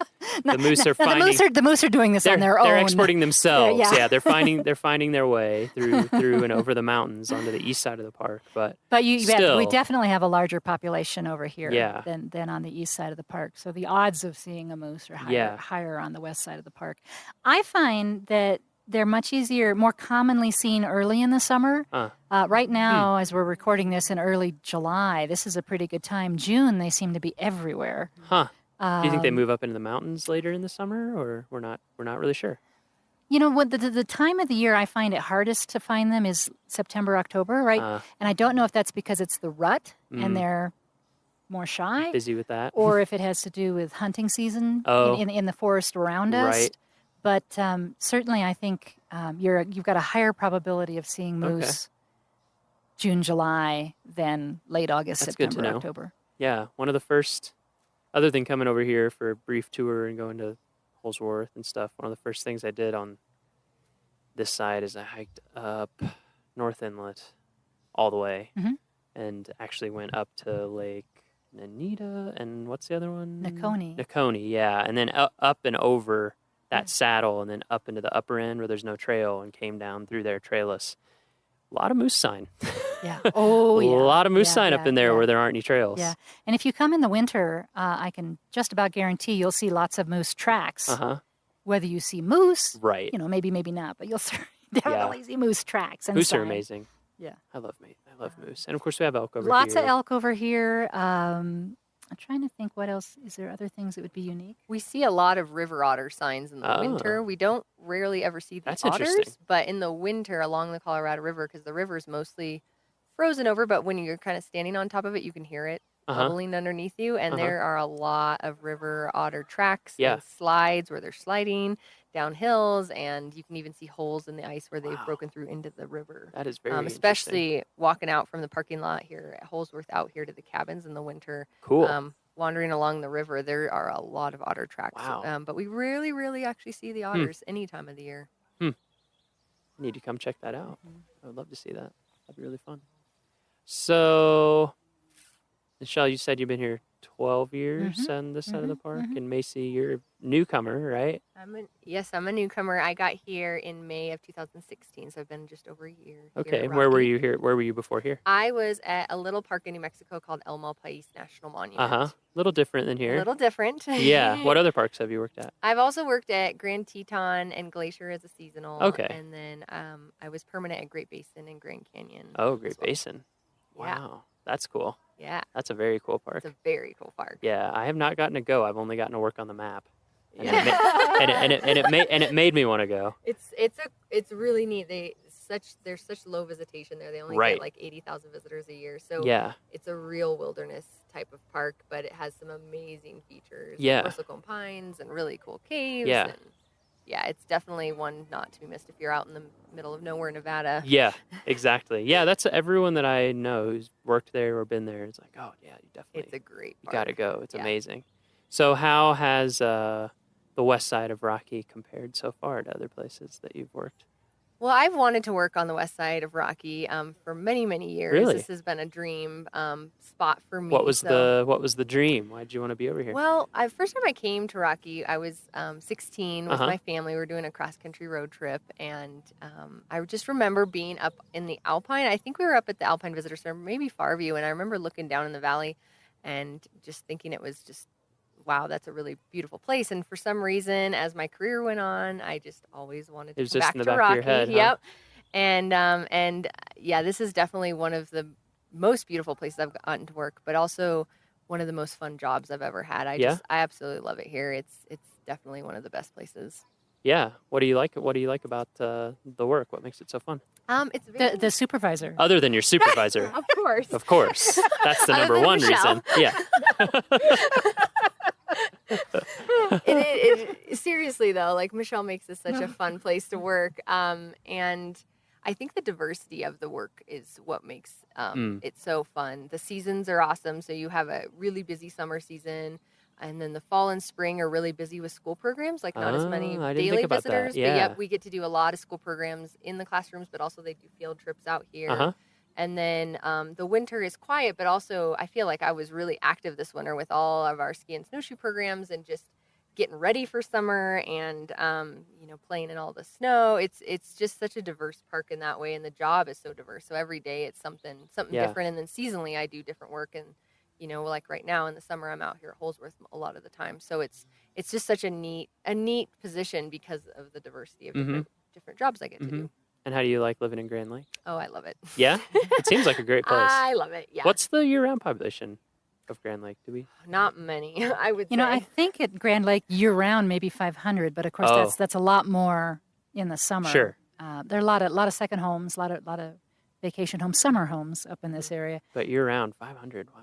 That's even less than I realized, yeah. And we have the local communities, too, of Granby and Winter Park and stuff, right, and Kremlin. So there are some communities in the county here, so you don't feel too isolated in the winter. And plus, people come up to go downhill skiing up in the mountains, too. So you run into those folks visiting the park as well. Yeah, and actually, while residents may be, in the hundreds, that Grand Lake, like the park, operates on recreation. And so there are lots of visitors still in the wintertime. Oh, okay. Yeah, I was wondering about that. In the forest around us is one of the most amazing snowmobile trail systems. And so that's one of the highlights for folks who come to Grand Lake is a lot of snowmobiling.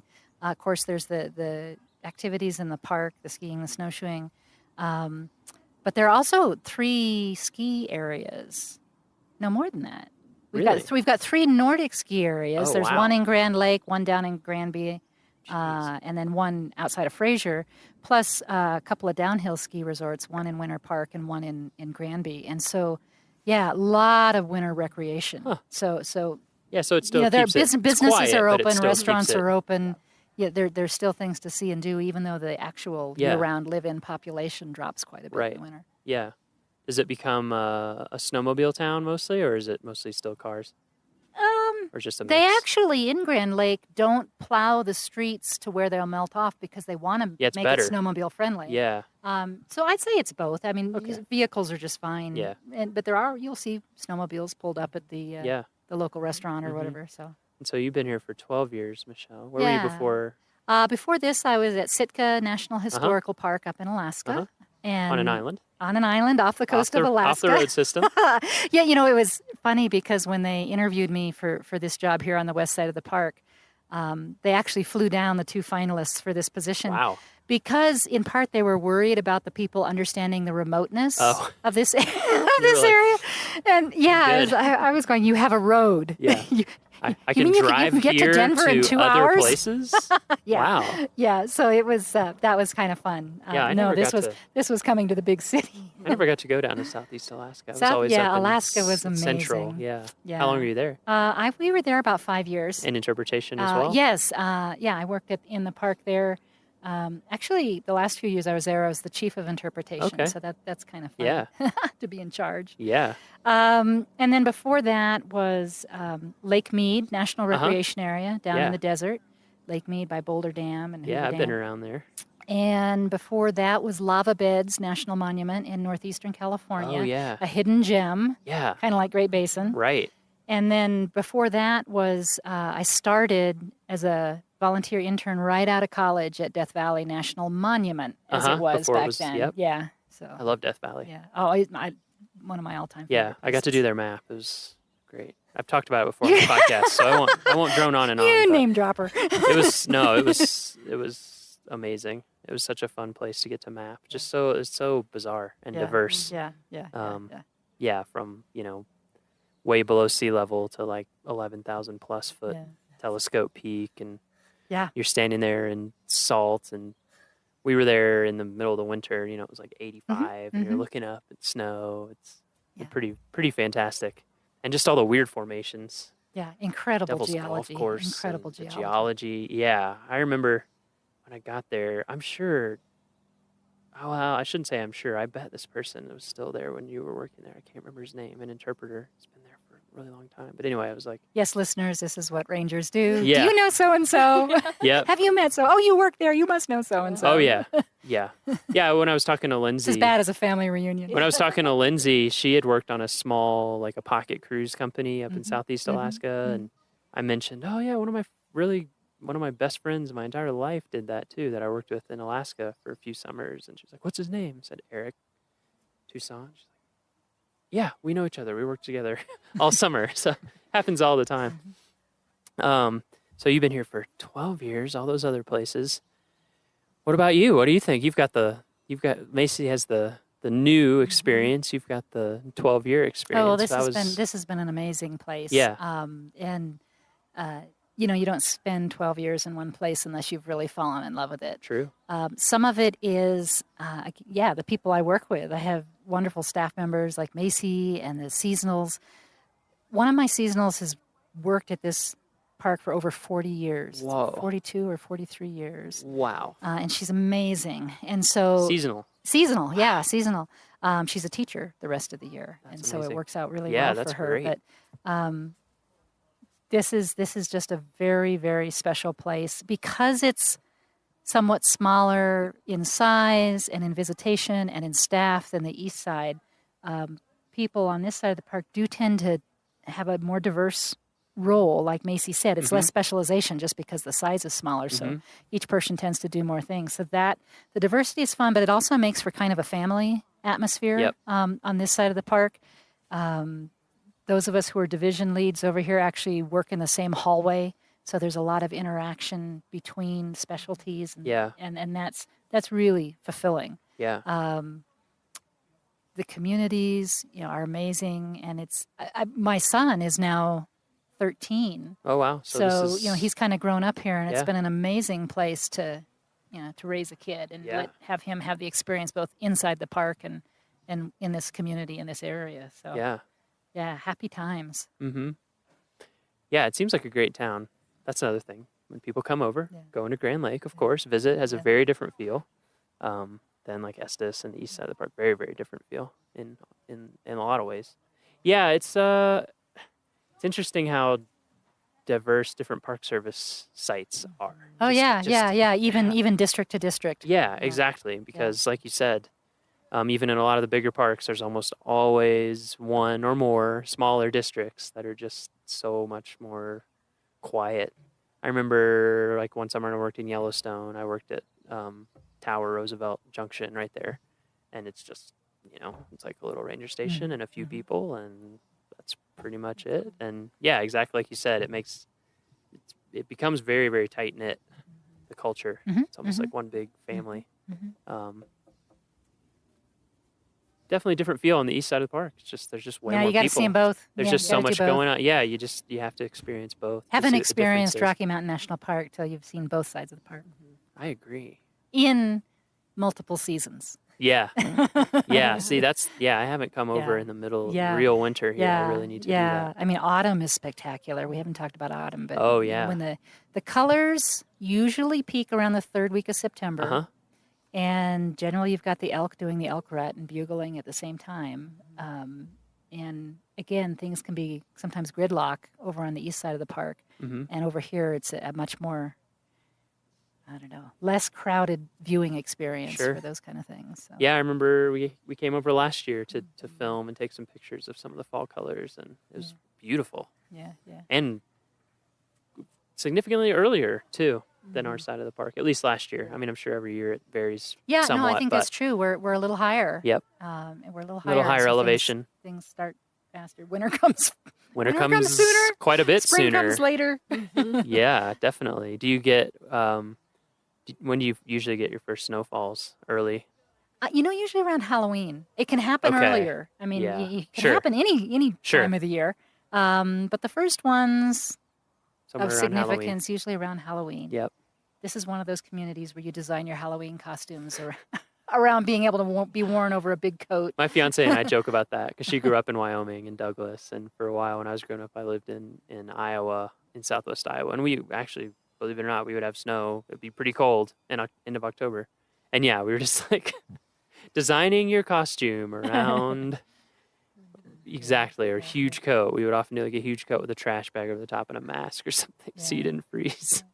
So we'll start getting snow consistently, usually around then. We don't typically have enough to be really good skiing snow until mid to late December. Yeah. But we certainly Yeah, will. kind of typical pattern around here. Takes a little bit into to into get the winter. get the base built up a little Sure. bit. Great. So we've covered Holsworth, talked about what you can do out here, talked about the Centennial event that you should be at, which is next week. Fridays, big days, Comanche Valley. There's also one thing we didn't mention. I mean, it kind of goes without saying in Rocky. Tons of hiking. Oh, yeah. I mean, so much hiking. It's beautiful from this side. I feel like a lot of times the approaches are longer to get up into the mountains. If you want to get to a really nice lake over here, you're probably going to have to go at least 5 miles. Yeah, you're in for a longer day for sure. But But there's some waterfall. Well, the Adams Falls you talked about already is real close. But there's other things that are, in between 3.5 miles and 5 miles, there are some really nice destinations on most of the trails. So great hiking. And don't be afraid to come any time of year. There's Yeah. great stuff all year round. And it if you doesn't can- shut down in the winter. You No, can't it go over does Trail not. Ridge. It does not. You can't go over Trail Ridge. Trail Ridge does close, but park stays open, town stays open. There's tons of stuff to do. Absolutely. And if you do come in the summer, and we'd love to see you, actually tell us if you listen to the podcast. That would be fun. But if you do come in the summer, similar guidelines now as to the east side of the park. Plan to come early in the morning or later in the later afternoon or evening if you want. That's good. To be sure that you can get a parking That's a good spot. thing to cover. Yep, it's getting busy everywhere, early or late. Mhm. Okay, so our final question. Uh-oh. that we've Here, been Macy. We've been asking everybody this. Your answer doesn't have to be profound or whatever, but we've been asking everyone. Good. It's a very general question, so you can take it wherever you want to go. What does Rocky mean to you? People have given us a gamut of answers, in terms of professionally and personally. So I would say, honestly, that Rocky means to me home. This is one of the national parks that I feel at most home in. Mm-hmm. And there's always something exciting going on, and it makes it a really fun home to have. Mm-hmm. Did you grow up around here? Or were you No, I did not. Came on trips? I just love the Rocky Mountains, and I came on trips, and out of all the national parks I've lived at, this one feels most like home. Oh, that's great. How about you, Michelle? I'm going to have to wipe away the tears first.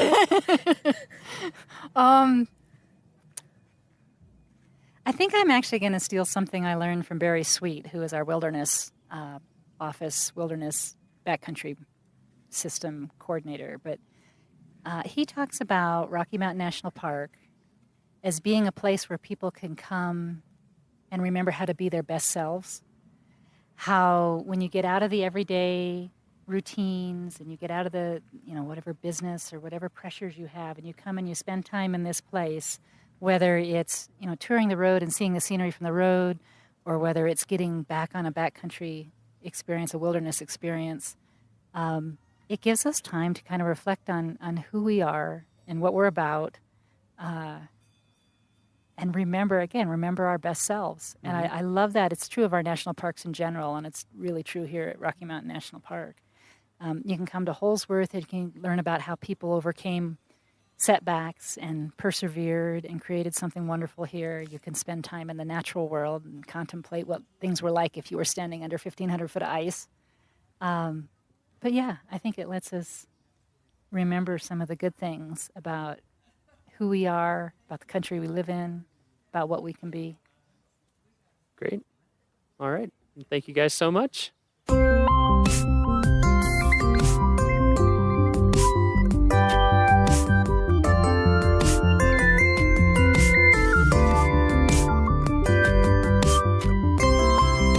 And that's our show. Thank you so much for joining us for yet another episode of the Rocky Mountain National Podcast. Our next episode is going to be released in 2 weeks on Friday, July 28th. So make sure to tune in then. We really appreciate any comments that you want to leave for us on our homepage. And we also appreciate any reviews that you may want to give us in iTunes. Those reviews help other people find us. They get us onto recommended lists. They make us easier to find when people search. And of course, the best thing you can do is spread our podcast through word of mouth. We just had an article in the Estes Park Trail Gazette that you can find online highlighting the podcast and this project. And we're just trying to get it growing and going and in more people's ears and minds. So if you enjoy it and you think you know other people who might, please let them know to subscribe and hear all our episodes. For show notes, transcriptions, and to learn more about our show, visit our homepage at go.nps.gov/RMNpod. That is go.nps.gov/RMNpod. Each episode gets its own post on that page, and you can actually leave comments for each episode. The Rocky Mountain National Podcast is a product of Rocky Mountain National Park, one of 417 units of the National Park Service that preserve America's heritage for all, forever. Thank you so much for joining us again. We hope your next 2 weeks are awesome. We hope ours will be too. And we will see you next time. Bye for now.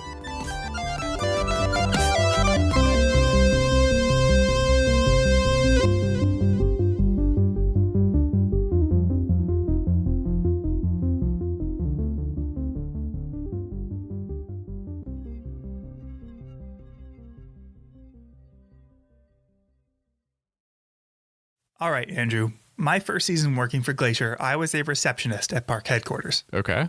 Lowest paid position in the park, mind you, answering questions people had via phone, email, and letter. Gotcha.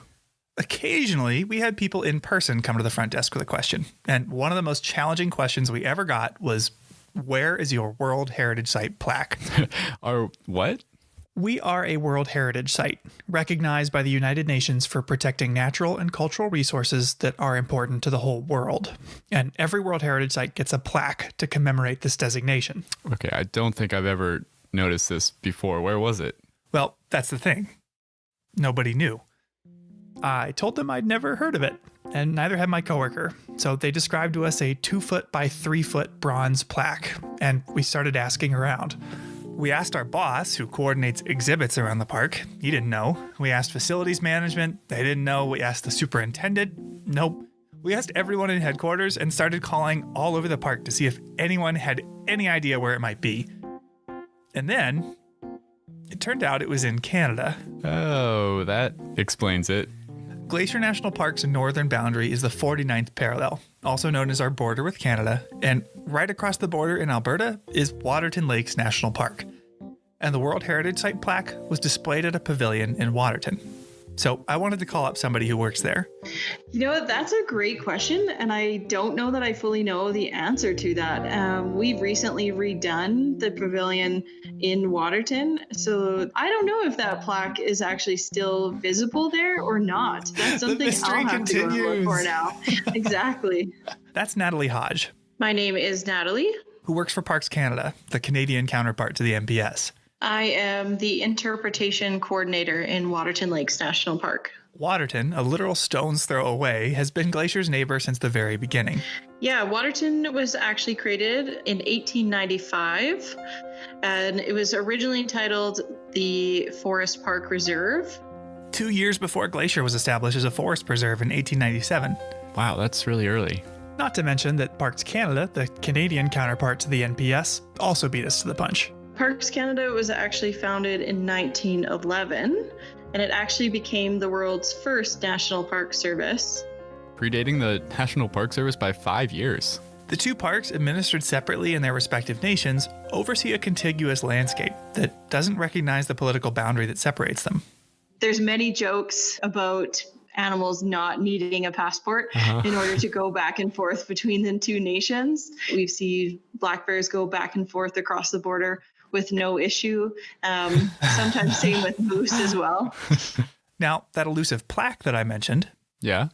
If you manage to find it, wherever it is, it wouldn't say Glacier National Park on it. So we refer to our park, each of our parks, in kind of abbreviated names. Glacier National Park, Waterton Lakes National Park. But what is the full name of our parks together? The full name of our parks together would be Waterton Glacier International Peace Park. Our two parks share more than an international border.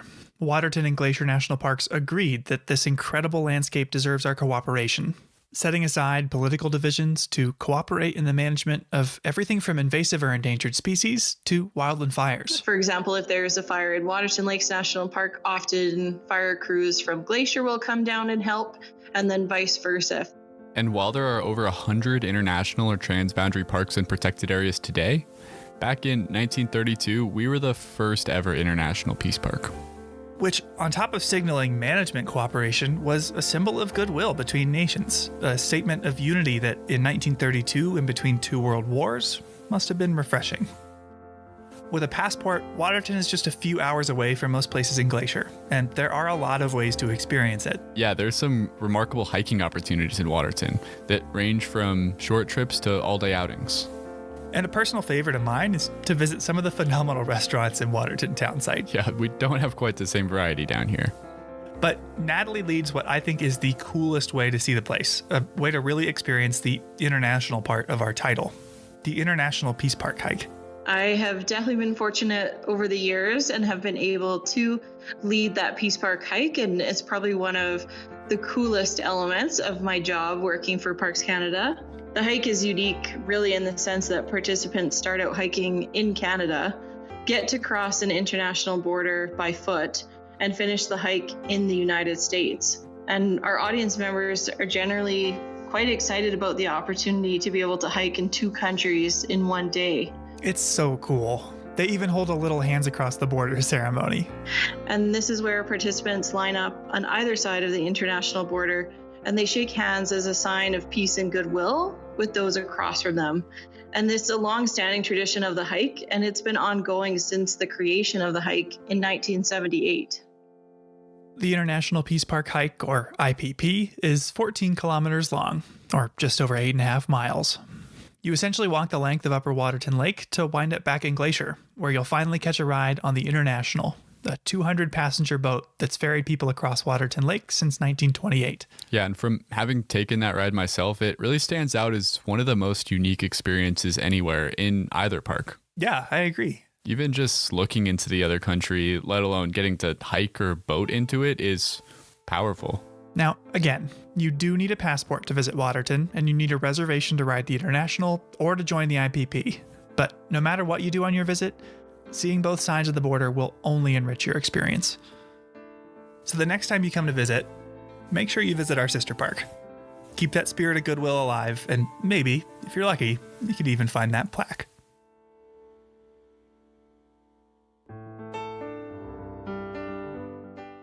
Welcome to Headwaters, a Glacier National Park podcast, brought to you by the Glacier National Park Conservancy and produced on the traditional lands of many Native American tribes, including the Blackfeet, Kootenai, Salish, and Gillespie people. We're calling this season The Confluence, as we look at the ways that nature, culture, the present, and the past all come together here. I'm Michael. I'm Andrew. And we're both rangers here. Now, we've mentioned so far that Glacier has a lot of titles. National Park, World Heritage Site. But today we're going to focus on just one of them, International Peace Park, an agreement between the NPS and Parks Canada to cooperatively manage our shared resources. And no place better represents the International Peace Park than Goat Haunt, one of the most remote and least visited regions of Glacier. Okay, real quick, what's with the name? Goat Haunt? Yeah, it's kind of an archaic term, but a haunt is a place where someone or something hangs out. So essentially, Goat Haunt is a place where the mountain goats like to hang. Oh, I see. Well, odds are, even if you've been to Glacier before, you probably haven't made it to Goat Haunt. And for good reason. Yeah, there are no roads leading to it. And the shortest hike to get there is 22 miles. Shortest hike from the US, that is. So you could either backpack for a few days south of the border, or you can drive to Canada. Yeah, Goat Haunt sits at the southern tip of Upper Waterton Lake, one of the largest lakes in either park, which stretches across the border into both Canada and the US. Meaning Goat Haunt is just about 3 miles from the Canadian border. Yeah, so people overwhelmingly access Goat Haunt from Waterton Lakes National Park. Well, now I understand where the name comes from. Waterton Lake, Waterton Lakes. Okay, whatever. Yeah, so some people get there on foot, like on that International Peace Park hike, but most people arrive to Goat Haunt by boat. Including even the rangers that work there. Yeah, talk about a commute. So in this episode, we'll be looking at what it means to be an international peace park, how it happened in the first place, and how it has affected those that live and work here. All right, Andrew, where is our border with Canada? I think it's about 20, 30 miles north of here as the crow flies. Yeah, well, could you be even more specific? Where is the border? It lies on the 49th parallel. Yeah, exactly. The 49th parallel was first proposed as a border by the Hudson's Bay Trading Company in 1714, which is a story for another day, but it was ultimately adopted by the US and British governments, because at the time, Canada was still under British rule. Now, British and American teams surveyed the border in the 1860s, with brief interruptions for the Civil War, and monuments were erected that cemented a border nearly 4,000 miles long. But did you know that that survey was actually wrong? Wait, really? Yeah. The border was first surveyed when we still thought the Earth was a sphere, but it's actually an oblate spheroid. What? Essentially, it's a sphere that bulges at the equator due to rotation. All that to say, the original line doesn't perfectly follow the 49th parallel. Really? No, it's close, but it's not exact. Spheroid and all, it does transect present-day Waterton Lakes and Glacier National Parks. And visiting the border between the parks today, you'll notice the only thing separating the two countries is a swath of cleared trees, a 20-foot wide unvegetated line continuing into the horizon. And as far as this area is concerned, the most meaningful discussions of that symbolic boundary occurred not in the halls of Congress or Parliament, but on the trail and around the fire. Two of the earliest proponents of a jointly managed park were John Kootenai Brown and Albert Death on the Trail Reynolds. Big fans of nicknames. Yeah, Brown was the first superintendent of Waterton Lakes National Park. And Reynolds was the first ranger stationed in the present-day goat hunt area. Yeah, and it was these two that hatched the idea that two parks in two countries could be managed together. And the story of their friendship is an origin story of the Peace Park itself. We actually know an awful lot about John Kootenai Brown. He was raised by his grandmother in Ireland during the Great Famine and led a colorful life after leaving home. He joined the Royal Militia in 1858, but never saw combat. In search of excitement, he chased a fortune in the gold fields of British Columbia, working as a prospector, constable, trapper, guide, mail carrier, swamper. Swamper? What the heck is that? Yeah, it's someone who steers canal boats.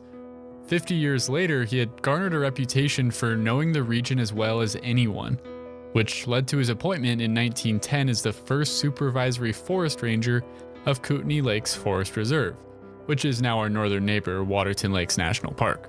At age 70, he earned $75 a month to manage the whole area. Wait, only $75? That's like the highest ranking position in the whole park.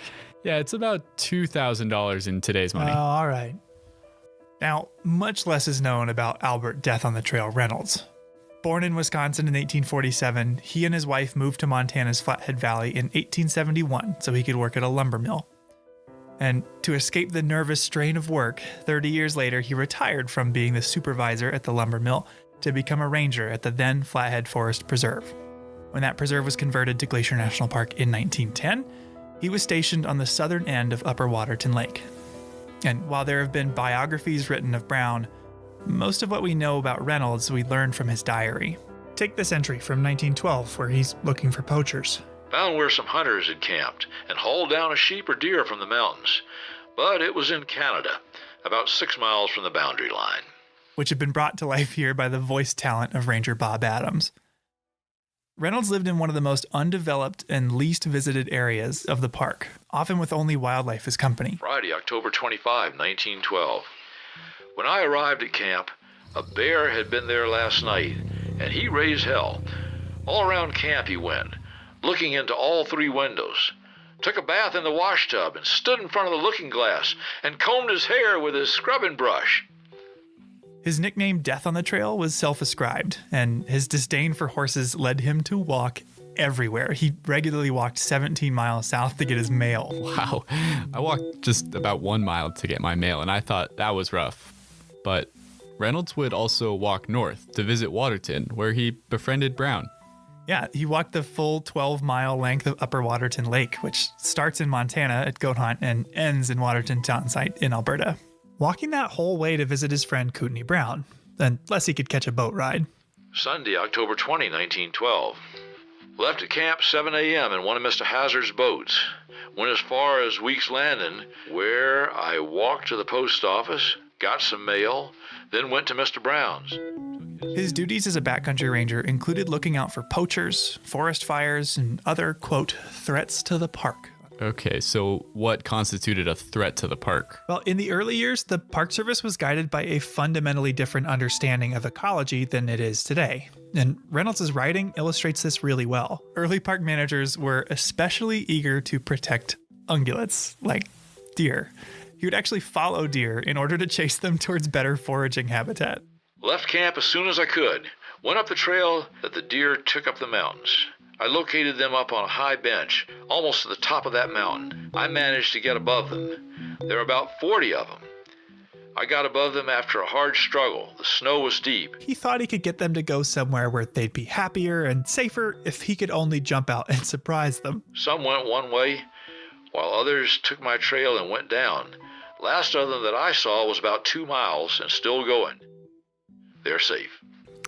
I think if I did that in a uniform today, people would think I was totally crazy. And on top of chasing deer around, he would actively hunt and kill anything that could harm them. To kill coyotes, he even enlisted the help of his friend Brown, the superintendent of Waterton. I went to one of Mr. Brown's baits for coyotes, and I found that a coyote had been there this morning and had taken a meal out of it. I followed his tracks for nearly 2 miles, and he did not show any signs of the poison, so I left. Canadian poison is no good. In the years since, we've come to understand that predators like coyotes, wolves, and mountain lions play essential roles in the ecosystem. the practice of poisoning them has long since been abandoned. It's not part of our job anymore. No, it's nice that attitudes have changed in that respect and decided that all animals have a right to be here and not just the ungulates. That's Tracy Weiss. Yeah, my name is Tracy Weiss. I've been working here at Belly River for the last 16 summers. The Belly River Ranger Station where she works is one of the northernmost in the park. In fact, to hike in to meet her, I parked at the Canadian border, spitting distance from the customs office. And while Tracy and her husband Bruce work here in the summer, Reynolds worked and lived near Goat Haunt year-round with only a wood-burning stove for warmth. It was 12 below freezing this morning, and now 6:30, it's 10 below. Even on holidays. I made a bread pudding for dinner and took a cup of cold water. That was my Christmas. I honestly cannot imagine the rangers that spent winters out here in that kind of cold and that kind of wind. Yeah. It must have just been phenomenal. But rain or shine, Reynolds would travel north to visit Brown. December 27, 1912. The snow was deep and soft. The wind was awful. Took till 4 p.m. to make Mr. Brown's.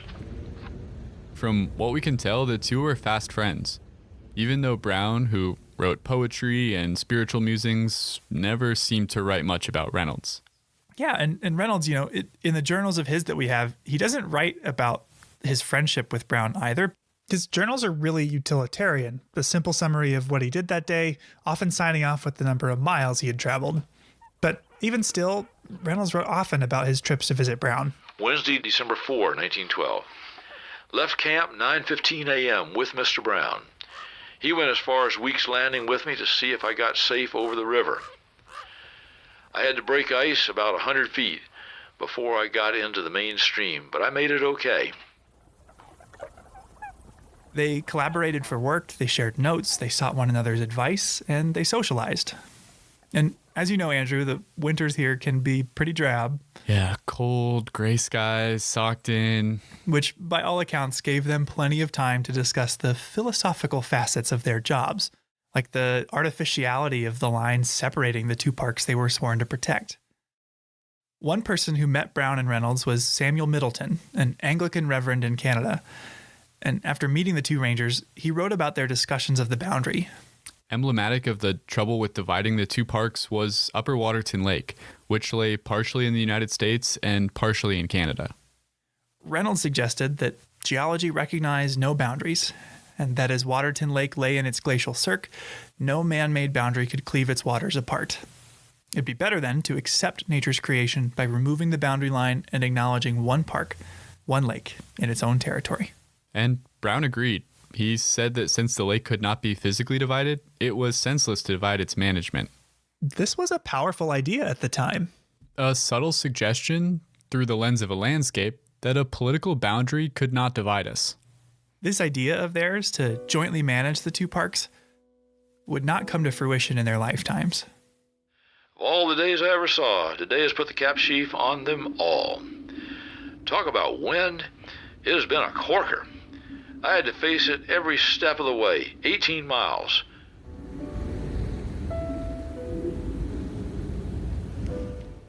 "9 p.m., fearful storm raging. Don't know where from and can't open the door to look out. Snow drifts all through the house."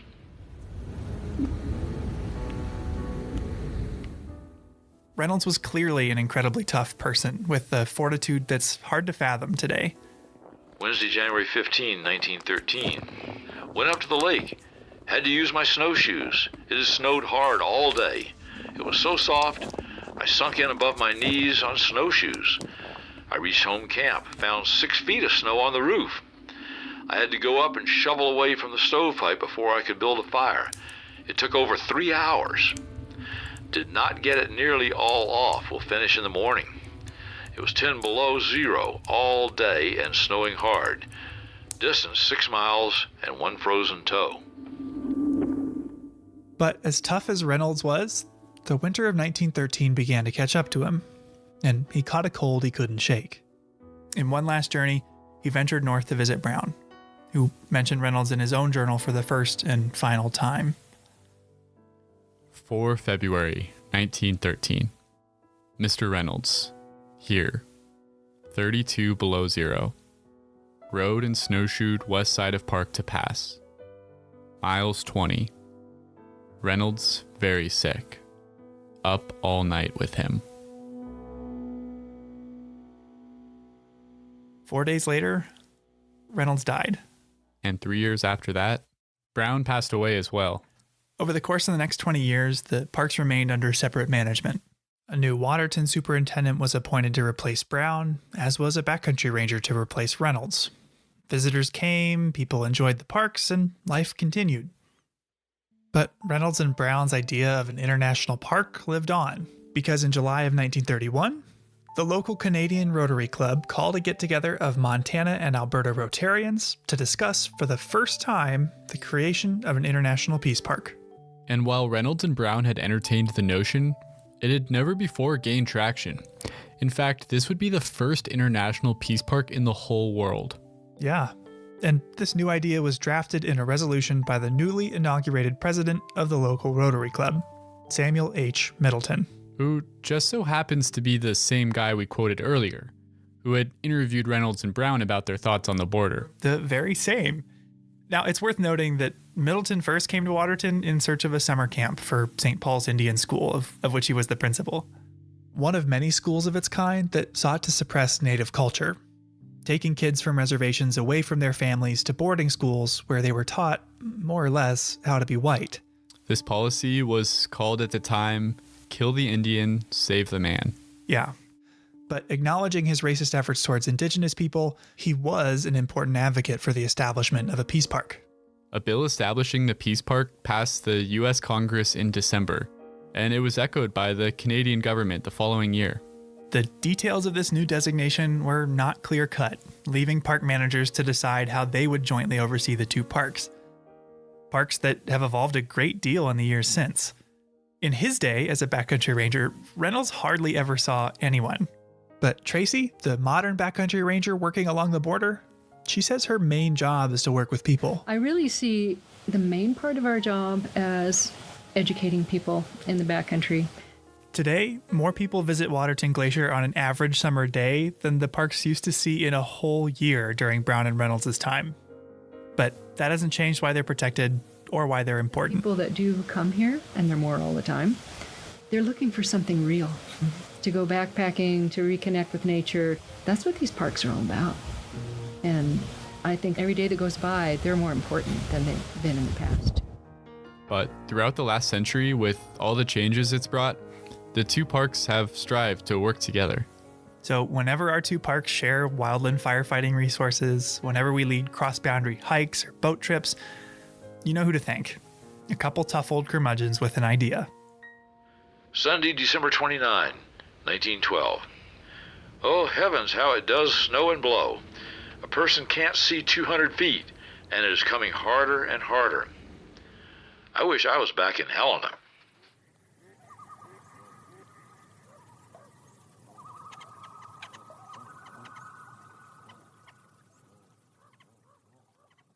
So, Michael, we've been talking about the International Peace Park today. What does Waterton Glacier International Peace Park mean to you?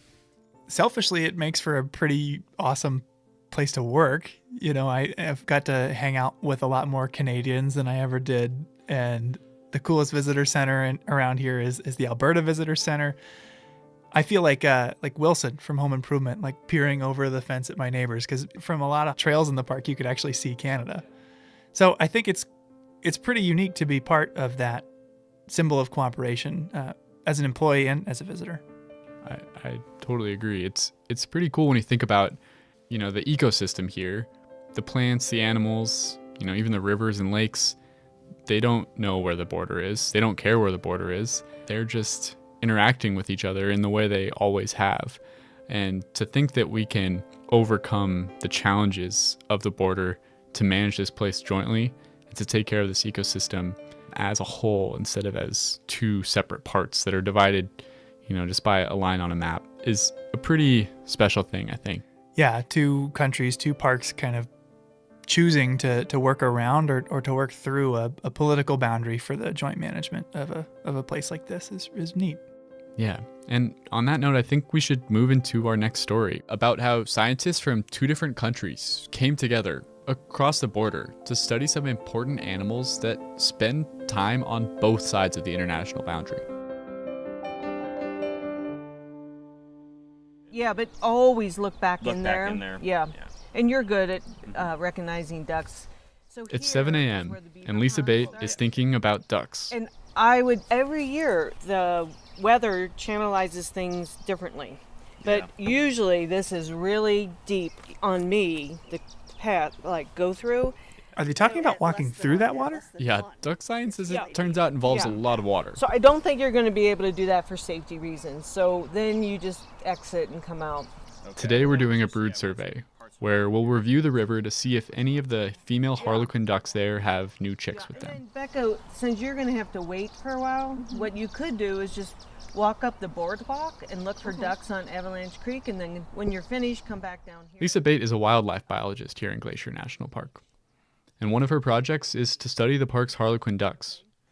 Observing these birds takes a lot of eyes, so Lisa enlists a ton of volunteers to help her collect that data. It's a pretty fun project to be involved with, and as it so happened, all of us in the podcast somewhat independently got involved with it. This year, Michael and I and producers Daniel and Alex have all gone out with Lisa to study the ducks. Michael even ended up pretty wet from his experience. Yeah. If you want to hear that story, you got to go to the Mini Glacier episode. Before we get into the study I did that morning, there's a few things you need to know about harlequin ducks. First, the name. Harlequin ducks are named for the male's breeding plumage, which resembles the makeup of a harlequin, a jester-like character popular in early modern European theater.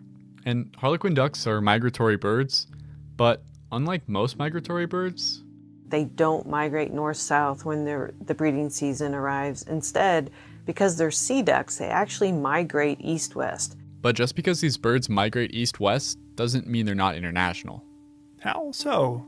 I know a bird that migrates north-south like a robin will spend time in Canada, the US, and Mexico, but if you migrate straight west of here, you'll just hit ocean, not Canada. Yeah, it turns out the migration path isn't quite straight west. Check out this map of one duck Lisa tracked. Oh, wow. Spent part of the year in Washington, part in British Columbia, part in Glacier, and part in Waterton Lakes National Park. The next thing you need to know is that these birds love whitewater. They feel right at home in crashing surf and fast-running creeks, and that's part of the reason why they're so hard to study. And the last thing you need to know is that harlequin ducks are very loyal. Extremely loyal. As far as we know, the females only nest on the streams where they were born, their natal streams. Though we've banded nearly 300 harlequins in Montana thus far, we have yet to document a breeding female dispersing to a stream other than her natal stream to reproduce. Well, what if something happens to the natal stream? Yeah, that's kind of what makes them such a sensitive species. They seem to not be able to just find a new home. I think this is one of the leading reasons that harlequins are a species of concern. Their range has shrunk. We used to have harlequins in Colorado and many streams in Idaho and Montana, and we no longer have for a variety of reasons. And right now, I think it's highly unlikely that those streams would ever be repopulated unless we can document that females will disperse to other streams. It's not just streams they're loyal to. I asked Lisa if the ducks are loyal to a particular mate as well. If you asked me that question at the beginning of this study, I would say very loyal. The first 3 years of this study, we just saw incredible, I think 100% mate fidelity. Since then, we have seen some so-called divorces, but I'm working on a paper with some Canadian biologists, and they just documented a female with a certain mate 1 year, the next 2 years with a different mate, and then in the 4th year, she returned to that original mate. So we know that sometimes things happen, we don't know why. And if a duck's mate dies? We've documented times when the female died, and the males have already migrated back to the coast, but the following years, those single males will come back here looking for those females. And we've seen 3, possibly 4 males return looking for their females. I assume that's what they're doing. And we have one male who I know now has returned 3 years in a row, always single, never with another female, and never with the original female. and we just assume that that female has died. I can picture the Hallmark movie now. Lonely duck wintering on the coast and spending the summer searching the Rocky Mountains for his missing mate, looking for a love he'll never find. And Lisa told me that there's about 33% more males than females on the wintering grounds. So these single males are pretty unlikely to find a new mate. At the beginning of her research, Lisa didn't really know how many ducks there were here. When I first started this project, I thought maybe there were 40 pairs of harlequins throughout the whole park. And you can't tell because they look identical. It wasn't until we started putting colored bands on them that we realized that we had more ducks just on Upper McDonald Creek drainage alone than we realized. So to tell individuals apart, you've got to catch them and put a unique band on their leg. Biologists have developed lots of ways to safely catch birds, but none of them could really account for the challenges of dealing with a bird whose preferred habitat is whitewater. In the spring, when both males and females are in glacier, the water on the creeks here is dangerously high and fast. Wading out into a raging creek to try to catch a duck was potentially deadly, so for a long time, we knew very little about these birds. But it's not just raging waters that Lisa has to deal with. There's some years that we're walking over like 40-foot deep avalanche drifts still. So there were lots of challenges, but there was a lot of pressure to understand these birds better because they seemed to be disappearing. Biologists throughout the western half of their range have all documented a decline or a shift in distribution. But today when I joined Lisa, we weren't catching any ducks. We were just counting them. We broke into teams to comb every foot of the creek and observe if any of the hens had chicks. If we found any chicks, then later in the summer they could be caught and get a band before they migrated back west. But this wasn't just walking down a trail. To stay along the stream was a lot of bushwhacking. Yeah, and it gets really bushwhacky when the water's high. And at some point we're going to just start walking in the creek because it'll be a lot easier than bushwhacking. Okay. Because the bushwhack is like through hawthorn and real fun stuff like that. And eventually we just went right into the water. We walked in the creek through water that was above my knees. Well, did you find any ducks? We did. Lisa and I saw 7 harlequin ducks that day. And we were able to collect data on other birds as well. We saw some American dippers and spotted sandpipers. The sandpipers had just had little babies, and they were about the size of a piece of popcorn. They were so tiny and fuzzy.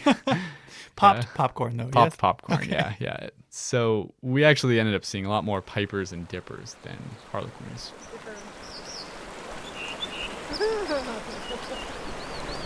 What is that? Yeah. The dipper just flew downstream singing. Hear it? Yeah, that sound. Yeah, it's unusual to hear them this time of year. They're more like February, March, and April when they're really singing up a storm. Flying and singing. Andrew just saw a spotted sandpiper.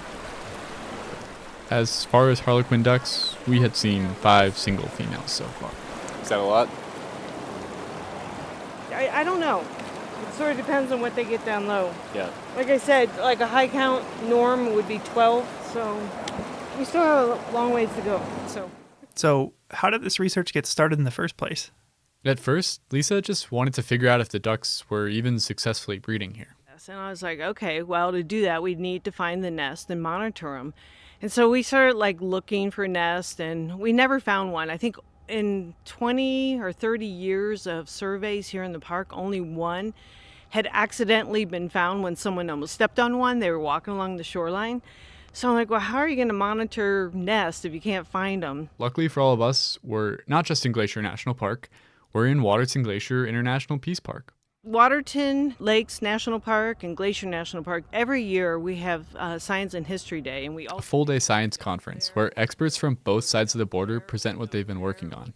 In my first year as a biologist here, I met Cindy Smith. She's the retired conservation biologist in Waterton Lakes, and I knew that she had done research on harlequin ducks in Banff National Park.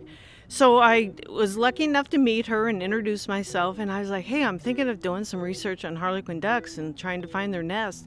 I said, we just aren't having any luck. I was like, how did you do it? And she's like, telemetry. You have to put radios on them. And she was totally right, because when we first started trying to find their nest, even with radios on, I mean, I think it'd be a 1 in a billion chance trying to find those nests because they're so cryptic, they're so hidden.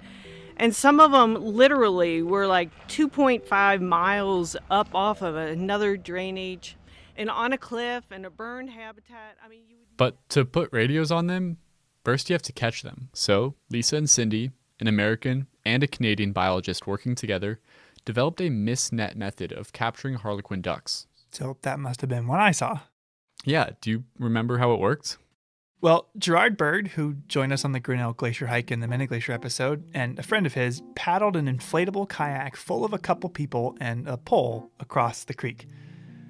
The pole had a rope attached, so there was the near end and the far end, the one that stayed on shore and the one that went across the creek in the boat. And when the crew on the far side of the creek got out, they pulled the net taut.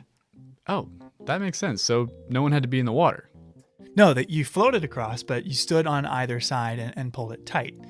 And because harlequin ducks, unlike mallards that fly way up in the air, harlequin ducks fly down low, right over the water, so they go straight into the net. Okay, so what would you do if you caught one in the net? So the net is suspended on a cable that runs from one end to the other.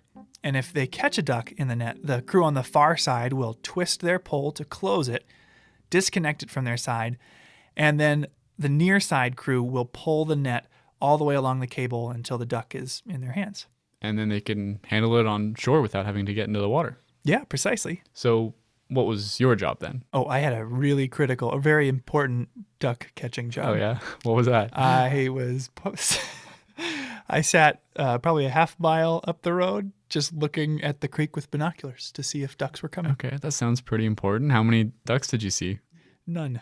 Well, okay, no, I saw mallards and I saw some mergansers. I saw mergansers, but no harlequins. They didn't come down the creek that day. Well, hopefully you still felt useful. I did for all the lofty ambitions I had of catching a duck that day. Lisa valued all the effort we put in. Lisa reminded me that even if you don't find any ducks, knowing that they're not there is useful data for her too.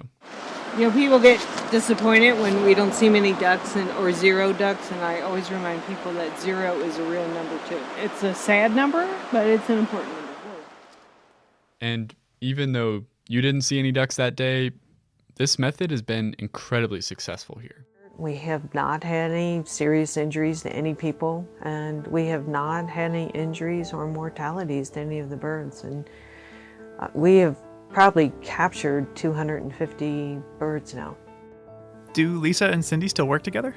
Yeah, they do. In fact, Lisa spoke really glowingly of their collaboration. Cindy Smith has been a mentor of mine for years. She's amazing, even though she's retired. As she told me, she's retired from bureaucracy, not biology.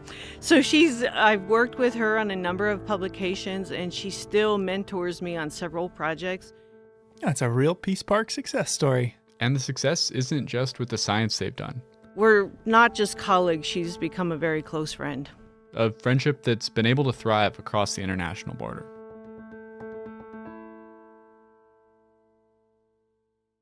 Each episode, we seem to cover at least one thing that, like this podcast, wouldn't be possible without the support of the Glacier National Park Conservancy. With the help of some friends over there, we got the number of Executive Director Doug Mitchell and decided to call him up out of the blue to ask about these projects. For this episode, we wanted to ask him about a very special bird.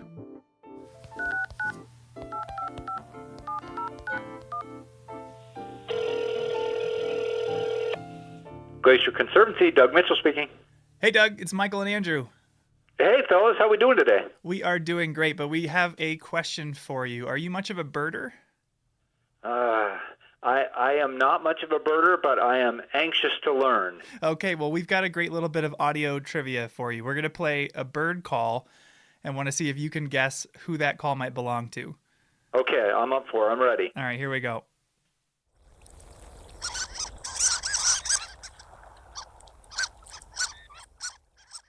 Does that ring any bells for you?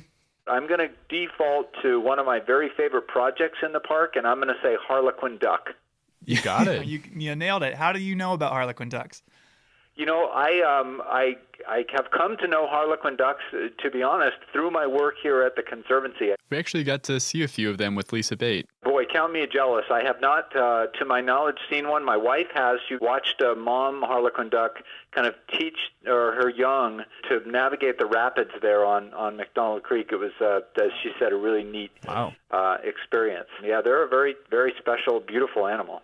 So are you involved with Lisa's research at all? We've been very fortunate here at the Conservancy to be able to support Lisa's research in a number of areas, including with these harlequin duck studies, and also trying to do some work repairing some of the trails. There are some social trails that can be disruptive on the McDonald Creek area. So we've been very, very fortunate to be able to be part of that process as it's been ongoing. That's pretty cool. It sounds like it might allow some more people to have an experience like your wife did when they visit the park. Yeah, I think that would be great, right? That's what we're all about at the Conservancy, is preserving the park for future generations to enjoy, and to be able to think about being able to protect this species and have people later on be able to enjoy that is really a special thing to be able to think about, right? That's work worth doing. Absolutely. Awesome. Well, thank you for taking some time out of your day, Doug. We'll talk to you later. All right. Thanks, guys. Take care.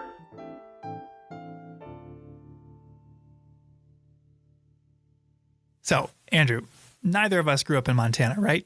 That's correct. I actually grew up in Washington State. Yeah, and I grew up in Ohio. So the fact that we not only met, but became friends is something that just flat out never would have happened if it weren't for Glacier. Absolutely. Over the course of a year, this place serves as an intersection of people all over the world. A couple years ago, I was working as a ranger up at Logan Pass, and a guy asked me if I was the same Andrew who had refereed his kid's soccer game like 6 years ago. What? And I was. No way. So the Peace Park provides a unique opportunity to meet other people and experience cultures on both sides of the U.S.-Canada border. Just by virtue of having the Alberta Visitor Center near the west entrance here, we've had the chance to meet and befriend a lot of Canadians over the years.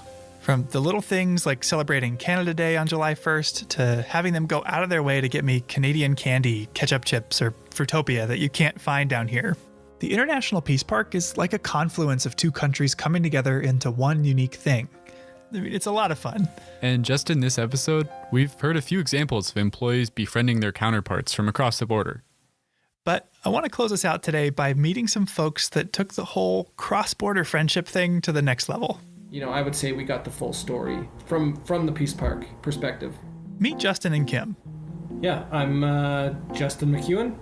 And I'm Kim McEwen. We're currently at our home in Calgary, Alberta, Canada. Some Canadians? Well, yes and no. I'm from Ohio. And I grew up in the prairies of Canada in Saskatchewan. Oh, I see where this is going. Justin and Kim both worked in Waterton Glacier in the early 2000s. Justin, how did you wind up working here? My uncle was park superintendent down in Waterton Lakes National Park, so I had some exposure of going out there and visiting him and my aunt. It was a job and lifestyle that appealed to me at sort of a younger age. Appealing enough that around the time he went to college, or university as they call it up there, he got a job with Parks Canada. Started at Elk Island National Park and then moved down to Waterton Lakes. What did he do at Waterton? He was an interpretive ranger just like we were, leading guided hikes, campground programs. You know, I can probably look back on it and say it was like the best job I ever had. And Kim, how did you wind up working here? So my dad decided to come out and play park ranger from Ohio. I missed him and I came out to work for the boat company in 2003, the year before Justin and I met. What was the name of the boat that you captained? What is the name of the boat? The Morning Eagle is on Lake Josephine, and on Swift Current Lake is Chief Two Guns.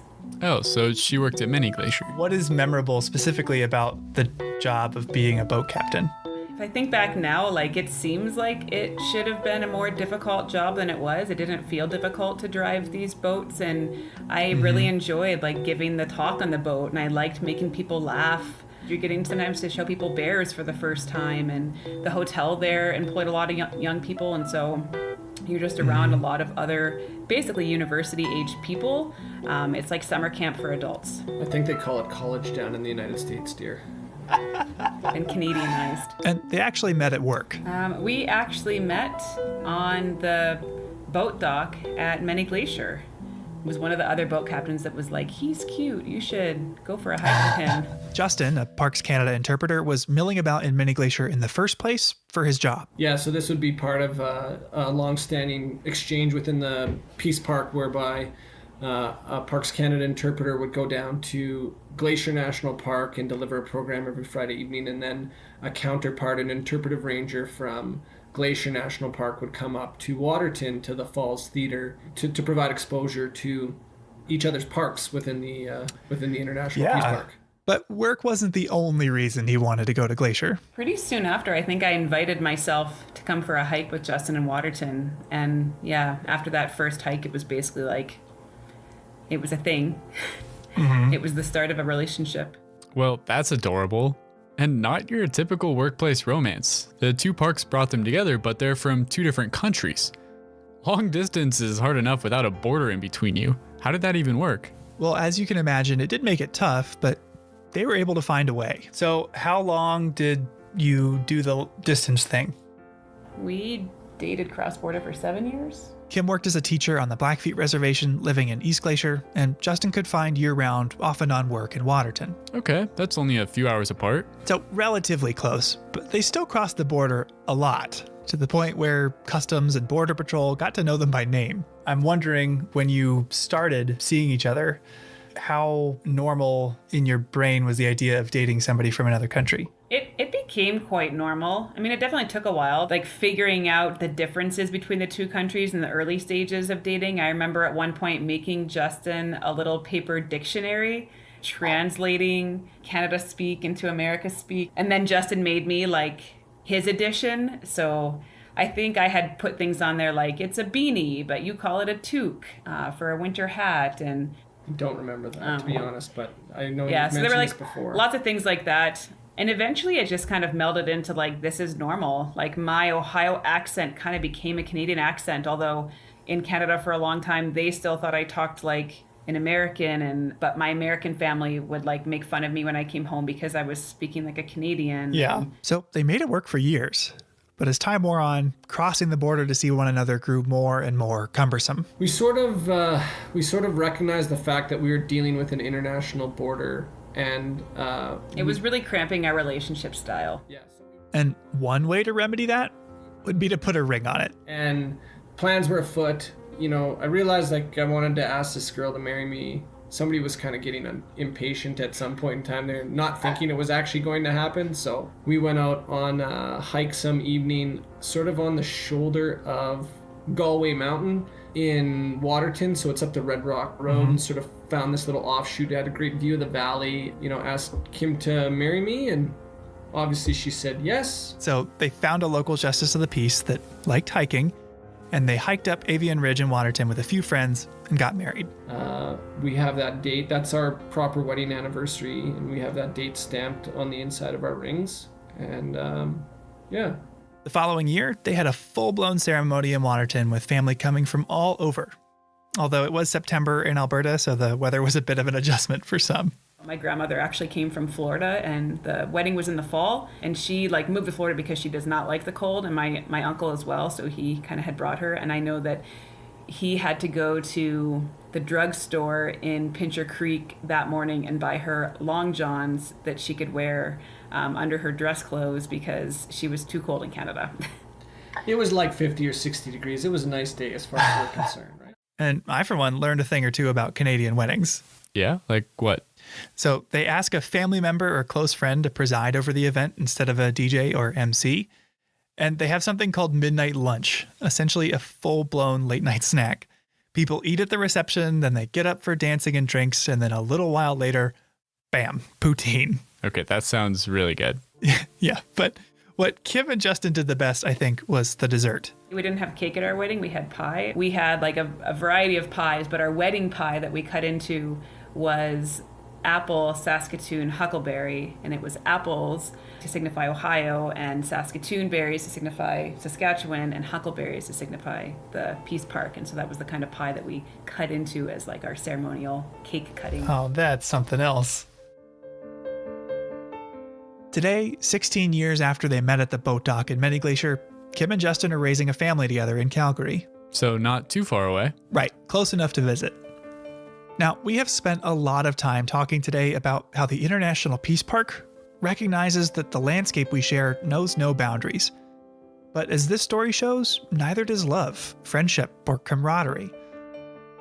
Waterton Glacier International Peace Park is an invitation to see ourselves in one another. A much needed reminder to see not our differences, but the things that we share.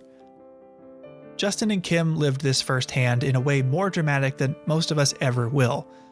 So I was curious, what does the designation International Peace Park mean to both of you?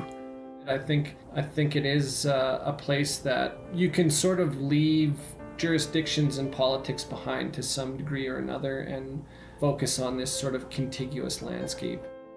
I don't know, to me it means family, you know? If it wasn't for the International Peace Park, we wouldn't be a family. To see what the International Peace Park means to you? Well, you'll just have to come find out.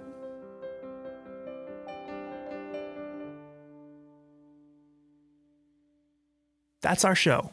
For more information on the International Peace Park, on Waterton or Harlequin ducks, check out the links in our show notes. Thanks for listening. Headwaters is a production of Glacier National Park, with support from the Glacier National Park Conservancy. The show was written and recorded on traditional native lands. Andrew Smith and Michael Feist produced, edited, and hosted the show. Ben Cosgrove wrote and performed our music. Alex Stilson provided tech support. Quinn Feller designed our art. Renata Harrison researched the show. And narrated the credits. Lacey Kowalski was always there for us. And Daniel Lombardi and Bill Hayden were the executive directors. Support for this show comes from the Glacier National Park Conservancy. The Conservancy works to preserve and protect the park for future generations. We couldn't do it without them, and they couldn't do it without support from thousands of generous donors. If you want to learn more about how to support this podcast or other awesome Conservancy projects, please go to their website at glacier.org. Of course, you can always help support the show by sharing it with everyone you know, your friends, your family, your dog, and also leave us a review online. Special thanks this episode to Natalie Hodge and our friends at Waterton Lakes National Park, Tracy Weiss, Bob Adams, Lisa Bate, Diane Sine, and Kim and Justin McEwen.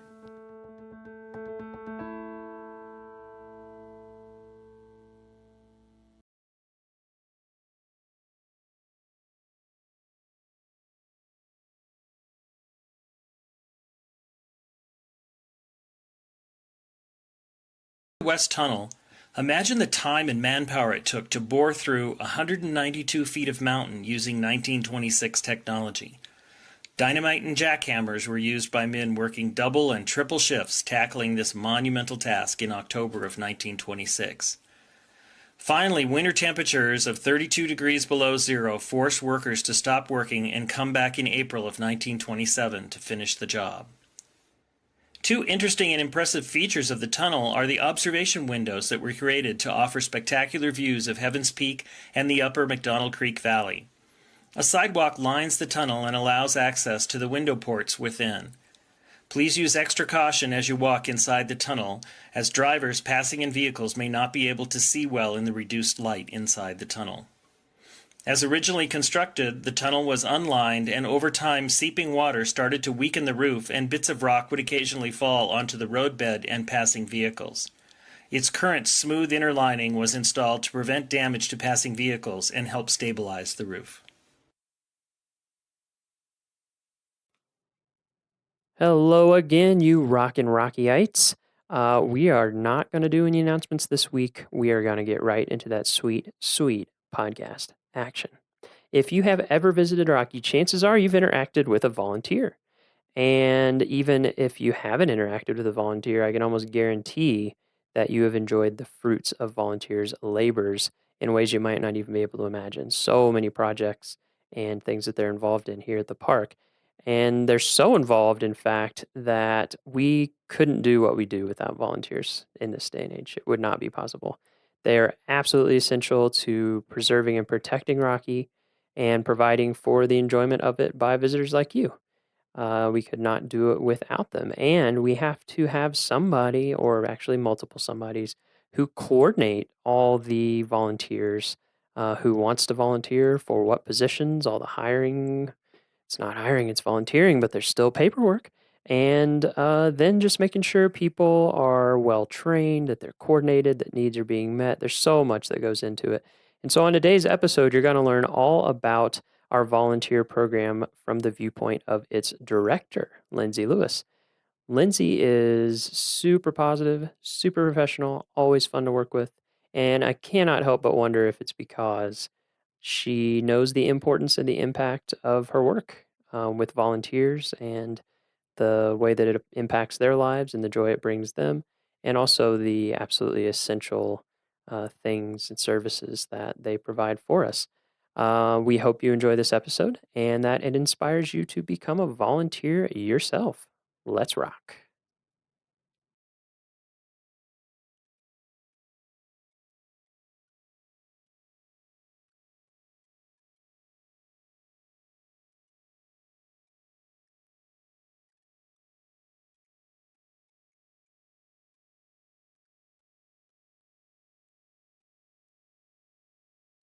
Sounds great.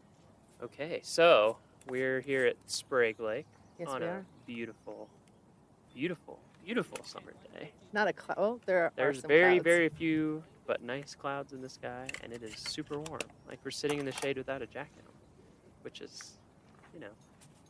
Pretty nice. Yeah. We'll enjoy it while it lasts. So we'll start with your name and what you do. So what's your name? Sure. I am Lindsay Lewis. Lindsay Lewis. And what do you do at the park, Lindsay? Yeah, I am the volunteer program manager here at Rocky Mountain National Park. Volunteer program manager. That's correct. So we'll start broad and then we'll see where the conversation takes us. So what are the broad brush strokes of our volunteer program at Rocky? Like how many volunteers, volunteer hours, just that kind of overview. Yep. So in 2016, we had 2,706 volunteers. Wow. Here at Rocky Mountain That's National Park. amazing. It So, is like, amazing. Almost 10 times as many staff. That's right. Yeah, absolutely. Yeah. That's true. Yeah. And collectively they served 116,000 hours, or a little over that, which is the equivalent of about 56 full-time year-round employees, which is huge. Oh yeah. So it makes us the 9th largest volunteer program in the whole Park Service. Wow. Yep. Okay. Yeah. So we have a few volunteers. We have at just Rocky, a couple. Yeah. Volunteering Keep me busy. a bit of time. Yeah. And so you are in charge of that whole program? Yep. Okay. So thankfully, I don't directly supervise. Yeah, that would be impossible. 2,700 people, because I would lose my mind. Yeah. Yeah, that's a lot of folks. Yeah. But here in the park, we have about 30 or so volunteer supervisors that oversee different volunteer groups who do a variety of work in the park. And so I kind of consider myself like HR for volunteers. Okay. And so there's a lot of different policies and things that are related to volunteers that don't apply to staff, and vice versa. So my job is to kind of be the subject matter expert on the volunteer program policies of the Park Service. And then also I do a lot of recruiting for those volunteers. I do volunteer recognition. We have big parties for our volunteers, which is fun.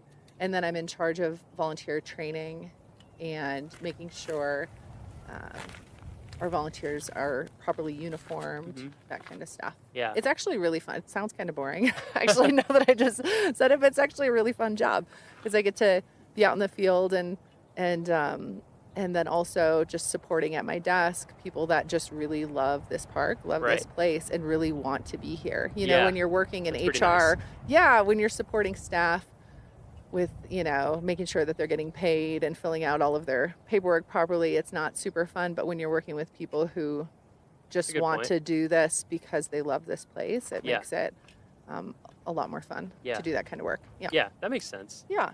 Yeah, I think it's hard. It's hard to even describe, I feel like, to people the extent of the volunteer program here. Yeah, it's pretty huge. It's just, seems nonstop. Like there's always stuff going on. Exactly. We're really lucky. This park, not every national park or national public land has neighbors that adore it like Rocky does. So we have over the years really harnessed that and have taken advantage of and really benefited from neighbors who, live in Estes Park, Lyons, Longmont, Loveland, Boulder, Denver, Grand Lake, Granby, who love this place and have some time on their hands and want to donate it back to the park. So of the 2,700 volunteers, about 700 are individuals, like a lot of retirees and a lot of interns who donate their time to the park. So just last year we had about 40,000 hours served by residents of Estes Park. Wow. Which is incredible. Yeah, that's amazing. I know. And 4,000 hours served by the residents of Grand Lake, which again, I mean, that's incredible too, considering the size of the population. Yeah. And so then they do a little bit of everything from, we recruit for volunteer positions like we recruit for paid positions. So we have really specific openings. People, that have an interest in science can go out and support scientific researchers in the park. They can work at visitor centers if they like that sort of interaction. They can go out and count elk for us or monitor raptors. Yeah, there's like or something work in the for greenhouse. everyone. Yeah, there like really is. Depending really on your is. skill Yeah, you set can work in and the depending on library. You can work whether in or the not you want to be archives. inside or outside, whether or not you want to interact with people or not interact with people, what kind of whatever part of the park you want to be in, even to some Absolutely. degree. Yep. Yeah, that's true. It is kind of awesome how specific some of the roles get. I mean, I know that one time we recruited for like a digital asset management person and had multiple people apply that all had database skills and photography and all these specialized skills.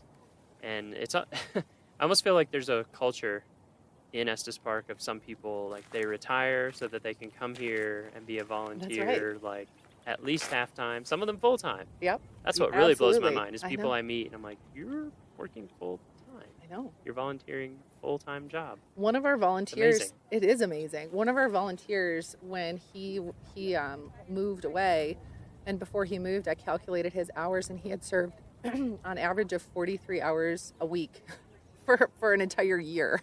So I know it is pretty wild. It's amazing. I know we are really lucky. I had in 2012, my first year here, one of my funniest phone calls here was from a prospective volunteer who called and he said, "Hey, I am retiring in 2018 and I'm just wondering how I can get involved in volunteering in the park." And I thought, oh my word, 6 this years man out. either hates his job or he loves Rocky so much Or both. that he's a little A and a little B, that he is planning 6 years ahead. out. Yeah. So I was like, well, contact me in 2017 and let's see what we can do. So Right. maybe this is the year I'll get a call back. Yeah, from that maybe guy. you will. I'd be like, yes, I called you 5 years ago on, they'll give you the exact date and time. Yeah, and probably. Took notes, Yeah. Yeah, it really, the first time I ever came here was to make the map, our brochure map. Oh, yeah. And so we kind of got a grand tour of Rocky to get a feel for the whole place, to figure out what we want to put in the brochures to give people an overview of the park. And yeah, that was one thing that I was very struck by, is everywhere we went, there were volunteers in a lot of times pretty key positions, and how just smart and interesting and dedicated and, I mean, incredible people. Like, I feel like every person, if I talk to them enough and get their story, I'm just like, what? Your stories, what? Yeah, oh yeah. I mean, I'm sure that you know that Oh yeah. way better than me. Tons Yeah. of people. Maybe we can touch on some of that in a little bit. So how did you get into volunteer coordination? That is a great question, and Yeah. I'm so glad you asked me. Yeah, what was your path to coordinate actually, volunteers? yeah. So I actually started, like a lot of the rangers here, I started as an intern myself. So when I was in school, I was in college studying geology in Wisconsin, in one of the flattest parts of the state of Wisconsin. Yeah. Where, what school? At University of Wisconsin at Oshkosh. Okay. So, and I went there for a couple of years, 2 years, and I had finished, 2 years. I'd finished my second year, and I thought, oh my word, is this really what I want to do? Do I really want to do geology? And so I started looking into internship programs and ended up very last minute deciding to do an internship at the White Sands National Monument in southern New Mexico. Nice. I made a map for that as well. Did you really? I did. Oh my word. That was Just fun. the dunes. Did you get to map the dunes? Actually, yeah, it's a 3D. It's like a bird's eye view, and so it's looking to the west from the east. Yeah. And maps are very interesting. You kind of tell you have to move past the truth to get at the truth. So when you're looking from the view that we have, because I did all of White Sands, including outside the park where it's a missile range. Oh yeah. Yeah, oh, so my that word. whole valley. Oh yeah. And so you're so zoomed out that the actual dunes themselves would be so small that you couldn't see anything. So what I did is I took a LiDAR, which is a laser. Basically, you shoot a laser out and you measure how long it takes for that laser to come back to where it came from. And since the speed of light is a known constant, you get the distance. Wow. And so they had done LiDAR on this strip of dunes, and they were doing a repeated study to see how they moved over time at a very fine level of detail. Oh my word. Anyway, I took their data, exported it, brought it into a 3D imaging program, got the right angle of the dunes at much bigger than they should have been, and then went into Photoshop and pasted those in and painted it all in. But anyway, that was a fun one. So you were at White Sands. That is really interesting. Yeah, it was fun. Does it still have the exposure? It does. For the Oryx? It does. Yeah, there's the nature, is it Nature Conservancy? I don't know who owns it, but in there behind to the west of the park, that is closed to public access. Wow. And I think it's for, I don't know if it's Oryx. Keep the Oryx Yeah, out. They introduced a bunch of African antelope into the Tularosa Basin back in the 60s and 70s, and they just did really well. But so how long were you there? So I was there just for 3 months, In the but summer? I had the time of my life. In the I moved there in January. Perfect. Or February. Time to be It there. was there. It was the perfect time to be there, actually, in southern New Mexico. Yeah, in so the for dunes. 3 It was months. great. So that was your for first 3 months. internship. First internship. Yeah, what was that like? It was great. It was my first experience out of Wisconsin. I was in my Are you early from Wisconsin? 20s. Yeah, I'm from Wisconsin Where? originally.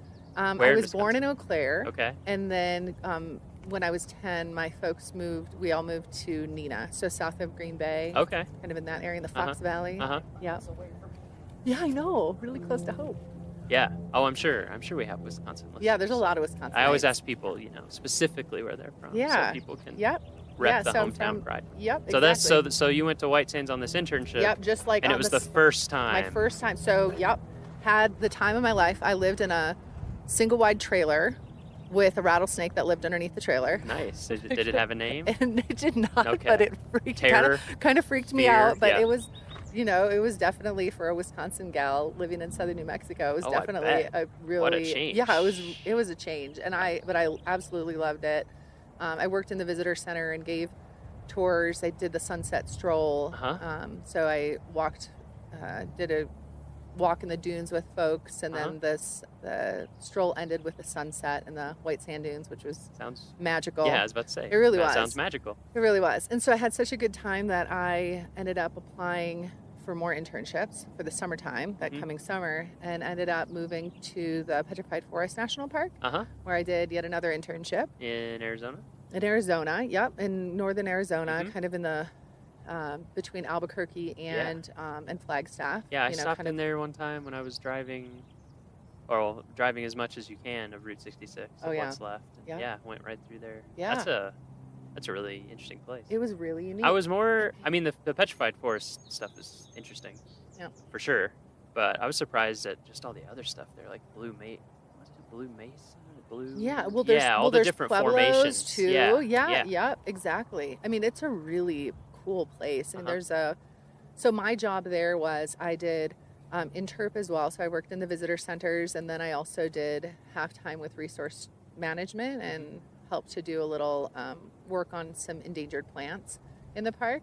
But then also they had me going out and trying to catch people that were stealing petrified wood, which is a big problem there. Yeah, and it is. So I would go. Did you scare them with the curse? Well, or? I would go out hiking, and I would never find anybody that would be stealing petrified wood because, they were I don't know. I think they're kind of sneaky. And then one day, some of my coworkers were laughing at me saying, you know, you're probably just going out and hiking, you know, you're not really trying. And I was like, no, I'm really trying to catch people. And so one day I was like, I'm going to sit out by this rock and hide on this trail until I find somebody. I'm just kidding. Yeah. So I had some good binos and I sat at a rock and I just sat and I watched and I scoped. Yup. And there, sure enough, from a distance, I saw somebody who bent over, picked up a rock, looked at it, showed it to their friend, and put it in their pocket. And then I radioed it in, and law enforcement met them at the trailhead, and I felt kind of terrible and guilty, but it was also they learned a lesson, and they knew when they went into the park that they can't be taking that stuff. So anyway, so that was my internship at the Petrified Forest. I enjoyed when I visited at the visitor center. The case they had that was like notes from people with the curse. Yes. And people would write letters and they're like, ever since I stole this petrified wood, everything is going wrong in my life. Yeah. Please take it back. Please make it stop. Yeah. And so basically. so people feel guilty eventually, which is nice. So like their conscience gets to them. And then they mail these pieces of wood back, and the park can't put them back because they don't know where they came from. And so in the visitor center too, there's this big log that somebody had sent back. Oh, that's right. That thing's huge. It must weigh like hundreds of pounds. I know. And so, so anyway, and then I ended up doing another internship where I recruited possible interns through the Student Conservation Association. I toured around to college campuses to tell them about my internship. So you were an internship doing recruiting for interns. Exactly. For SCA, for the Student Conservation Association, right. for listeners who don't know about that organization. So I toured around in Illinois, Indiana, and Ohio for a month, driving a little red pickup truck, going from college campus to college campus. It was a blast. Yeah. And such a great organization. It was. And then we went out to Massachusetts and recruited. I went out to DC to recruit for a few weeks in the DC area. On the road constantly. Universities. It was fun. And then one of the internships that I was recruiting for was to work on Capitol Hill. It was a partnership between the Student Conservation Association and Unilever, and they were sponsoring internships, 5 months in Washington D.C. on Capitol Hill, and then 3 months out in a national park. And so I was recruiting for it, and I was like, well, this sounds pretty good. I'm going to apply, and I applied, and I ended up getting the internship, and interned out in D.C. working for Congressman Ron Kine of Wisconsin, the 3rd District of Wisconsin. Really great guy. And then the second half of my internship was out in Yosemite, and I did backcountry patrol. Oh, wow. Which was really fun, and just kind of a little bit of everything. What was the idea behind that program? Was it like see how it works on the the bureaucratic technical level and then go in the field, or what? Yeah, they wanted to, Unilever wanted to sponsor interns that were doing something good for the environment and doing good for resources. And so they placed us in congressional offices where the congressman sat on the either the resources committee or the agriculture committee. And so that's how I landed in Congressman Kine's office. And then and I think it was just their way of giving back. It was just, it was, philanthropy. What would you do there in his So office? I opened some mail. Yeah. I answered some phone calls. Yep. I responded to some constituents. Yep. And then I was his intern for the House Resources Committee. Okay. And so I would go through prior to committee meetings and come up with bullet points on various issues that were going to be brought summary, up. Basically. Yeah, to give them a summary. I did some tours of the U.S. Capitol building to constituents. It was really fun. Yeah. And just a wild experience. It's a great experience, I feel like. I mean, I certainly didn't spend 5 months, but I was in the Goal Academy thing that the Park Service does. And you do a short stint in D.C., but they kind of give you like the fastest tour ever of sitting in on committee meetings and sitting in the House and Senate and just basically seeing how the sausage is made at that level. Yeah. And for me, it was great context because when you're like, why are things like this or why are things like that? And then you go and you see it and you're like, oh, wow, okay. Yeah. This is crazy It's a slow complicated. process. Yeah. And things are slow and there's a reason they're slow, actually. Yeah. Like we're a democracy. And Yeah, that must have been good perspective. It for was. you. It was And plus exciting, like moving to such a huge metro. It was. area. It was really a blast. I bet. It was really a blast. So there were 4 of us. We lived in a National Park Service house in Battery Kimball Park, right across the street from American University, right in DC. And it was just a blast. So we got to go to a bunch of, all of the different lobby groups invited us to parties and gatherings right on Capitol Hill. So we got to go to those. So we definitely stayed busy over those 5 months. But And then you went to Yosemite. And That then must I have went made your head spin. it did, like, but I city wanted to it to. backcountry. Yeah, and so then they asked me what I wanted to do in Yosemite, and I said honestly, I just want to hike. Yeah. Said I've been in the city. Sure. I want to just get out and hike, and so I got to do wilderness patrols while I was in Yosemite. And So what's that entail for? so I went out on like listeners? one of my favorite patrols is I did the Grand Canyon of the Tuolumne on a patrol, which was 2 nights out, 3 days, 2 night hike, and I just got to hike and make contact with visitors, and I was wearing my volunteer uniform and just letting folks know that I was out there, and it was really wild. I think hindsight looking back, I was by myself, hiking. I think it's like 36 miles. Yep. I did a few did like you do that too, yeah. Yeah. When I was in SCA twice, and one of them was in Yellowstone at the Tower Roosevelt Oh yeah. Junction at the Tower that ranger station. And so I did a 3-day, 2-night thing, something like that. Yeah. I mean it's great, but you're right. It is Yeah, kinda where like, you're like hindsight. you have a Oh, I radio can't and believe- everything. Yeah, so if something went wrong, I did. Yeah. I And there was- were I was checking backcountry in the crews morning, out, and but then still, yeah. Yeah. Isn't that kind of funny? Yeah. Look back on that kind of stuff, and we don't really have volunteers that do that kind of work here. Yeah. Just because of our backcountry travel policies Right. at Rocky, but I had the time of my life, bet. and so I took in all it was a 1.5 years off of college, and ended up going back. Changed my degree to geography because I was really interested in why people lived where they lived. I was interested in cartography and all of that. Yeah, map making. Yeah, it's interesting. I kind of ended up going in that direction. Yeah, you did. For grad school. Yeah. Because undergrad I did music composition and English. Oh, no kidding. And then I finished up and started working. One summer in between years, I worked in Yellowstone. Oh. For Xanterra, making yeah. beds. Yeah. But I was just like, wait, you can get paid to live here? Like, yeah, it's amazing. okay. Anyway, and so I started doing some SCA internships, and so that's how you got into. Yeah, SCA, Student Conservation Association. I did one in Yellowstone that next summer, and then I did one at Black Canyon and Gunnison in the winter, which was awesome. Oh, that's awesome! What a neat place. Yeah, that led to some other stuff, but So then but that happened to me too. I went back to grad school, Yeah. and I was like, I did environmental studies, but I ended up focusing on geography and cartography. I just Yeah. think it, geography kind of encompasses if you're a general interest kind of person. Totally. Yeah, so you went back for that. So it totally changed Totally changed my degree, degree. and totally changed my school. I finished at your University of Wisconsin at Eau Claire. Yep, totally changed my life. Yeah. And had So you finished your degree? I finished. Yep, I finished my degree. So there's a good story for parents out there if you're yes, worried I did. about yes, your I kid. did. You know? If they take a 1.5 years off and do internships, As long as they're just doing something. finding their focus. Exactly. Yep, exactly. Nothing wrong with that. Yeah. No, it was. I would not. I had no regrets. Yeah. Yeah, that's for sure. Yeah. So that's how I kind of got my foot in the door Uh-huh. of the Park Service, was doing those internships, because Yeah. eventually down the road, between here and there, I did some other wild, fun jobs, and then I ended up getting my first Park Service job. Was a permanent year-round job as a volunteer program assistant at Yosemite, and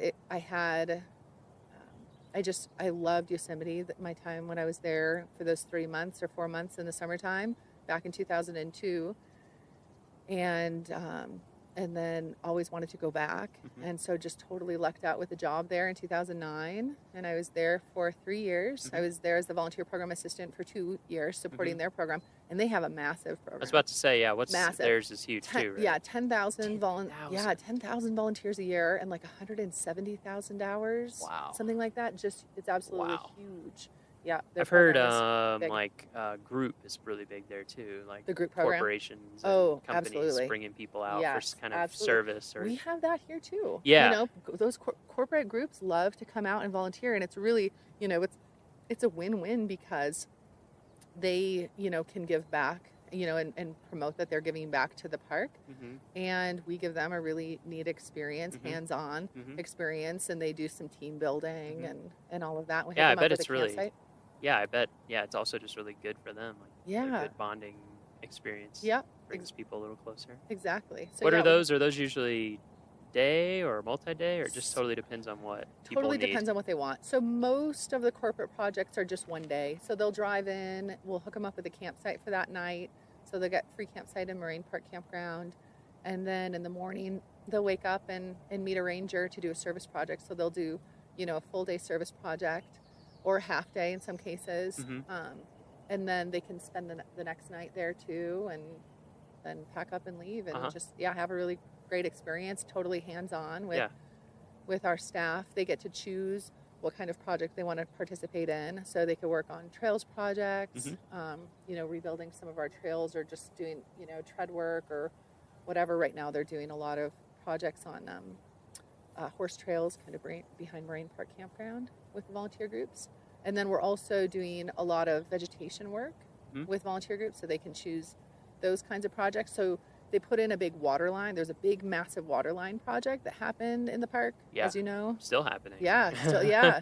Moraine Park Yeah. Road has delays on it. Yep. And so, so last summer, they cut a big swath of, that was huge. It was huge. It was, a couple of miles by 60 feet, I think. Yeah.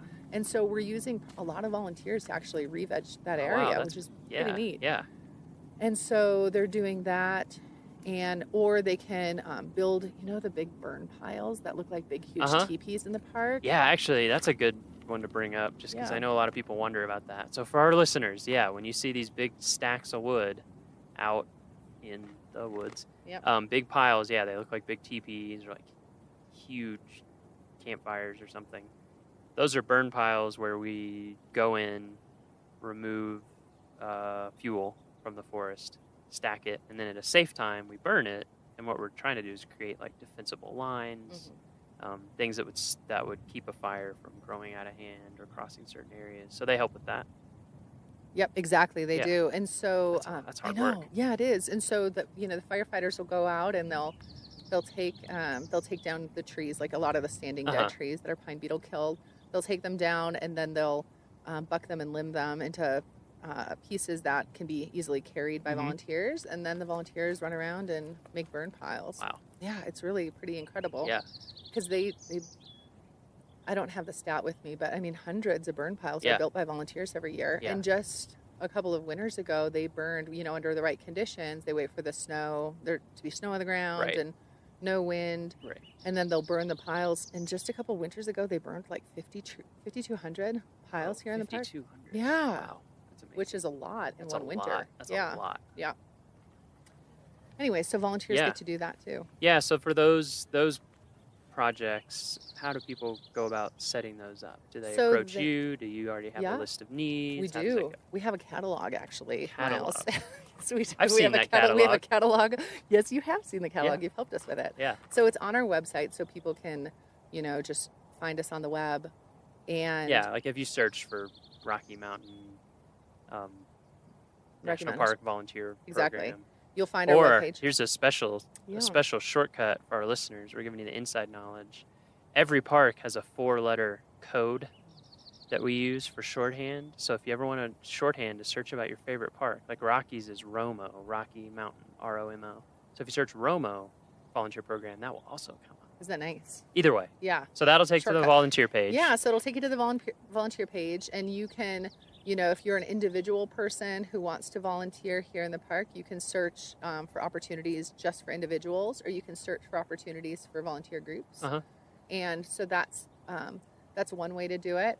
Another way is to just give us a call and we can walk you through the process and tell you what we have available. But we have a lot of projects that we're still recruiting for actually for this summer, for late in the season especially. Nice. So if anybody's out there and wants to come out and volunteer with us, we can hook you up. Yeah, you can with a volunteer become opportunity. a VIP. Yes, you sure Volunteers in parks. That's right. So clever. Yes, I know, it's pretty slick. It is pretty And good. actually, if you guys, if those who are listening come out, sometime during the summertime, pick up a copy of the paper, and we advertise for a very cool drop-in program that is just 1 hour long. It's on Tuesdays, Thursdays, Fridays, and Saturdays in the summertime. There's no minimum age requirement, so you can bring young ones or, whoever wants to come out and volunteer with us. We'll tell you a little bit about the volunteer program. We'll tell you a little bit about Leave No Trace and the importance of leaving this place pristine and as you found it. And then we get you signed up as a volunteer, and you go out and do a litter cleanup with us. Oh, nice. And then afterwards, we weigh the litter, and whoever has the guesses, they win the bag of trash. No, just kidding. Just kidding. Get to take this home with you. That's what we say. Yeah. And anyways, then they get a little fun giveaway gift. Yeah, everybody as a gets thank a little you gift, right? Yeah. And then you can go on with the rest of your vacation to the park and feel good that you were able to give back a little bit. It's pretty nice. Yeah, it's a great program. I've heard from people who've done it that they really enjoy it. Yeah. I think some people are like, oh, why would I go work for an hour? But you get to learn a lot. You get to meet other visitors. Yep. If you have kids, you get to set that great example of like, we're here enjoying this. We're going to give back just a little bit. Absolutely. Make it better than when we found it, which is a big thing. Yeah, just on the And you get a little swag. Yes, you do. Yes, you do. And this year, it's some really cool sunglasses. Ooh. Really cool. They're called Risky Business sunglasses, and they say Rocky Mountain National Park VIP on the bow. They're really cool. That's pretty They're awesome. pretty slick. So you'll have to come out and volunteer. Yeah, there's with only us, one way to Miles. get those. That's Gotta right. volunteer. Exactly. Show your cred. Yep. And actually, so just this 4th of July, this past Tuesday, I led a volunteer group doing the litter cleanup at Beaver Meadows Visitor Center. And we had 11 people show up, including a 1-year-old with his family. Really? That's great. Yeah, and so he got to wear a little safety vest and go out with his mom. He held the bucket while she held the litter picker and cleaned up. It was really cute. I have some really cute pictures. Awesome. And then there was another gentleman who was out there with us who, I shook his hand afterwards, and I was like, oh, thank you so much. I thank them over and over. And he's like, no, thank you guys. He said, I've had such a great trip out here. It's the least I can do is to give back. And so that's pretty cool, that people have such great experiences out in the park and feel like they want to do something to give back to this place. And so it's really fun to help them find that avenue to give back. Yeah, for sure. Yeah. So you were in Yosemite for 3 years, you said. Yep. And then here? And then here. And then I moved out here in 2012. Yeah. And I've been here since. So I've been here for just a little over 5 years. Wow. Now I can't believe it. Yeah. I know. So this It's is a long time in one place. It is. It's the longest I've been in one place, and it pretty much since I lived at my parents' house. Yeah. Honestly. Yeah, I was the same way. I think that map making job I was there for like 3.5 years. Yeah. Wow, this is the longest I've lived in one place in a long time. Yeah. But it's a nice place to be. It is a nice place to be. Yeah. Yeah. How does the so it sounded like the Yosemite volunteer program was bigger. There's a little muskrat over there. Oh yeah, we got a Right? muskrat in the lake, I think. Right? Maybe. What is that? No, he's Oh, it's a lure. Oh. It's a muskrat. Darn it. I thought we had a moment. I thought we were having a moment. We might still, we might have a moment. Here, I'll keep looking. Is that a submerged moose? It has to be. It's gotta be. It's just doing the famous submarine technique. This is a good place to see moose. It So we is. might luck out actually. That would be nice. If we're out, keep looking. So Yosemite's program a bit Yeah, bigger. bit how bigger. how does Rocky So in compare, comparison, yep. Yeah. So so Yosemite is a really strong group program. So a lot of groups come out to serve in the summertime. So they'll serve for a day or two or even a full week, and they have a volunteer campground, specifically a volunteer campground in Yosemite Valley, which not a lot of people know about. And so it allows them to, bring in and accommodate a lot of volunteer groups. So they have a really busy group program. And then additionally, they partner with the Yosemite Conservancy and who also has a really neat volunteer program. And all of those volunteers are considered Park Service volunteers as well. And then Nature Bridge, which used to be the Yosemite Institute, they bring kids out on service projects too. Yeah, I met some people that did Nature Bridge stuff in Golden Gate National Recreation Area, like just north of Golden Gate Bridge. They have a camp out there. Yeah, they do. Yeah, that was a neat program. It's a really neat program. And then they have a lot of interns. And so again, their group program is massive. And then here at Rocky, it differs in that we have a lot more individuals that serve. So of the 2,700 volunteers, we have we have 700 individual volunteers Mm-hmm. who are retirees and interns, and collectively they served over 99,000 hours just last year. And so it's just, so our individual program is massive Huge. here. It's huge, you know, and it's just those people that drive, they commute literally an hour and a half one way. We have a volunteer who she lives down in Denver, and she drives up to Bear Lake every Saturday to be up there at 8 a.m. Wow. So she leaves her house, you know, brave- depending on that's the a brave weather. person. She's up there year round too, every Saturday. That's dedicated. Yeah, so we have some really dedicated individuals that serve here, and so tough spot. Too. we're in a so we are really lucky. So a lot of volunteer programs in the Park Service, you know, probably wish that they had the situation that we have here. Yeah. You know, and I take zero credit for it. It's the program that I inherited, Well, and just the neighbors that love us. Yeah. You know, and give Yeah, back. I think working at different parks, that's one thing about Rocky that does sort of stand out to me, is that we do have these gateway communities and metro community that's so close. Yeah. It's, you know, like, I worked at Yellowstone for a while, I worked in Denali for a while, and there's just not, No, it's remote. you know, hardly anybody lives around there, or even if they do, it's a long drive to get into the park and get anywhere. Whereas here, yeah, we have so many people Yeah. that I think that's great. Yeah, we're in a really unique situation, just being a Western park, like a big Western park, and having neighboring Yeah. communities that are just right there with amenities. You know, coming from Yosemite to get to the nearest like big grocery store was, you know, the Pioneer Market in Mariposa, California. That wasn't really that big. That was, you know, a 45-minute drive down the canyon. Yep. And so when I moved here, and it's like, You have a grocery store? I have a grocery store that's 6 minutes away. What? Yeah, you know, exactly. I I felt the couldn't same believe way. it. Or coffee shops and restaurants. Yeah. You know, and so it's a really unique situation for Park Service, Yeah. especially the employees who get to work, you know, for the Park Service in this wild place with a ton of wilderness, a ton of wildlife, Yeah. and then we also have, you know, we can go out for Thai food if we want to. Yeah, that exactly. evening. Multiple Thai places. Exactly, Yeah. exactly. Yeah, I think, you know, a lot of our listeners probably live in larger communities than 6,000 people. Mm-hmm. But yeah, if you're a Park Service person, a 6,000 person town is like, whoa, this is Metropolis. huge. Yeah, if you do the big Western Park thing. Yeah. Yeah, and Denali is like 2.5 hours one way for groceries. You know, it's just or Yellowstone.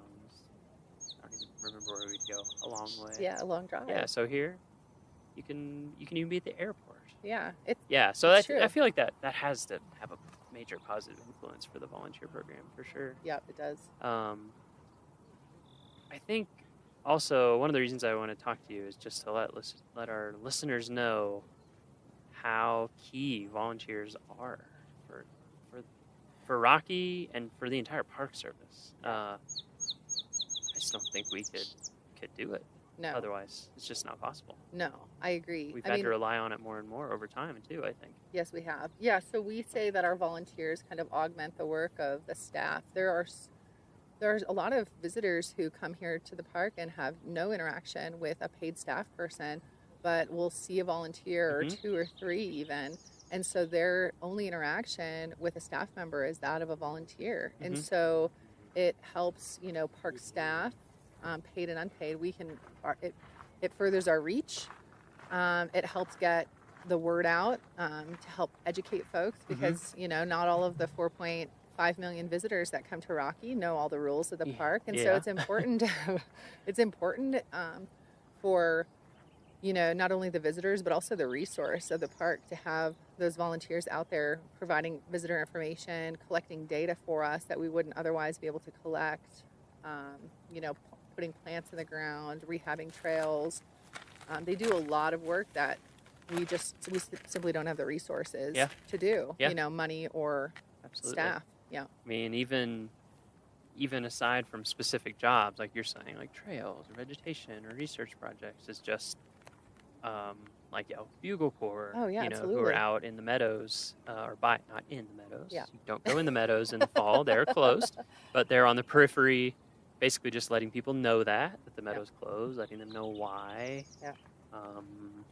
You know, keeping them a safe distance from elk. Or we have the same thing at Sheep Lakes. We have volunteers there. Tundra Guardians up on Trail Ridge Road, again doing kind of the same thing because we just don't have the staff to be out there like we would like to be talking to everyone and educating people, because that's a lot of what it is. We're not out there to like scold people. We get that people are in a totally new environment, totally different animals, totally different experiences that they have maybe never had before. That's why they're here. Yeah, exactly. And so you just don't know certain stuff about different animals and how they behave, and how dangerous they may or may not be. So that's one of the things that I think is great is being able to have people out there to just do the kind of general rangering of just being able to answer your questions, talk to you, and help make sure you're having the best experience possible. Exactly. And a lot of what they do too is preventative search and rescue. Oh, that's true. Oh my word. Yeah, preventative search and rescue. Yes, at the trailheads especially. They visit with folks, and visitors might not, they might be very well aware and have their whole trip planned out and be like very dialed in to what they need to do to get to the top of certain peaks.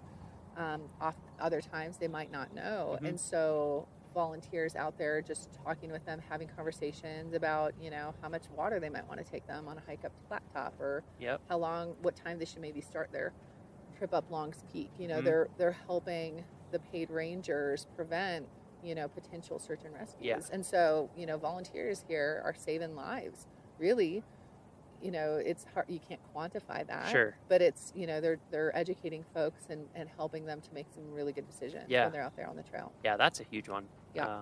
I've mentioned it before on a couple other podcasts that we're working on, like a preventative search and rescue, or we call it PSAR. We like acronyms, and the NPS. Yeah, we do. Preventative search and rescue, for like longs and just generally at every trailhead.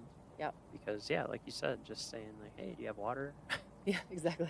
Or do you have a way to treat water? Don't just drink it. But those are some nice looking flip flops. Where are you going? Yeah, exactly. Like, oh, I'm going to Sky Pond in these flip flops. Like, wow. Okay. Yeah. Are you really big into barefoot running, or? Yeah, because you never know. Are you a hobbit? Yeah. Maybe. Do you stand on nails in the evening? Because Yeah. otherwise, Yeah. might not work out. Oh, so there's snow. Yeah, that's Still. True. Yeah, that's true. Yeah. Yeah. That's another big one too, I think, is a lot of our volunteers, they just love the park, and so they're out in the park. Yeah. Like I feel like a lot of times they have more time to be out in the park than we do. Yeah, they do. The staff. Sure. And so for sure. a lot of times they can answer people's questions so well about like, what is this trail like? And they'll tell you exactly. Because they hiked it like yesterday or 2 days ago. And yeah, they do trail and they can tell you reports. exactly what the snow is like and what to watch out for, which is super valuable. Yeah, that is. I agree. Just got a mosquito. Good work. I haven't gotten it yet. Yeah. So, anything else about the volunteer program that you want to mention or to make sure people know? I feel like we've hit a lot of the highlights. Group, hit a lot. individual. Yeah. It's important how big it is. Yeah. Go to our webpage Yeah. to find out more. I feel like we covered a lot of it. Okay. I mean, the park is the volunteers are vital to the operations here at Yes, Rocky. absolutely. I mean, like they are in a lot of national parks, and so we're just really lucky. I feel like I'm really fortunate to have this job and to be able to support the volunteers and support the staff who rely on volunteers to assist them in the different operations. And anyways, it's been a treat. So to end, or to move towards the end, Sure. we'll talk a little bit more about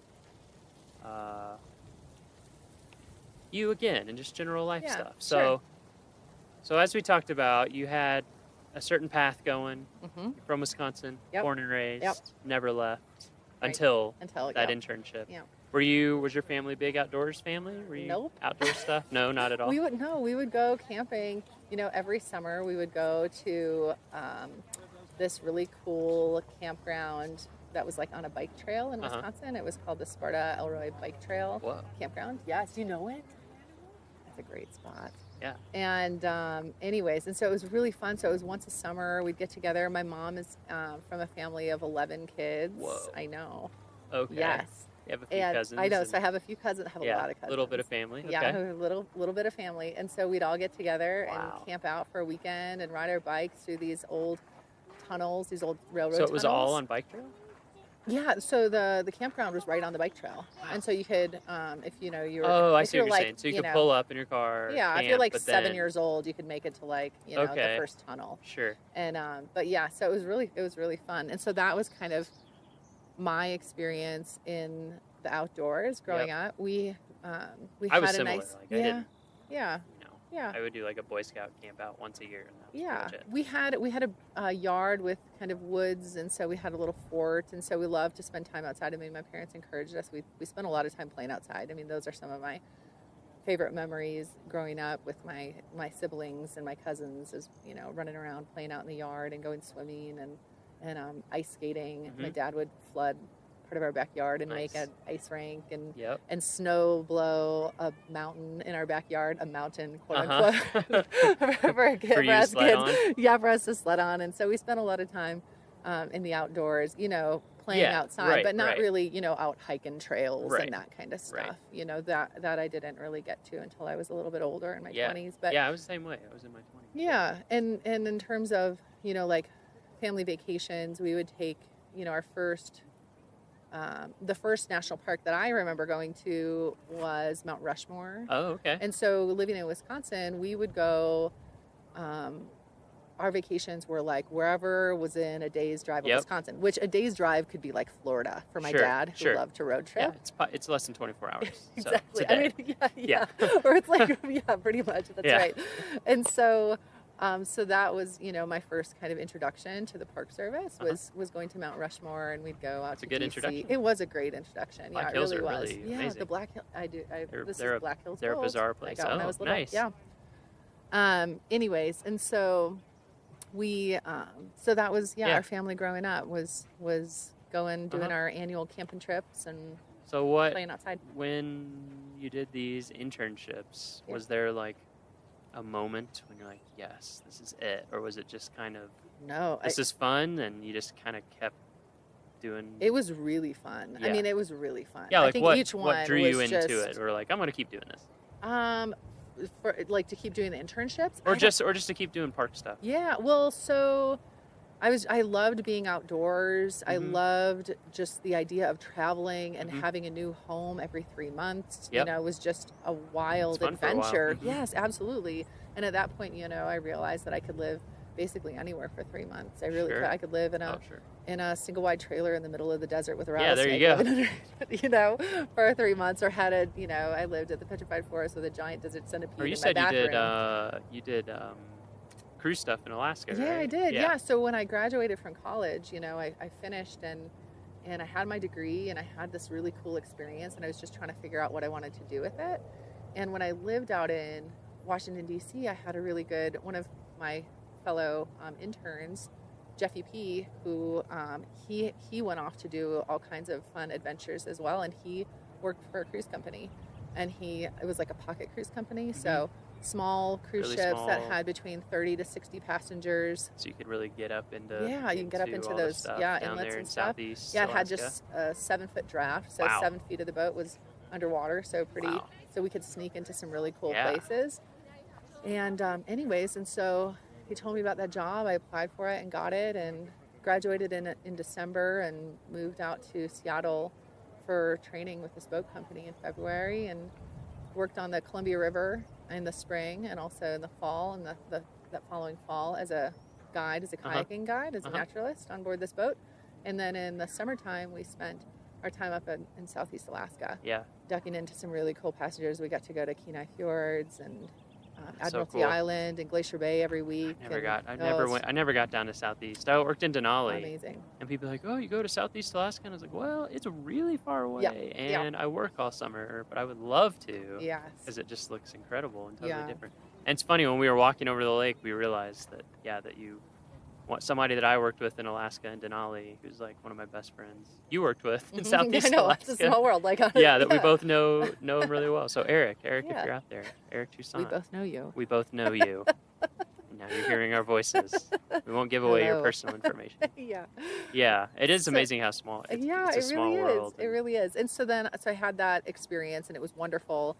And and that was just a season that I worked for the company, and then I worked for the Southeast Alaska Guidance Association, which is a nonprofit that supported volunteers and interns. It was an AmeriCorps program for the state of Alaska. So I moved back to Alaska the next year, and I lived in Juneau for a few months. And then I spent the summer in Girdwood, Alaska. Yep. You know, Girdwood, Oh, yeah. which was awesome. Yep, You know, I that know was Girdwood. that was a great place to live. And supported 70 AmeriCorps members building trails Wow. in the interior of Alaska. Wow. Which was really fun. Very cool. And so I did that for a season. Yeah. And then ended up, and just keeping with my seasonal, you know, spirit and jobs, I ended up lucking out, and I was a relief naturalist for a boat company out of the Virgin Islands. And so I got to be a snorkeling guide on board a small, another pocket cruise ship in the U.S. and British Virgin Islands. So I did that for a short stint. It was not bad, Yeah, not sounds too tolerable. shabby to go Yeah. from Alaska, to the Virgin Islands. Was pretty Yeah, it nice. must have felt nice. Yeah, Yeah, I was feel like really after about great. my 3rd summer in Alaska, I was kind of like, I sort of miss summer. Yeah. Oh, it felt really You great, know, like being actually. able to swim. Or... Oh, yeah. I know. I was like, maybe I'm bored, because I thought for a while, I was like, oh, Alaska's it for me. And then when Yeah. I went down, I was only in the Virgin Islands for like 6 weeks, maybe, Uh-huh. like 2 months tops. Made you wonder, like, And I was like, hmm. maybe I'm more of an island gal. but I haven't been back to the Virgin Islands. Yeah, since. now you live at Been to 8,000 Belize a feet, couple of so times, who but knows? Yeah. Keep So- being drawn back to the mountains. I know. And then in the winter, I'm like, maybe I should move back to the islands again. I don't know. You're a Wisconsin gal. I know, It's that's hard. true. That's It's true. hard when you grow up with real winters. I know, I sure do. Did you like winter when you were growing in up? Wisconsin? Yeah, or were you just kind of like, it just was? This was the only option. Yep, this is what it is. It is what It's it is. just interesting meeting Exactly. people, because I lived in the South growing up, like Kentucky, Tennessee, Mississippi, and then we moved from Mississippi to Iowa, and it was Southeast Iowa. So it's still, you know, I mean, it's not Wisconsin length winter, but it's still, you know, it got cold. And the Rocky Mountain winter is pretty serious. It is. It is pretty serious. Up here I mean, in it's Estes. gonna start snowing again in about a month. I just want you to know this, Miles. Oh Just yeah. just reminder. Oh yeah. Oh, I know. Yeah, so we have to harness this. The thing good that gets me weather. up here is the wind. I know. It's so brutal. Nobody tells you about it. Well, I or didn't they get the memo. do, but you just don't even. I remember when I was moving here, a couple people, they're like, "Yeah, the wind, you know, is pretty rough." And I was like, "Oh, I've lived in windy places, whatever. I've lived in lots of different mountains." Yeah. No, it's nothing. Yeah, it's pretty next level here. I've heard East Glacier is worse than here, but it's a similar setup. You're just right up against the mountains on the east side, and the wind just blasts. Oh, my word. Yes. Because I don't know about you, but like, I would gladly take like a 0 degree calm Wisconsin type of winter day over like easily. 35 Easily. and knock you over. Yeah, wind. 100-mile-an-hour gusts or 80-mile-an-hour gusts. Yeah. There was one day in my first winter here where I would, because I live in the park, so I have like a 2-minute walk to work, which is that's pretty super nice. sweet. And so I was walking to work, and it was just one of those days where it was the temperature was really cold and the wind was really blowing, and I thought, oh my word, I should have driven to work. You know, it's It was that bad. Yeah, so I should have driven to work, and I thought, oh my goodness, we have this volunteer group called the Road Hogs, and they are just this super dedicated group of volunteers that do a lot of the roadside work in the park every single Monday, year round. Wow. You know, except for on holidays and when the weather's really terrible. Yeah. And I thought, oh my gosh, it's Monday. I sure hope that they called off the Road Hogs because this is just way too cold to be working. And I get to work and I called the supervisor and I said, you know, hey, just checking, you know, making sure that this group was called off. And he's like, yeah, we definitely called them off, but we still had 3 people that showed up. So they still, like, despite Dedication. Absolutely. Dedicated volunteers. It was very dedicated. Yeah, they were very dedicated. So anyways, that was kind of a funny, you know, experience with our volunteers and just showing up you know, I mean, it was one of those. Oh yeah. Like, you just feel violated the moment you step outside. Oh gosh, it was terrible. There's nowhere Like, to hide. nose was Doesn't matter how frozen. much. Doesn't matter if you have on goggles, a face mask. It doesn't. No. Doesn't really matter. Yeah. You're gonna take it. Yeah. Yeah. There's no option. Or you're just gonna dream of when you can find some shelter. Exactly. Of some kind. Yeah. Okay, so we'll end with And this is a hard question, but we've Uh-oh. asked it to everyone so Oh, no. far. So, what does Rocky mean to you? Oh my word. Because That is a really- you've been here for Yeah, 5 years now. You Yeah. have a family Yes, I here. do. You have your job. What is Yeah. it? You know, from all these other experiences you're talking about, obviously internships and working in parks change the course of your life Yeah, very, for very sure. seriously, as it does to many people. I think that's a story that people are going to hear come up again and again Yep. in this podcast. So you had all those experiences, but now you're here. So how does it? Yeah. What is it? Rocky has become our home. You know, it's Mhm. become my home. I am really, I feel like I'm very fortunate to get to not only work here but also to live here in the Mhm. park and have this wild place as my backyard.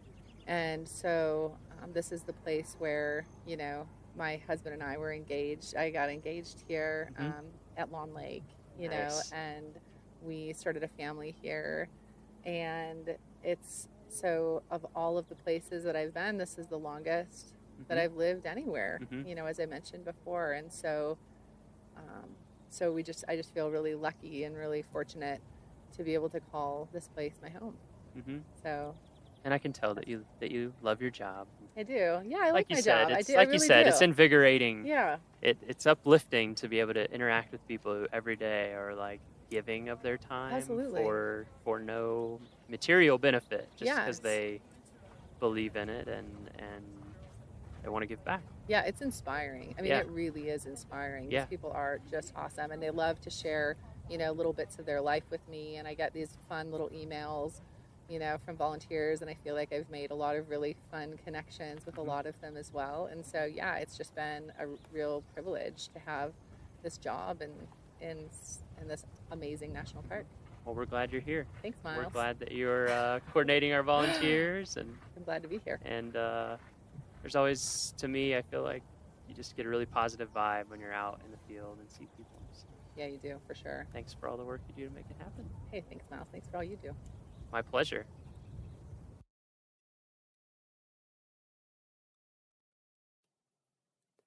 Our next episode will be released on Friday, September 8th. For show notes, transcriptions, and to learn more about our show, visit our homepage at go.nps.gov/RMNpod. That's go.nps.gov/RMNpod. When you go there, there will be a blog post for each episode where you can leave us comments. You can also leave us comments on iTunes where you can give us ratings, leave us feedback, all that kind of stuff, and we appreciate it. The Rocky Mountain National Podcast is a product of Rocky Mountain National Park, one of 417 units of the National Park Service that preserve America's heritage for all, forever. Stay classy, Rocky Rangers.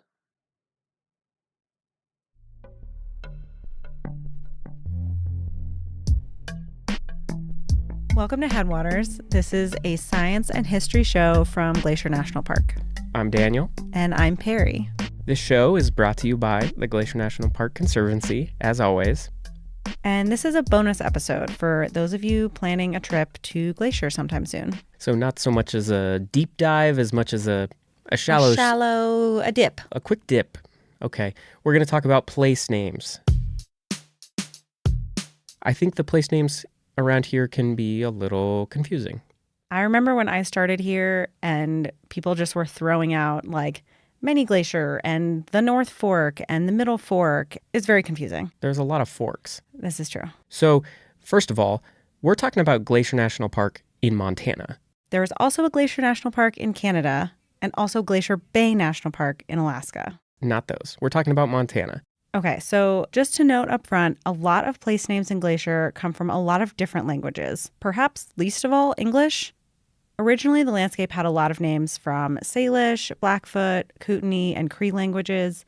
Then French trappers came into the area, and lots of other people have come here over the years with lots of different names for many of the same places. So if you're encountering a name that you're not understanding right away, it might be because it's a name coming from a language that you're not familiar with. Right, or like a direct translation from a language that is not English. I always reach for a book called Place Names of Glacier National Park. I got it right here. This is probably the best book that I know of that it's, a few hundred pages of all of the place names from a park map, and it's got a little bit of history of all of them. Yeah, here's maybe my favorite quote from that book. It says, "Each language portrays a universe of its own, and it will often be difficult to fit the universe of one language into the universe of another," which kind of speaks to what we were talking about earlier, where all these names come from all these different languages, and they don't always make sense in translation. Yeah, I like that. That's interesting. All right, well, with that in mind, Perry, let's start really broad. Take me around the park. I know that the North Fork has nothing to do with like a spoon or a fork, but it has something to do with a river. So maybe start there. What's the North Fork? Okay, so the North Fork refers to the North Fork of the Flathead River, which splits into 3 forks. One comes down from the north along the west edge of the park. Confusing. Yeah. The Middle Fork flows along the south of the park, also confusing, and the South Fork is not in the park. Did that help? But at any rate, they're all forks of the Flathead River, and they all come together to form the main stem of the Flathead River. Yeah, which flows west of the park towards the Flathead Valley. Right. Now, I hear people talk about the east side a lot. There's more to it than that, though. Yes, so the east side of Glacier has a series of big valleys, each with more or less confusing names. So there's Many Glacier, St. Mary, which some people call St. Mary's. It's controversial. And Two Medicine. Okay. And then there's a town called East Glacier, which is not the same as the whole east side. East Glacier also has its own history of many different names. Yeah. It at one point was called Glacier Station because the railroad stops there. And it also was called Midvale. Yeah. So in 1950, they changed it to East Glacier. And we are on the west side. We are in the town of West Glacier, which is near Lake McDonald and Apgar. Yeah. Okay. Yes. West Glacier, according to the Holterman book, was formerly called Belton. And then they changed the name just so it would be more friendly to tourists, I guess. Or more confusing. Maybe. So it used to be called Belton, but today it's called West Glacier. And again, it goes without saying probably that indigenous people have their own names for these places. The Kootenai have a word for the Belton area that means something like spotted foot mountains. Okay, so 3 of the main entrances to the park are West Glacier, East Glacier, and St. Mary. I feel like we probably confused people even more about those, but... Well, let's zoom in. What's in between West Glacier and St. Mary? Going to the Sun Road. That's what everyone's here for. This is true. So it's the road to the sun. Yes, going to the Sun Road is not between East Glacier and West Glacier. That's Highway 2. But between St. Mary and West Glacier is going to the Sun Road. Now, Jack Holterman here has a little bit of history on the name going to the Sun Road. You would expect nothing less. I would not. Okay. This most unforgettable name in Glacier turns out to be a bit disappointing. Well, at least if we follow James Willard Schultz, who bluntly told the Geographic Board of Names in 1929, quote, "I myself named Going to the Sun Mountain. There is no Indian legend in connection with its name." But then Jack Holterman goes on to explain that there actually were a bunch of different indigenous legends associated with that mountain and with similar names. Okay, so James Willard Schultz is a big character that pops up a lot in Glacier. In early park history. Yeah. And something that I learned just a few years ago is that when you look at the map in Glacier, you see a lot of names that you might think are native names for things like Going to the Sun Mountain or Rising Wolf Mountain, all of these places. However, James Willard Schultz actually applied those names to all those features that probably already had different, much longer standing indigenous names and probably many different ones from many different tribes. So in some ways, some of these names are kind of a blending of Euro-American early trapper explorer names mixed up with the indigenous names that existed at that time. Yeah, and confusingly, James Willard Schultz did a combination of naming things because he thought certain names sounded cool, but also naming places in honor of actual indigenous people. People he was friends with. Yeah, his contemporaries. Yeah, so I guess we've just made this all more confusing than it started. Well, I'd like to think we've sparked some interest, perhaps, for people. At the very least, all I can say is, take out your park map and ask some questions. Yeah, there's a lot of overlapping eras of history here and a lot of different cultures that have been a part of this landscape. And names really kind of capture all of that history in an interesting way. Totally. Well, this has just been a quick dive into some park names and history. We'll be releasing some new episodes soon, so stay tuned. And if you have more questions in the meantime, or if you want to try and stump the ranger, we love trivia questions. So you can send us an email. Yes, at glac_media_lab@nps.gov. We'll put that in the show notes too. If you want to learn more about what the Glacier Conservancy does, you can visit their website at glacier.org. You can also just support the show directly by leaving a review in Apple Podcasts. It used to be called iTunes, but Apple Podcasts, or You're really dating yourself. Whatever app you use for podcasts, go leave us a review. Even if you haven't listened to all of Headwaters yet, you're not sure you like it. Just give us 5 stars anyway. Yeah, and then go back and listen to the past 5 years of episodes that we have. There's a lot of good stuff out there, and we got more coming, so stay tuned. If you like the show, tell your friends about it. Thanks for listening.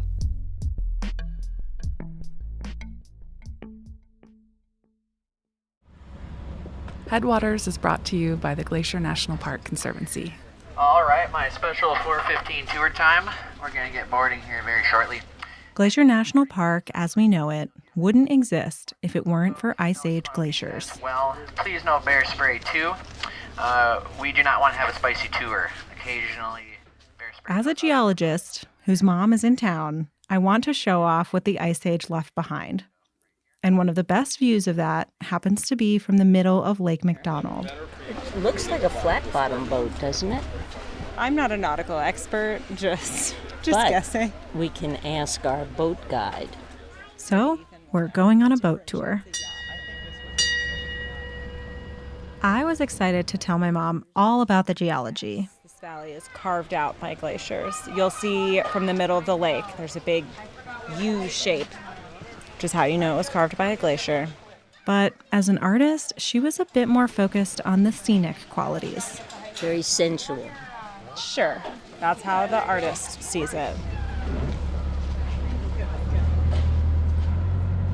The boat we're on is called the De Smet, and it's one of 6 historic boats that offer tours throughout the park. This boat was built in the year 1930, and it was built specifically for boat tours on Lake McDonald. It may be an old boat, but it moves pretty quick. Do you get seasick? I'm surprised, actually, that I'm not seasick. I was going to say, I remember one incident where you watch. took me whale watching as a child. Yeah, I didn't enjoy that ride too much. Within about 30 minutes, we reached the middle of the lake, and the captain slowly turned the boat around to face mountains I've seen a lot, but never from this perspective. Okay. So if you look behind you, what can you see? That is spectacular. The change of the colors as it goes back from gray to deep blue to light blue to green, it's just wonderful. Over 1,000 feet of ice once filled this valley. And while that ice is long gone, we have it to thank for this landscape that we all know and love. Ice Age glaciers carved our postcard-worthy scenery, and our roads and trails follow the paths they cleared. But while I spend a lot of time thinking about how this landscape came to be, I've never really imagined what it would have been like to be here while this was happening. For thousands of years, there wouldn't have been much land to walk on. Everything was covered in glaciers. But there was a world at the edge of that ice. Animals and people who lived just beyond. What was this place like during the last ice age?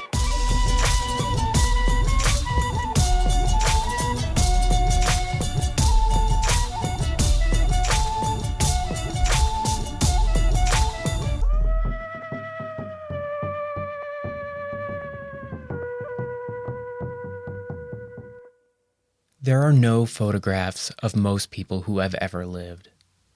So many people from history are invisible today.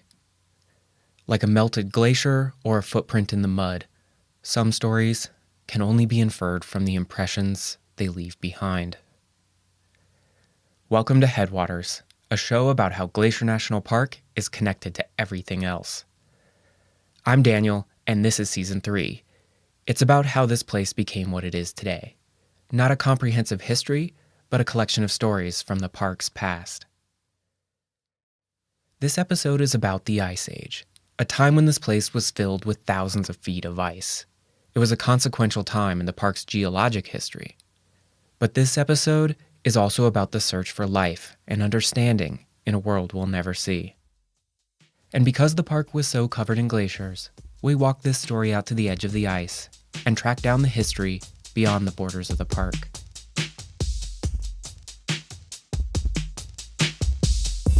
So, for starters, Michael, Perry, help me out here. Can you describe what an ice age actually is? That is a great question.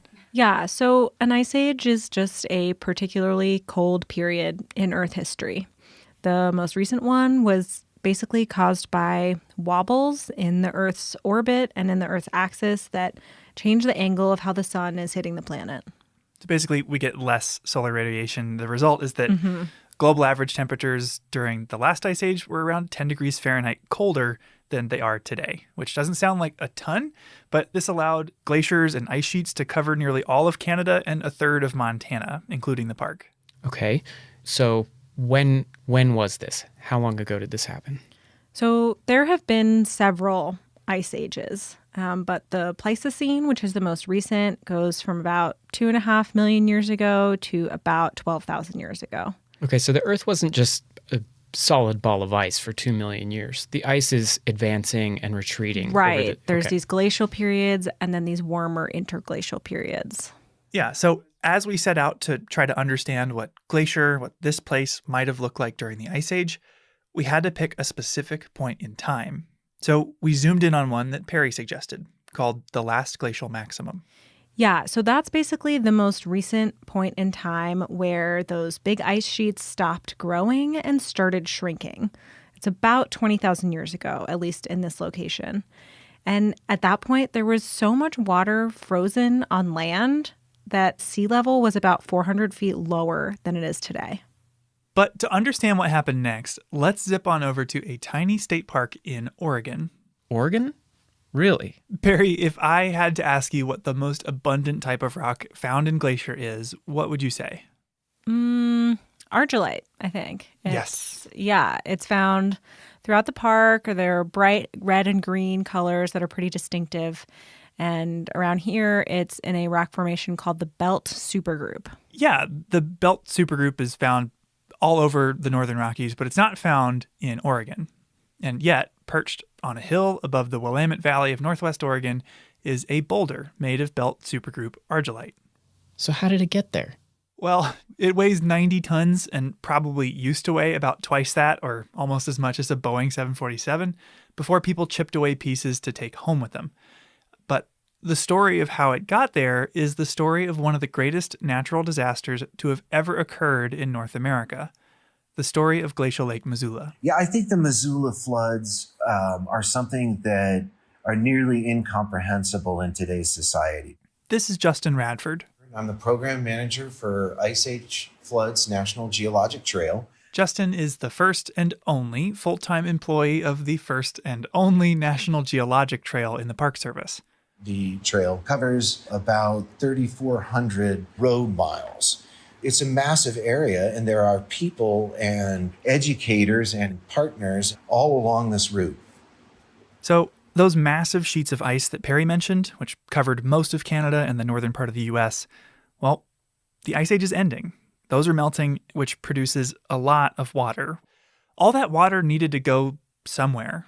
And if we use the ice here as an example, water melting from the Ice Age glacier in what's now Lake McDonald would have been headed for the Pacific, flowing through the Flathead Valley, then west through Idaho, Washington, and Oregon before making it to the ocean.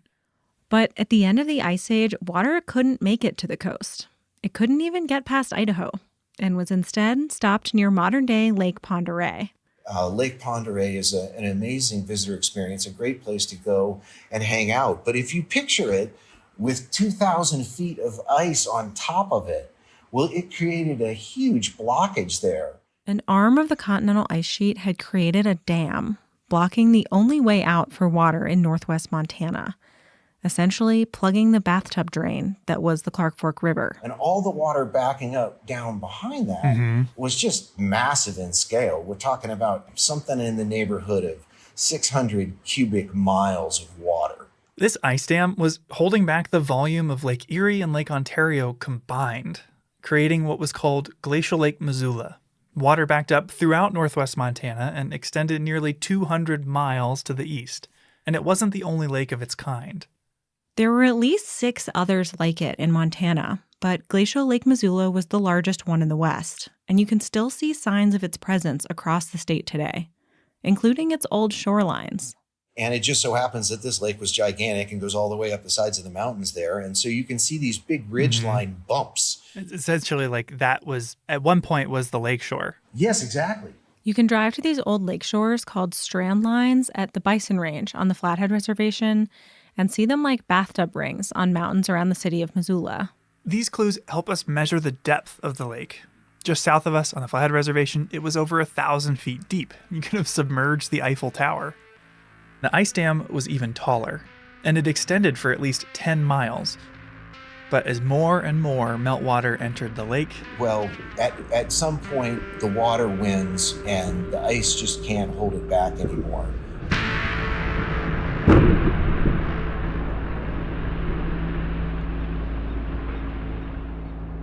We're not totally sure how it happened. Might have been like trying to hold your hand over a fire hose, but the dam failed, and this kicked off the Ice Age floods. Over a period of maybe as quick as 2 days, all of this water has left this area and started moving its way into Washington. Water began charging westward at a flow rate 10 times that of all the world's rivers combined. The scale is almost incomprehensible. And a wall of water traveling at 55, 65 miles an hour at restrictions, 1,000 feet high, scouring the landscape. And this violent, earth-shaping flood happened multiple times. It didn't just do it once. It formed this lake maybe as many as 100 times, geologists think, over a period of about 2,500 years, maybe 3,000 years. After one flood forced its way through, the ice that formed the dam would reform, repeatedly plugging that drain, essentially, and starting the process all over again. This landscape is now called the Channeled Scablands. Floodwaters taller than the Golden Gate Bridge, traveling at 50 miles an hour.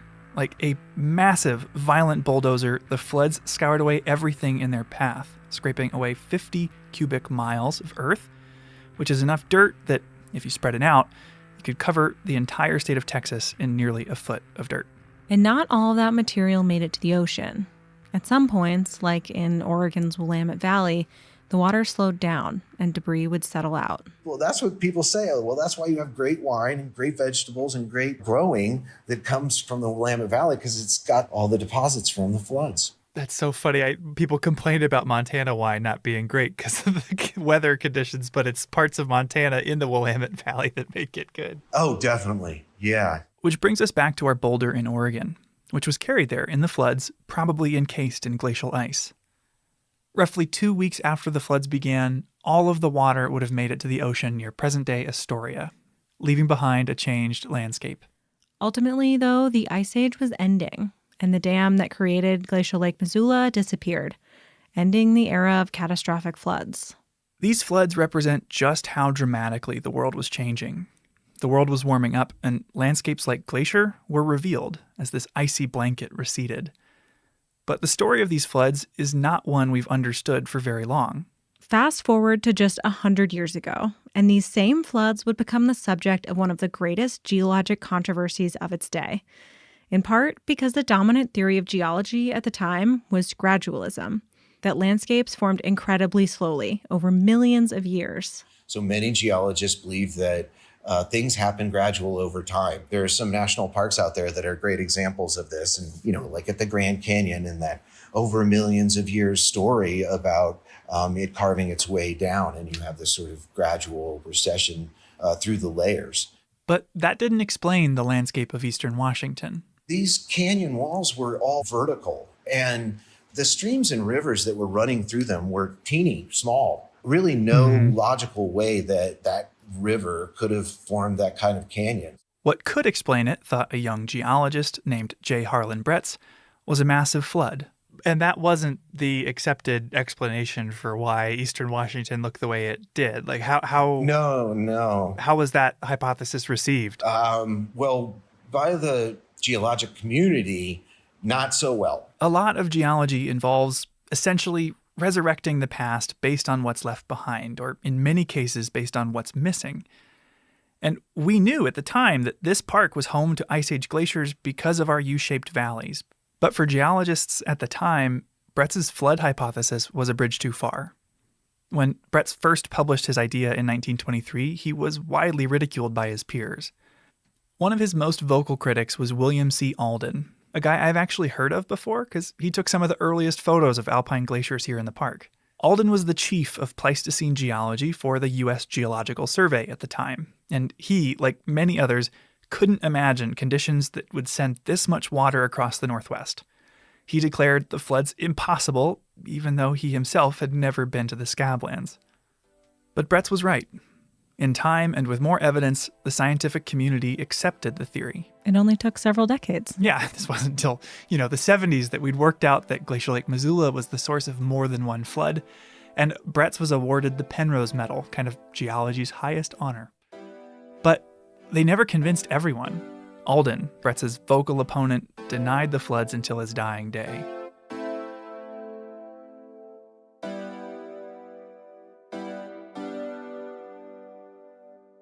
We've kind of been looking to this story as a case study of how we interpret the unknown. I'm wondering, is there a lesson we can learn from the story of Ice Age floods about trying to understand Earth history or human history where we don't quite have all the pieces?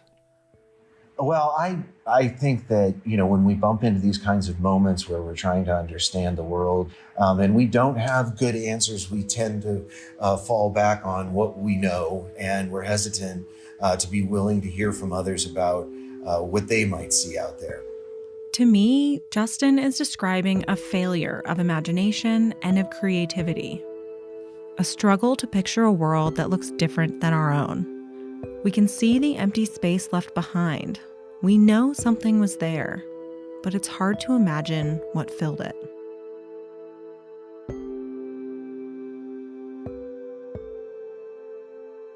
The floods help us to understand the geologic history of the Ice Age, the physical world of ice and water whose presence carved clues you can easily see today. What is much harder to find, though, is evidence of the living world from that time. Some of the best clues are found along the St. Mary River, but not where it begins on the east side of our national park. We'll need to follow it as it flows north into Canada. The rest of the team was busy the day that I went, so I had to call in some backup. It's nice to have you back in the studio. Thanks. It's nice to be here. I called Andrew, co-host of the first 2 seasons of Headwaters, who has a new job. I'm the new communications lead for the Glacier National Park Conservancy.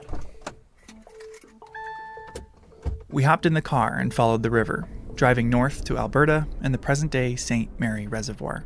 Yeah, we're standing out on this sandy beach, not something you would really expect in southern Alberta. Yeah, it feels like we're in Hawaii or something. The reservoir was huge. It kind of reminded me of standing on the shores of one of the Great Lakes. It went out to the horizon. It was definitely bigger than I was expecting. Stretches out as far as you can see, basically, with the Rocky Mountains behind it, and it's pretty. We stopped at a place called Wally's Beach to meet with Shane Tolman. I'm Shane Tolman. I'm a local. A now retired school teacher who warned us it was going to be windy. It is a lot windier over the other side of the dunes. Yeah, kind of what I was thinking when I. We can maybe move back. We walked away from the lakeshore to try to hide from the wind, but we wanted to meet with Shane to talk about something that he found in the reservoir when it wasn't full of water. Sometimes there's a big drawdown, so a lot of lake bed gets exposed. But before we could really hear what he was saying, we were buzzed by a crop dusting plane. Airplanes flying over. Oh my gosh, she's spraying that field. Yeah. Right there. Oh, that could be annoying. Can you block that kind of noise? No. We couldn't, and so we had to go hide in a picnic shelter. But anyways, the reason we wanted to talk to Shane was that back in 1994, he and his family visited when the water in the reservoir had been drawn down. And when they walked out into the wet mud and wind-blown sand, a landscape that's normally underwater, they found themselves walking backwards in time. We had been out the previous day, but it had blown a lot overnight. And we came back the next day, and right where we walked is this humongous skull. It's an extinct bison skull. Bison antiquus, the extinct ancestors of modern bison, who just so happen to be 1.5 times bigger than the bison you see in Yellowstone. And the horns on it are incredible. And it's like that. Shane showed us a side-by-side comparison, and Bison antiquus's horns are absolutely enormous. Looks more like a Texas longhorn. It does, doesn't it? Yeah, they're really impressive animals. And for Shane, this discovery touched on a lifelong fascination. My dad was a science teacher, so he actually had fossils in the lab, and they were just so captivating to me to see their little eyes are fossilized, and here they are staring back at you. It's kind of this time gets erased as you encounter these things, and that's always stayed with me. Shortly after Shane stumbled into this bison skull, and quite a few other things that we will get to in a moment, he started getting phone calls from the University of Calgary. They had heard about his discoveries and sent Dr. Len Hills down to meet with him. First thing I said to him was, I would like to study this stuff. How can I be involved? And he says, well, you could enroll as a student at the University of Calgary, and I'll be your supervisor. I said, great, let's do it. I enrolled in a master's program and became one of 4 principal investigators of the Wally's Beach site. As Shane and his colleagues started to study Wally's Beach, they began to reconstruct what it would have looked like. It was not the river that we see that's cut down to where it is now in these river valleys. It was a slow, meandering river. In the banks of this ancient winding river, they found pollen and roots, which can help us understand the Ice Age ecosystem. We had spruce tree groves growing out here all over the prairies, as well as aspen groves. Then you had sedges and grasses that were growing in between. There was abundant plant life. And of course, they found more evidence of animals that lived alongside Bison antiquus. We get out there, here's this skull, and there's actually some vertebrae laying there as well. And Len picks this skull up, and he's turning it over. He says, this is muskoxen. And I'm just like, muskoxen? I didn't even know they were part of this extinct suite of animals that died off at the end of the Ice Age. And he says, yes, it's muskoxen. They found a ton of extinct species, an ancestor of modern caribou, North American horses, even camels. The camel discovery in particular blew my mind. We think of camels as being these desert-loving animals today, but the family of camelids and the family of horses both evolved in the Americas around 50 million years ago before migrating to Eurasia. The camels that lived here were called camelops. And Shane found a tooth about as long as my index finger, and that tooth was serrated. Well, there are no animals alive today that have serrated teeth. And so I knew immediately we had a saber-toothed cat. In fact, that's not just a saber-toothed cat, it's called a scimitar cat. So already you're getting a picture of the wildlife who were living at the edge of the Rockies, at the edge of Glacier National Park during the Ice Age. And it's a much different cast of characters than the grizzly bears, mountain goats, and deer that we all know and love today. But for Shane, it wasn't bones that helped bring Wally's Beach to life. And I can't even describe what I saw. It's almost emotional, because here's this big imprint, a little smaller than a garbage can lid. He found footprints left by woolly mammoths. And there's another one, and there's another one. Here's all of these cracks that went out from in this spider web, out from the tracks. You could see how it had stepped in the mud and it oozed up around its toes. And it's just like, okay, here's the best set of mammoth tracks on the planet, bar none. I mean, there's only like 4 sets anyway. So it really hit us just how incredible this was. Unlike fossils, which capture animals after they die, these footprints are a snapshot of their lives. Living, breathing mammoth, not the bones, the dead part. You're looking at living behavior, and that's so cool. With each stride, they traveled on average 8.5 feet. And the weight of each step can reveal if it was left by a male or a female, a child or adult. And the way these 6-ton mammals walked can even reveal if they were injured. Take the cross-section and you get to see the weight distribution from this angle. Well, this animal on its, I think it was its left hind foot, was limping. You can see that the deformation on this side of the track is less than on the other side of the track. So it means that there was some injury or something. How old is that track? That track would be about 13,000 years old. Oh my goodness. Now, And it's not just mammoth tracks either. here's these mammoth tracks, but not just mammoth. Here's a camel trackway going through the middle of these, crossing over. And here's some more horse tracks over here. And what we're looking at probably looked very much like the Serengeti, because you had all those animals intermingling, and here they are moving in these vast herds and individuals. We have tens of thousands of tracks that we have observed at Wally's Beach. It is rare for ancient footprints like these to survive. You not only need wet mud for the footprints to form, but then a strong wind to blow sand and sediment on top, filling them in and sealing them away for thousands of years. But today, the same winds that once preserved these footprints are now destroying them. The same wind that pushed us into a picnic shelter has blown tracks away overnight, carried away grain by grain, a memory lost forever. And because of where they sit in the reservoir, there's nothing you can really do to save them at this point. If they're not claimed by the wind, once they're exposed, they'll be destroyed by water when the reservoir is filled back in. All that's left is to try to document them, and efforts have ranged from photographs and measurements to teams of local students and 1,000 pounds of plaster casts. But however fleeting they may be, this glimpse of these animals alive, living alongside one another, not in the halls of a natural history museum, but drinking from the river that I see now in the distance.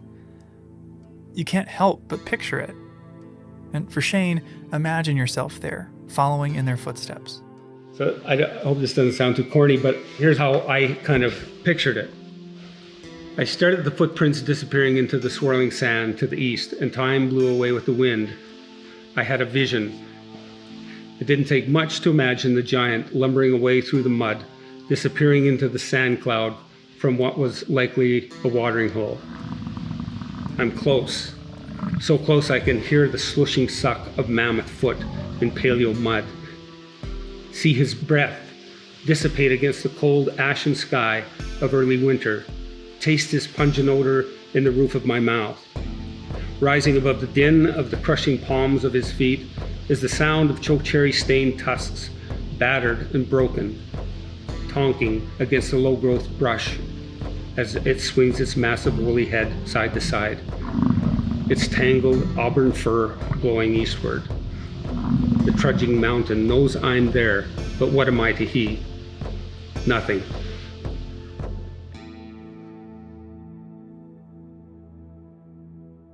Not long after a mammoth left these footprints in the mud, their species went extinct in North America. So did camelops, the North American horse, and helmeted muskoxen. And while these footprints paint a vivid portrait of these animals in life, they also reveal a species in decline. Very clearly, something's missing, and it's infants, the newborn, the young. Why aren't we seeing their tracks? Well, maybe they're light, but we're seeing lighter animals also. We're seeing their tracks, the horses and stuff like that. The St. Mary's mammoth herd had far fewer juveniles than you'd expect in a healthy population. And one possible explanation was the warming climate. The Missoula floods were only one symptom of the dramatic changes occurring at the end of the Pleistocene. As temperatures warmed, ice sheets shifted north, and the environment shifted too. New plants moved into the grasslands that these grazing animals had relied upon. But the last discovery we'll share from Wally's Beach hints at another factor. A discovery made by one of Shane's students, a fourth grader named Travis. Picked up a piece that they thought might be an artifact, and then the next day Travis brought it to me. Well, I about fell out of my chair. It's a Clovis point. Clovis points are sharp stones used for hunting by ancient human cultures. And these Clovis points held a clue, which revealed exactly what they were used for. Horse protein residue. Those horses had been butchered, and that was a North American first. Wally's preserves a record of Ice Age animals and humans, and produced the first archaeological evidence of these humans hunting horses. Later finds revealed they also hunted camels. When I first started working as a ranger at Glacier, the story of Wally's Beach grabbed me. I put Ice Age horses and mammoths in a campground talk that I've given for the last 6 years, and in my program, this has always been where the story ends. Camels were here, people were too. But actually visiting Wally's Beach, hearing from Shane about the work he and his colleagues and his students have put into understanding and preserving this history, it made me wonder, what was life like for the people that once stood here? What was it like to be human 13,000 years ago?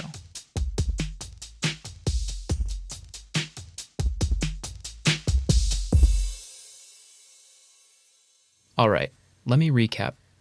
Right in our backyard, well, Glacier's backyard, Wally's Beach has a record of Ice Age wildlife. Yeah, a pretty extensive one at that. These are animals that they're really different than what we have here today. Mm-hmm. But they also have discovered evidence of Ice Age humans. Yeah, and a lot of this evidence at Wally's Beach is in the form of something called lithics. Lithics. You've probably heard of that before. Yeah, lithics are stone tools that are made by people. Exactly. That includes the projectile points that were used to hunt horses at Wally's Beach, but they've also found thousands of different points and other tools. Shane used the term Clovis point, which, if I remember right, that's one of the very oldest kinds of lithics in North America. Yeah, so the term Clovis comes from projectile points found outside of Clovis, New Mexico. They're a distinct type of lithic that have been identified all over North America and date back well beyond 10,000 years ago. So they are artifacts from one of the oldest and most widespread cultures that we know about in North America.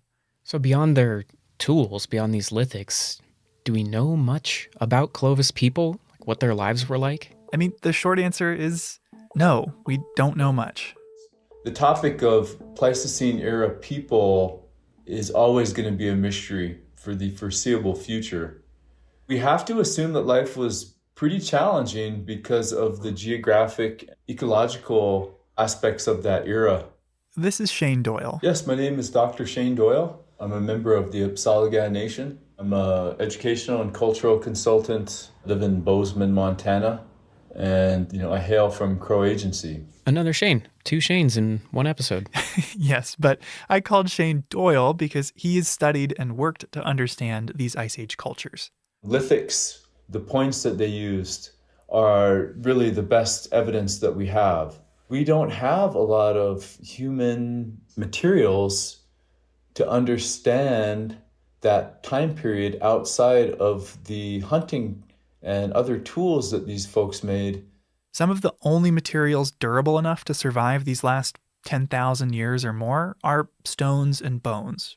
So even as scientists develop new and better technologies like ground-penetrating radar and aerial imagery, we're still limited by what little is left. I don't think we have a lot of data that we can really turn to that will really provide us with a more comprehensive picture of what life was like for Pleistocene era native people. So I think we kind of have to use our imagination. This is where we get back to the conundrum we found with the Missoula floods, the limitations of imagination. I talked with retired Forest Service archaeologist Carl Davis, and he pointed out that the presence of stone tools and absence of anything else has affected our understanding of these cultures by focusing on the masculine aspects of ancient life. And archaeologists who were primarily male for many, many years, that's what they really got into.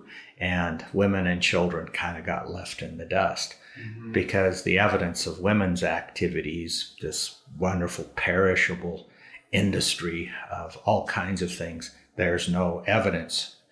We certainly can assume they're wearing, carefully crafted, tightly sewn clothes and stuff, but we don't have any evidence whatsoever. So we don't really know what they looked like, what they ate, what language they spoke. And our understanding of these communities has been shaped by more than just projectile points. I think in North American archaeology, there has been some bias about sort of giving legitimacy to the capability of these first peoples, these indigenous peoples.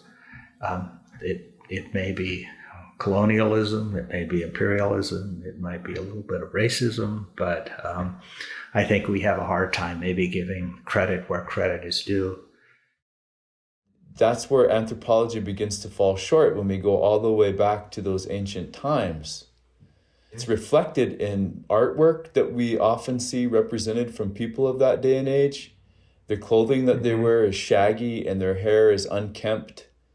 and they're kind of usually slouched or like hunched over. They resonate with this very uncouth, something that modern man would look upon as undeveloped. And I reject that. I don't think that's, a very good indication of who these people were.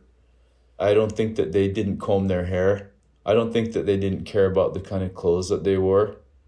I think that they always cared about that. Of course they did. Why wouldn't they? I mean, even Sigmund Freud would agree with that.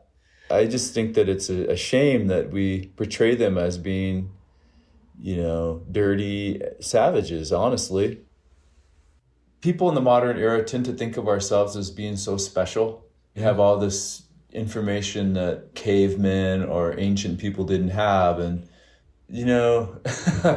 well, I think on a daily basis reflect on those ancient people and how they must have felt the same way about their lives as we do about ours.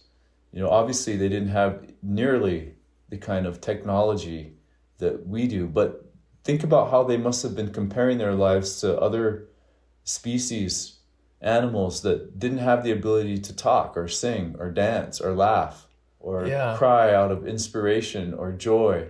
I mean, the emotional realm and spiritual ceremonial aspects of ancient life must have made those people feel like they were on the edge of tomorrow. And as we talk about these cultures and wonder about their daily lives, try to imagine how they treated one another, what they valued, and who they loved. Shane emphasized that there is a lot more to these people than we will ever find buried in the ground. And I think that's another thing that anthropologists often forget about, is that the trade culture was more than just material trade. These people wanted to learn about one another. They wanted to hear their stories. They wanted to know about their ceremonies. They wanted to know about their knowledge. That was the real trade culture. The material came along with it. In the end, it might just be the social world that we thought had disappeared that can help us better understand this time after all.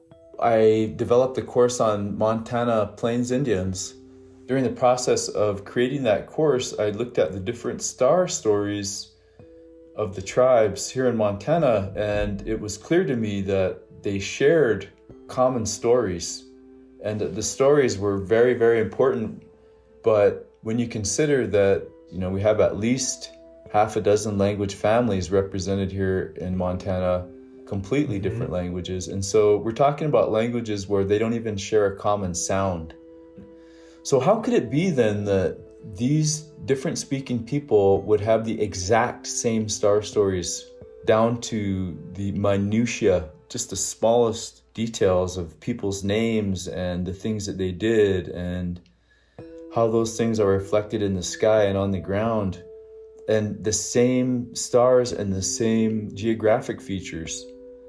I mean, all those things to me showed that these folks must have been in communication, in deep communication with one another. Different cultures with different languages, living in different places, who still found a way to communicate. And it wasn't just star stories that they were sharing. It was technology, where and how to harvest teepee poles, how to stitch hides together, and harvest wild plants.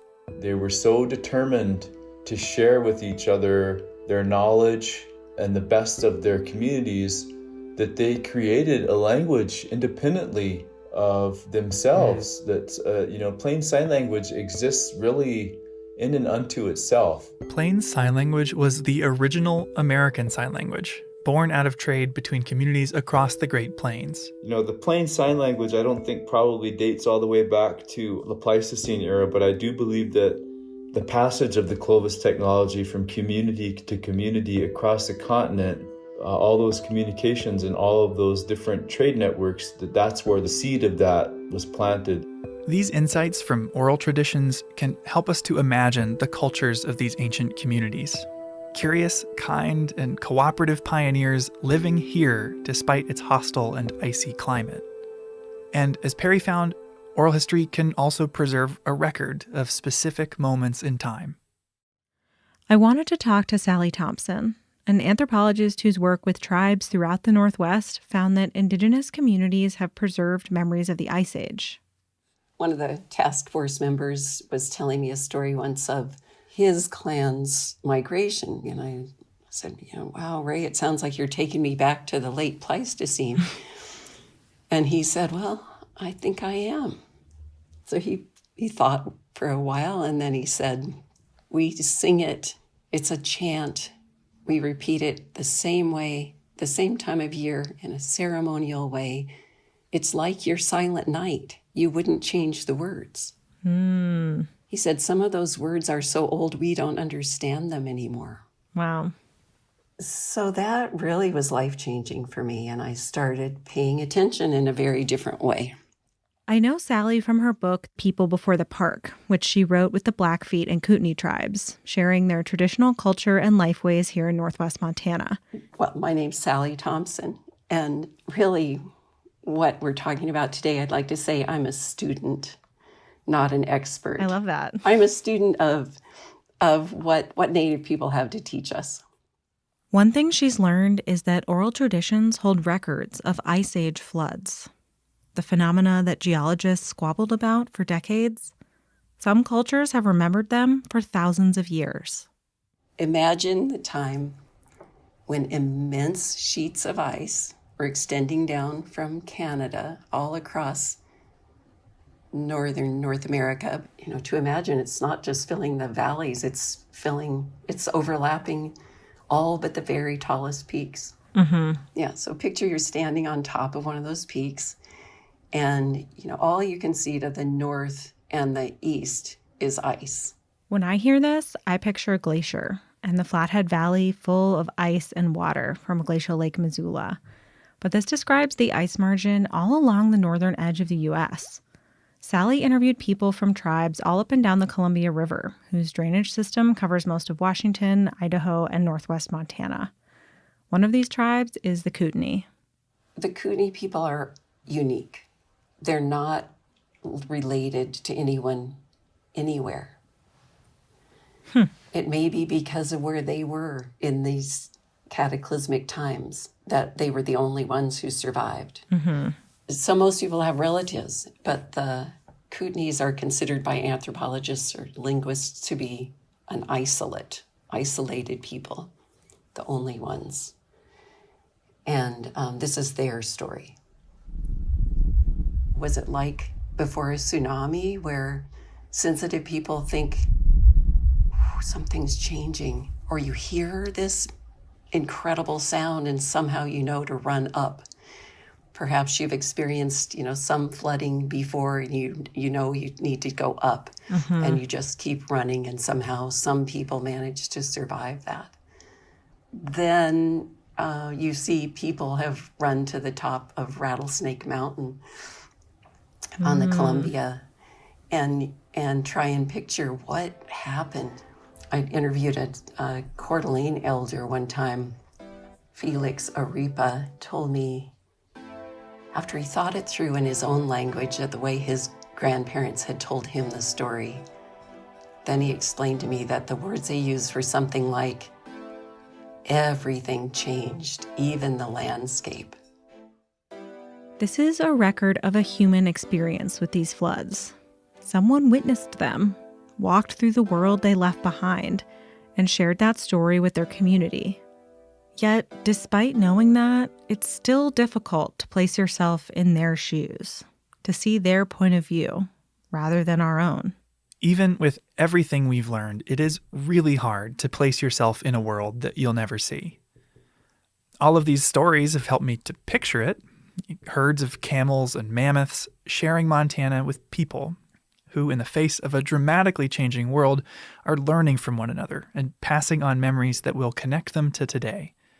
But I find myself imagining it almost like a painting, something that I can see, but that I can't touch. What would it take to bring this history to life? To be able to imagine myself there, like Shane Tolman did with the mammoth tracks? When I posed this question to Shane Doyle, he turned my attention to May of 1968 in rural Montana when two construction workers began digging rocks out of a hillside. And so they were digging into a cliffside to get some flat sandstone rocks out of the cliff. And when they dug into the cliff, it was covered with this red dust that we call red Red ochre is a really sacred material. Past the red ochre, they found lithics. And beyond that, human remains. They were digging in a grave. Found on the property of Helen and Dr. Mel Anzik, these human remains turned out to belong to a child between 1 and 3 years old. And while the haphazard digging at the site made it difficult to completely reconstruct the burial, it was determined that the child had been buried nearly 13,000 years ago. He was probably no more than 3 years old when he died, was buried with a treasure trove of antiquities, over 118 priceless Clovis artifacts. Pretty much every tool that has ever been identified in any other Clovis site was found at that burial. These were valuable, treasured items that were rare and that were hard to produce. And they buried him with a child. This child had no social standing that we could measure or compare in any other culture at any other point in history. Even today, children are the most vulnerable people in society. They receive the least honor, they receive the least attention, they receive the least amount of resources devoted to them. If you look at what that burial spoke to, it spoke to what that community valued. Why would they put all of those items in there for a child who had never hunted? He was not a priest, he was not a ceremonial leader, he was not a warrior, he never produced any economic value. He was really just as children are today, but they present a resource that you have to provide for, part of your family that you have to attend to constantly. Mm-hmm. The U.S. has a law that establishes the legal rights for tribes to repatriate or reclaim human remains uncovered in cases like this. But it wasn't passed until 1990. This is before NAGPRA, Native American Grave Protection and Repatriation Act. So all the materials, since they were found on private land, they were just taken by Mel and the 2 construction workers. The human remains, Mel gave those to his daughter, but at the time they were taken by a scientist, an archaeologist, who took them down to his lab in Arizona. The remains stay in Arizona for about 30 years until eventually they're returned to Sarah Anzik, the granddaughter of Mel and Helen. Once Sarah got them, turns out she was the molecular biologist. She had an interest in studying the remains to see if she could find out who this person was, who this child was. And, she said before that she just knew that this child had a story to tell and that it was an important story and that she wanted to help the child tell that story. So she reached out to a lab in Denmark, and they set out to sequence the child's genome in an effort to understand its DNA and uncover who the child is related to. The head guy over there, the scientist of the lab, his name is Eske Willerslev, and he and his team took on the study, and it took them 3 years to complete the genomic sequencing of this ancient remains. But when they did finally get the complete genome, they were able to compare it to other populations around the world, and it's pretty clear that he was one of the very first Native Americans on the continent. At the same time this discovery was starting to ripple out into the scientific community, the Anzik child was also at the center of an effort to repatriate the remains, to place them back where they were buried 13,000 years ago, which is how Shane got involved. I don't expect there's really like a roadmap for how to conduct a repatriation. Maybe there is, I don't know. So how did you decide how to actually perform the reburial? And what did it look like in the day? There is no roadmap for repatriation. There are procedures that have been developed over years in certain circumstances that fit the bill, but this one was kind of different. Because it was so old, and we have to assume that the child was related to all of modern people today, that's a lot of people to try and bring into the process. I kind of took that task on to reach out to Native communities, to let them know what we were doing, to ask them if they want to participate. It took a long time. We had to have a lot of meetings. There were a lot of different folks involved, not just the tribal communities here in Montana, but also the Montana Burial Board. Sarah Anzik, she still maintained possession of the bones right up until the moment they were placed in the ground. Scientists, they still had materials from the Anzik child in their lab. The reburial was supposed to be comprehensive, and so they had to agree to put all of what they had of the boy in the lab into the ground. You know, there were disagreements over where to rebury the boy, over how to rebury him. Some people believed we should just rebury him with like a rawhide pouch, you know, put him in the ground so he could go back to Mother Earth. There were also suggestions to bury him at the Montana Historical Society out on the public lawn so that people would be dissuaded from trying to dig him up and steal him. I mean, you name it, there was a whole gamut of suggestions and ideas about how to rebury him and where to rebury him. And finally, at the end, we just decided to put him back as close to where he was as possible and put him in a nice small little casket. And, you know, it was just a beautiful day. It was a beautiful ceremony. And like I said, we all felt good about it. Here's a thing that I've thought about a lot. We were there that day not just to show respect to that boy, but we were there to show respect to ourselves. When we respect others, we respect ourselves. And when we do that in a community, in a gesture where we all come together in a ceremonial way, that's a very powerful healing experience. Do you think that the Anzac site, Pleistocene people, and this deep time can teach us about ourselves or even the future? Well, I think we can learn a lot from those ancient people about strength, about resilience, about love, about what really matters in this life. I guess one theme that we see today in Hollywood is the post-apocalyptic world. We think when all the chips are down that we'll turn on each other. When I think of those ancient people, I'm inspired. I just think, they loved each other, and from everything that we can tell, they respected each other. I'm sure there were instances where that wasn't always true, but the Anzac grave and the show of love that was displayed for that child makes me believe that that wasn't just an isolated case. That this was part of their worldview. They believed in treasuring their relationships. And in a way, that's what it was when we reburied him that day. To me, this story pulls your focus away from everything that separates us from Ice Age people. The ice sheets, scimitar cats, and more than 10,000 years, and shows instead our shared humanity. And to Shane, it illustrates what's possible when scientists and native communities work together. I think we'll be able to tell the stories that right now we still can't really wrap our heads around, because we'll be able to wrap our hearts around what it means to be a human, and we'll be able to take that understanding and place it into these ancient time periods, and that will be able to inform and provide us with a better picture of why these people laughed, what they laughed about, what they cried about, who they loved. It's pretty hard to not understand what the Anzac burial represents. If you're a parent and your greatest fear is to lose a child, and you understand that this is what these people did, that message is pretty clear. 12,600 years later, you can still relate to the anguish that they must have felt. How unfair, how cruel, how impossibly difficult the loss that they suffered was. And the only way to heal from that is to just give the last full measure. That's a message that is crystal clear to me. There's nothing about that I don't understand.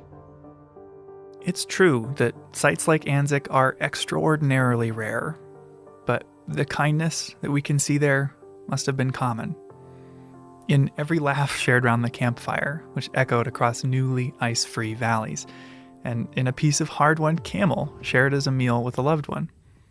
Or in the simple joy of standing by a river and squishing the mud between your toes, right beside a set of fresh mammoth tracks.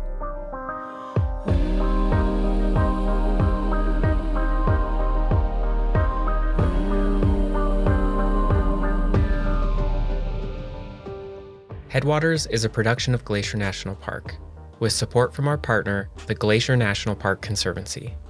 This season of Headwaters was made by me, Daniel Lombardi, Perry Sassnett, Michael Feist, and Gabby Echeverry.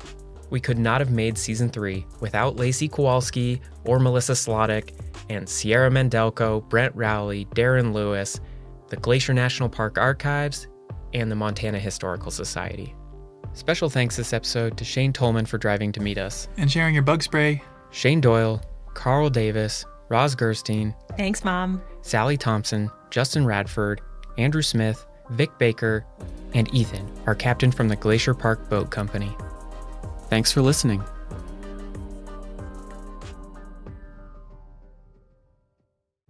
Next time on Headwaters. We use art to find new perspectives on one of American history's most momentous yet misremembered events. You know, Lewis and Clark was just a story that I did not remember from school. When Daniel called and I thought, oh my gosh, really? I don't know if you want a tribal voice talking about Lewis and Clark. You know, I just thought they're revered by so many. That's next time on Headwaters. So Headwaters was made possible through the Conservancy, right, Andrew? Yes. But you also fund a lot of other projects. What are some examples of that? Yeah, one I wanted to tell you about today is our wilderness condition monitoring work. We have this really cool project happening right now to outfit a lot of the park's wilderness rangers with tablets so that they can make live reports on the condition of the wilderness while they're out and about. Used to be on paper reports that got lost and never found their way to the same place. They would show up wet and crumpled and all sorts of different things would be written on them. So now everybody's got the same form. It comes all into one database, and we can learn about threats to wilderness so fast and respond to them so that nothing happens to our beautiful wilderness here. Well, that's awesome. Well, I guess if you want to learn about that project and more that the Conservancy funds, check out their website, and thanks. Yeah, visit us at glacier. Hello, Rocky Mountain National Podcast listeners. We join you yet again for another great episode. A couple quick announcements before we begin. First, we have got a big pavement preservation project. So that means people are going around in the park and working on our pavement to keep it in good shape now and in the future. That's going on in the park and is going to be creating delays and closures over the next couple of weeks. Areas impacted are changing daily, so it's not just one area for the whole time. It's changing every day and are too complicated to cover in detail here, but you can get the full details on our website. Point your browser to nps.gov/ROMO. That's ROMO, nps.gov/ROMO. Look for alerts at the top of the page, and then find the alert related to pavement preservation and click more. That will take you to a news release that has the full details and a big old list to help you plan your trip. Second, monsoon season has been in full effect recently, with heavy thunderstorms rolling in nearly every afternoon. As always, please check the weather before your visit. Plan any hikes so that you are below tree line and away from dangerous areas before storms are set to arrive, and never leave the safety of a building or your car if thunderstorms are present. Stay safe out there. We know that thunderstorms are a common thing, and so it's easy to get complacent, but when you're here up in the high country and on the edge of rocky areas, people have been struck by lightning and even killed by lightning in Rocky, so please take it seriously. And now for our episode. This week we are joining Kyle Patterson, Rocky's Public Affairs Officer, to talk about what in the heck a Public Affairs Officer does, the importance of sharing Rocky's amazing news and messages with the news and with you, and current issues at the park, and also what you can do to help us keep Rocky beautiful now and in the future. It was a super fun episode. Kyle's really fun to talk to, and I'm sure that you're going to learn a lot of neat things and hopefully enjoy yourself. So here we go. Enjoy the show.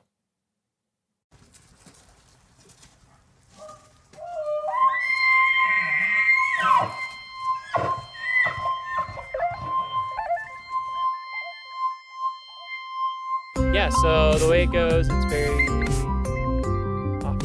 Okay. Very good. Let's talk about whatever. Okay. We can do that. We can do that. All right, so what is your name and what do you do here at the park? My name is Kyle Patterson, and I'm the Public Affairs Officer here at Rocky Mountain National Park. Public Affairs Officer. Yes. All right, so I'm going to try to use the listener's mind. Perfect. and think the way that they would think. What the heck is a public affairs officer? What does that mean? What do you do? What do I do? What do you do? And it depends on the day. That's one Yeah. of the reasons I love my job is That's what true. I do can vary greatly depending on the day. But my main job duties is media relations. So basically, news releases for the park, proactive stories on different things that we do here at the park and our colleagues and the amazing things they do. And then some of what I do can be very reactive. So Rocky Mountain National Park is one of the top 5 search and rescue parks in the country. And so we all might have this perfect list of what we're going to check off that day.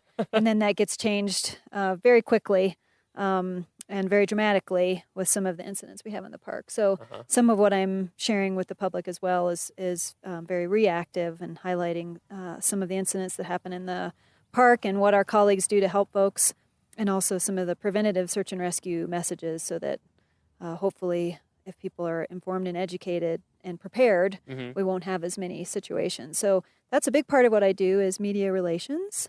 And then I also do a lot of community outreach.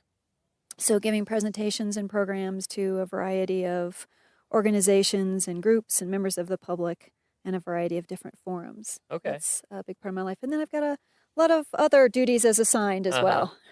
So you're kind of the, are you the official voice of Rocky, or you're kind of the official word? Is that how it works? I'm the official voice. Okay. Some people call me the mouth. The I'm not mouth. quite sure what that means or what, Maybe they're Lord of the Rings fans, like the mouth of Sauron. Are you Lord of the Rings fan? Not that much. That's a little deep, yeah. Some of our listeners will get it.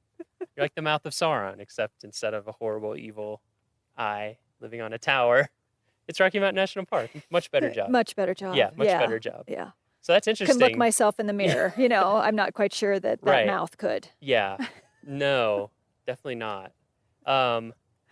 That's interesting. So the proactive versus reactive. Right. Yeah. So the reactive stuff is probably what people can imagine most easily. Like, like you said, search and rescue. We've been posting some search and rescue videos and news releases and trying to summarize all of that sort of thing. What's that like when you hear about something going on, and then how does that whole process unfold? You get called at like 4 a.m. and they say, Kyle, how's it going? So it depends on the level of the incident, but I'll be notified anytime we have any kind of incidents in the park, just as more of a heads up. Okay, And so you're basically getting calls every day. Yeah, absolutely. Yeah. And all hours of the day. It depends. Certainly, fortunately, we don't have a lot of incidents that are happening overnight, but we certainly have incidents that start in the day and last overnight. And so a lot of it is, again, wanting to proactively share the stories of what our colleagues are doing to assist visitors that get into trouble or become injured. We have tragedies that happen in the park as well. So trying to share the story in a kind way as well is really important. Yeah, that protects people's privacy and protects all sorts of things involved. Yeah, that must be challenging. It is challenging, and since our incidents vary so much depending upon what people are doing and where they are, some of our search and rescue incidents, in fact, most of them are, people doing the right things, being prepared, and just, having a horrible thing happen to them somewhere in the park. And so usually it's not egregious that people are doing something and then things happen. Yep. And there's objective risks there out here. There are, and that's there's part of why people come. there are a lot of risks, and falls are the number one injury in Rocky, and they're the number one cause for fatalities in Rocky. Well, when you work and live in a place called Rocky Mountain National Park, rocks are not very forgiving. No. And I think also just through the years you realize how fragile we are as human beings when things happen. Doesn't take much. It doesn't take much. Doesn't even take that far of a fall. No, it really doesn't. And so, certainly being try to be very professional and kind when sharing the story, and also knowing that this is a person that this has happened to, who have family and friends who, again, whether it's a tragedy, which fortunately we don't have very, very many when you think of the level of visitation we have in the park. Yeah, as a percentage. Yeah, it's a percentage, it's really low. But then also just being mindful of some of the severe injuries we've had in the park and incidents we've had in the park as well. And so certainly those stories get a lot of attention. And we also have a lot of stories that we share with members of the public that aren't necessarily kind of those dramatic search and rescue incidents that people are just as interested in. So that's my favorite part of my job, is to be able to help tell those stories and help our colleagues tell those stories. Because even though I'm the spokesperson and the voice of the park, we've got a lot of amazing people, as you know, that work here, that are very articulate, that do amazing things. I mean, and that's so pretty much the genesis of this podcast idea, is just being around park staff. You're just kind of like, wow, there's so many. They're just interesting people anyway, and their jobs are so interesting. And I think that's what can be challenging, just from the perspective of people even working here. It's hard for even us who work here to keep track of and recognize all the cool things that people are doing, because there's so much going on. Like, how many permanent employees do we have? There is so much going on. We have about 160 permanent year round, and then seasonal, and then we have about 210 seasonal rangers. So it's a big workforce. It is, and we're pretty spread out. I mean, there's a lot of stuff going on at headquarters, but even there, people are out in the park. I hear about stuff all the time. I'm like, oh wow, I didn't hear about that. Right. So that sounds like the most fun part to me. I mean, the reactive thing that you're talking about, where you're reporting on incidents, kind of breaking news that people want to know about, is obviously very important and can take a lot of time. But yeah, that's neat, thinking about it from like finding stories that are going on and finding ways to highlight them.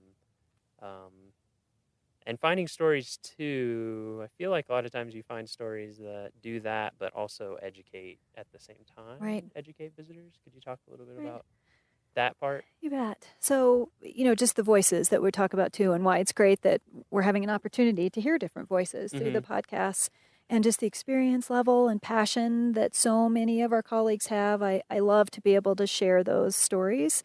And so it's great that we're using podcasts as another avenue to do that. That's my biggest regret, I think, at the end of each day, is not having enough time to be able to, this is a cool story, I want to highlight this. This is a great story, I want to highlight this. And or trying to grab staff to help share those stories. But that's not their primary mission of their particular position. Right. So they're like, I'd love to talk about it, but I've got to go tackle non-native species, or I have to go deal with, an elk in an exclosure. I have to, and so part of it is just... Can I get 3 hours of your time? And they're like, no, I don't have it. I would love to tell you my story. I don't have time to tell you my story. So if we Especially in the summer. Absolutely. So if we can help gather some of that for people to tell the story, that's great. And we'll never have enough time to share the stories. And I mean, as I just sit here now and just think about all of our different divisions and all of our different work units and all of the different tasks that people have, it's mind blowing. I mean, we're basically a city. We are. Yeah. I don't know if people realize. I was talking to, we had a class of designers, like graphic design, but also industrial design, which is interesting, who were here for a week. And I recorded with them like last Friday, I think it was. And that was one of the questions they had for me earlier. I just sat and talked with them, was like, what are all the different things people do here at the park? And it was hard for me to even remember, honestly. I would go through a big list, like, we have interpretation, and then we have education, which is separate because it's curriculum based. And then we have law enforcement commissioned people, and then we have backcountry people and backcountry crews. But then I started thinking, I was like, wait, we have researchers, like, in all these different fields, and people managing elk, and people managing sheep and plants, and managing grants, and everything down to like sanitation and janitorial, which is so important. And I think people don't even think about it. And we'll talk about that more in a little bit. But, actually, we could talk about it now. I mean, I think that's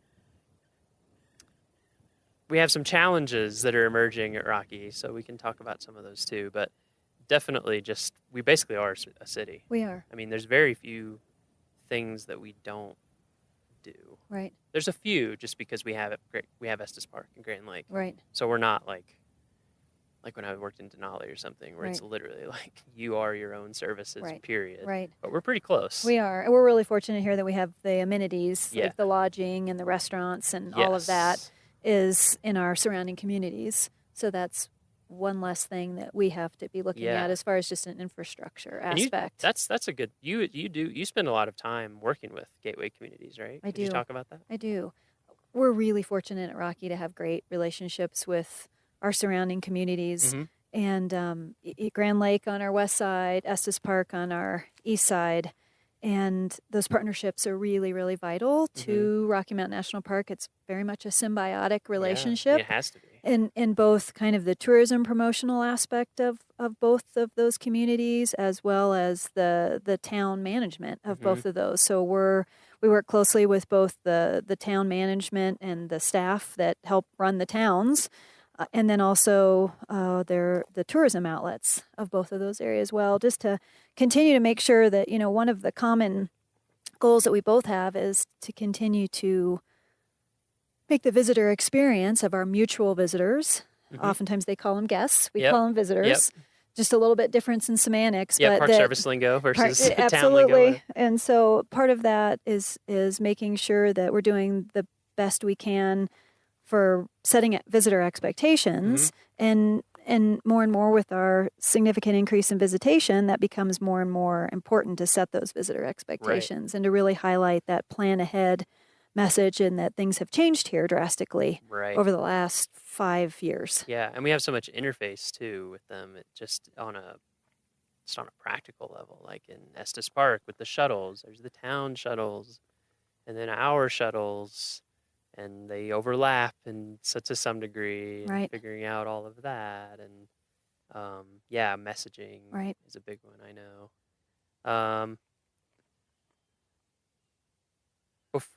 So we'll talk about some of the challenges facing Rocky. We'll talk about that. Before we do that, how did you become a public affairs officer? How did that happen? How did you get to, because it's so interesting talking to, I feel like everyone we've talked to, and I'm sure it will continue. It's just like, how did we end up in these roles? A lot of times we don't even know until we think about it. But yeah, how did you get into public affairs? Absolutely. You look back and say, this is exactly what I knew I wanted to do, and I graduated. Well, I had no idea. It's something that I have a marketing degree. And so it's one of these situations where I knew that no matter what job I had, as I grew up, I wanted to be passionate about what I did. And so I feel very grateful and fortunate that that's what I get to do every day. But, certainly I was in the right place at the right time with the right experience that got my foot in the door. And I started at Mount Rushmore at a time when they were just completing a major redevelopment project. Oh, was that when they did like that huge parking structure? Yeah, everything was changed. The visitor center, the amphitheater, presidential walking trail, their facilities of, again, their concession area and their visitor center, and then parking structure. So in the mid to late 90s. So it was all complete around 1998. Yeah, because I went, early 2000s, and you can tell that everything was kind of brand new. It was. Brand spanking new. Yeah. So you were there around that time. I was there during that time, so it was really exciting, and most of that was funded by their friends organization. And so pretty amazing that a lot of that was not actually used federal funds, but so there was a lot of outreach around that, a lot of national media attention when all those changes were made, a lot of recognition of a lot of the donors that contributed to that. And so, again, being in the right place at the right time with the right experience, I had a background of both public relations, special events coordination, and marketing in some financial institutions. So all of that mixed together got me in the door. And so I was at Mount Rushmore for a couple of years. Were and you then the public affairs officer? I was. As well? Okay. Public affairs officer, and then I've been at Rocky for 16 years in this position. Wow. Okay. So you were there for a few years and then came here. Yeah. So that's kind of what got me in the door. And most national parks don't have public affairs officers. No. It's either a collateral duty that someone else does on the side, or it's one person for like a whole group of parks Yeah. or something. Yes. But a lot of the larger parks like Rocky do have at least one person dedicated. Yeah. At least, At yeah. least, yeah. One person dedicated to a variety of the roles that we play here. So Yeah. that's kind of my story. Okay. Okay. So you're at University of Wyoming in Laramie. Yes, in business school. So Freezing your butt I off switched. I switched. The wind seems to follow me miles wherever Yeah, exactly. I go. Yeah, I you must just can't have get had away. an issue with wind Laramie, somewhere. Black Hills, and then Estes Park. Okay. So certainly Laramie and Estes has made me even stronger when it comes to Yeah. wind. But certainly it was still in the business school, and then I went into marketing and seemed like a better match. Yep, better fit. And I think also then what do you do with a marketing degree? In Sure. a way, because there's some of So the many things you could possibilities do, are yeah. limitless. Yeah. And so again, that's when I was like, if I promote or highlight something, I want it to be something that I can feel really good about Yeah. promoting and highlighting. Mm-hmm. And so again, that's why I feel really Yeah. grateful, because I'm so passionate about Mhm. the National Park Service mission as a whole. Right. And again, as we continue to see some of the challenges and opportunities that we have facing us here, I think it's another way too to just engage people at helping be part of the solution. Mm-hmm.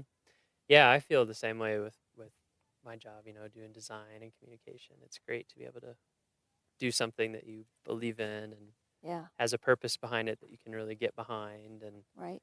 I remember one of my one of my coworkers at Harper's Ferry Center, who is a designer, and this is no slight to anyone who does this for a living. I'm just talking about her specifically. She was like, "Yeah, before I got this job, I was designing packages for like diapers, and now I'm doing design for National Park Service brochures. It's a different feeling." And Yeah. she was like, "That worked better for me." I was like, "Yeah, I can see that." Right. Absolutely. Same here. So did you get a degree in graphic design? Is that what did you know you were going to be a graphic designer? No, I did Is anybody asking Miles these questions? No, but it's good. I'm glad. It's good. More back and forth. No, that's a good question. I was just like pretty much, I didn't do any hiking stuff or outdoor stuff growing up. I just stayed inside and read books and played piano. And so I did piano and chorus and jazz band and marching band, just all music and stuff. And so when I went to undergrad, I went to this small liberal arts school in Kentucky called Center College, Bernice Center College alumni and associated people out there. And my undergrad was in music composition and English. Okay. Double major. Very good. And then I started working in national parks between my junior and senior year. I don't remember how was it? Oh yeah, it was through, do you know Colette Dagelberg? A lot of people know her. She works at Yellowstone. Anyway, her husband had this site called Coolworks. And it was like you could look for seasonal jobs. And the internet, the internet was getting into its own at that time. And I don't remember how, but somehow I was just like, wait, I can get a job in Yellowstone making minimum wage as opposed to going home for the summer making minimum wage.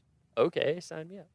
Yeah, so I went out there and got hooked and started doing internships. And eventually, after a few years, I was like, everyone around me seems to have a degree related to what they're doing. Maybe I should too. And then I got a master's degree in environmental studies from University of Oregon. But I did like cartography and design. So graphic design is kind of what I ended up falling into. Okay. I definitely feel like it's very related to the music and literature and all that. It's just like, how do you create balance? How do you create the right amount of tension? How do you make things exciting? How do you make things fit, and work well? And also communicating. You're communicating something. In the case of literature and music, it's a lot more esoteric and artistic, I guess you would say. And in this case, we're usually communicating specific information. But it's very similar. It's like, how can I arrange these elements to make the clearest and most engaging communication possible? Right. So I totally kind of fell into it as well. I went to get that degree and started making maps. Took GIS classes. Right. And then someone was like, "Oh, you're pretty good at this. You should see about this cartography lab, see if they are hiring any students." And so I did, and they weren't hiring me because I already was TAing 16 hours a week, and you could only work 20 hours a week if you're a full-time student. But I got an internship working on Atlas of Yellowstone, which is like a 250 page, I think, or somewhere around there, atlas of everything about Yellowstone, like everything. Actually, it'd be great if we had one about Rocky too. And I'd worked at Yellowstone for a couple of years, and done a ton of hiking and backpacking. So I knew the park fairly, Right. fairly well for Right. 2 years. And so, yeah, it all just kind of came together. And then when I was there, a cartography job at Harper's Ferry Center opened up because somebody had retired. And it was the first time they'd hired someone for that job in like 17 years. Wow. And I just So happened, right I just place, happened to right get it. time, Exactly. right experience. Yeah. For me, people ask me about it. Like, how do I do that? And what's the path? And I'm like, I can't tell you. Yeah. But I feel like it's being, just like you're saying, you just kind of, you're like, does this feel right or not? Yeah. And then exploring what does feel right and putting yourself into it like all the way. Right. And being really passionate about it. But anyway, that's kind of how it happened. Kind of a weird, I think that's, almost everyone. Right. Everyone so far that we've talked to, and I would guess almost everyone we talked to, will probably not have too straightforward of a story. I know. At least involved in national parks. And I think that's part of it because we do get asked that question a lot. How Yeah. were you so fortunate to work at a national park? Yeah, we wonder every day. Yeah, and I think and for those that are also saying I would like to do that same thing. Sometimes it's hard because there isn't hard to- necessarily, yeah. and that's hard, especially for is. those that really want a position with the Park Service. There isn't necessarily if you do this, this, and this, then you will become this or become this, and so And there's sometimes often- that's tough. But then I think also the breadth of experience also hopefully adds to just life experiences I in think so, general too. for all of us. Oh, yeah, If we were to definitely. look back and say that is not at all the path I was, I think it's pretty rare for I do people to too. know exactly. I mean, you hear that. It You hear happens, of for people sure, saying, in the parks. when It I was in happens. 4th grade, I knew I wanted to be a teacher. Yeah. Or when I was this, I knew that I wanted to and they do follow this, through. and they follow through. But Yeah, I think for most people, we're very fluid creatures. especially in the Park Service, you Yeah. kind of have to be. And I don't know. It hasn't come up yet too much on the podcast. Maybe it will at a certain time, but I don't know too if people know the lifestyle things involved Mhm. sometimes. Like Lindsay Lewis, we were talking to in an earlier episode, or actually it'll be a later episode. Talking to Lindsay Lewis in a later episode, our volunteer coordinator, and just moving around all the time. And I did the same thing. And the amount of mobility that's almost required and the kind of places you have to live. And if Right. it's your thing, then it's great. Right. But for a lot of people, it's not their thing. Right. It can be really challenging. Right. Especially in terms of like relationships Right. and family and trying to find a job. Right. Or, and all those kinds of issues. Yeah. Many So- times it's romanticized. And depending upon what Yes. stage you are in your life, you might be more able to do that. But then there Yeah. also becomes other times where you have relationships that you're separated from Right. because of it. And Oh, then yeah. it's not so romantic anymore. There's so many different arrangements people have to figure. I mean, I know people who for years it's like, oh, I work at this park and my spouse works at this park, and we see each other every now and then on the weekends, or like not even every weekend. Or I'm like at Grand Canyon. I know multiple people who they have a house in Flagstaff, but they live up in the park during the week. So it's just like, yeah, we see each other on the weekends, and people do what they have to do to make it work. Yeah. So Yeah. there's multiple angles to it. Maybe we'll have a lifestyle episode. There you go. Yeah, like a home and garden episode of, and just talk about all that stuff, because I think it would be really interesting to people. Yeah. We are going to, towards the end of the season, talk to seasonal employees. Good. Just about their season Great. and beginning, middle, end, wrapping up, and what the experience was like for them. That's a and great idea. How it's impacted them and that kind of thing. So we'll probably hear more of that stuff. Yeah. then. So you've been here 16 years, Yes. right, at Rocky Mountain National Park. Yeah, That's 16 a good. years like this past week. Oh wow! I Happy know. anniversary. Thank you. Thank you very much. So I'm not quite sure how 16 years happened that fast, Oh, Miles. How's that possible? I'm still young. I'm 32, but I'm just starting. I mean, I definitely am perceiving this thing that everyone talks about. That is a cliche, but is so true. Which Yeah. is like time goes faster and faster. Oh, What's yeah. up with that? Yeah. And it's like how many years is it? What? One of my favorites is, the days are long, but the years are short. Yes. And I think That is so I true. think that is like the first time I heard that. I'm That like, is so that true. is it in a nutshell And especially in a soundbite. position like yours, I think, because things just, just like a couple weeks ago, we had 5 incidents in a day. Yeah. And so it's Yeah. just, it can seem to go on a really long time, but then afterwards, Yeah. it's just like, what happened? Exactly. What happened to that day? And we have so many stories and incidents in the park that we don't even have a chance to do news releases on know. them too. I I know. think that sometimes the public is like, oh, you had a string of them and then you haven't had any since. Right. Just No. for instance, this week we had another day like that, but none of us had a chance to Right. put a news release Exactly. together. But we had 3 major incidents at Wild Basin on the 4th of July. A Yeah. broken hip on Broken one hip. trail and a broken leg on the other trail. We didn't send out a news release about it. So when people ask me, is there something going on in Always. Rocky? I say, I'm sure there is. It's just a Yep. matter of whether we know about it yet or Yep. not. It's almost 250,000 acres. It's 4.5 million visitors last year, right? Just Yes. over. Just over, yeah. So you've been here 16 years. Happy anniversary. Thank you. You've had lots of experience in one place. How Mhm. have things changed from your Right. perspective over that 16 years? Right. Because I've been here a little over 2 years and it's changed a Right, lot. right. So I can't even imagine 16 years. Like how the park and town too, Right. because that's another thing people tell me. They're like, "Oh man, you should have been here 20 years ago. You couldn't get a cup of coffee in the winter." So that's obviously changed. But how have things changed over those 16 years? There's been a lot of changes. Uh-huh. And what's refreshing also is that a lot of the stuff stays the same. Mm. So I think we had an opportunity to reflect quite a lot in 2015 when the park celebrated its 100th anniversary. Right. To really, big anniversaries give you an opportunity to honor the past, which was part of what we were highlighting, and also, celebrate the present and inspire the future. Those were the three taglines we had.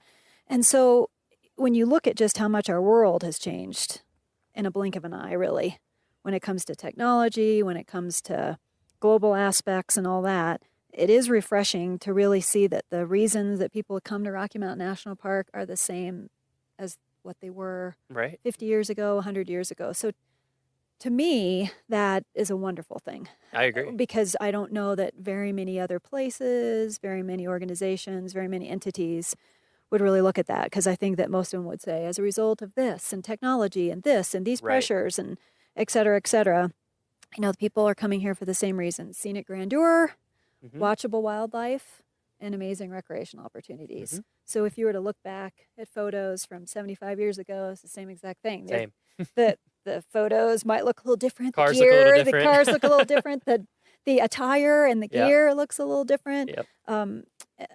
But other than that, people were coming here for the same reason. So and you also wonder too, with just the fast-paced lives that we all live, Yeah. the being connected all the time, the pros and cons of that, that more and more it just continues to emphasize why national parks are so important. Yeah. Because we need places Yeah. to have respite. We need places to disconnect. We need places to listen to natural sounds.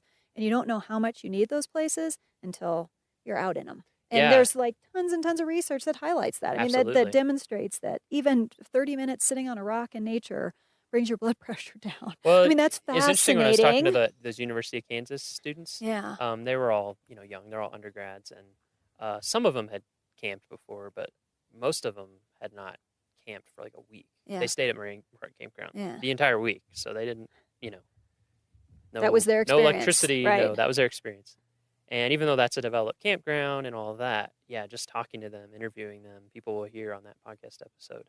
Yeah, it just had a huge impact. They're just like, I don't know, just after a few days, I just feel so different. And Interesting. I have That's different great. creative ideas coming to me because unlike indoors where things are kind of under control and the only new things that happen are what you make happen, out here stuff just happens. The weather changes, animals move, things, the light, everything Right. is always changing. And now I could just tell it was like very impactful and important for them. And I agree with you Yeah. totally. It's so easy now to get caught up in your phone and caught Right. up in the computer and caught up on TV. Right. And it's just like there's a never ending stream Right. that you can be plugged into. Right. And so it's nice that our mission has stayed relevant, or like you said, maybe become even more relevant. Right. So that stayed the Exactly. same, Yeah. which is great. We're Right. supposed to be here forever. So Right, exactly. yeah, that's the goal. Well, and I think as different things happened in just the 16 years that I've been here, whether it's I've had a lot of major incidents that have happened here, it's the things that people said after 9/11 in 2001, that people sought out coming to the park because they needed to get away from the news. They needed to get away from the constant bombardment of what happened to people on that day. And so it was interesting right after that people, flocked here because it was like, the mountains are calling for me just to remove myself from what's going on and find peace somewhere. I hadn't heard that. Yeah. Yeah, that was a little bit before I was in the Park Service, so it was noticeable. Oh, it was very noticeable. Very That's amazing. noticeable. So Yeah. it was like a place where people could come and have some space Yeah. to like heal. Exactly. Huh. And Wow, that's amazing. and there's a number of stories out there, very moving stories that people have shared about coming here right after that time period that brings tears to your eyes, because it was a conscious decision that they said, I need to get away from what is happening right now. And so where can I go? And they came here. And so to me, that just emphasizes again why we need to preserve and protect this place. Absolutely. Because there's been a lot that's happened in our world the last 100 years since Rocky's been here. And so you can imagine that people came here after World War II. People came here for so many different reasons to find, peace and tranquility. Huge growth in parks after World War II. Absolutely. I mean, huge. Yeah. So, the mission has stayed the same. Right. What has not stayed the same is our level of visitation. Yeah. And just so the sheer number of the people. sheer number of people. And Rocky has always been one of the most popular parks. Sure. But what's happening in the last 5 years is we're seeing this rapid increase in visitation, 40% over the last 4 years, 32% over the last 2 years. So we now in 2016 were 4.5 million visitors. In 2015, we became the third most visited park. And then in 2016, Yosemite leaped over us again, and we were the fourth most visited national park. Yeah. And so there's lots of reasons for that. Most of it has to do with population growth along the Front Range. Yep. It's booming. It's booming, and some of the fastest growing counties are literally either in our doorstep or on our doorstep. And so when a lot of people are moving to Colorado because they want to recreate in places like this. It's what calls to them. And so we're handy, head straight up. And so that's a wonderful problem to have. And I use air quotes with problem, because a lot of folks might say, well, hey, that's better than apathy. That's better than people not enjoying. And hopefully those people will become, or are already, supporters, stewards, protectors, and help us preserve this place as well. And a shared experience. Which I think is cool. People all over Colorado can, you've been to Rocky? You haven't? That's kind of a communal thing. Yeah. Yeah. Exactly. So in that case, So, our visitation continues to spike dramatically. Yeah. And if you look over, you look in the past as far as our visitation levels over the years, it seems to, there's patterns of it increasing and then plateauing and then increasing and plateauing. So that's been part of our past. We're now at a point, again, where we are significantly increasing. When and if that's going to plateau, I don't know that we can continue to deal with the level of visitation increases that we're seeing. Yeah. I don't think that we can continue to see 32%, 32. I just don't know that that's possible because of just the infrastructure. It's physically possible. Physically possible for that many people to arrive in the park and all that. So I don't know that we're going to continue to see that dramatic growth just because of logistics. Yeah, just limitations. Yeah, limitations. Even before we take any actions, just limitations in general. But certainly, as we look into the future and we look at just this dramatic increase over the last couple of years, record visitation every year, the last 4 years, record visitation every month of the year. So maybe our old model was Memorial Day through late September. Yeah. We now know that model is completely out the window. Yeah. Now we're seeing record visitation every month of the year. And it's not just Rocky. Public lands in general in Colorado are seeing, huge increase in visitation, and then some of the impacts related to that. Yeah. So certainly that's been a significant change over the last 4 years, and this rapid growth that you just can't keep up with. So in 2015, we were completely on our heels. That year, we had a 21% increase in 1 year. And although visitation continues to go up, our staffing does not. Yep. And so after a while... And that's something that surprises people. Almost everyone I tell that, they're like, what? I'm like, yeah, we have... Yeah. either equal or even less staff than we've had in the past with way fewer visitors. Exactly. We have less staff now. Yes, despite having way more visitors. Yeah. Like So millions more. we have less staff now than we had 8 years ago. Yep. And so, that's something that we as a leadership team need to continue to address because our colleagues' well-being is extremely important. And we need to make sure that we're keeping that in mind. And so as we continue to, deal with some of the challenges and steps we're taking now, we're looking at 4 areas. That visitor and staff safety is extremely important to us. Resource protection. So that resource, when we say resource in Park Service, we mean like the park at every level. Absolutely. So the physical part, the view sheds, the quality of the night skies, the quality of the soundscape, the cultural and historical landscape. That's all. When we say resource, we mean all of that. Right. Okay. So resource Thank you. protection. And then just, wildlife habitat, everything is everything. kind of surrounded into that. Yes. And Everything then, involved. And then visitor experience. Yep. So what kind of experience are visitors having with this level of visitation? And then operational capacity. Like truly what can our infrastructure take? Whether it's restroom facilities in Bear Lake, whether it's our trail system, whether it's our roads, all of our infrastructure. What can our infrastructure, operational capacity take with this level of visitation? Right. And so those are the kind of 4 overarching areas that we started moving forward in 2016, looking at all of those things and taking some short-term steps, and then also, realizing and knowing that we're also starting the long-range planning efforts as well. Yeah. And it's going to take all of us to come up with the solutions and also potentially make hard decisions. And again, when you think about the mission of the Park Service, that dual mandate, very, very difficult balancing act.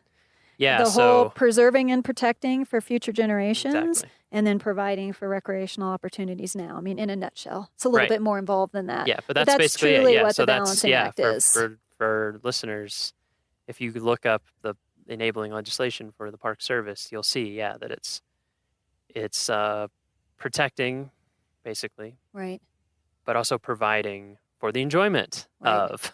And sometimes, as you can imagine, those things can come into direct conflict because, for example, let's say that it's enjoyable for people to have 10,000 people around Moraine Park in like stadium seating watching elk.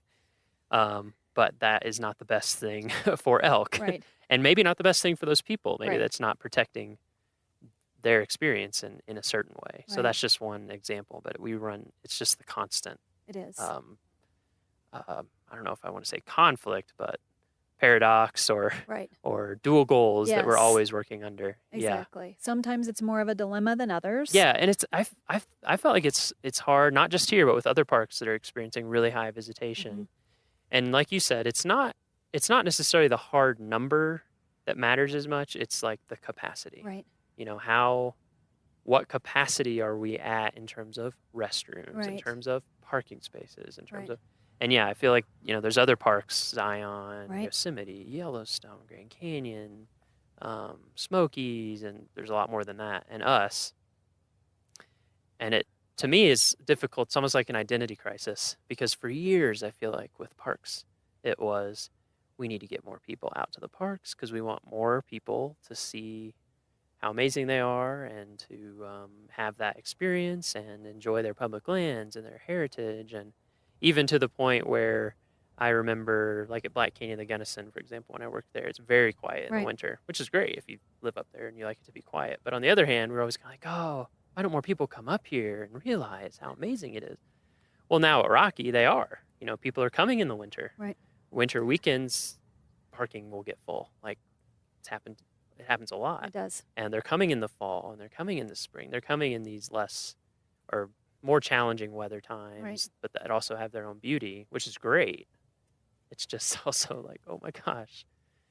Well, and we hear from What do we do? visitors that say that they're not coming anymore, too. Yeah. Because And that always of makes me the sad. level of visitation. So Yeah. that's another thing we need to be looking at is also making sure that not only are we providing an experience for visitors now, and that's a hard thing to hang your hat on because what you think is a valuable experience and what I think is a valuable experience might be very, very different. Absolutely. And we see that all the time with our visitors. What some person considers as crowding, if they're from, a rural setting, or their mindset is this is going to be their experience. And then if somebody comes maybe from an urban situation and they feel more comfortable when there's lots of people around. Yeah. So it's really hard to say, what's the visitor experience? Well, it's so individual. It is. But I think we also have to acknowledge that we continue to hear from people that are, I'm not coming back, or I just came there and I hadn't been there in 5 years, and it was, a very crazy. different situation, crazy. I did not enjoy it. I think those are all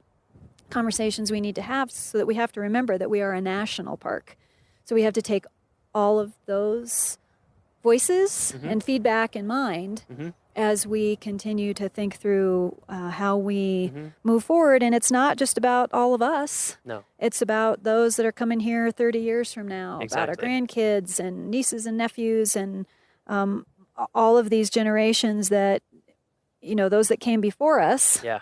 We would have been pretty ticked off at them if they wouldn't have taken Absolutely. care of this place. And so we also need to take ownership as a country, as a community, as a however you want to say it. We also have to take that ownership to say, how are we leaving this for folks that are going to come 30 years from now? And the decisions that we make now are going to make a significant difference in that. And so that's a big part of what we're needing to address. So on our end, on the park end, we have all sorts of stuff going on right now to look at, just trying to get baselines basically of what visitation is, what are the patterns, what do people want out of their experience, what are they looking for, kind of collecting data, correct? Right. And then we're using that data to begin well-informed, to basically inform our discussion internally and then with the public, to just say, this is what's happening, these are the facts on the ground, these are the pros and cons, and what do we want to try to do in the future to figure it out. And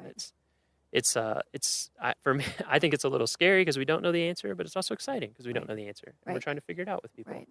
And I think, one thing with this podcast that I want people to be able to experience, having these conversations that are just very straightforward and very non-formal and very, like this, is that we are not trying to make rules to kill anyone's fun. Like everyone I talk to in the park, we got into parks because we love parks and we love visiting parks and we love we love it so much we wanted to live in a park. Right. And so we totally get that, and we want people to have the best vacation or whatever personal growth experience or whatever their experience is. So, but the reason we do have regulations is because that protects side. Right. We're trying to protect it, like you said, for future generations forever. Right. So what are some of the key things with this growing visitation that we are asking visitors to be aware of and to do that can help us? Right. Help us help them. Help me help you. Exactly. So there are a variety of things. And one is just continuing to do things like this, where we engage and connect with visitors to help us come up with some of the solutions, to hear their voice and informing each other as well. So we took short-term action the last couple of years because we had to. As I mentioned, we were completely on our heels in 2015, saw the ramifications of that, not only on the resource, but on visitors and staff. And so because of just the crowding. So we started putting restrictions in place along the Bear Lake Road Corridor, Wild Basin, and Alpine Visitor Center, which are our three main congested areas, starting in 2016. And there was not some magical time on the clock on Saturday that we said, okay, every Saturday at 10:18, it's meant to be very fluid, and we're moving forward with and it's those restrictions based, this year. I think people need to understand that it's safety based. Right. It's safety based. For example, I mean, if there's just miles of cars in every direction and something happens, let's say it was someone you're hiking with, and we need to get an ambulance up there, we can't get an ambulance up there because it's so crowded. And so that was part of it, right? We just were saying this is becoming unsafe. Right. There are lots of parts of it. So that is one of the main reasons. And we had examples in past years where we literally could not get emergency vehicles down in areas or to areas because of the sheer congestion along the roads and the way people had parked that we could not get, and it absolutely impacted our response time. Yep. And so that's a big part of why we made these decisions. And places like Wild Basin Road, which is a dirt, narrow road that leads down to the Wild Basin Trailhead. Yep. Got to use pullouts to pass people a lot of the time. All it takes is, a couple of people parking because they can't find a legitimate parking space, so they park somewhere, and now the back of their vehicle is out in the middle of the road, and they leave their vehicle, head in to go hike, and then, just trying to get around and maneuver around those vehicles, again, in emergency vehicles. Or just other visitors. visitors. It's a consideration for everyone else. Yeah, and if we had to evacuate an area because of fires, that's also, a concern as well, because you have all of these people that are kind of down a narrow dirt road. So these are all things we have to keep in mind. And then just the resources. So once parking areas filled up, once legitimate parking spots filled up, we were seeing that, unfortunately, visitors were parking on the resource in places that you would not have thought was even possible. Right. And so we were seeing significant resource damage and impacts as a result of that. And vegetation, like that. yeah. Where and, the sides of the road start looking like baseball fields or something, they're just dirt. Exactly. So then there goes the whole aspect that we are required to provide as far as resource protection, that native vegetation, other aspects of just what happens to wildlife when you have that many people in an area.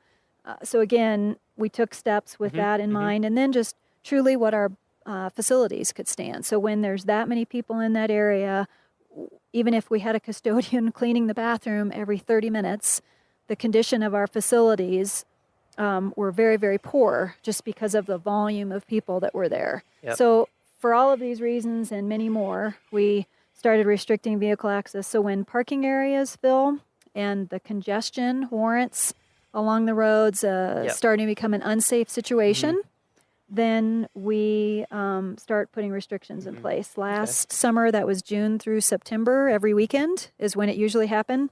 And the same thing has been happening this year as well, and it's actually moved into some weekdays.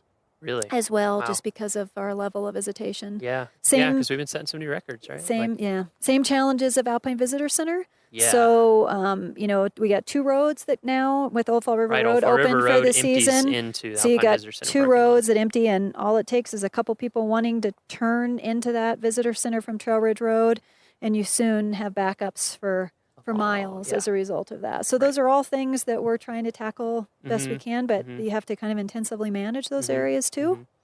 And in 2016, we actually had less complaints because we took those steps in. In fact, we had a lot of people that reached out to us and said, finally, really, if you plan ahead, you can get into these areas. So it helped. So it helped. And I think also we saw a lot of belligerence amongst visitors. And so that, with putting those restrictions in place, that helped ease some of that just belligerence helps keep you out of crowding. a situation that you can't win. Right. Like if you're driving around looking for parking and it isn't there, you're just going to get frustrated. Yeah. And right. I can understand that for sure. So a lot of it is helping us better inform the visitor. So a lot of that too is, again, really trying to convey the plan ahead message. So many of our visitors are return visitors. They come here year after year, or maybe they haven't been here for 5 years. Their experience is very different than the way they remember it 5 years ago. We also have a lot of visitors that are coming up here for the first time. They jump in their car on a Saturday at noon, and then their world is rocked when they get up here and realize that our entrance station lines are long and there's no parking. So a lot of what we've been trying to do for the last 3 years is really doing as much as we can to encourage people to plan ahead. We realize that there's going to be visitors that don't do any planning ahead, and they're extremely spontaneous, and I envy that. I wish I was that spontaneous. But really, other parks, I believe, other parks have put in their catch lines, do not be spontaneous when coming to a national park, particularly May through October. Yep, not a busy one, yep. Yeah. And so I think that that's a lot of, if people do truly plan ahead, look at some of the tips that we have on our website and got it on the homepage. On the homepage, it really, really does make a difference. And we realize that people are listening, so we always did that hike early.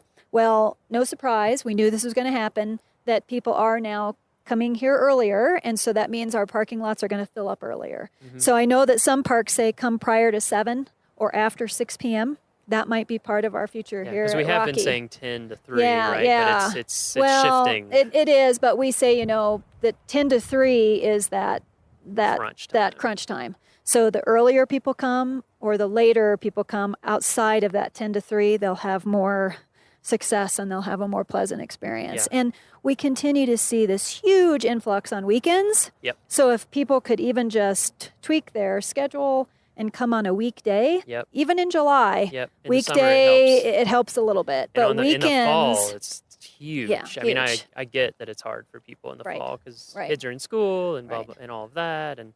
But yeah, the fall here. Right. We have about 50% higher visitation on weekends in the fall than Yeah. we do weekdays. And that's changing a little bit too. Uh. But it's some of our busiest days for the year are weekends in the fall. Yep. Because So- it's a glorious time to be here. So before 10, depending Yeah. on your trailhead, maybe Yeah. Even earlier than 8, that. 7. Yeah.